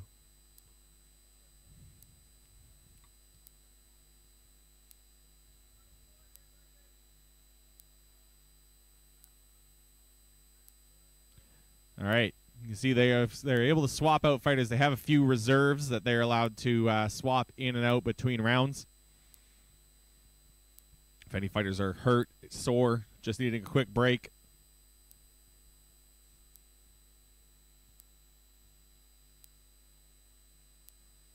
Looks like the Danes have made some changes as well on their side. Swapping up positions as well. All armed with bucklers and swords. We see no pole arms in this formation. I don't think I saw the Brazilians with any pole arms either. There's a lot of falchions involved, but no poles. We'll be seeing a lot of pole arms, especially as we get into the larger categories where fighters are having to reach past other fighters to make hits. But here we go, round 2 between Brazil and Denmark.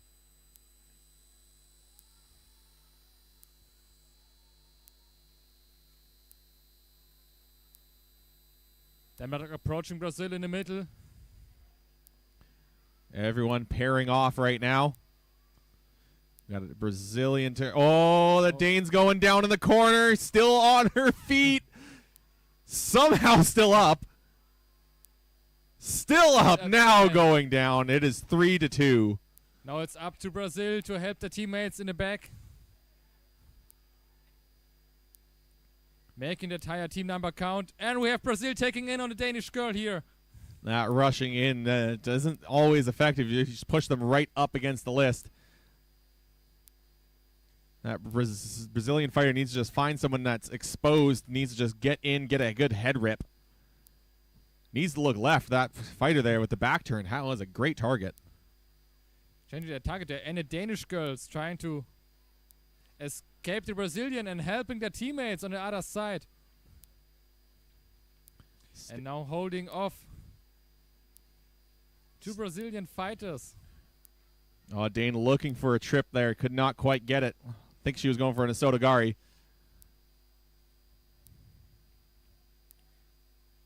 Another attempt. Oh, but she reached too far.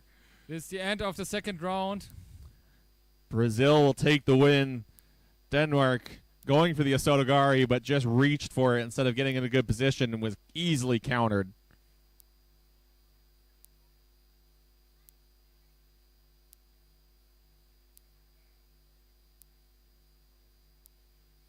So good, hard fight between these two teams, but it is going to be Brazil taking it 2-0.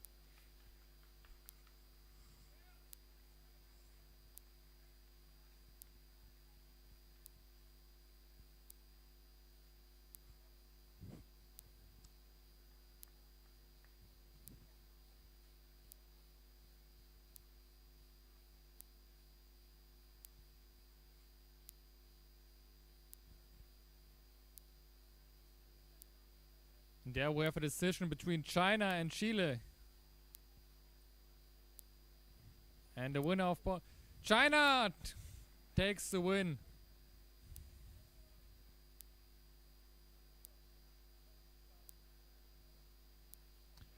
All right, looks like for... Oh, we have England versus England here, so this must be part of the later rounds here, part of the bracket, as they will not have been put together in a pool. That one's going to quickly end. I think I saw Czechia getting into the list for the women's 3 versus 3. I've not seen who their opponent is, though.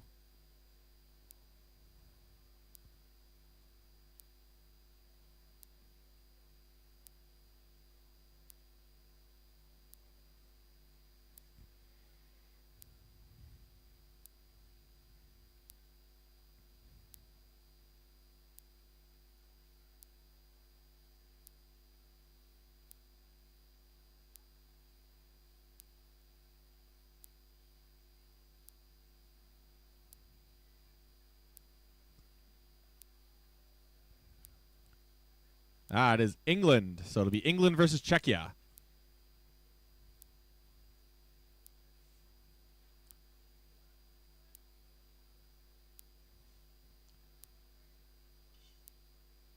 We have 2 English fighters going to get on the right side of the list.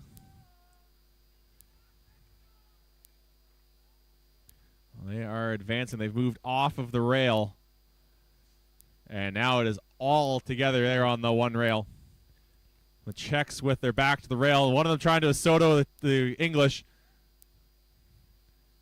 Her teammate able to help her out. Oh, good slip there from Czech.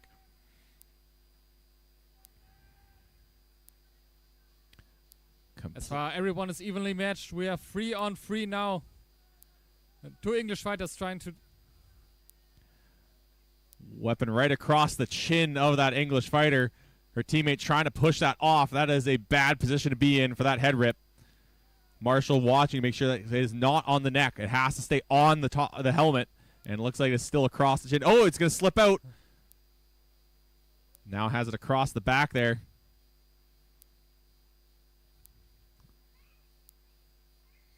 That is a big mace that English fighter is carrying. That is going to hurt if she can get a good hard swing with it. Neither side able to get any sort of takedown yet. Oh. And now we have a break up here. We have a weapon armor failure. Armor failure. So that means that Czech fighter is going to be out. That means 3-2. Now this is England's chance to take the round for it. Yeah, the Czechs need to get one here. Go for the double bump. 2-on-1. Oh, and that is going to end it. 3-1 for the English, and they are going to take round 1.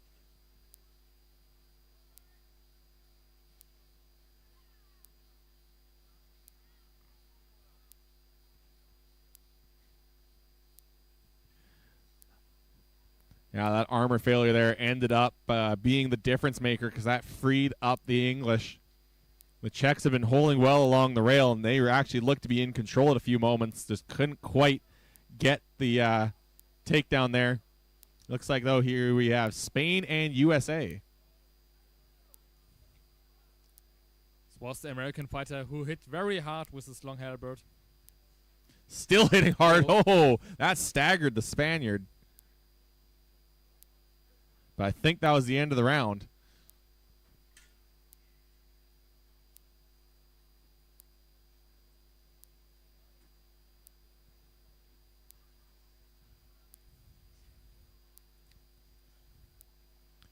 Couple of changes being made with the English and Czech teams. Fighters tagging in, tagging out.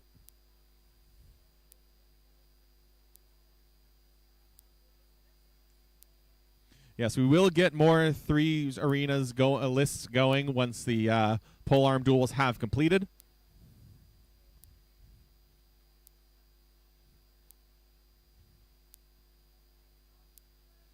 There we see England getting ready for the next round. Here we go. Round 2 begins. Match point for the English. If they can win this round, they take the match. Same formation as last time. The Czechs just holding themselves up in the one corner. Surrounded by the English, but at least have support from the rail. We have a massive melee in the corner right now.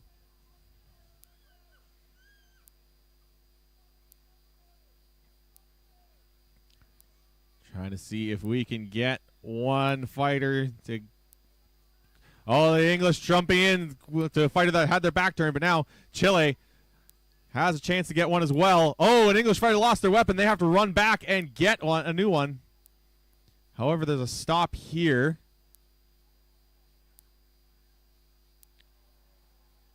Oh, one of the English fighters has been sat. May have been an armor failure. So we have a 3 versus 1 now. This is Czechia's chance to take the second round. 3-2. The English need one takedown, and they're going to get it. No! She goes down as well.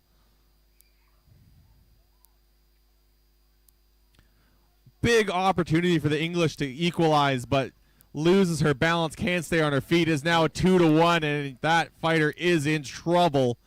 Pinned in the corner. Just a matter of time if she can, unless she can pull something out of a bag of tricks. Oh, she's taking her leg there away.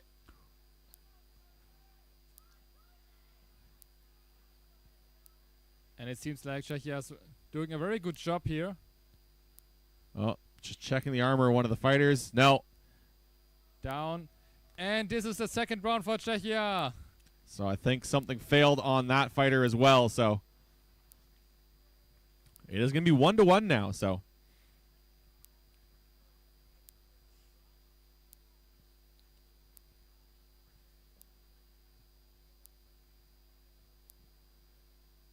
both teams now swapping out some fighters, getting some new ones, fresh ones in.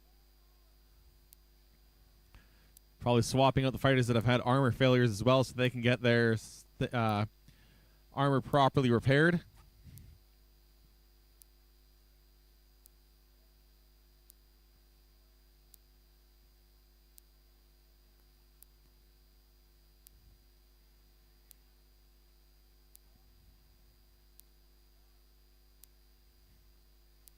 It's great to see all the color of all the different countries. I mean, everyone has got such fantastic looking tabards. Gives it such a vibrant feel here.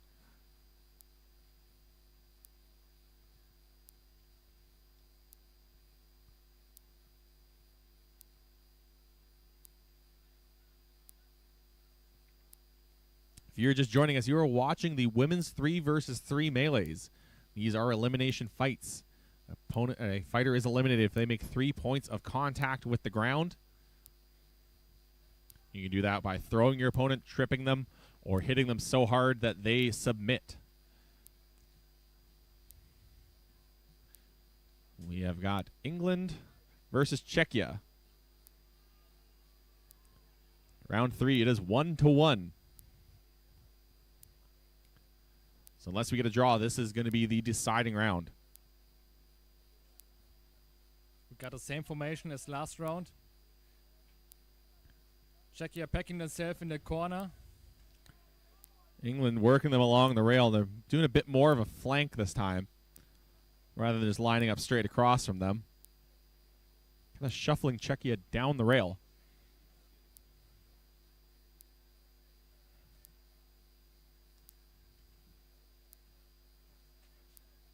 England try to get a hold of here. Oh, that Czech fighter moving forward. There's two 2-on-1s going on right now.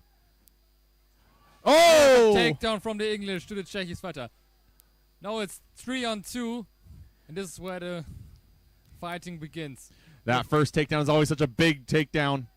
You get that numbers advantage. It's hard to come back. And we get 2 English fighters working on Czechia here, That's taking them down. Giving this second win to England.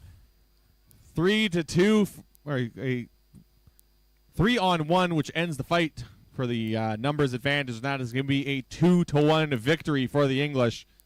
Fantastic third round from them. That takedown That first takedown from the first English fighter, a fantastic move. Beautiful Asotogari. And it seems up in the corner we have a quick word from our sponsor.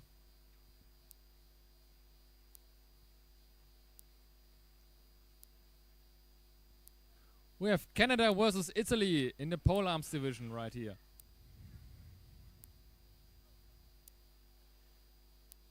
Italy working his way on the Canadian. And it seems we have reached the end of the round. Looks like the next women's 3 versus 3 is going to involve Germany.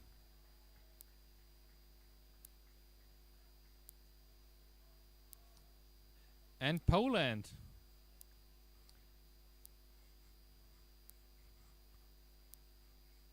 So coming up on women's 3 versus 3, we have Germany and Poland in the women's division. Right now, keeping an eye on Canada and Italy, the men's pole arms. Ready for, I think, the second round to begin.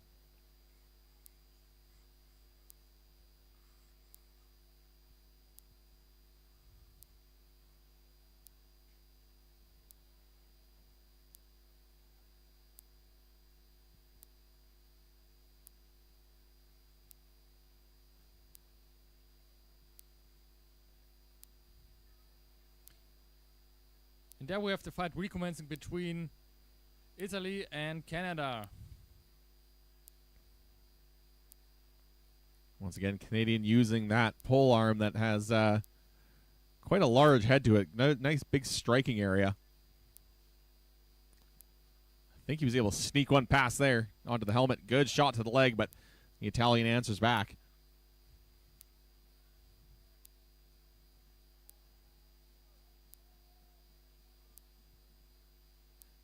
Nice shot there from Canada. And we're back to the women's division, 3 versus 3. Germany versus Poland.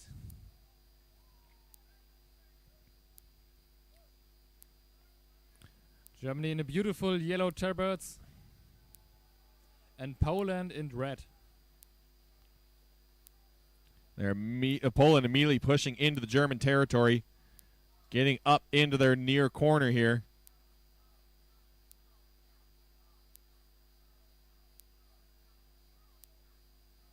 And it seems to be a 2-on-2 brawl. Yeah, I think the other pair are, yeah, there they are, grappled off in the other rail.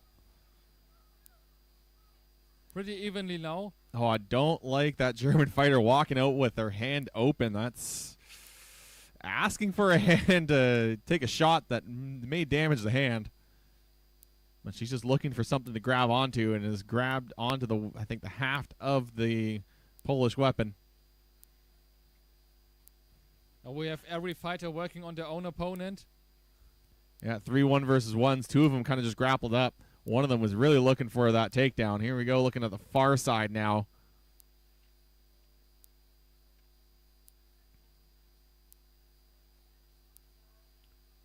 Still tied up. I think the Polish fighter has her axe around the other one's head.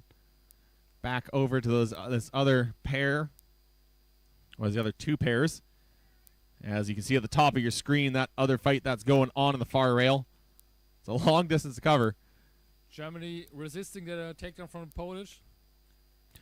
Oh, I think one of the Polish fighter may be getting sat here for a violation. And if that is the case, then it's really going to open it up for the other team. Still that pair fighting hard. No, they are not being sat. Okay, maybe just a warning. Maybe being told that next time they will be sat. Shots to the back of the helmet from the Polish. Yeah, and those do not feel great. Nothing you can do to brace for them either. You have no idea they're coming, and those are always the worst shots. And still, everyone is standing their ground. The first fall maybe break this round for the team. Yeah, now back off to that other pair that's going off here. Marshall's keeping a close eye, making sure no one's making any sort of violations. Oh, Germany's got it. Germany's got it. She can stay on her feet. Trying to slip her off. Yes! With a takedown from Germany to Poland. Germany needs to get in there and make it a 3 versus 2. There she is. Germany now arriving as reinforcement. Oh, the Poles, though. And we have an even match now. 2 versus 2. That was a big takedown from the Polish fighter to be able to even these numbers. Changes the momentum now. Nice takedown from Germany there to the Polish. Now it's 2-on-1. It looked like that Polish fighter was going to get another takedown to even it out, but it did not get it done, and that is going to cost her. She is in trouble now. 2 versus 1. It is hard to get done as that solo fighter. But remember, the downed fighters are still alive. You can push an opponent over them, and that's usually the way a single fighter or solo fighter can even the numbers. Got Germany now working on the legs on the Polish fighter. It's been a fantastic match so far, even very close. And we got a double takedown there. No, she stayed on her feet even, so that is going to be 2-1 or 2-0. So the first round goes to Germany. Great first round, very evenly matched. Some good takedowns from all sides, but they really just had to grind for it and work the strength out of their opponent, able to make it happen. Yeah, this was really hard. You can see in the first round everyone struggling with their opponents. Very closely matched.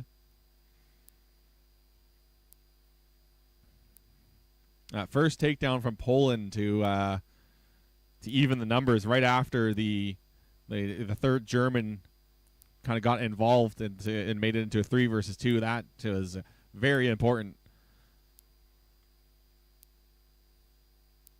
Well, at the very least, we have one more round at a minimum, so that'll definitely be entertaining to watch. We could get even more, though, as the fighters change out their numbers here. Don't know where the Germans are going.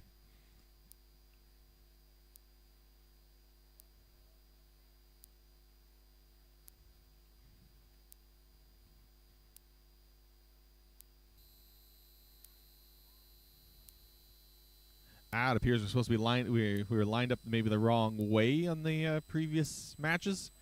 Looks like the gate side is the back side.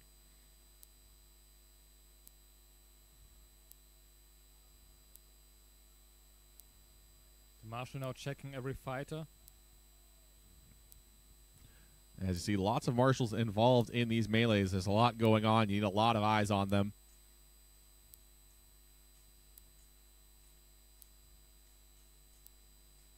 So 1-0 in favor of Germany. These are, again, first to 2 wins with a maximum of 5 rounds.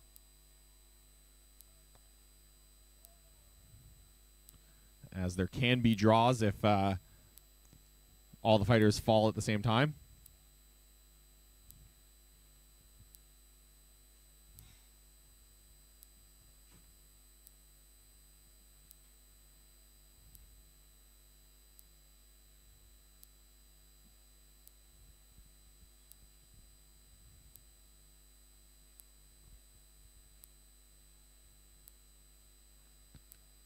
Seems like be getting ready.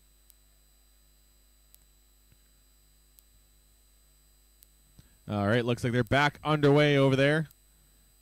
The women's 3 versus 3 division. They meet towards the center of the field.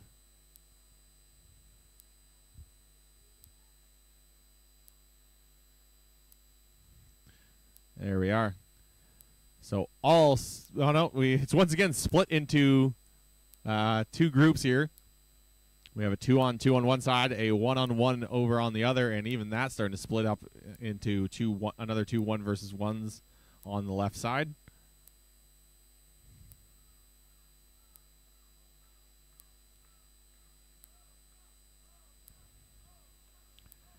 All right, everyone kind of just grappled up, looking for their first opportunity at a first takedown.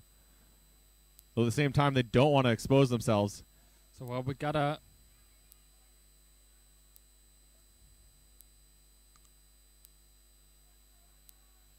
making sure that weapon is not on the neck. I can tell you, getting hauled down by your neck can really hurt really mess up your neck. So that is why it is illegal. Fighters have to keep it on the helmet. So the German has readjusted her grip and has been warned. If someone completes a takedown on the neck, they will be sat and their opponent brought back up. So it'll have the opposite effect that what you want. Oh, the German looking for the takedown, really steps over the legs, can't get it. Pretty much has the back of the Polish fighter. We got some shots from the German to the cornered Polish. That was a hard hit. And she's grabbing the axe. Yeah. She's not allowed to grab the blade of the weapon, but at least she's allowed to grab the haft. Keeping that weapon out of the game and keep your opponent in control. Oh! Takedown from the German here. So 2-on-1 now. They get right into the corner. Weapon on the back.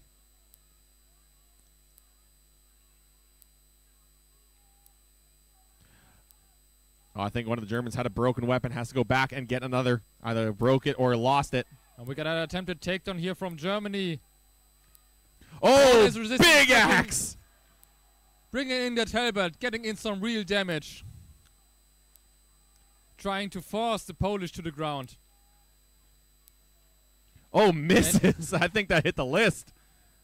And it seems like one of the German fighters got their leg stuck.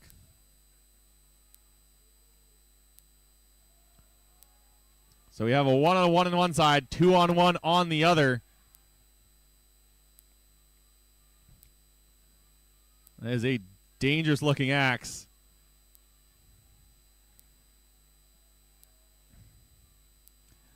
Yeah, the Polish fighter does have the German stuck there. You can see just at the bottom of the screen, it's got her ankle completely pinned.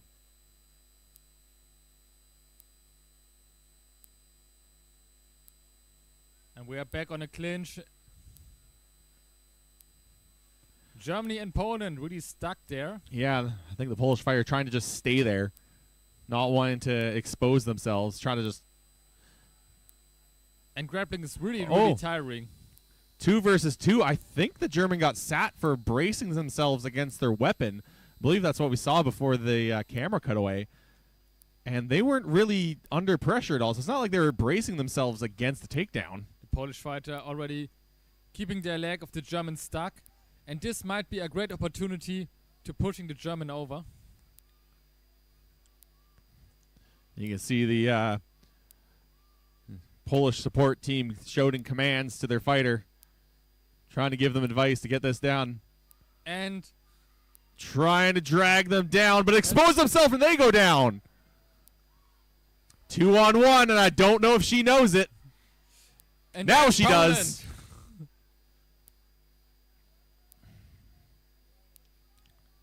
Now it pays off that Poland stayed strong in the corner with Germany.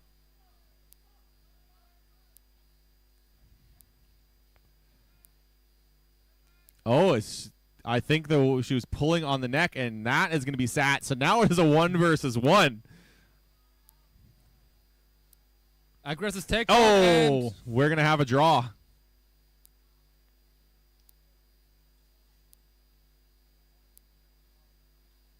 So I believe the Polish fighter jumped in, was trying to pull the German off of her teammate, but that weapon was around the neck. And just pulling on the front of the neck got her sat.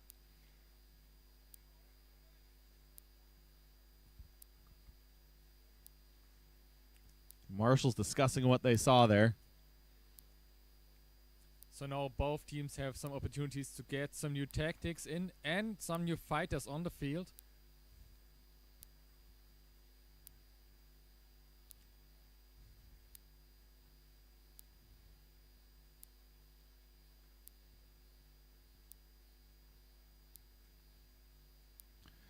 So that ends up being a draw. So still be 1-0 for Germany. We'll move on to round 3.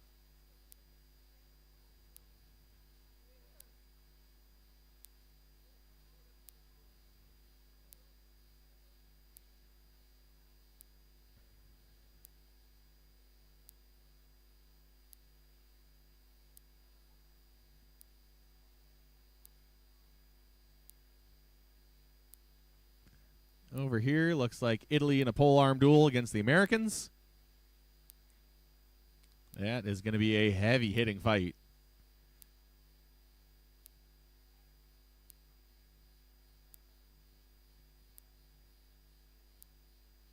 And we are just about to witness hard striking USA against Italy. Oh, big Swinging. swing.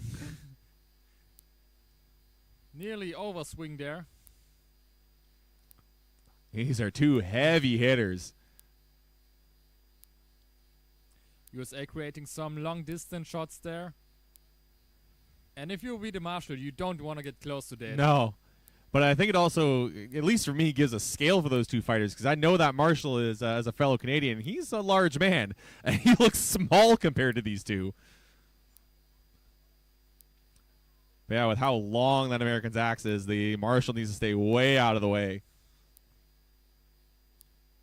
The American really is using his reach advantage here. He is just swinging.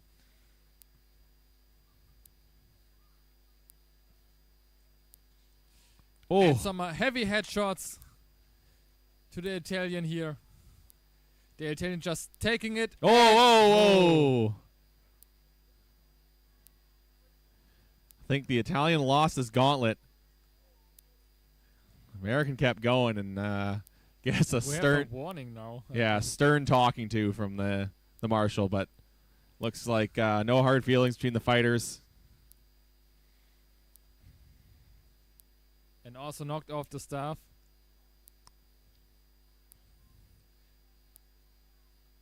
But this is why you have a staff. You can get in between these fighters. Yeah. Especially when they have long distance halberds. This is way too dangerous. And it's wild these guys are willing to get in there with no armor whatsoever. Back when I was first looking at maybe marshalling, I made sure to always wear gauntlets because I did not want my hands smashed. Well, these marshals get in there, no protection at all, but the fighters look like they're getting their helmets off. Yeah, we have a decision.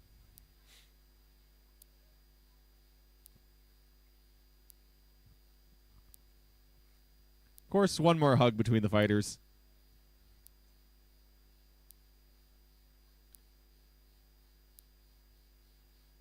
And the winner is USA!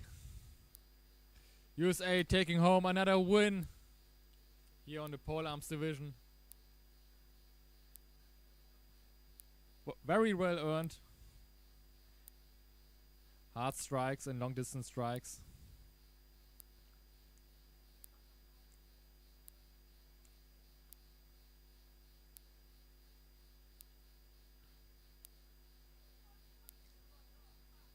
It looks like a lot of discussion still going on with the marshals over the Poland versus Germany match.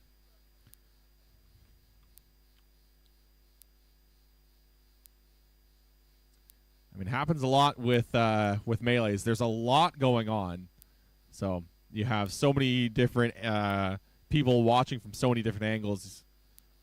So they have to get together, figure out what happened, what's the right call.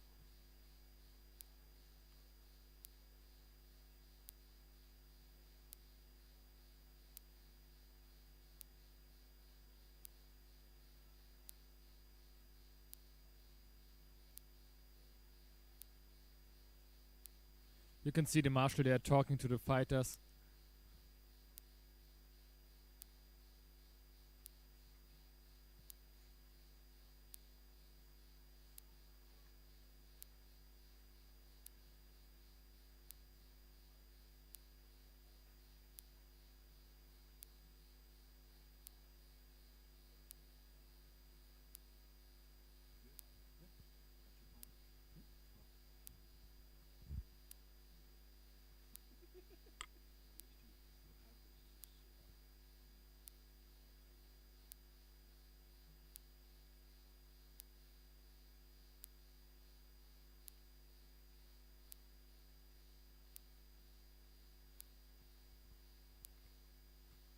Still lots of discussion going on. And they're speaking with the members of the Polish team. Just making sure the instruction is passed on to the Polish team and to their fighters.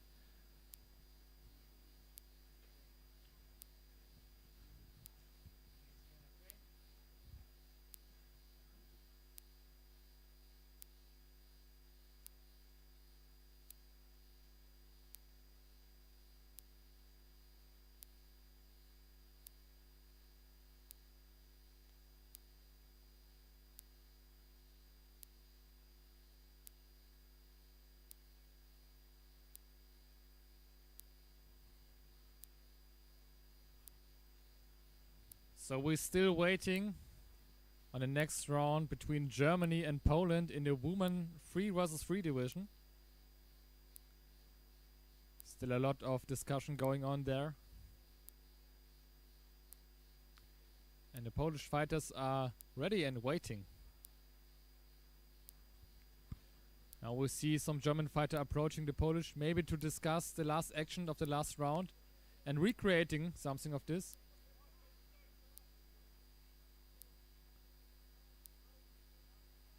It looks like they're resuming the positions of the first round. And yeah, they're restarting the first round. By the way, hello again, live stream. This is Justin returning. Kelly has gone to take a break. Some heavy punching here from the Polish fighter to the German. The German fighter is really just using the Polish fighter she has locked in the corner there. And now they're attempting a take. Yeah, and down. They go down together. That's the best case scenario for Poland because they still have the one fighter standing. So that goes round 1 to Poland. When you do have a one person advantage, that's probably your best bet is to basically just take yourself down with the person you're holding on to and just drag them down with you and just guarantee your team the win. It's not about you going down, it's about the team. So for now on, we definitely will be waiting for round 3 as there's 1 point on each side. Oh, sorry, that was round 2? I think I said that was round 1. That's this was rematch of round 2.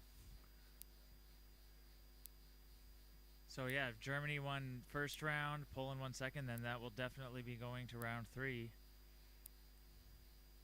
Poland catching a bit of a break there. I did catch when Germany was up 3-2, and I didn't see exactly what happened, but the marshals had one of the Germans take a knee, and that allowed our Polish fighter there with the brass and the black to really turn the fight around. And we are back in the third round of Germany versus Poland.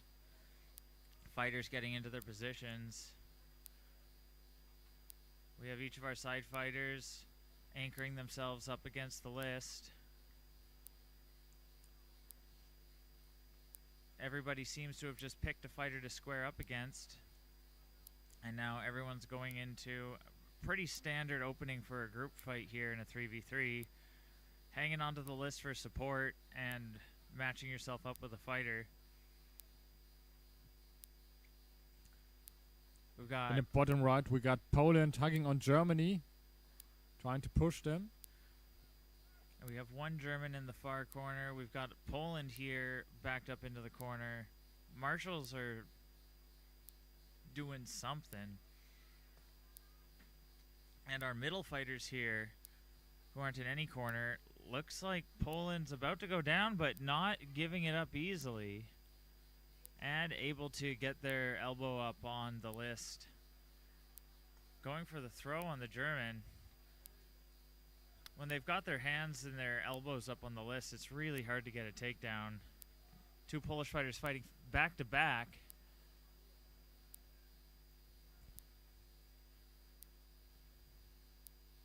So for now on, everything is evenly matched. German fighter trying to attempt a takedown here on the Polish. Polish locks herself behind her helmet. As we cut back over to the two in the corner, no developments there. Seems that all the fighters are just in a stalemate. I think the marshals are. The marshals had No, a one German take fighter- a knee. I'm not sure what that call was, but one of the Germans had to take a knee there. That gives Poland a real advantage here. Now Poland really have to make up for this. Trying to get down the second German. Marshals are. So there is a rule in the pro fights where you can't have the shaft of your weapon or the blade of your weapon, if it's a sword, anywhere putting pressure on your opponent's neck. So if you get into a headlock, you've got to make sure that weapon shaft is resting on their helmet. It can't be on the aventail or anywhere that would put pressure on their neck. There we have the Polish girl working on the German, try to get her down. But the German is standing her ground against 2 Polish fighters. So you'll see here, yeah, she has her axe shaft there up on the helmet. She's not allowed to put it down where it would go under the edge of the helmet. Oh, the German fighter from the corner backs off. Looks like she's going over to try and help her teammate. She's got Polish fighter just hanging on, though. Not letting her go. She's going to have to turn around and deal with her if she wants to get over and help her teammate. This is what you have to do. You have to buy your teammates some time to get the work done. But the German now arriving in the corner and helping.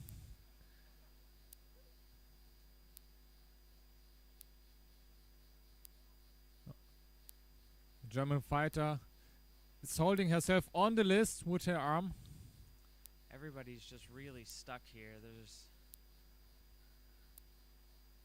seems to just be a stalemate.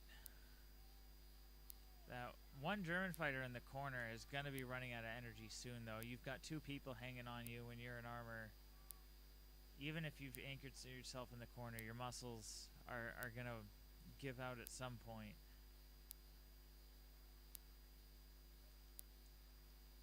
As much as you get a lot of safety in that corner where you can get both elbows up on the list. Yeah, in this kind of scenario, you have to sweep the legs of the cornered people. Otherwise, it's very hard to get them down. That's something we practice a lot back in Canada for our pro fights. Is not what the Polish are doing here, though. She's got her arms around her and that hug around the head. We actually push the face back and arch their back over the list. That will raise their feet up and allow you to do an easier foot sweep if you can push their backwards over the list. Get that back And arch. there we got an intermission. I'm not sure what the marshals are calling here. It's taken too long for anything to happen. I think because of the 3-2 advantage, they're just calling it for Poland. I can't say for certain, though, so don't take my word on that just yet.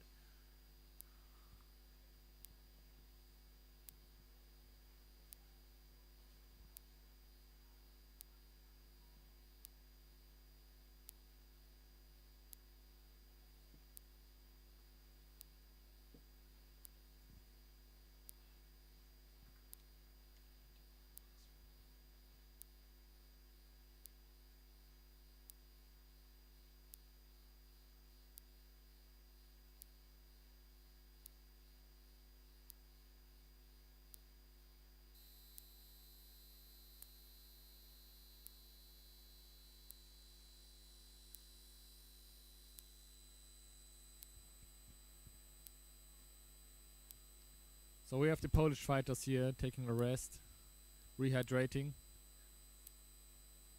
They're not getting out of the list, so I don't think it's over yet. But I'm really unsure as to what the marshals were calling there.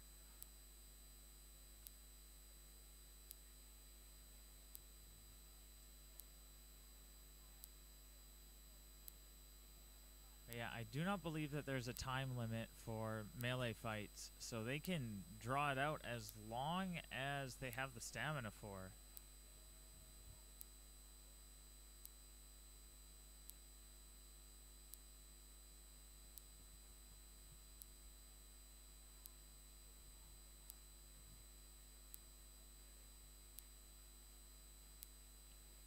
Announcers are so quiet, we're seeing. So I'll have to talk deeper into the mic, but thank you for letting us know in the comments. We appreciate you on the live stream, keeping us informed on how things look and sound.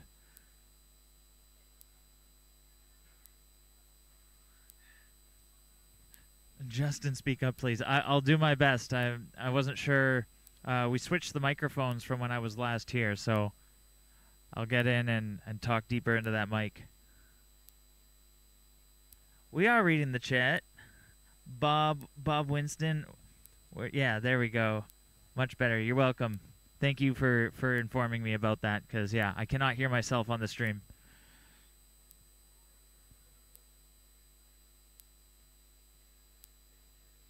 We are just waiting on the marshals to come up with a solution to... I'm not even sure what problem happened here. Poland was up 3-2. Well, it was a tie 1-1 in the rounds. That was third round, and they had a German fighter take a knee for some reason. I don't know if it was an armor malfunction. If any of your armor breaks off or comes loose or exposes part of yourself, then you just are out of the rest of the group fight. So that could have been what happened to the one German fighter. But it was still 3-2 for Poland, and everybody was locked up in the corner, and the marshals just stopped it. So we're still waiting to find out what's going on.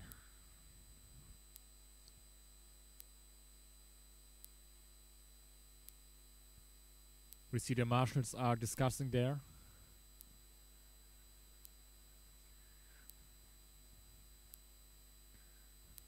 As you can see, one of the competitors have the rule set on his phone, discussing with the marshals. There's something going on there. We will wait until we know what's happened. Yeah, we see someone holding their phone up with... They obviously have the IMCF rules opened on their phone, so they're discussing something. I see Lobo in the YouTube chat says the marshals won the third round.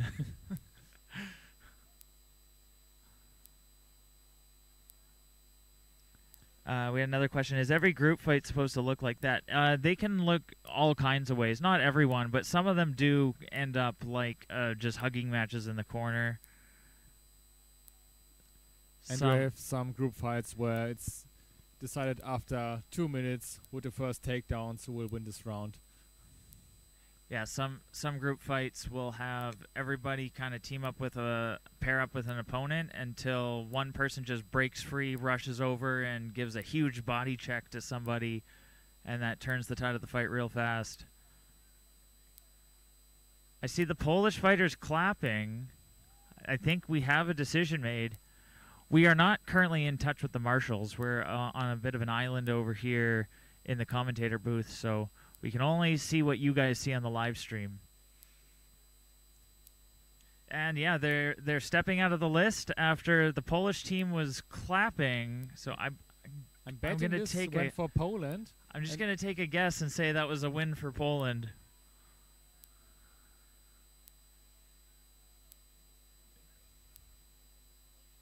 And now we have Canada entering the list. Again, we are on the females 3 versus 3 with Canada entering the list and Finland.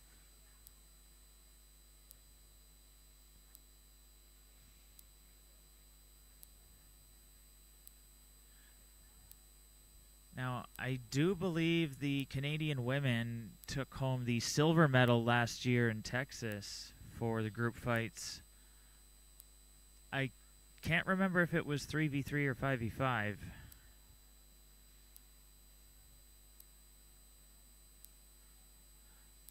But these Finnish women have been really strong in... I'm not sure if it's the same women fighting here as were in the pro fights, but a lot of the Finland fighters in the pro fights were putting up some really, really good fights. So this should be a good one. And here you can see 3 versus 3 are conducted with teams of 3 to 5 fighters, 3 active and 2 reserve fighters.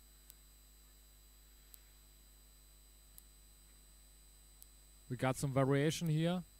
Finland has brought a halberd into her team.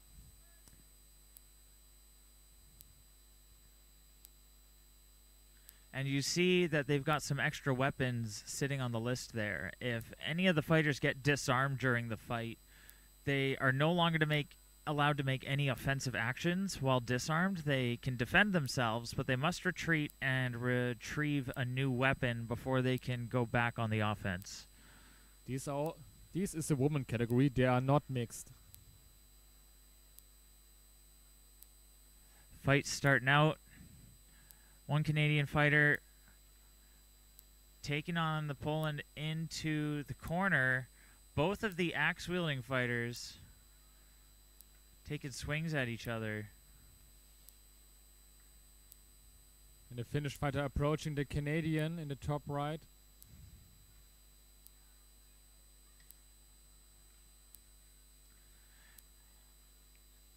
And then we have the other pair on the far side going, oh, it looks like maybe going down. No. Canadian fighter able to stay up.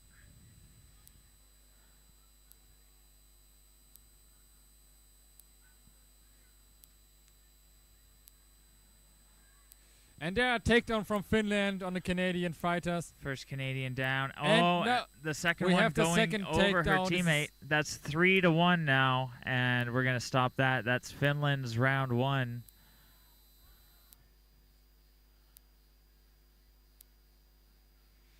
The solo Canadian fighter over there just realizing her teammates went down.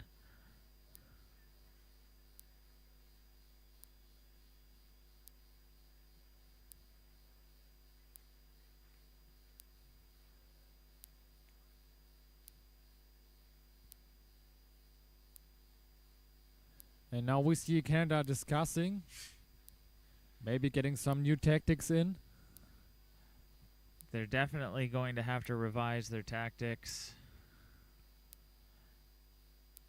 Losing 3-1 in the first round, it's definitely going to make them question their approach to fighting these Finnish women.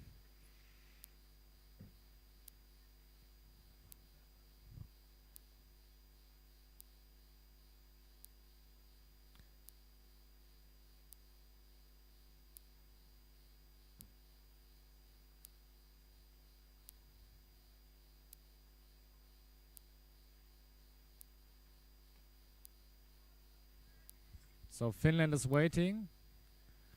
And we are about to witness round number 2 between Finland and Canada. And the marshals have called the start. We have the pair of Finnish fighters approaching. Canadian duo approaching them as well. The third members of each team looking at the group there. Canadian third seems distracted with the wrestling match going on. And no, she's going to go and pair off with the axe-wielding fighter.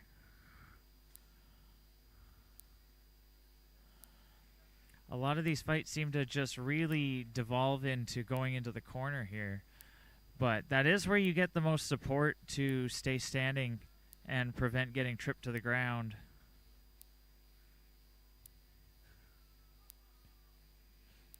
Big shield punch coming out from the Canadian as she runs over to try and help her teammate, but then gets scooped up by the Finnish fighter.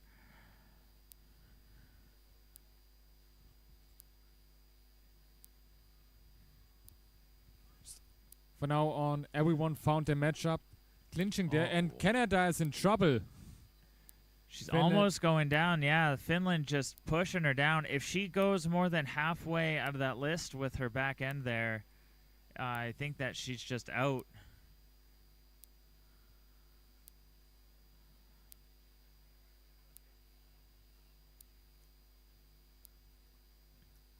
We just have some footage on the singles in the Canadian versus Finland here. We're not sure what's going on back in the other corner. It looks like we might have lost a Canadian because we got a 2 versus 1 here. They got her elbows off of the list. And it's not looking good for the Canadian girl. Not looking good, nope. And yeah, that's down to 3-1, so that's a win for Finland.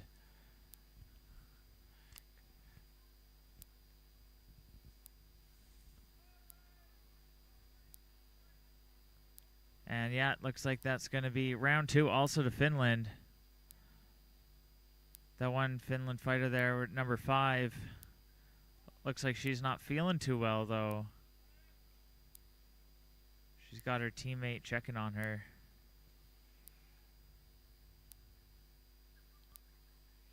As in every combat sport, is extremely exhausting, and you have to be at the very best of your fitness levels to do this at this professionality.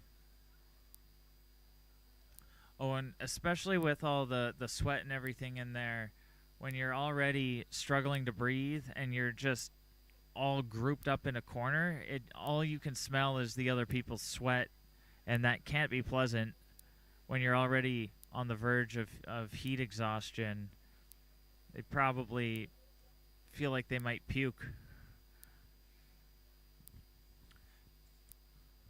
It looks like we might be having another polearm fight. I'm not quite sure what's happening here. We have the Canadian polearm fighter Chris sitting there with his full armor on still.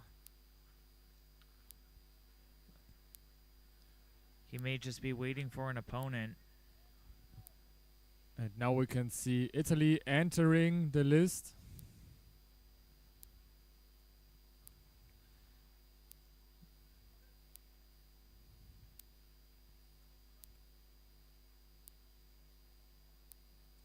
And I see the Brazilian flag coming in on the other side. Is this going to be Italy versus Brazil?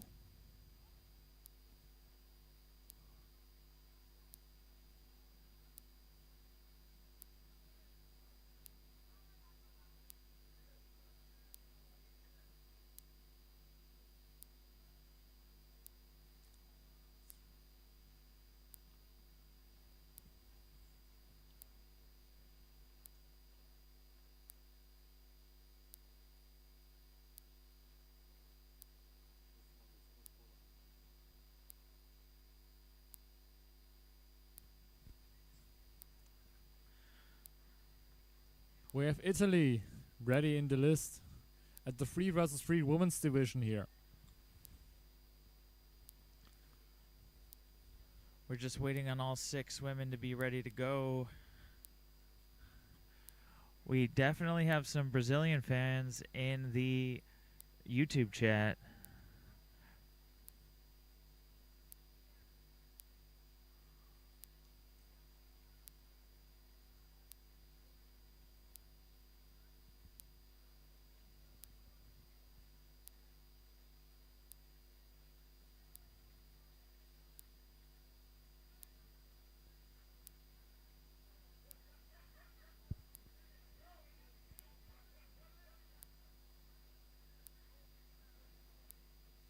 And we are about to proceed with the match. Italy versus Brazil, women's division 3 versus 3. Both teams greeting each other.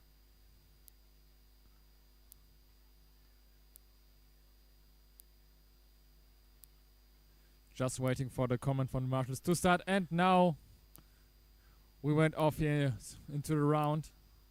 Different approach from these teams. They're squaring off in the center of the list. They're not going up on the side like previous fighters. See a bit of striking, and Italy running across. Seems like we have a few runners here in this team. Italy and going Brazil going full on with a knee on the Italian fighter.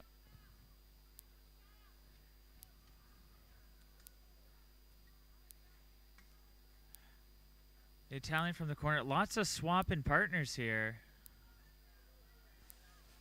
Brazil attempting a takedown on the Italian. Italian holding on for dear life.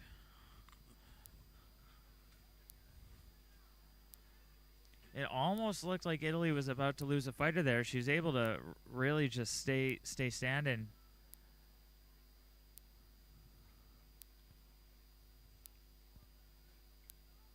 So far it's pretty evenly matched.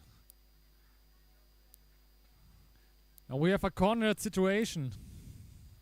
We have all 6 fighters still up and all just dogpiled in the corner. We've got a 1v1 going on in the corner, and then each of these Brazilian fighters protecting their teammate from the Italians trying to push in. I can read in the chat the tactics seems to be pile on. It must not be a tactic, but it's what happens often.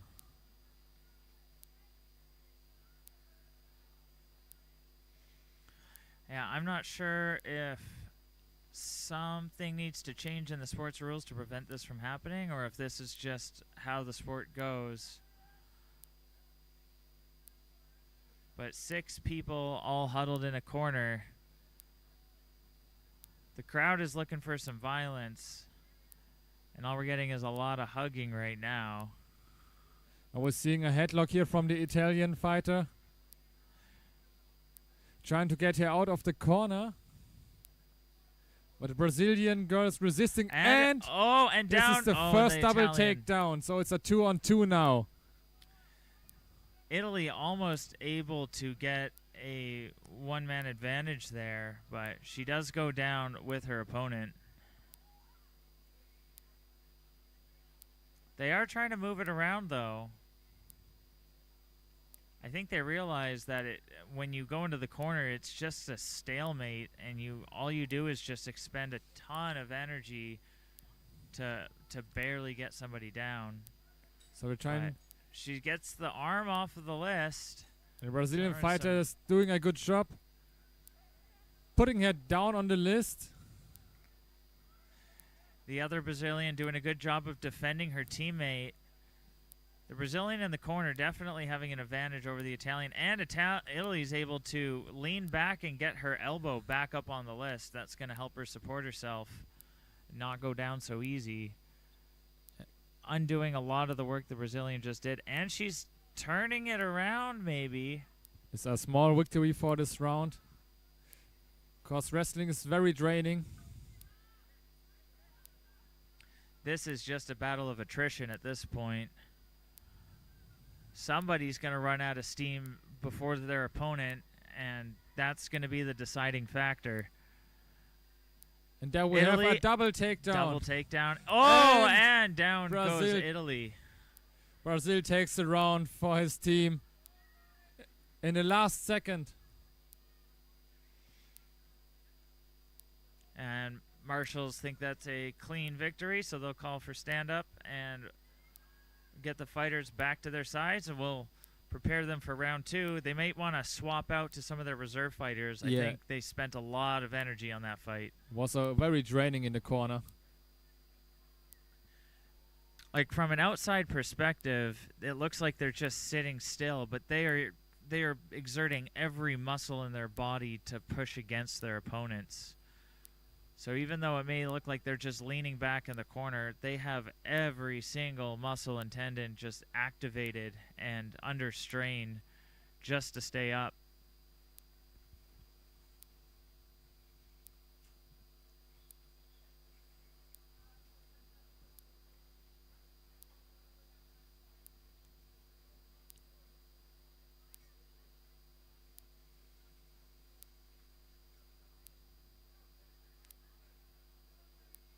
And we have Brazil swapping out a fighter.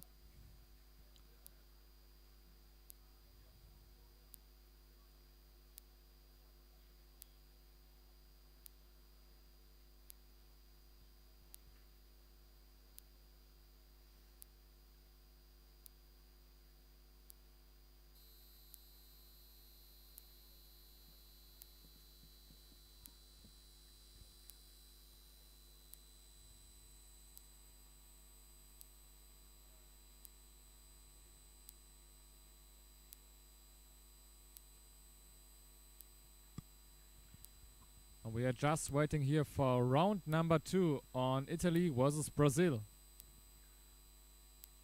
I think the marshals are just making some final safety checks. It looks like they're ready to go. They should call the start of this fight any second now.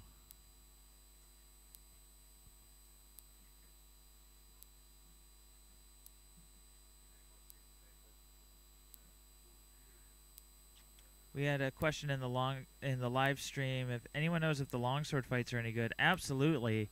I'm a little biased here, but longsword is the best fights. Those are the most fun to watch.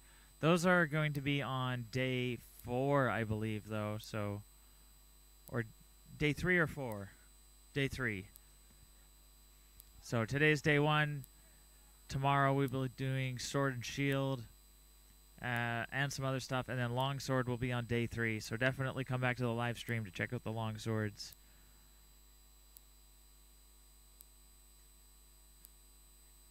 It is my favorite category for sure. I love the technique. I love the striking matches.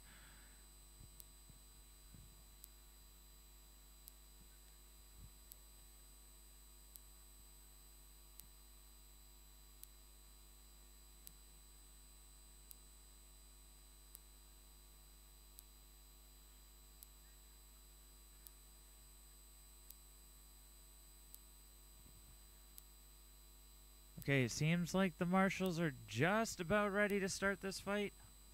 I'm not sure what the delays are for here. Once again, if you're just tuning in, we have women's 3v3s, Brazil versus Italy.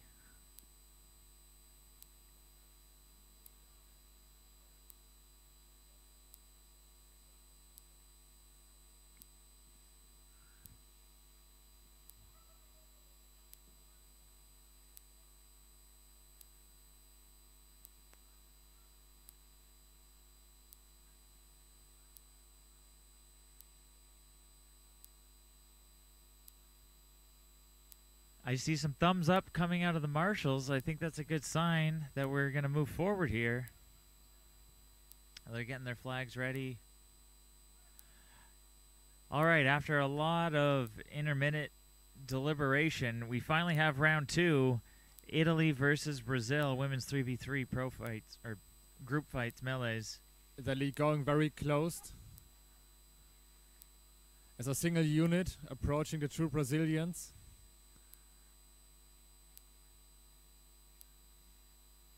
And they open up.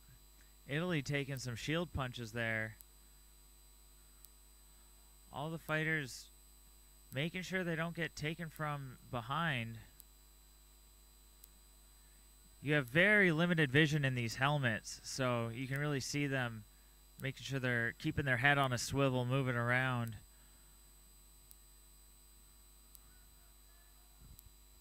So far we have two pretty evenly matchups. We have a Brazilian fighter just leaning up against the list there. Ah, she's squaring up, waiting for that Italian to make a move.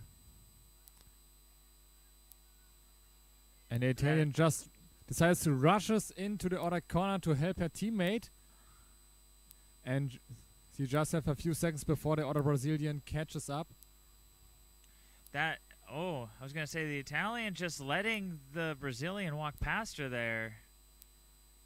Can't let them approach your team like that. She was able to move back into position and get between them. Italian looks like something happened, armor malfunction, I'm guessing, because she's asked by the marshals to take a knee. So Brazil having an advantage now, 3-2. Now you can use those down fighters as obstacles. You can throw somebody into them and trip them over them. And I think this is exactly what the Brazilian fighter's trying to do. And she's going for it. She gets that down goes takedown. Italy. And that's a win for Brazil. Congratulations, Brazil.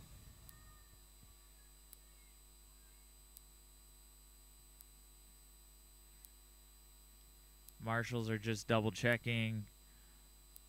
Everything was legal during that fight.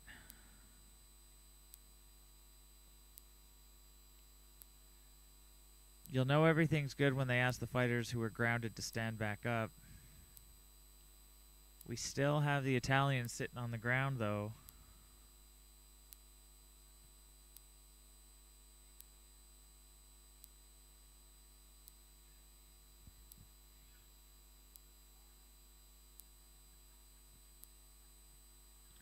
It's a pretty common occurrence in the group fights that they'll spend almost as much time going back and forth with the marshals as they do fighting.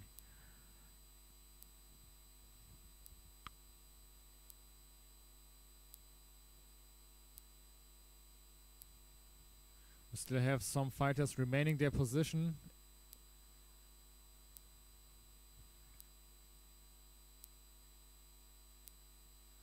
We're waiting for our final call here.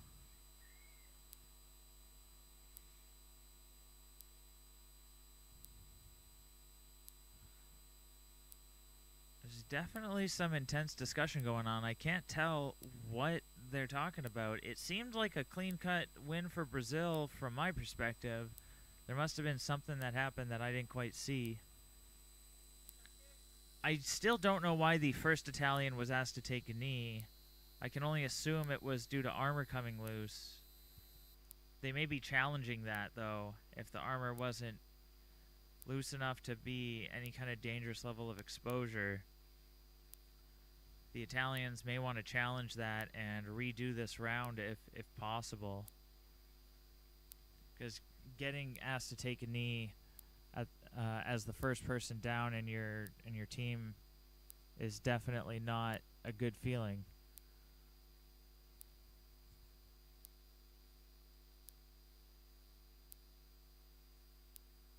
We have someone in the YouTube chat saying it was a helmet is loose. That could be it. Her helmet seems fine to me, but I'm not down there, so I can't see the smaller details. Or yeah, if her rear strap broke, then I could see that. If the rear strap gets broken, that's too dangerous to keep fighting. The rear strap is basically what prevents the helmets from getting ripped off during a headlock.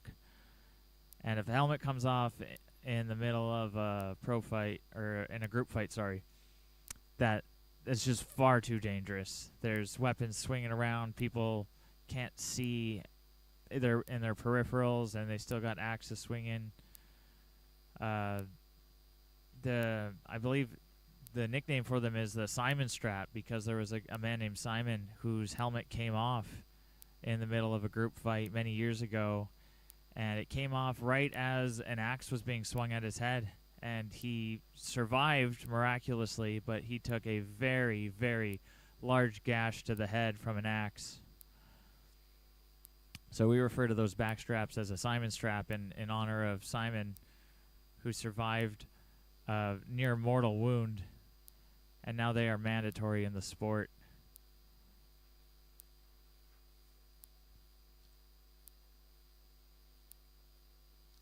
At the end of the day, it is a combat sport, and you need to get it as safely as possible.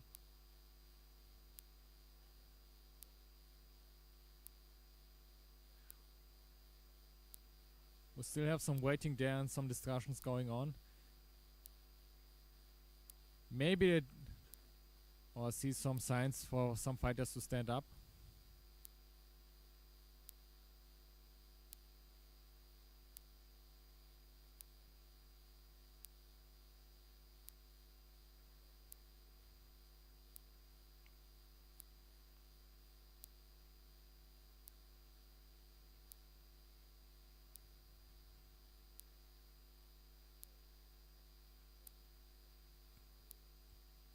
And we have Italy.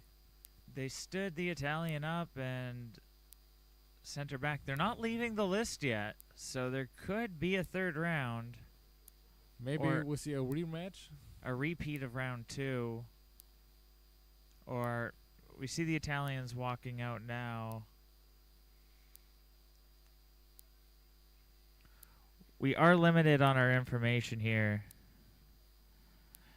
Question on the live stream. Anyone know how they got so delayed today? Just the nature of Boo Hurt, my friend. There's always delays. We have people challenging results. We have overtime rounds that aren't planned for.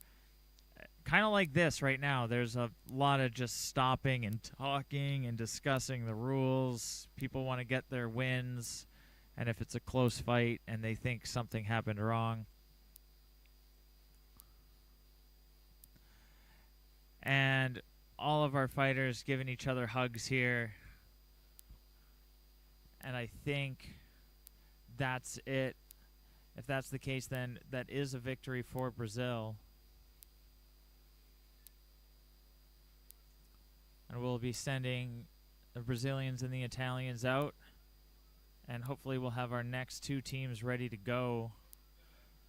So congratulations to the Brazilian women for their victory against Italy. And we'll be moving forward.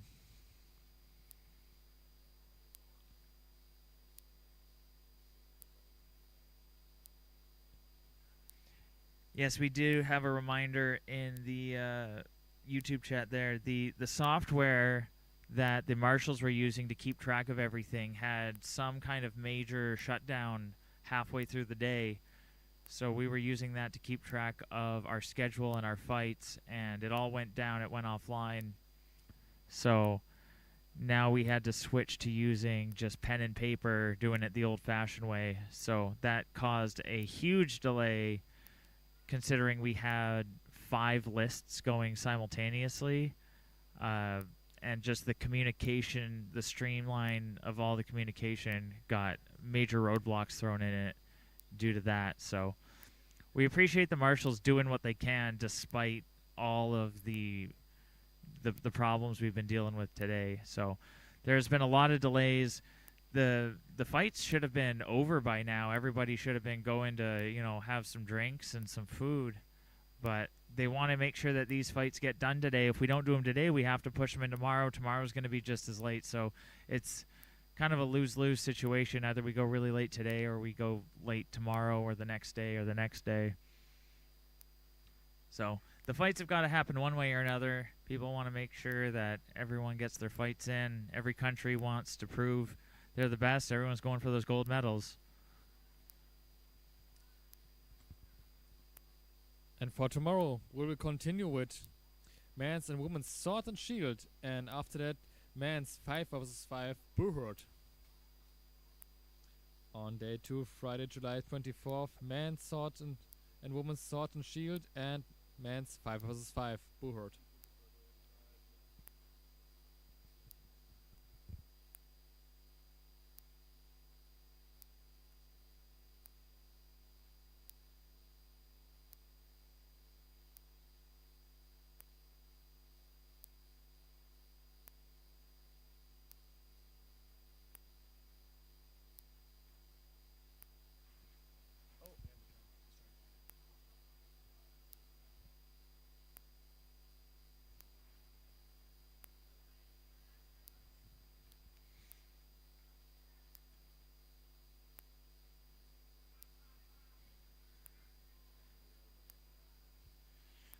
There's some discussion going on with the marshals right now. I don't want to say anything too definitively yet on the live stream until we know for sure. All right, we did just get notified. That was the last fight of the day. We are going to resume the 3v3s first thing in the morning tomorrow. And so that's it for today. Thank you, everybody who came out to watch the live stream. We appreciate you being with us. We appreciate the patience of everybody and just everybody involved, everybody who watched, everybody who spent their time with us and dealt with the many hurdles that we got through today. So thank you. And that's going to be it for today's live stream. So we'll be signing off here. And I will say, see you tomorrow, Dan. Fresh for the next fighting. Everybody have a great night. I'm not sure if you can still hear us or not, but we will see you all tomorrow.